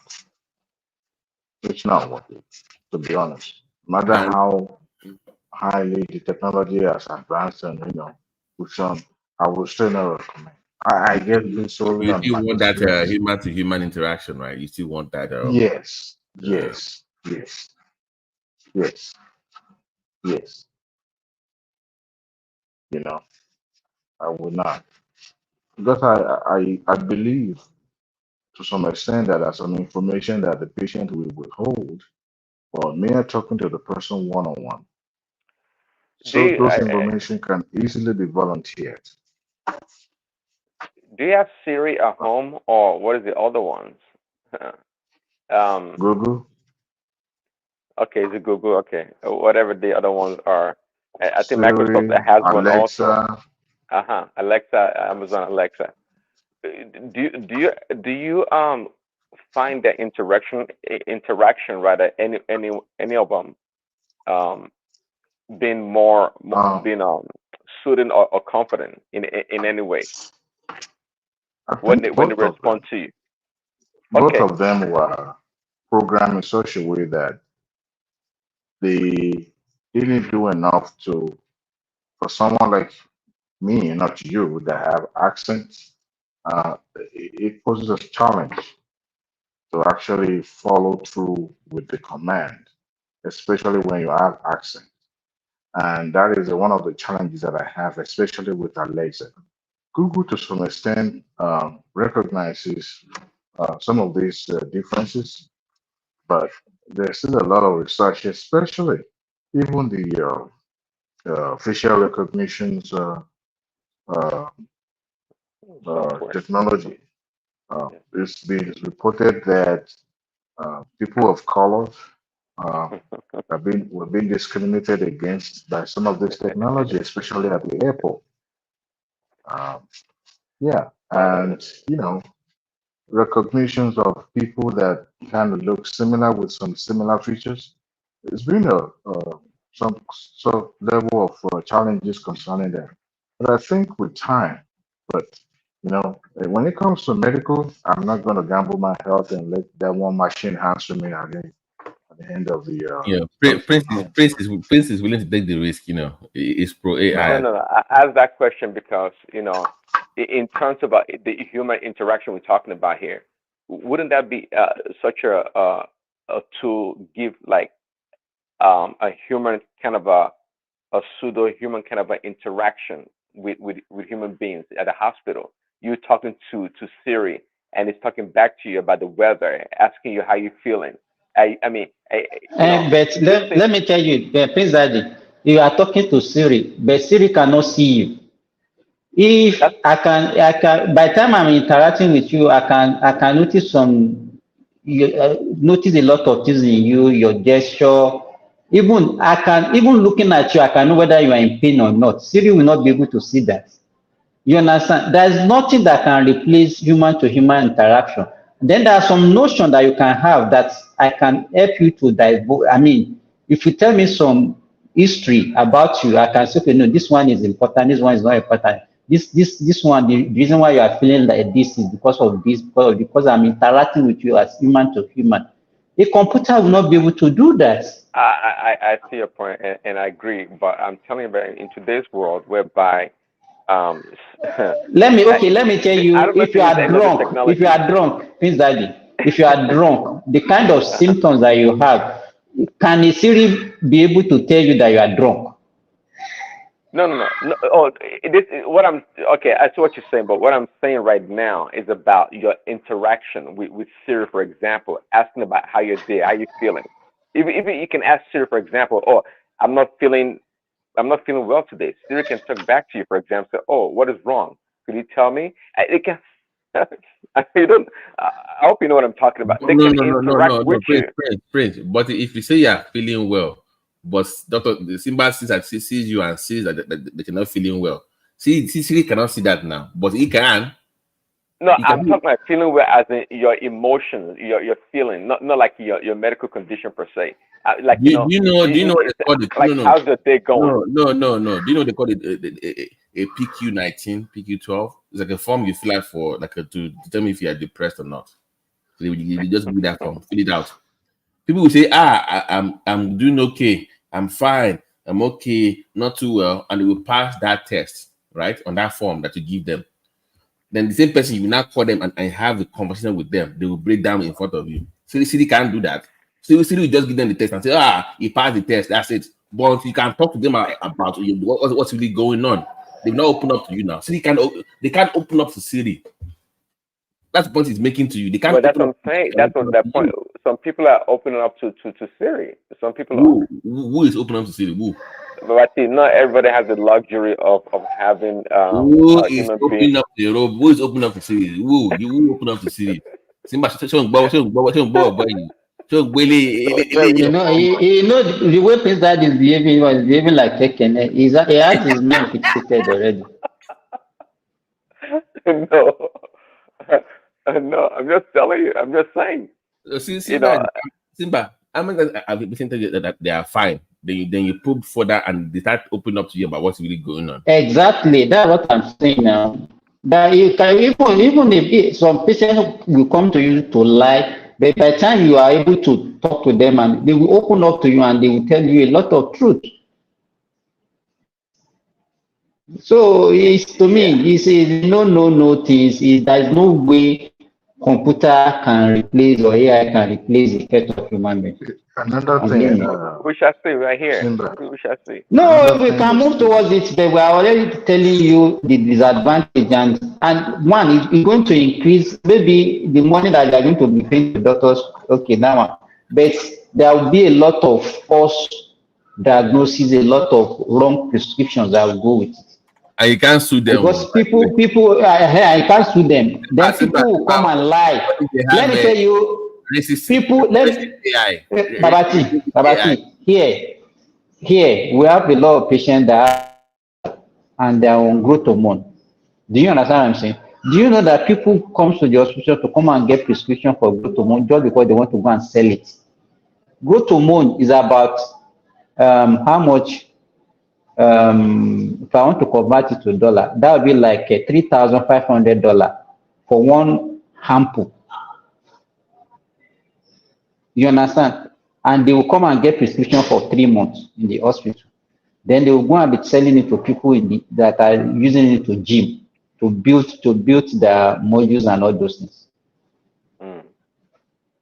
So that means you can easily get that prescription telling Siri or whatever, whoever you are interacting with, that this is what you have. Okay, well, so if you guys can resist, but AI will flying planes from departure to destination, no problem. Hold on. What is your point? Because hold on. So what if you have racist Siri or racist AI? I don't like black people. See, this nigga, what do you You know, Babati.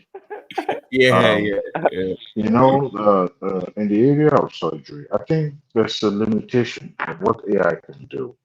Even what do you call it? This little less invasive surgery procedure where you have an incision, just a smaller opening, right? And then you have those two pass through the skin all the way to the way you are. Oh, like laparoscopy and stuff like that with the laparoscopy.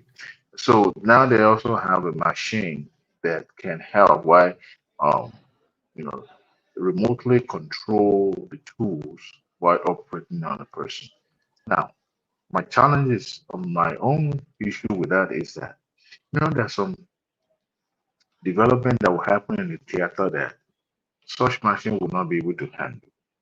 So that is why you need the dexterity and the professionalism of the practitioner. I'm talking about the surgery doctor now, who could see things live, without using without camera, because there are some places that the camera won't get into that, human has to be the one to give the feedback.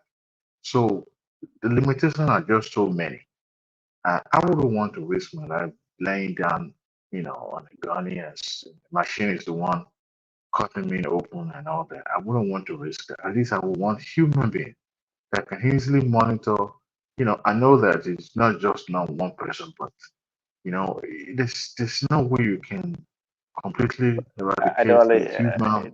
The machine or AI can react much faster than a human being could in making I'll give decisions. you You know Prince. that, right? I will give you one few that they are way advanced in any specialty when it comes to that. I mean, I won't mention my own field though, but urology, you have the 5 hand now. Like you can have like 1 or 2 doctors in the surgical room, and the hands will even scan for you, cut right there, do this one, no, move with this. So in that field they've successfully done enough, but not offline, but you have to be in house. Maybe in the future you can do 5G offline doing it, but urology they are more advanced when it comes to robotics, helping out with surgery. But they still have to program that based on the patient on that they are working on that. So, but I agree with Diwali for obvious reasons. I'm a human being. I'm not sure if Prince Daddy maybe it's the AI joining us at this point, but I want humans that look like me, sound like me. I'm not comfortable. So Diwali, I agree with you. Though my mind, but why? No. See, there's but see, there's limitations to um, human ability. The medicine malpractice in medicine obviously is caused by human doctors or practitioners, and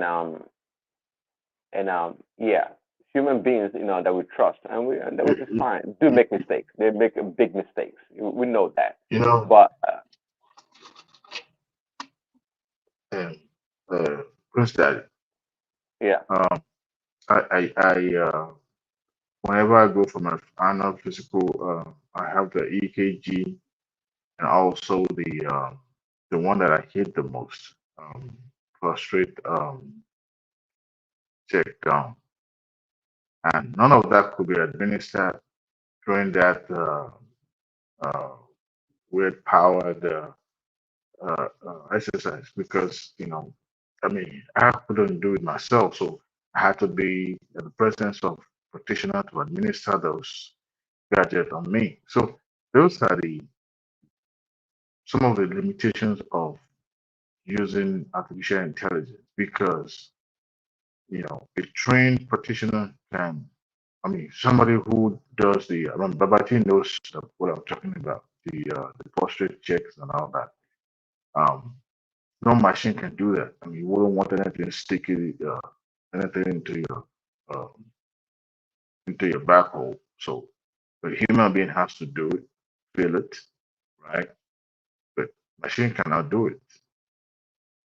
So that means for Okay, this case, those medical assistants, the pre-check, is that what you call it, Baba T? The pre-check. The person you go to see the doctor, they check your blood pressure, they check your temperature, all these things. How many those seconds is it are going to take easy. AI to do Those that? are simple. Those are the simple one. I'm talking Why? about having those Yeah. EKG stuff hooked up on you. Or Mm-hmm. I don't know if you've done the prostate check before. Um, the Diwali, doctors. let me be honest with you. I just didn't want to say it public. There are beds that you can lie on, and that would do your X-rays and do your that they figured that one out. So that those jobs will be gone very soon. So Sorry. yeah, A bed? yeah, there are beds that they can lay on that will take your temperature and Uh-huh. even they have So Okay. What Okay. about the prostate check? yeah, no. Oh, they are choosing not to even do that hand fist anymore. They are doing the PSA test now, just the blood. So those are the limitation, right? Baba T, say that again. I've never done that before. I don't plan to do it, but what's the option No, again? the PSA, unless you're symptomatic, they're doing you can do your blood PSA test like cancer. So they're Uh-huh. looking at like the key number is 4. If it's below 4, then it's not anything like unless you're symptomatic, of course, then you can go further. But 4 is the key number. If your PC number is below 4, then you're okay. Above 4, most likely prostate cancer. But for black men, you got to check early, man. If you're peeing at night, if you're having nocturia a lot, I mean, there are signs that you have to watch, and so just checking with your doctor and and see what's going on. If it's not diabetic, just checking with your doctor. But they shying away from doing the fisting of the butthole anymore. Nobody, people are moving away from that. Oh, thank God for that. Because trust me, I've never planned to do it. I had no No, intention, no matter what. Unless you have like, if you have prostatitis, like with warm, budgie, and firm, and all that kind of stuff, they will still check. But like, Wait a minute. But No, no, which no, one no. is the Prince Harry says is not doing? PSA, like the where they put their hand in your You better go and do it. Let them Bobrisky you for a minute. You better go and do it. It's not gonna. No, no, no, not gonna happen. I believe strongly in non-invasive medicine. Oh yeah, right. Oh yeah, right. That one they will erode you. This. You need it, the Prince that you I'm not need about being it. violated. I'm not about being violated. It's just once in a year you'll be fine. And that is Take it like What above. do you mean? What do you mean I do it once in a year? I don't think so. you take it like a champ. Hey, look. They It's were just never one mind time. there. They give him his And AARP card now. He has the AARP and card. So yeah. and if your doctor is on the fast side, good luck. Because that middle finger can be deadly sometimes. Bro, So stop. Bro, stop. I'm just saying. Next thing you And go in there with the finger, and next I thing you know, plead with my the guy is doctor. getting twisted. Or the whole fist. No, for real. It can be intimidating, especially when your doctor is fat and he's telling you to lose weight, and then he has to use his hand to do the test. He begins to wonder, is he using And then the find you pen? and maybe female Asian doctor with small hands.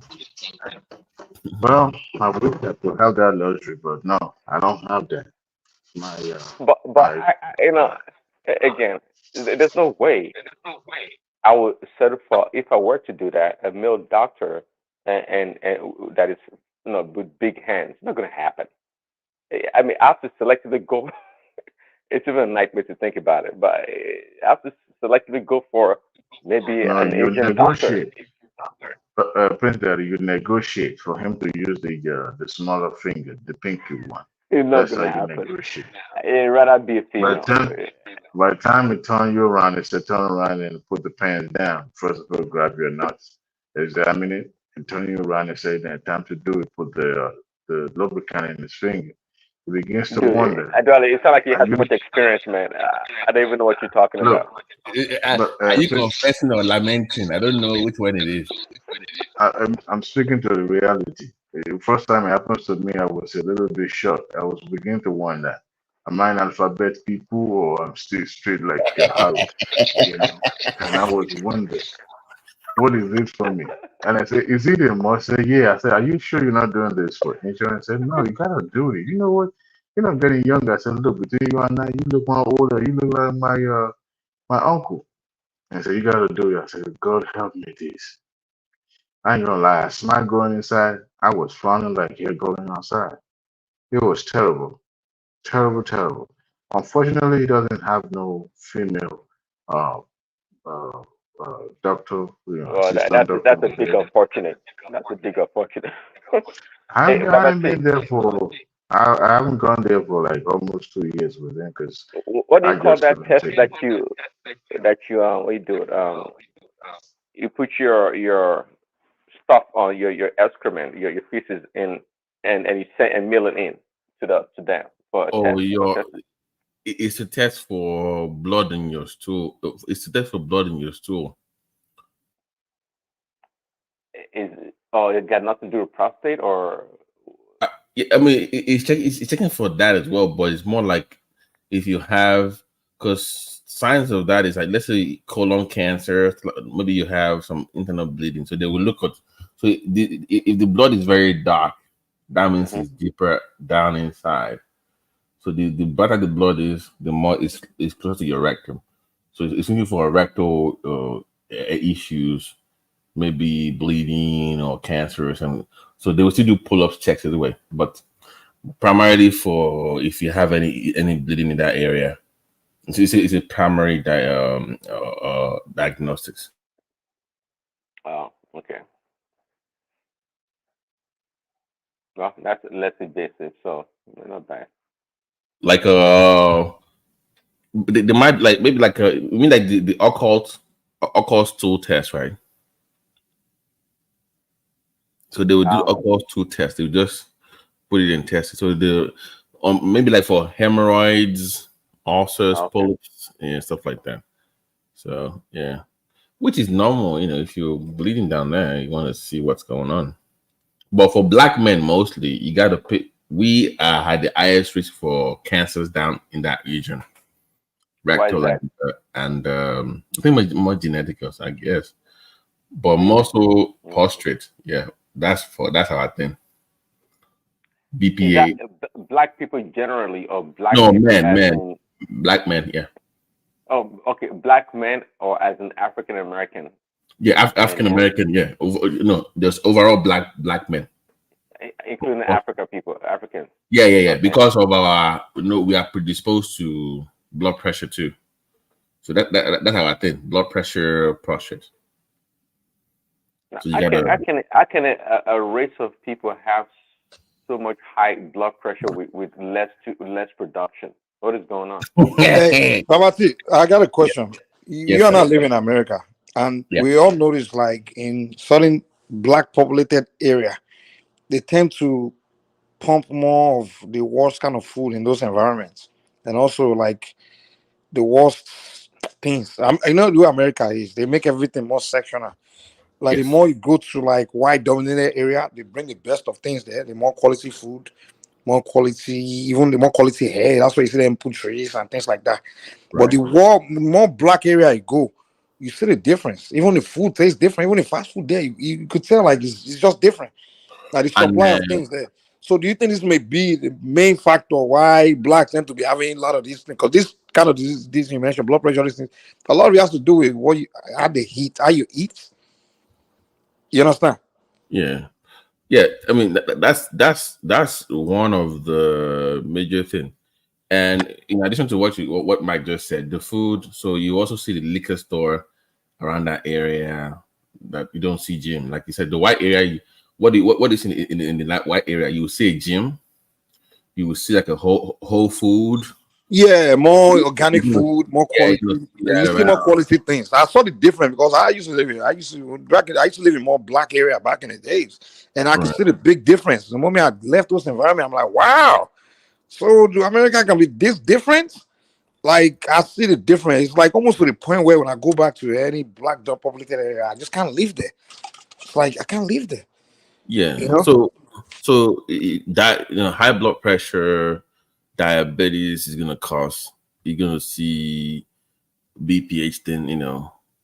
So that's one of the things. So diet, like my diet, is a lot. So you're gonna see a lot of fast foods in the black community. And by the way, do you know in America? Do you know where they also put the dialysis centers in the black? They put it in the black community. That's where you see all your diabetes. It's mostly in the black community. So it's like they're waiting for you to have your kidney. Exactly. They know. Yeah. That's what they put those things now. They're waiting for you. So that's just the unfortunate part. So I wouldn't say you should not live in the black community, but we are all humans. You tend to consume what is close to you. So Yeah, I was close to you. you're gonna start eating your. So that's The food, the everything. Even when I go to KFC now. yeah. When I drive, to the point where when I'm driving now, when I'm hungry, I want to grab like something fast food like KFC.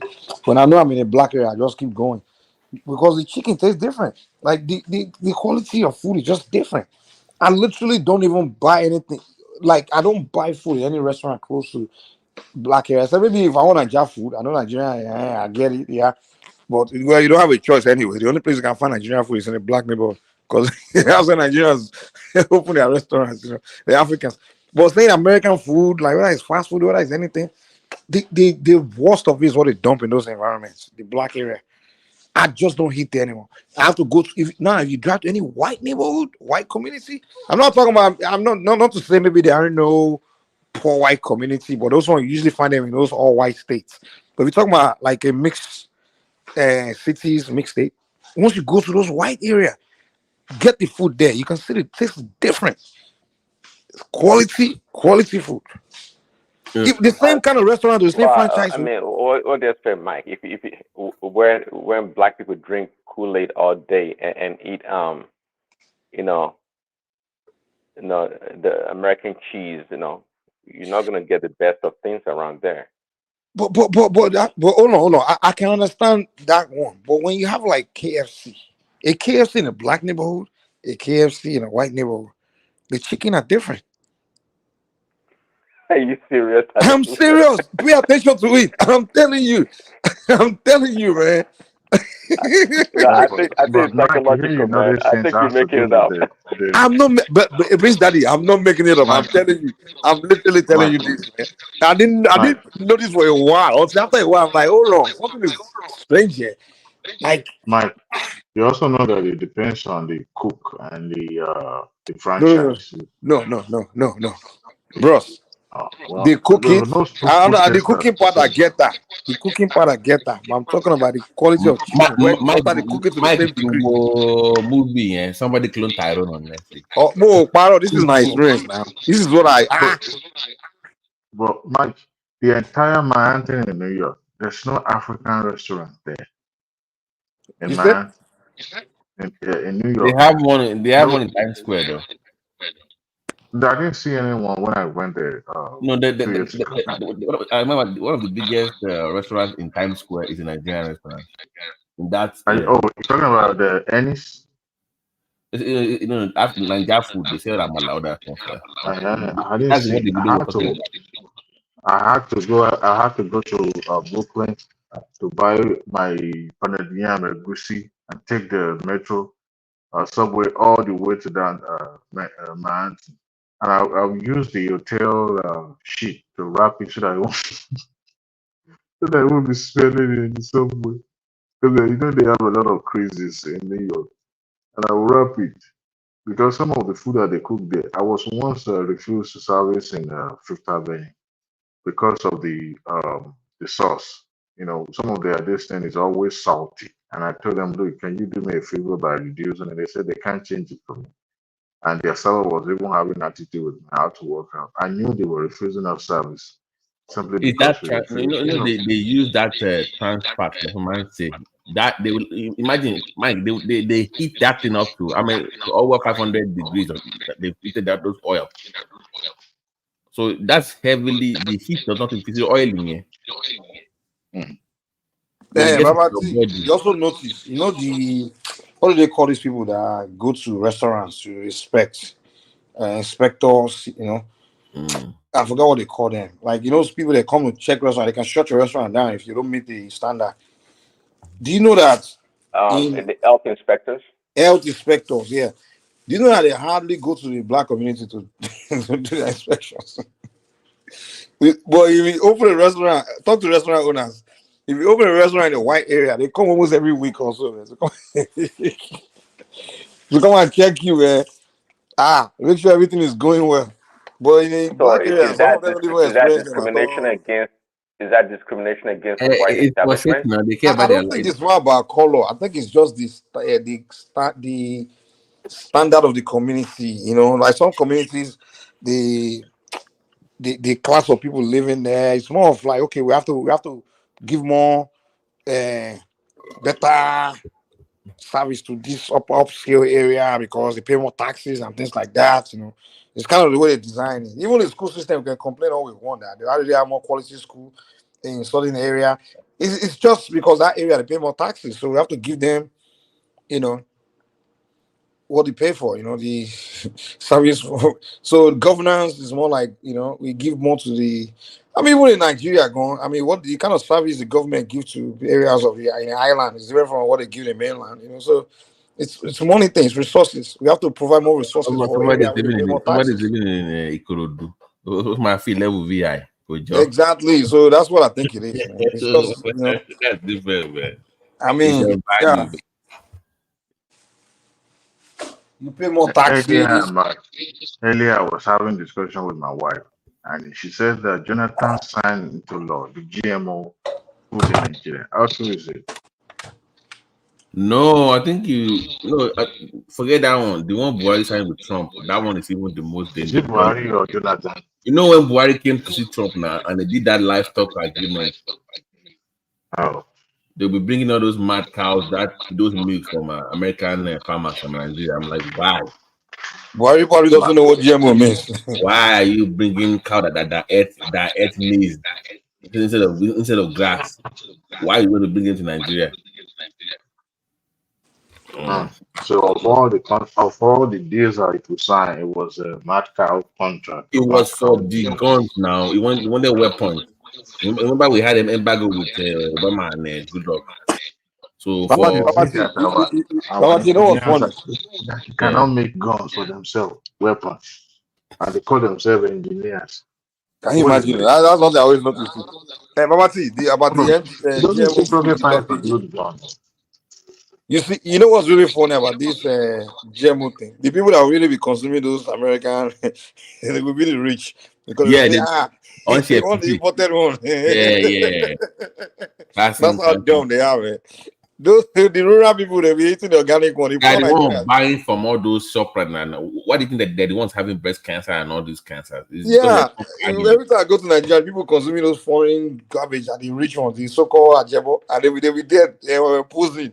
I'm like, they're the one having the issues now, medical kidney function, that they won't having wahala because they want to start eating. In fact, some of this food they even use embalming stuff in it to preserve them. If you go to the KFCs in Nigeria, for Mother High at Subway, huh? Subway, eat Subway.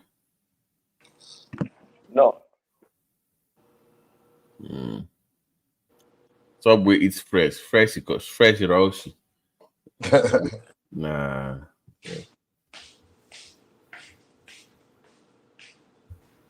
You know, I was in Paris 7 years ago for my birthday. And, my wife and I were looking for Subway because we felt, we miss America so much. We needed a touch of home. We asked, Parisians are very proud people. They will pretend as if they don't speak English, and they do. So the lady that we approached in one of the store, we asked her where we could find the Subway. She looked up from head to toe and said, "Where are you from?" We said, "From America." I said, "Where are you from originally?" They said, "We're from Nigeria." I said, "Okay, I can excuse you to look for Nigerian food, but Subway in Paris, please." You know how they would scoff and I said, "Psh."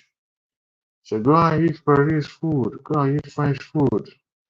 And she pointed us to a place and she wrote it down what we should ask for that we will enjoy it. Only to get there and they put pasta in the plate for us. It's like when you eat, I don't know, I never tasted shit, but it tasted like shit. Pasta Nikon. Yeah, they put some bunch of nonsensical stuff alongside with it, but it just that. No, it didn't sit down well with me. But there's something I noticed about their culture. There's no haste or hurry in their dictionary. When you eat, they expect you to sit down and enjoy that meal. When you ask them to bring the bill, they won't respond. They won't answer you. Documentary. Go and watch this documentary of this guy, Michael Moore. He went to that filmmaker. Yeah, he did it. The documentary he did about it was comparing American system to the European system.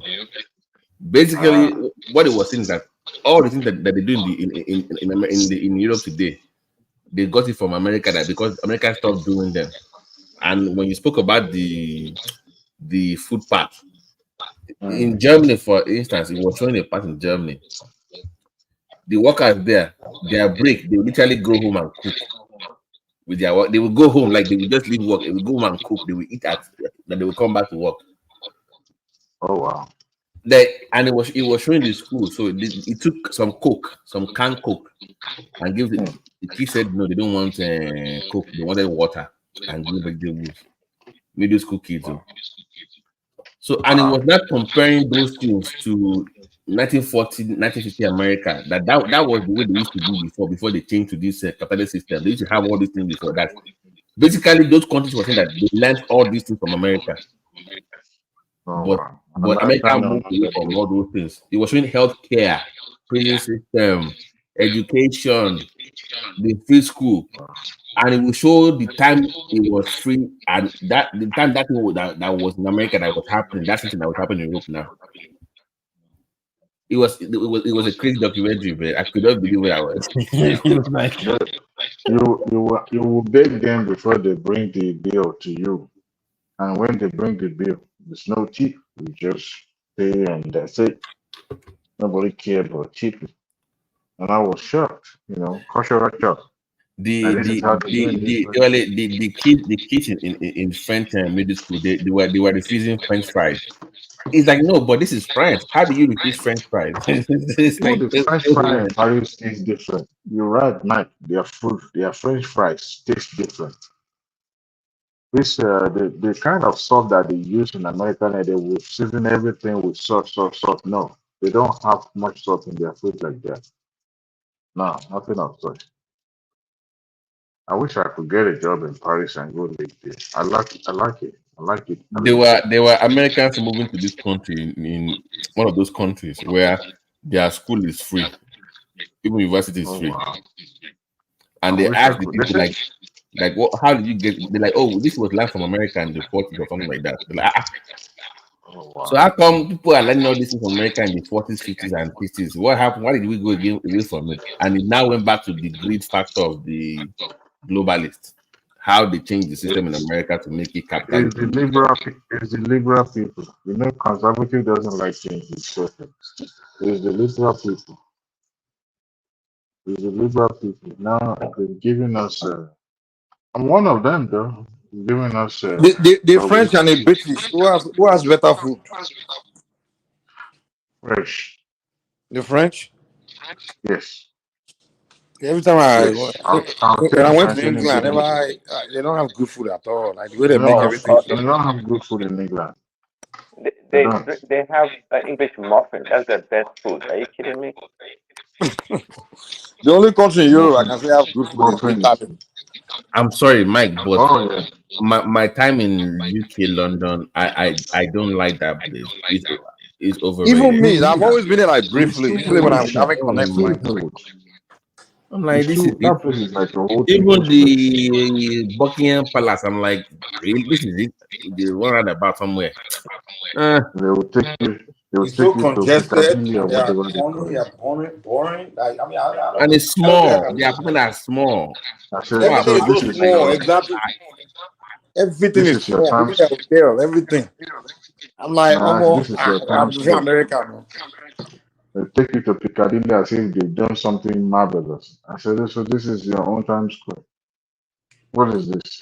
Because of one big screen and it's called. Oh no! If you give me $1 billion, I won't live in the UK. But where to do what? To live Yeah, like that Europe AC. is not my thing, man. So the two places I can after America, Nigeria, straight up. the roads were I can live in tiny. Paris. They drive on the right side of the On the road. right side. Oh my God, you won't believe that. No. That is annoying. The most annoying thing they do that I don't like. But I can live I in can't do Paris that though. UK, man. I can live in Even the way they Paris. talk, Oh sir, I yeah. don't even like their English. Like, only last time I understand it, got them something about him. They're I like, can live in Paris. I'm like, you say, don't like Mike, they talk. Mike, you don't like original English, really? That is not original. Do you know, Prince, I can make an argument English that has been it's been hijacked from them, man. the actual original English is the one that Tafawa Balewa spoke when he addressed the Joint House of American Parliament in the 50s. That is the Queen's English. All this But that one too nice coffee jar. all this you get me, yeah. That's not English now. That's diluted version. Don't put Jamaican for that thing. Man them things. Yeah, man. That's not English. Man them things, you get me, yeah. No, that's not English now. You know what's so funny, right? It's almost like when I listen to other English people, like the other countries where they speak English, speak. I can understand it better than I can understand it, even the real English people. Because they have like if you go from like Manchester to like Newcastle to like to Texas, like to like let's say Newcastle to Manchester, it's a completely different accent. It's just different. And you know what's even funny? I can understand an Italian or even a Spaniard or some other European that's speaking English than I can understand the actual English people. when those when those are speaking English with their own accent, I can Mike, understand them. that's a good point. Even But I some tell what's me. Africans like Kenyans speaking English, I understand them. They're actual Even English people. Asian people, I can understand. Chinese person speak English, I can understand it. I tell what just me. It was many years ago. Listen to a British guy speak. I had a hard time understanding the guy. The English is Scottish. You know, they also have to learn the Queen's English to speak properly. They have to learn to speak properly because even amongst their own areas too, they speak differently. The one I had the difficult time learning understanding was in is it Essex. I'm like, there's no way this is English. You got a bloke? What are you talking about? What is this? It wasn't even. I'm like, this is not English. This guy is talking. She said, no, it's English. In English. I'm like, no. So even in their own country, it's different accent all over the place, or it's just different accent all over the place, man. So I just didn't, Mike. I just didn't like the UK. The airport was funny looking. The cars were tiny. The roads were small. The food was annoying and dry. Exactly how I felt too. Even at night, the way they had it, the light there, it was like maybe small low current light, just like dark. I'm like, you would believe I go, what is all this? Me too. I didn't enjoy that place, man. I didn't enjoy it. And my cousin was like, oh, their money. Where are the people? Only trust me, they are inside. Inside where? I don't see anybody. And they are inside. They're inside. Why are you guys hiding at 7 o'clock in the afternoon, in the evening? It's supposed to be. I know this is really now. I don't know what is all this. Oh shit. But Peckham was fun. You know, America. You know, it's what make America bubbling is because people from all over the world came. You know, the Black Americans made they created the American. Who's the exciting everything about America? To be honest, they gave it flavor. They gave it flavor. Yeah. The Blacks gave it flavor, and then people from Latin America, Caribbean, all over the world came and actually created American fashion, American culture. But in England, it's the British English people that they control So, the culture and everything. that's when people say America doesn't have the culture. It's almost comical. No. In America, That conversation you get is just all the flavor. You get all the flavor in America. Just like you said. Prince Daddy. Let me. Is it a question about culture? The Burna Boy one, Abby? No. It was way before Burna Boy. What happened is that some Africans are dumb. Like what they're trying to say is the Americans don't have a code of behavior. In Nigeria, when we say someone is cultured, it means like your code of behavior. You understand? Where we are all on the same page. Like I'm saying, the Yoruba culture now. Okay, this is where there's a way we talk in this culture. That's what Africans are meaning when I'm saying culture. But they don't explain it to the Americans what they mean by you don't have culture. Like you don't have code of behavior. But those ones are like, what do you mean you don't have culture? Look at the music. Because in America when they mention culture, they're talking about just a way of life. They're not talking about code of behavior, which is, of course, it's a right definition. In fact, culture is a way of life. Like whatever your music, your style, whatever, that's culture. But the African, they use the word in the African when they use the word culture, they are talking about code of behavior. Okay, So they never explain that among it. themselves. So the confusion is just there. Like so, the Black Americans just get angry. How can you say we don't have culture? Look at the food, look at the dance. The way I understand culture is that when the Africans talk about it, like they don't paint their face and dance around in their traditional attire and drumming. No, that's not even culture. That's not culture. On, man. Feel like the white man. That's not what they're saying. Come on, don't do that. Man. No, but yeah, I'm not kidding. That's what it's saying. They don't have culture. I can say if people don't have a culture when it did not the different kinds of food they have in America. I mean, with the conglomeration of all these Prince Daddy, culture I from don't think you listen to me. The Africans are not saying they don't have. The Africans are not defining culture as food, dance, fashion, all those things. That's not what Africans define as culture. Which, of course, they are wrong. When we say when Africans are saying culture, they're just talking about code of behavior. That's what they're talking about. You get it? So that's why I always tell those. There's this guy Kaizo, I come on the show when they're arguing sometimes. I'm like, you guys are foolish because they're arguing on two different contexts. They're arguing on a topic, but on complete different contexts. That's why they are confused. They just find themselves insulting one another because you are talking about, the way one person is defining it is different from the way another person is defining it. So they're arguing on the same thing, but with two different definitions. On a different definition. So that's what it is. That's why that cultural argument between the African people and the Black Americans is just, to me, it's so long. I'm like, you guys are dumb. How about you define culture first before you start arguing among yourself? Because the Africans are not defining culture as food, entertainment, all those things. They are defining culture as code of behavior. But the Black American define culture as entertainment, food, clothes, all those things. And they're like, how can you say I don't have culture when I got soul food, I got hip hop, I have this fashion?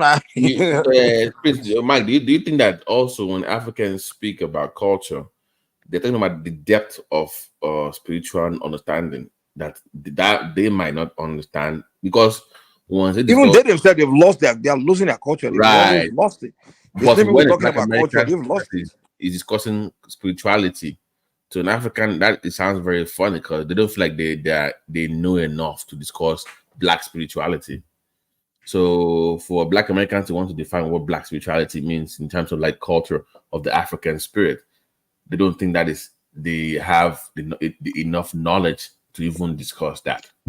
And that's where, because if you listen to like a Dominican or Cuban talk about Black spirituality, they will always refer to the African as where their source, where they should they should learn more. They're always very inquisitive to learn more about African spirituality or African spirituality.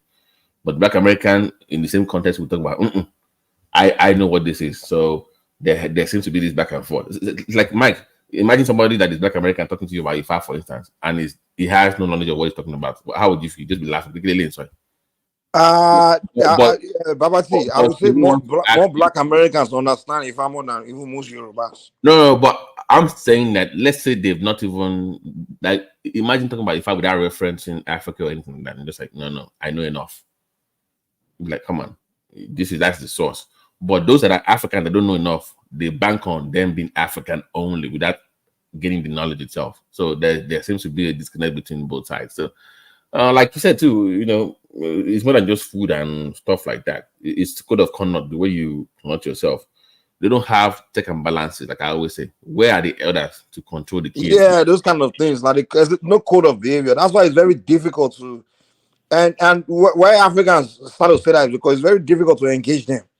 Because in Africa, for example, you want to engage. If you want to engage Northerners, for example, you know that these are Islamic people. You understand? So you know their culture, like it's more Islamic way. And then if you come and engage Yorubas, you know how they are. You know that Yorubas, there's a way. This is their code of conduct. This is their code of behavior, right? So you can easily come to the environment and study their culture, study their way of life, and then begin to know your place. But with the Black Americans, there's nothing like that, man. There's nothing one Black American is just completely different from the other one. It's just individual thing. It's individual mindsets, and it's difficult to say you want to just learn the code of behavior to use to engage them. It's very but they also limit it to skin color. Like one of my best friends growing up is Bukola. She's married in Florida now. I think I met her. We saw her again like a year or two. If you see Bukola, Mike, Bukola is a blue German, half German, Ijebu, blue eye, blonde woman, German looking, but she speaks Ijebu. There's no way. So to me, culturally, we kind of align than the having a Black American, right? So they'll feel like, okay, she's white. Why is she African more than me? She's a grandma lady. She speaks the culture. She understands the tradition. You cannot just tell me that you should be seen like more African than her just because she's like light skin and you're dark. So they attribute culture to the looks, to the external look of people. So what happens is the gatekeeping of the culture is very weak. So if you as a white guy and maybe you're enemy them now, you show up, you do say yeah, what's up, and you wear the clothes. Oh, you black. No, you're not black. So they don't gatekeep the culture enough. Everybody's welcome. What do you mean? Gatekeep which culture? You mean the Black Americans? Own culture, yeah, they don't gatekeep it strong enough to fit out who they just look at who sounds like them or who's friendly to the culture. So what happens is, okay, this is what brought up the argument. The argument was that if you notice, when it comes to any political struggle, even if you don't like black people in America, you just add them up, you add them to your struggle to get what you want. So let's say, so you hear the Black-Brown Alliance, and they will get those things are not real, man. Those are just but that's my point. They get used to get, like, even the LGBTQ now, who is the face of it? They'll probably black people there because you can't accuse them of when they say you are racist. So they get used a lot to achieve other people's goals. And when they how I don't think they get used, man. Forget that's what they are saying, but let me give they don't first of all, I don't think let me give an example now. No, let me give an example. So the achieving of other people's goal. Whose goal? There's no really that thing is not real. It's something they are making up themselves. Like, oh, they're using us. Let me give an example. You know, prior to maybe there was this what is this thing called? The Harvard thing that they removed recently to get into medical school. Are you talking about affirmative action? You know, they used to have a Black Asian alliance before for minorities. No, there was never any alliance. No, there should be that against legacy admissions. There used to be that before. It never existed. Forget this. I know with Black American probably makeup is something like that and posting it out there. There was never anything like that. There was never anything like that, man. They just make all this thing up, man. Now what they do now is just they see other people succeeding, so they're beginning to say, "Oh, we are the one," because the way Black America, they're still stuck with the old American. You know, how America started. It was more of a white only. So that coalition is in Black say slavery and things like that, and Native America. It was only three, kind of like in the beginning of the foundation of America. It was like three group: the white, the Black, and the Indians. Right. The Indians were just being massacred and being pushed away, and then the Blacks were kept on plantation, and then the white just ruled, right? But time has changed where the world has changed, where it was really just evolving, and society have become. It's no longer the case of white, Indian, Black, and the law only recognize white. But since the law recognize everybody, we have more. Blacks are still stuck. They are still stuck with the mentality, but that time is gone. They're stuck with the mentality of a whole era. Okay, where they believe that we politically we go and march, we talk, you know, all those things. It's just it's not real. Man. Wait, we have more Hispanic than Blacks right now, right? There are more Hispanic than American than Blacks, right? Yeah, way more. Yeah. Yeah, but they see allies half and half, like, oh, it's Black versus white. They don't discuss like the Asian part. Exactly, that's what I'm saying. They are stuck in the old way. Like the Black and Brown coalition was in the 80s now. They used to have a Black and Brown coalition. Okay, coalition to do what? To achieve what? No, that's what I'm saying. Coalition, they are fighting white people. Like, fight them for what? On the fight on the street on what? No, look it up. You will see Black. It's just all this marching and talking. It's just that's not what's solving anything or creating anything. Well, I'm saying no. My point is that the people that are claiming that they claim that they are marching with, those people don't really give a fuck about them. Exactly, because those people don't see the thing they are claiming they are marching about something. But they think they do. And those ones we just use them as numbers. But those ones don't even use them at all. Those ones don't pay attention to them. That's the thing. Black Americans believe the way to achieve things is because we are marching, we are talking about it, we are making some speeches, but that's not where you get anything done. To get things done, you actually go and go do real work. Do you know what's funny about that Black and Brown coalition? So if you know when George Bush first won this first election, I think 84. If you notice the Hispanic vote, they never go one way all the way. They always split half and half. So they will Yeah, go. Hispanic don't stick They are very to. smart. They don't give you everything. Black people will just give Yeah. you their vote. Like no, No, nobody's doing this. In fact, I will be honest to tell you, no one is doing this group thing like that. Like we, the entire group of people, this is what we stand for. No, everybody is just figuring their way in America. They are the only one that always stuck box themselves in a bubble. And they go after They put themselves in a box if of you- this is what black is. This is what black should do. Blacks supposed to vote this way. Hispanics don't do that. It doesn't even there's no even thing called such thing called Hispanic. It's just a bunch of people from different Spanish speaking countries. And we call all of them Hispanic as if they are one group of people that meet up and uniting under some ideology. No one is doing that. Even the Asians, they're not united under any ideology. No one, everybody's just being Americans and living their life. you know The what's only funny? thing closest to them doing that, yeah, the only thing closest to Black American doing this boxing ourselves in the group is just the racists why they don't want to see anybody else. That's it. You know? You know the affirmative action fighter we say they're like, oh, for minorities. They're like, oh, we thought it was for black people. They said no, it's for all minorities. So I can apply. So because maybe the way maybe they didn't understand the law. It doesn't say for black minorities. The law says for minorities. That means anybody that is minority in a society can apply for those things. But fortunately for them, those getting it are like the other minorities, like Asians, Africans, Jamaicans. So they're like, no. This law is for us, or for us only, nobody else. Like, no, sorry, the law is not just for you only; it's for all minorities. So I'm like, when was that law to say, oh, in the 70s we fought for you? We fought. I'm like, you didn't really fight for me. Actually, it was the white people. They were the one that gave the power away. Like, if they want to keep it, they will keep it. But the argument is they want to now go against legacy admissions, which is funny to me. Let me give you an example, Mike. So Ngozi Owejuela, whatever her name is, the one in the world, I think she gave Harvard. How much did she give them, Mike? Was it $3 million that she gave to the school? And her kids are going to the school. Legacy admissions are for alumni and people that fund the school. You can't say because they are mostly white. So therefore, just okay, how much you they bring for Harvard? How much are you contributing?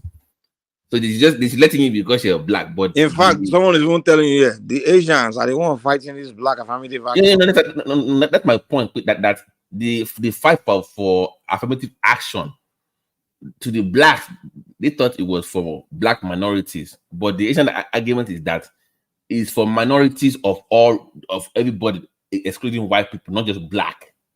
So that's what they did not. No. I don't think that's what the Asians are fighting. I think they are fighting against that idea of affirmative action. I mean, I may be wrong, but I think that's what Asians are fighting against.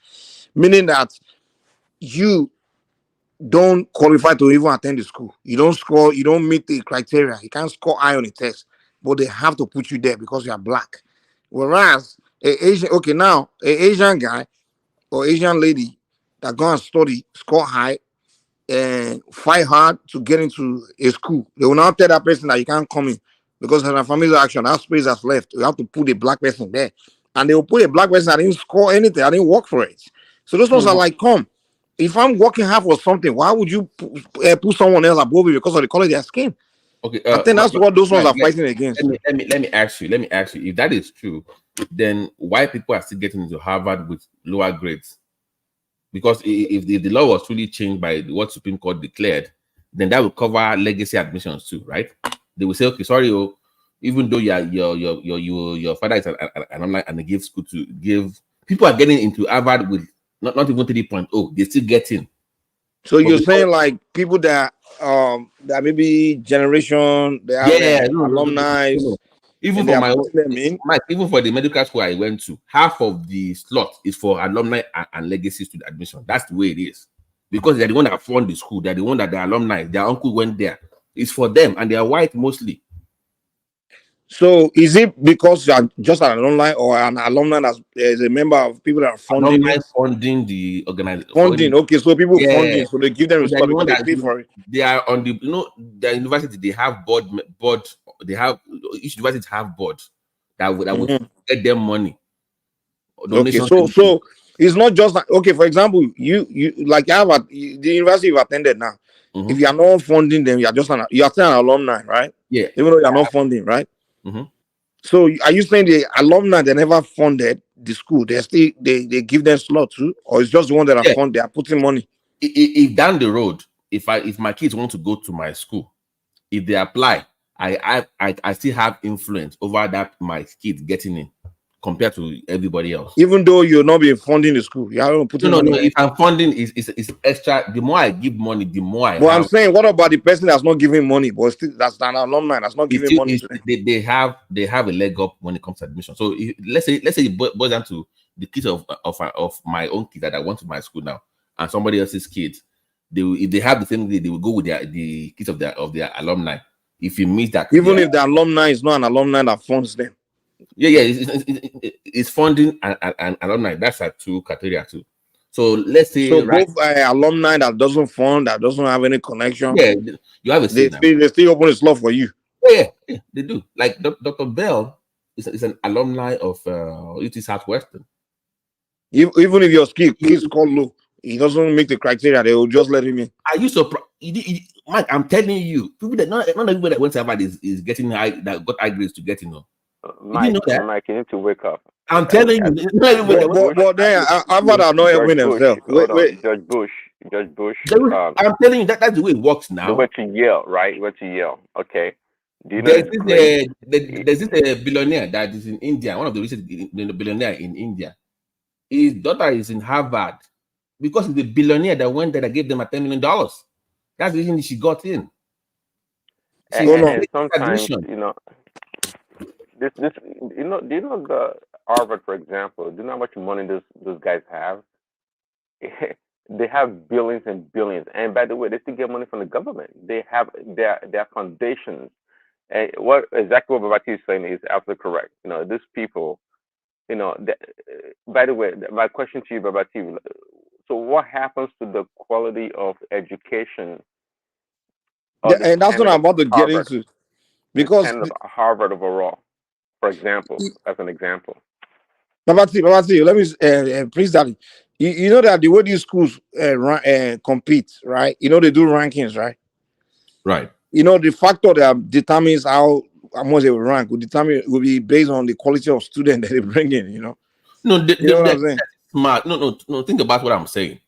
If your father went to Harvard, that means when you were going to high schools, whatever, you probably went to the best schools. Yeah, but exactly. So you're not going to be one Dunce now. No, but I'm saying that regardless of that, you have it. So let's say you get a 3.6 now, and somebody got 3.8. You can still meet the minimum requirement of 3.5 to get into their graduate program. Yeah, okay. The base of this argument, you still have to meet that minimum requirement as far as on the test score. Right? So you got to say that now. So you meet the minimum requirements. Not now. Always.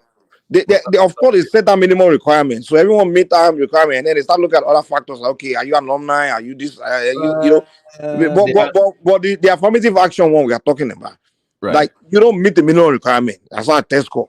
Mm-hmm. You can be one girl, you just score, you know, maybe 2.0 or something like that. But they will say because you're black, they have to just admit you, even if you just don't qualify to be there. They have to admit you. That's what this affirmative action is about. Yeah, they just have to admit you because you are black. They have to put you in. They're not going to admit 2.0. And I'm telling you, go and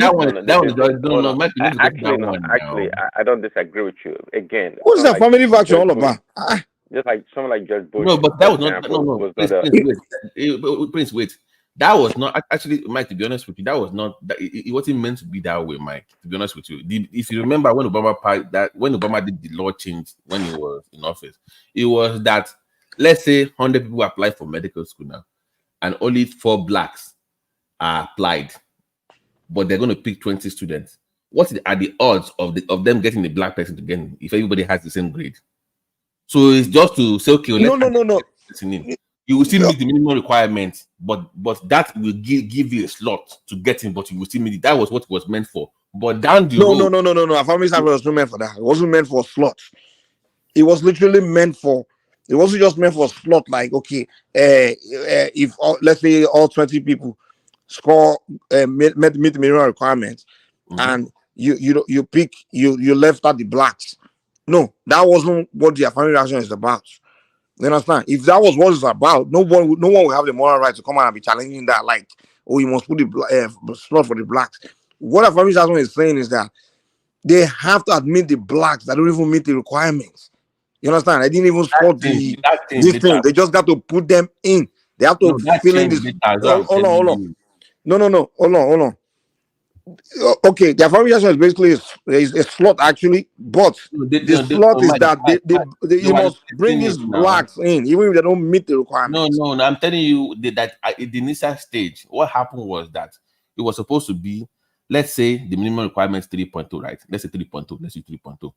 But the black and let's say the Asians are getting 3.5, white are getting 3.4, but the black guy gets 3.2. He still got the minimum requirements, right? So it gets it's sort of getting. What happened was that even the blacks were struggling to get that 3.2. So they were replacing that the GPS number that they could not meet with their color, because they couldn't even meet that minimum requirement. That's what changed. But the initial reason was that, okay, don't forget the 3.5. Even that 3.2 that you met is okay. That will get you in. But the issue that they couldn't find enough to even get those numbers. I want to replace number and skin color. Okay. So the initial idea was better then. Okay, at least meet the minimum requirement, because remember, even in medical school admission, they will tell you 3.2 is the minimum requirement, but there's no way you can get to 3.2 because that is minimum requirement. The average score for medical school is 3.5 GPA. So they were like, okay, at least the black people are meeting the 3.2 GPA. They met the minimum requirement, even though it's not competitive to get in. So let's make a lot to say, okay, they met the threshold to get in, no. But the issue was they were even having issue with that 3.2. I want to replace the 3.2 in skin color. Regardless of what, I'll still put them in there. That was which I mean from again. It's so because ridiculous. they have a quota system. Yeah, that was the issue. But it was not meant to be a slot reserved for it wasn't meant to be okay, by force, so we must put it there long on you. That was what they exactly. So yeah, that's what went wrong, you know. Because I would have supported it too. Like if black minimum requirement, you can't just leave them out. You have to let them in, you know, and do that. I believe in that quotas thing too. Somebody got 2.8, but Mike, to the other point, the legacy admissions, you can't. That one is part of American life because that's the way they fund the school now. So we just see one Indian billionaire, we just say, I want my son to go to Harvard. Who do I call? They say, guy, just donate 2 million to one research in that university. One Shanganshin, $2 million from India, Mumbai. That's it. You pay to play. Doesn't mean the kid is not brilliant in whatever they went to, but that gives that person a slot to get in. So to me, I don't buy all these give me because I'm black. I think black Americans should stop doing that. Yeah, what she loan me. They need to stop it. To me, the whole fighting, the way they do their so-called fighting is just ridiculous. The idea of let's go and protest, let's cry for something. Let me make it live. The Prince, do you remember the firefighters in Philadelphia that sued that the test was too hard and it was racist? Can you imagine? And they won that case. So yeah, I mean, they're just embarrassing themselves. You just having to forward the stereotype like you're dumb. Please, I'm sorry, go. I'm sorry. Come on, man. You know, just step up your game and what they should be spending their energy doing, especially those their leaders, those who they always go and be talking to the people on how to get things, how to do things, how to do like others, how to put in work like others, how to organize yourself, how to change the mentality, because a lot of the problem is just mentality. A lot of the youth, educate your people, the mothers, how to get your kids to be. They don't focus on that. You ignore all that. You keep degenerate culture going on in your community that's destroying everything, and then you start crying to people to give you success. I can someone give you success. How do you finish high school and you cannot read? America. Exactly. Those are the issues. Those are areas you start fighting. That's where your fight should be. Fix that. So that way, your children you can make your children compete with other people's children rather than Other people shouldn't have people. A Chinese man and a white guy or other people spend energy raising their own children, investing in their children, and their children grow. You didn't invest in your kids. You didn't raise them right, and then your kids grow now. He's now fighting the government, saying no, they must create a law to give your kids.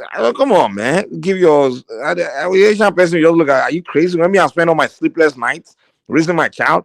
The time I could be going to club, I spending the money I could have spent on clothes and club and party. I'm spending sending my kids to tutoring, putting my kids in special things.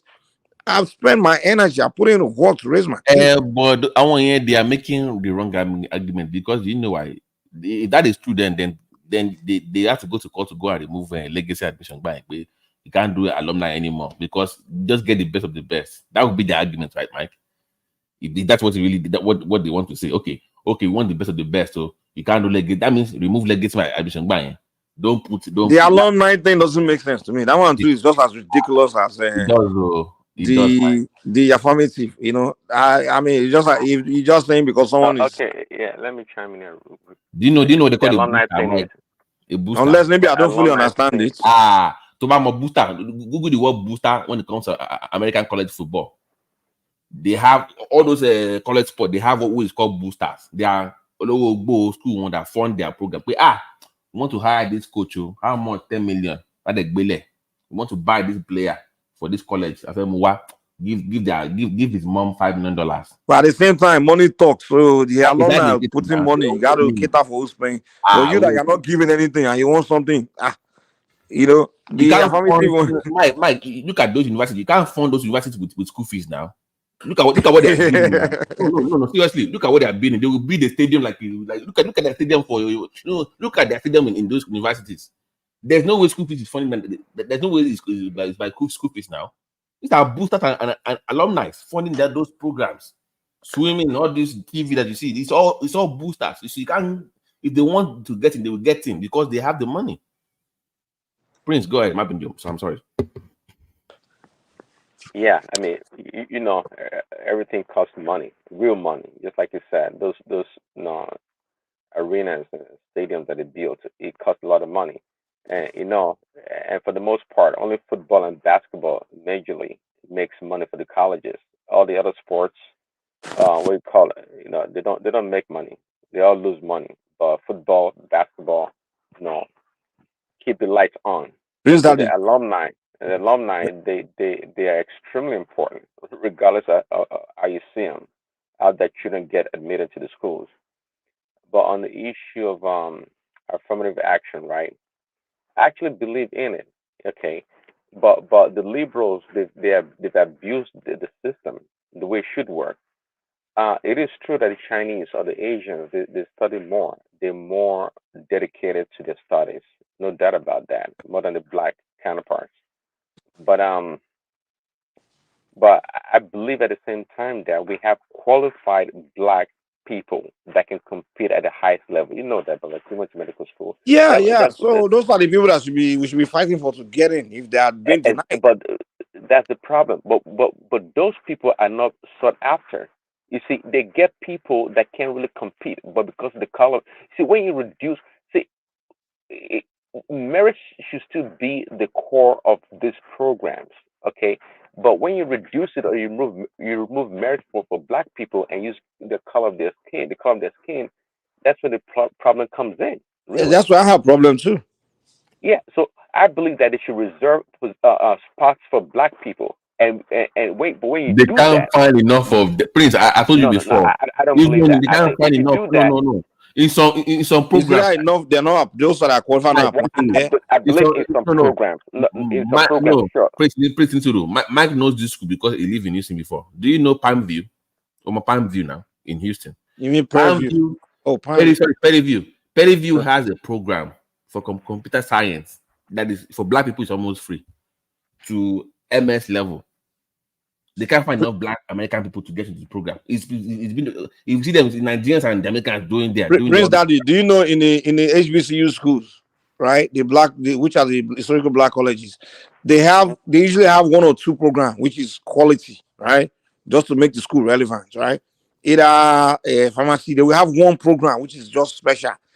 right? For quality, you have to get in that program. You have to be that quality, and they still won't find enough Black Americans who get to fill in that in their own school, predominantly Black Well, American school. because They will to have do to go the look best. for to the point where the recruiter of that school, we have to fly to Nigeria to go and like trying to recruit people to come in, because that's the only Really? thing that's given. That's the only program that will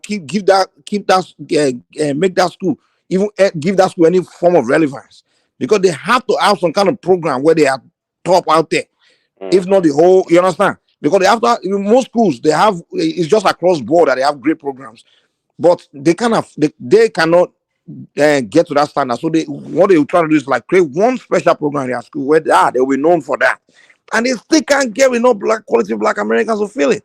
So they have to go look for the Africans and Nigerians, or then sometimes they will sneak in some filling a little bit of Indians, and so they have to find how to get people to come in, and it's all Black school.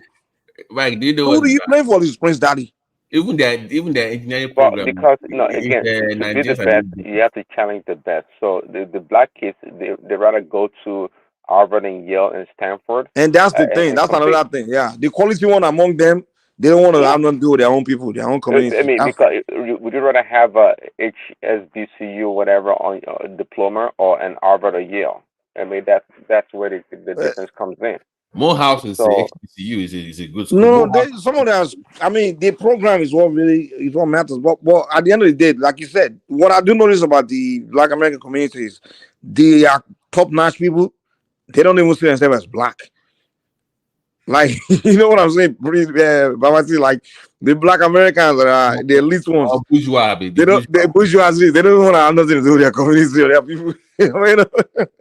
They don't want to have nothing to do with their people, man. They strictly just go find a white community that accept them, and they just stick there, raise their kids there, and just But can go you? as far away from their Black people as possible.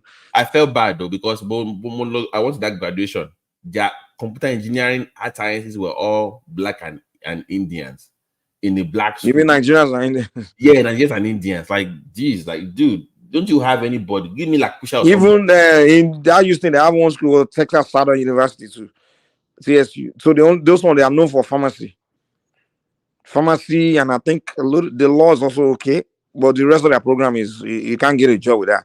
So if you go to their school of pharmacy, it's Africans, Nigerians, and then Indians. You know, the Black American, they are the majority in that school, but they are not in that program at all. Like you maybe find one or two, but Kilons, once you go you start hearing funny programs. in School of Black Studies and some other shit. Somebody did that. Somebody did that PhD in researching what happened during COVID-19. They just have a kind of program they can't get a job with. So they get that degree, they don't have a job. You know? Ridiculous PhDs that you never heard of the name before. What is You know, see this comment now. but but I tell you guys that Let me address this guy.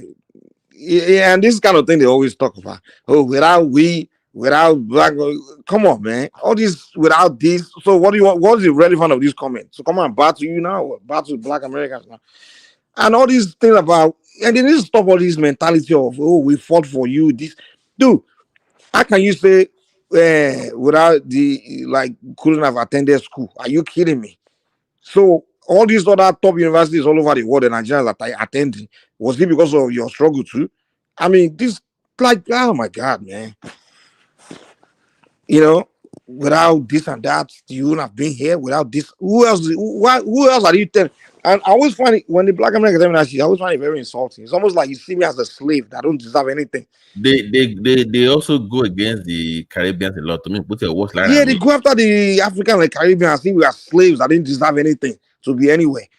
Is anybody telling a Indian or even another white person from another country that comes to America that without this you wouldn't have done this so they should come and bind to someone? Are you kidding me? Destiny take everybody where they end up in life. You know, people end up everywhere. Without this, I like to have I don't know if I want to call it a soft spot for the African Americans. Well, you see, they were part of the foundation of this country, no doubt about it.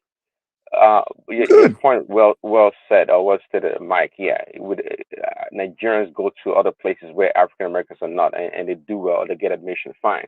But in this country, there's no doubt that there's an imprint of African Americans, contribution to the Yeah, development that's of input of America. everybody, man. Yeah. Just input of everybody. Yeah, what we doing here? Are we here sitting around eating for free? Are we not contributing? Are we not working every day building the country for them? No, but the Exactly. foundation, So that's what we the all doing. foundation, We though. all the reason. Hold on. The reason the government bring you anyway is called to come and use it to come and help and develop their country. So it's not like they develop and we just come here and be sitting down eating and just eating something. Like we are not doing anything. We just But quite frankly, let's quite there's no doubt. See, there's kind of do you call it a reverse discrimination against African Americans using black people from other parts of the world? See, sometimes How? so in some corporations, for example, they target a quota for black people. But those black people, majority of them, I don't know, over 50-60% are filled by non-African Americans, like Nigerians. why is that? Why is that? Why is that? Because you said it before yourself, Mike. The African Americans, they've been stereotyped. It's not stereotyping. It's what you earned. You earned your way to things, man. Bros.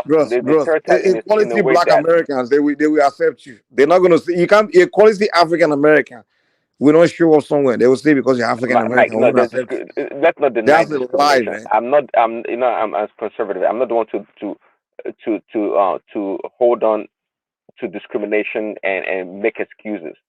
But me, I'm telling you from a clear observation. For example, see, if a Nigerian, of course, black. Okay, I don't know if they have white Nigerians, but a Nigerian black and an African American apply for the same position, for example, if they're both equally qualified, I think the white man or the American would look to choosing the Nigerian worker over the African American.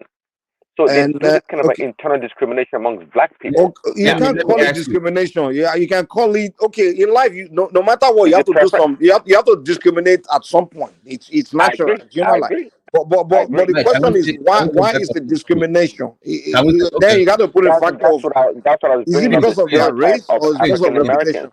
Please hold on. That's what I was, Please hold on. On that same topic, let's do this real quick. Between that same field though, that say that they will choose African over American over black in that let's say engineering field. If there was an Asian over Nigeria, what are they picking? No. This now, what are they picking? But this, I'm talking about black on black, not black on Asian. Between a Nigerian that they said that they chose over a black American, that's in black. If he had an Asian, what are they picking? They're gonna pick the Asian. If the black person A lot of times, it was depends on the Allah, they would environment choose as Allah. well. Hold on, please, let me say this. There are some places, some communities where the Nigerians are proving themselves better than the Asians. So the reputation you're giving yourself in that environment is what they will go by sometimes. It's not really like skin color. It's okay. Maybe 10 Nigerians work there have been a better engineer than the 10 Asians has worked there. So the next Nigerian that will show is say, oh, there's likely going to be this will likely be a better engineer. Reputation. So that's a stereotype. It's That's a reputation that you stereotype, give right? the people give themselves. Clowns and groups give themselves reputation. So that's why they I always agree say, with you. hold on. That's why people always say you are an ambassador to your people. So go out there and represent your people well. So a lot of time you just need to acknowledge, recognize that hey, sometimes it's just it's a reputation, image. Mike, Like me, for example, I agree with when I'm you. So now, employing, when hold on. sometimes I employ people because I own a business. I always want to look for the Hispanic guy because doesn't mean I know that So in the back of my mind I think all Hispanics you are hardworking. stereotyping. You No, stereotyping. hold on. Yeah, it's natural. It's not. Hold on. Mike, Calm down. hold on, Mike. There are some lazy Hispanic people. Lazy Hispanic Exactly, and people that's too. where I'm going. If you allow me to lie, you know where I'm going. In the back of my mind, I know that, of course, there are lazy Hispanics and there are people, even African American, that work harder than Hispanic. But the fact that there's a higher chance that the Hispanic guy will likely be more of a hard worker. In the back of my mind, I look at it. Okay, Hispanic. Okay, if I have like now, I'm like blank, not too sure. I'd like to try the Hispanic guy because I know there's a higher chance it's going to be more of a harder No, Mike, worker than. you're only choosing Hispanic guy because he's an immigrant. No. I'm not talking about. I can't hire illegal immigrant. I can't do that. Nah, I get fine. Yeah. I think Let, guy Alexander wants to just came in. If he wants to chime in. Good morning. I don't even know what you guys are talking about. I was gonna watch back the play back the stream, and I realized that you guys were still live. I see that the after hour stream is usually very topical. I like that. Good morning, guys. How are you guys doing today? I'm preparing for work, so Good what's morning. How you the doing? topic now? yeah, we were just talking in general, but we kind of got to the affirmative. If Gravity explaining, I think you better explain. No, it was just more of the recent I think court ruling about removing the affirmative action law that the Asian community sued. I think it was the Harvard University that law needs to be repealed. That I think it went to the Supreme Court that people should be able to get in based on merit.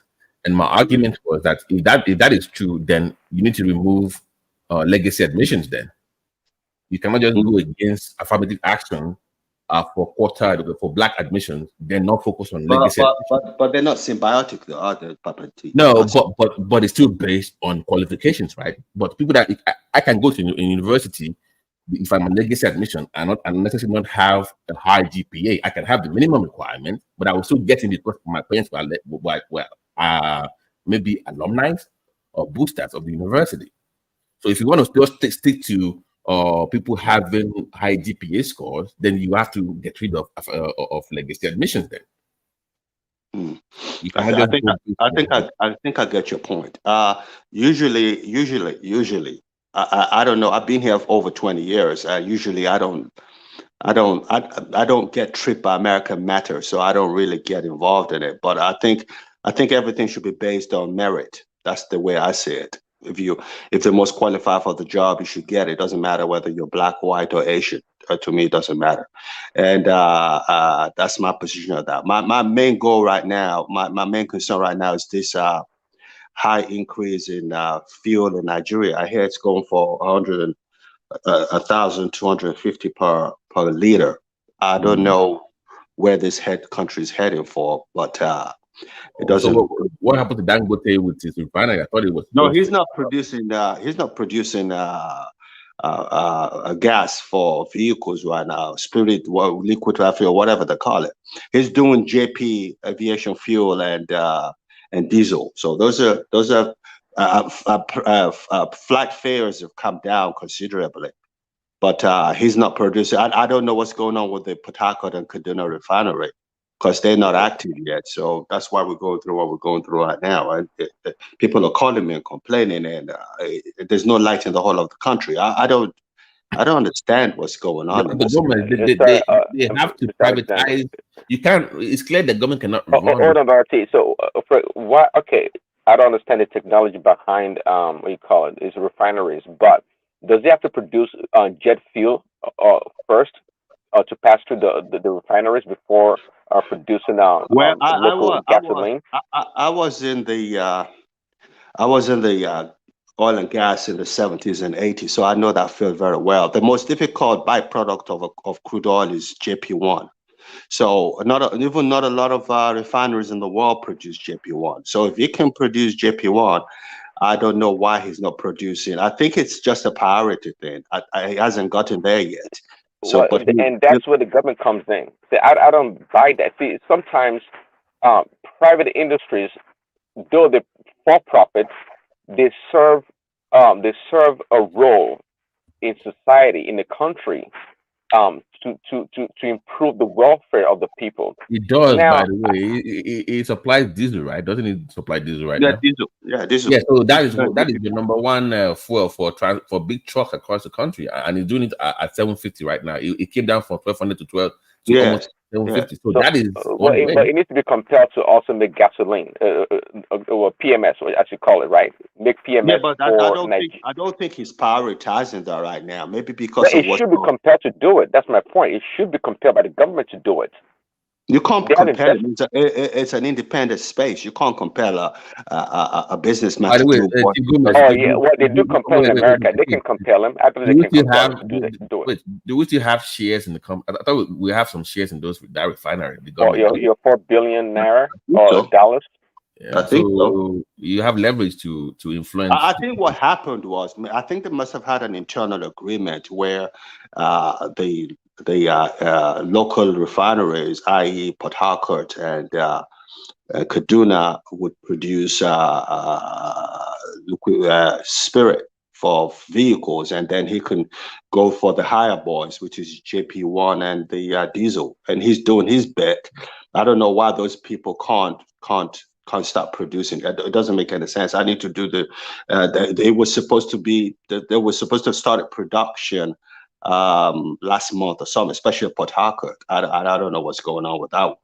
So I don't know. I don't know. By the way, Chief Gomez, before when you're done with this topic, please can you briefly talk about that landmark? Maybe you named it a landmark beach, the resort that was that recently had the beachfront closed down by the federal government, and they have you're talking about those displaced people that they're going to pay, right?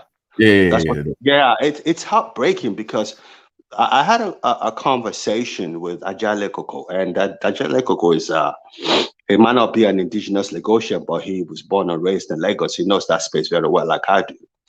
And his concern is that a lot of people, those people that are going to be displaced right now, they've been there thousands of years, and they're just going to take their natural properties from them, their land from them. I don't know. It happens.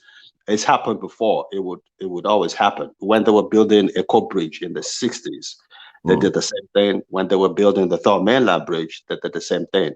But the good thing about it is that they're being compensated. I think they've earmarked $2.7 trillion, and they started making payments from yesterday. So that's a good thing.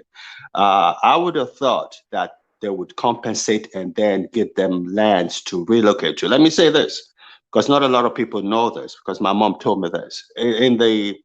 In the 40s and 50s, when Lagos was getting real congested, what they did was they moved some people away from there because the place, especially the Saleko, Dumota area, was getting so congested. They had to decongest. So what they did was they relocated them to a place called New Lagos. And guess what New Lagos is? New Lagos is Surulere. So I'm thinking that if they're going to decongest that area, for lack of a better word, because they're going to have this bridge go through it, they'll find a land for them in Lagos where these people can relocate on government and still compensate them. I think that was what I think was going to happen. But no, I think what's happening now is they're giving them compensation. Go ahead and go buy another land and build. It's a shame because it's like saying you want to move Owu people from their space, or you want to move Akeki people. These people have been they've been there for years, centuries. So I don't know. It's upsetting, but what can we do? Do you feel like because people are opposed to this? I think it's a good project, but those that are opposed to that, they think it's not top. Do you think it's top priority right now that Lagos to Calabar? I don't think it's top priority, but more importantly, I think it's way too expensive. $4 trillion per mile. What is that? I mean, that's loading. That's budget loading. $4 trillion. It's 4 billion naira, not dollar. 4 billion naira. Yeah, 4 billion. I beg your pardon. You sure it's 4 billion or 4 trillion? 4 billion. 4 billion naira per mile. Per kilometer. So that's way too much. I don't know. No. They are using the concrete. They're not doing the asphalt. It's still very expensive. It's still very expensive. 4 billion is still very expensive. I think that's just for the first. I don't think that will be the cost for the whole of the 700 kilometers. I think what happened is that that first phase of the job requires a lot of sand fillings and stuff like that. So that part of it is going to be super expensive. Isn't it for this is Akeem, right? Yes, speaking. Okay, so isn't it 4 billion multiplied by whatever mileage they're trying to construct? Isn't that what it is? Yeah, that was what they were trying to calculate last time. But according to the minister, he said the full cost has not been. They've not come up with the full cost yet. It could be lower than that. Okay. So that's my major concern. I feel sorry for the inhabitants because, Ajalikoko said, they've been there for that's their ancestral home, and they're just going to move them away from there. Those It's close to sad. those close to the ocean, yeah. I saw the video of those villagers. They're like they're going to be in the house. No. But what about landmark? Don't forget they did the same thing to the inhabitants of that Dankote space too. Yeah. They did, so it's sad. It's very sad. Yeah, but T, what I don't understand is this. How is it possible for someone to go and buy a land in front of the beach? Like, basically, if you look at the development there, it's just few meters to the sand, like to the waters. So, first of all, you need to understand that what you are buying is that, for me, that is illegal anyway. You cannot. That's a government property. Akim, you mean you talking about landmark, right? Landmark beach. Yeah. Those landmark, their property. Look at where they constructed. He needs to be picked up, honestly, because the guy's a criminal. I've said it on this platform. Who needs to be picked up, Baba? Landmark, the beachfront guy. Yeah, look at the encroachment. The Lebanese guy. Pure encroachment. I've never seen any country. Akim, hold on. Yeah. Akim, hold on, please. Dr. Alexander, this guy bought land, not the beachfront. That beachfront is man-made. It's sand-filled. You know, Babati, let me say this to you. This I know people would not know if you're not from Lagos. My father said when in the early 900s and 1900s that, you know Bar Beach very well. The what? Can you say that again? Do you know Bar Beach very well? Mike would know because Mike is a I do. I know the Bar Beach. My father said when they were younger, Bar Beach was where we call Bar Beach was they could walk from that Bar Beach on land all the way inside. That the water just naturally found its way over there because of digging and drilling and all that. Right. So it's sad. It is really sad what's going on. That guy's obviously taking advantage of us. And the sad thing about it is that he is in cahoot with both their business partners. We're talking about the Lebanese guy, right? No. Landmark. No, not the chocolate. The guy that owns the landmark. That is Kaguri. Who owns it? There's somebody else down the street behind a hotel. Who owns it? What's his name? Is it Nigerian? It's a Poluwani guy. It's a Poluwani guy. So this guy bought property. He now sand-filled the back of his property. It has about 20,000 people that come every week to that beach, and he charges them an average of 600,000. No, that's illegal. That's illegal. And he's been making chief government. He's been making 12 million naira a week on property for 10 years. You see, the government said just leave the place, and this guy has gone on a tribal campaign against the government using this new channel, Arise TV, to make it look like they are going against an Igbo man, and he's been doing it for weeks. Oh no! Like, dude, you encroach on public property. I never heard of this story. You can look it up. Poluwani Bay, landmark beach. They never heard of property. It's a pure encroachment. This man even leased out that beachfront to other people and was making money off of them for over 10 years. Wow. And they said, leave the place. We will not. And this guy has gone on this media campaign against the government, making it look like some kind of tribal. And guess who? Our problem in Nigeria is really our mindset. We're so warped. Anything goes. I mean, we don't have scruples. There's certain things we shouldn't even not be seen doing. I don't understand this. This doesn't make any sense. This is the first time I'm going to hear about this. And on my way to work, when I get to work, I'm going to have to do some research on it because that's my space. But I've never heard of it. I know about the Lebanese. The reason why I know Chief Gomez is because I have some properties in that area. Okay. Yeah. So I'm kind of, I don't like saying it on the platform, but I'm kind of interested in. Yeah, you're a rich man, or if you have property. No, it's not like it's not the front. It's the back end of that place. It's just some. What's that neighborhood called? Don't, no, never mind. I'm not saying that. Okay. Anyway, listen. I don't know. Mike is gone quiet. I have to run now. I just wanted to call in, but I'm going to do some research on this. This is out of order, and I will speak to people that matter in Nigeria so I can get a clear understanding of what's going on. But I've never heard this before. Yeah, thank you so All much. right, y'all have a good day. All right. Yo, guys. So, Babati, I was listening to you guys on that Dangote refinery stuff before I came in. Yeah, maybe right? you know more about it. Yeah. Yeah. So I think the reason Dangote is not producing petrol is because the government is still subsidizing petrol. So there's no way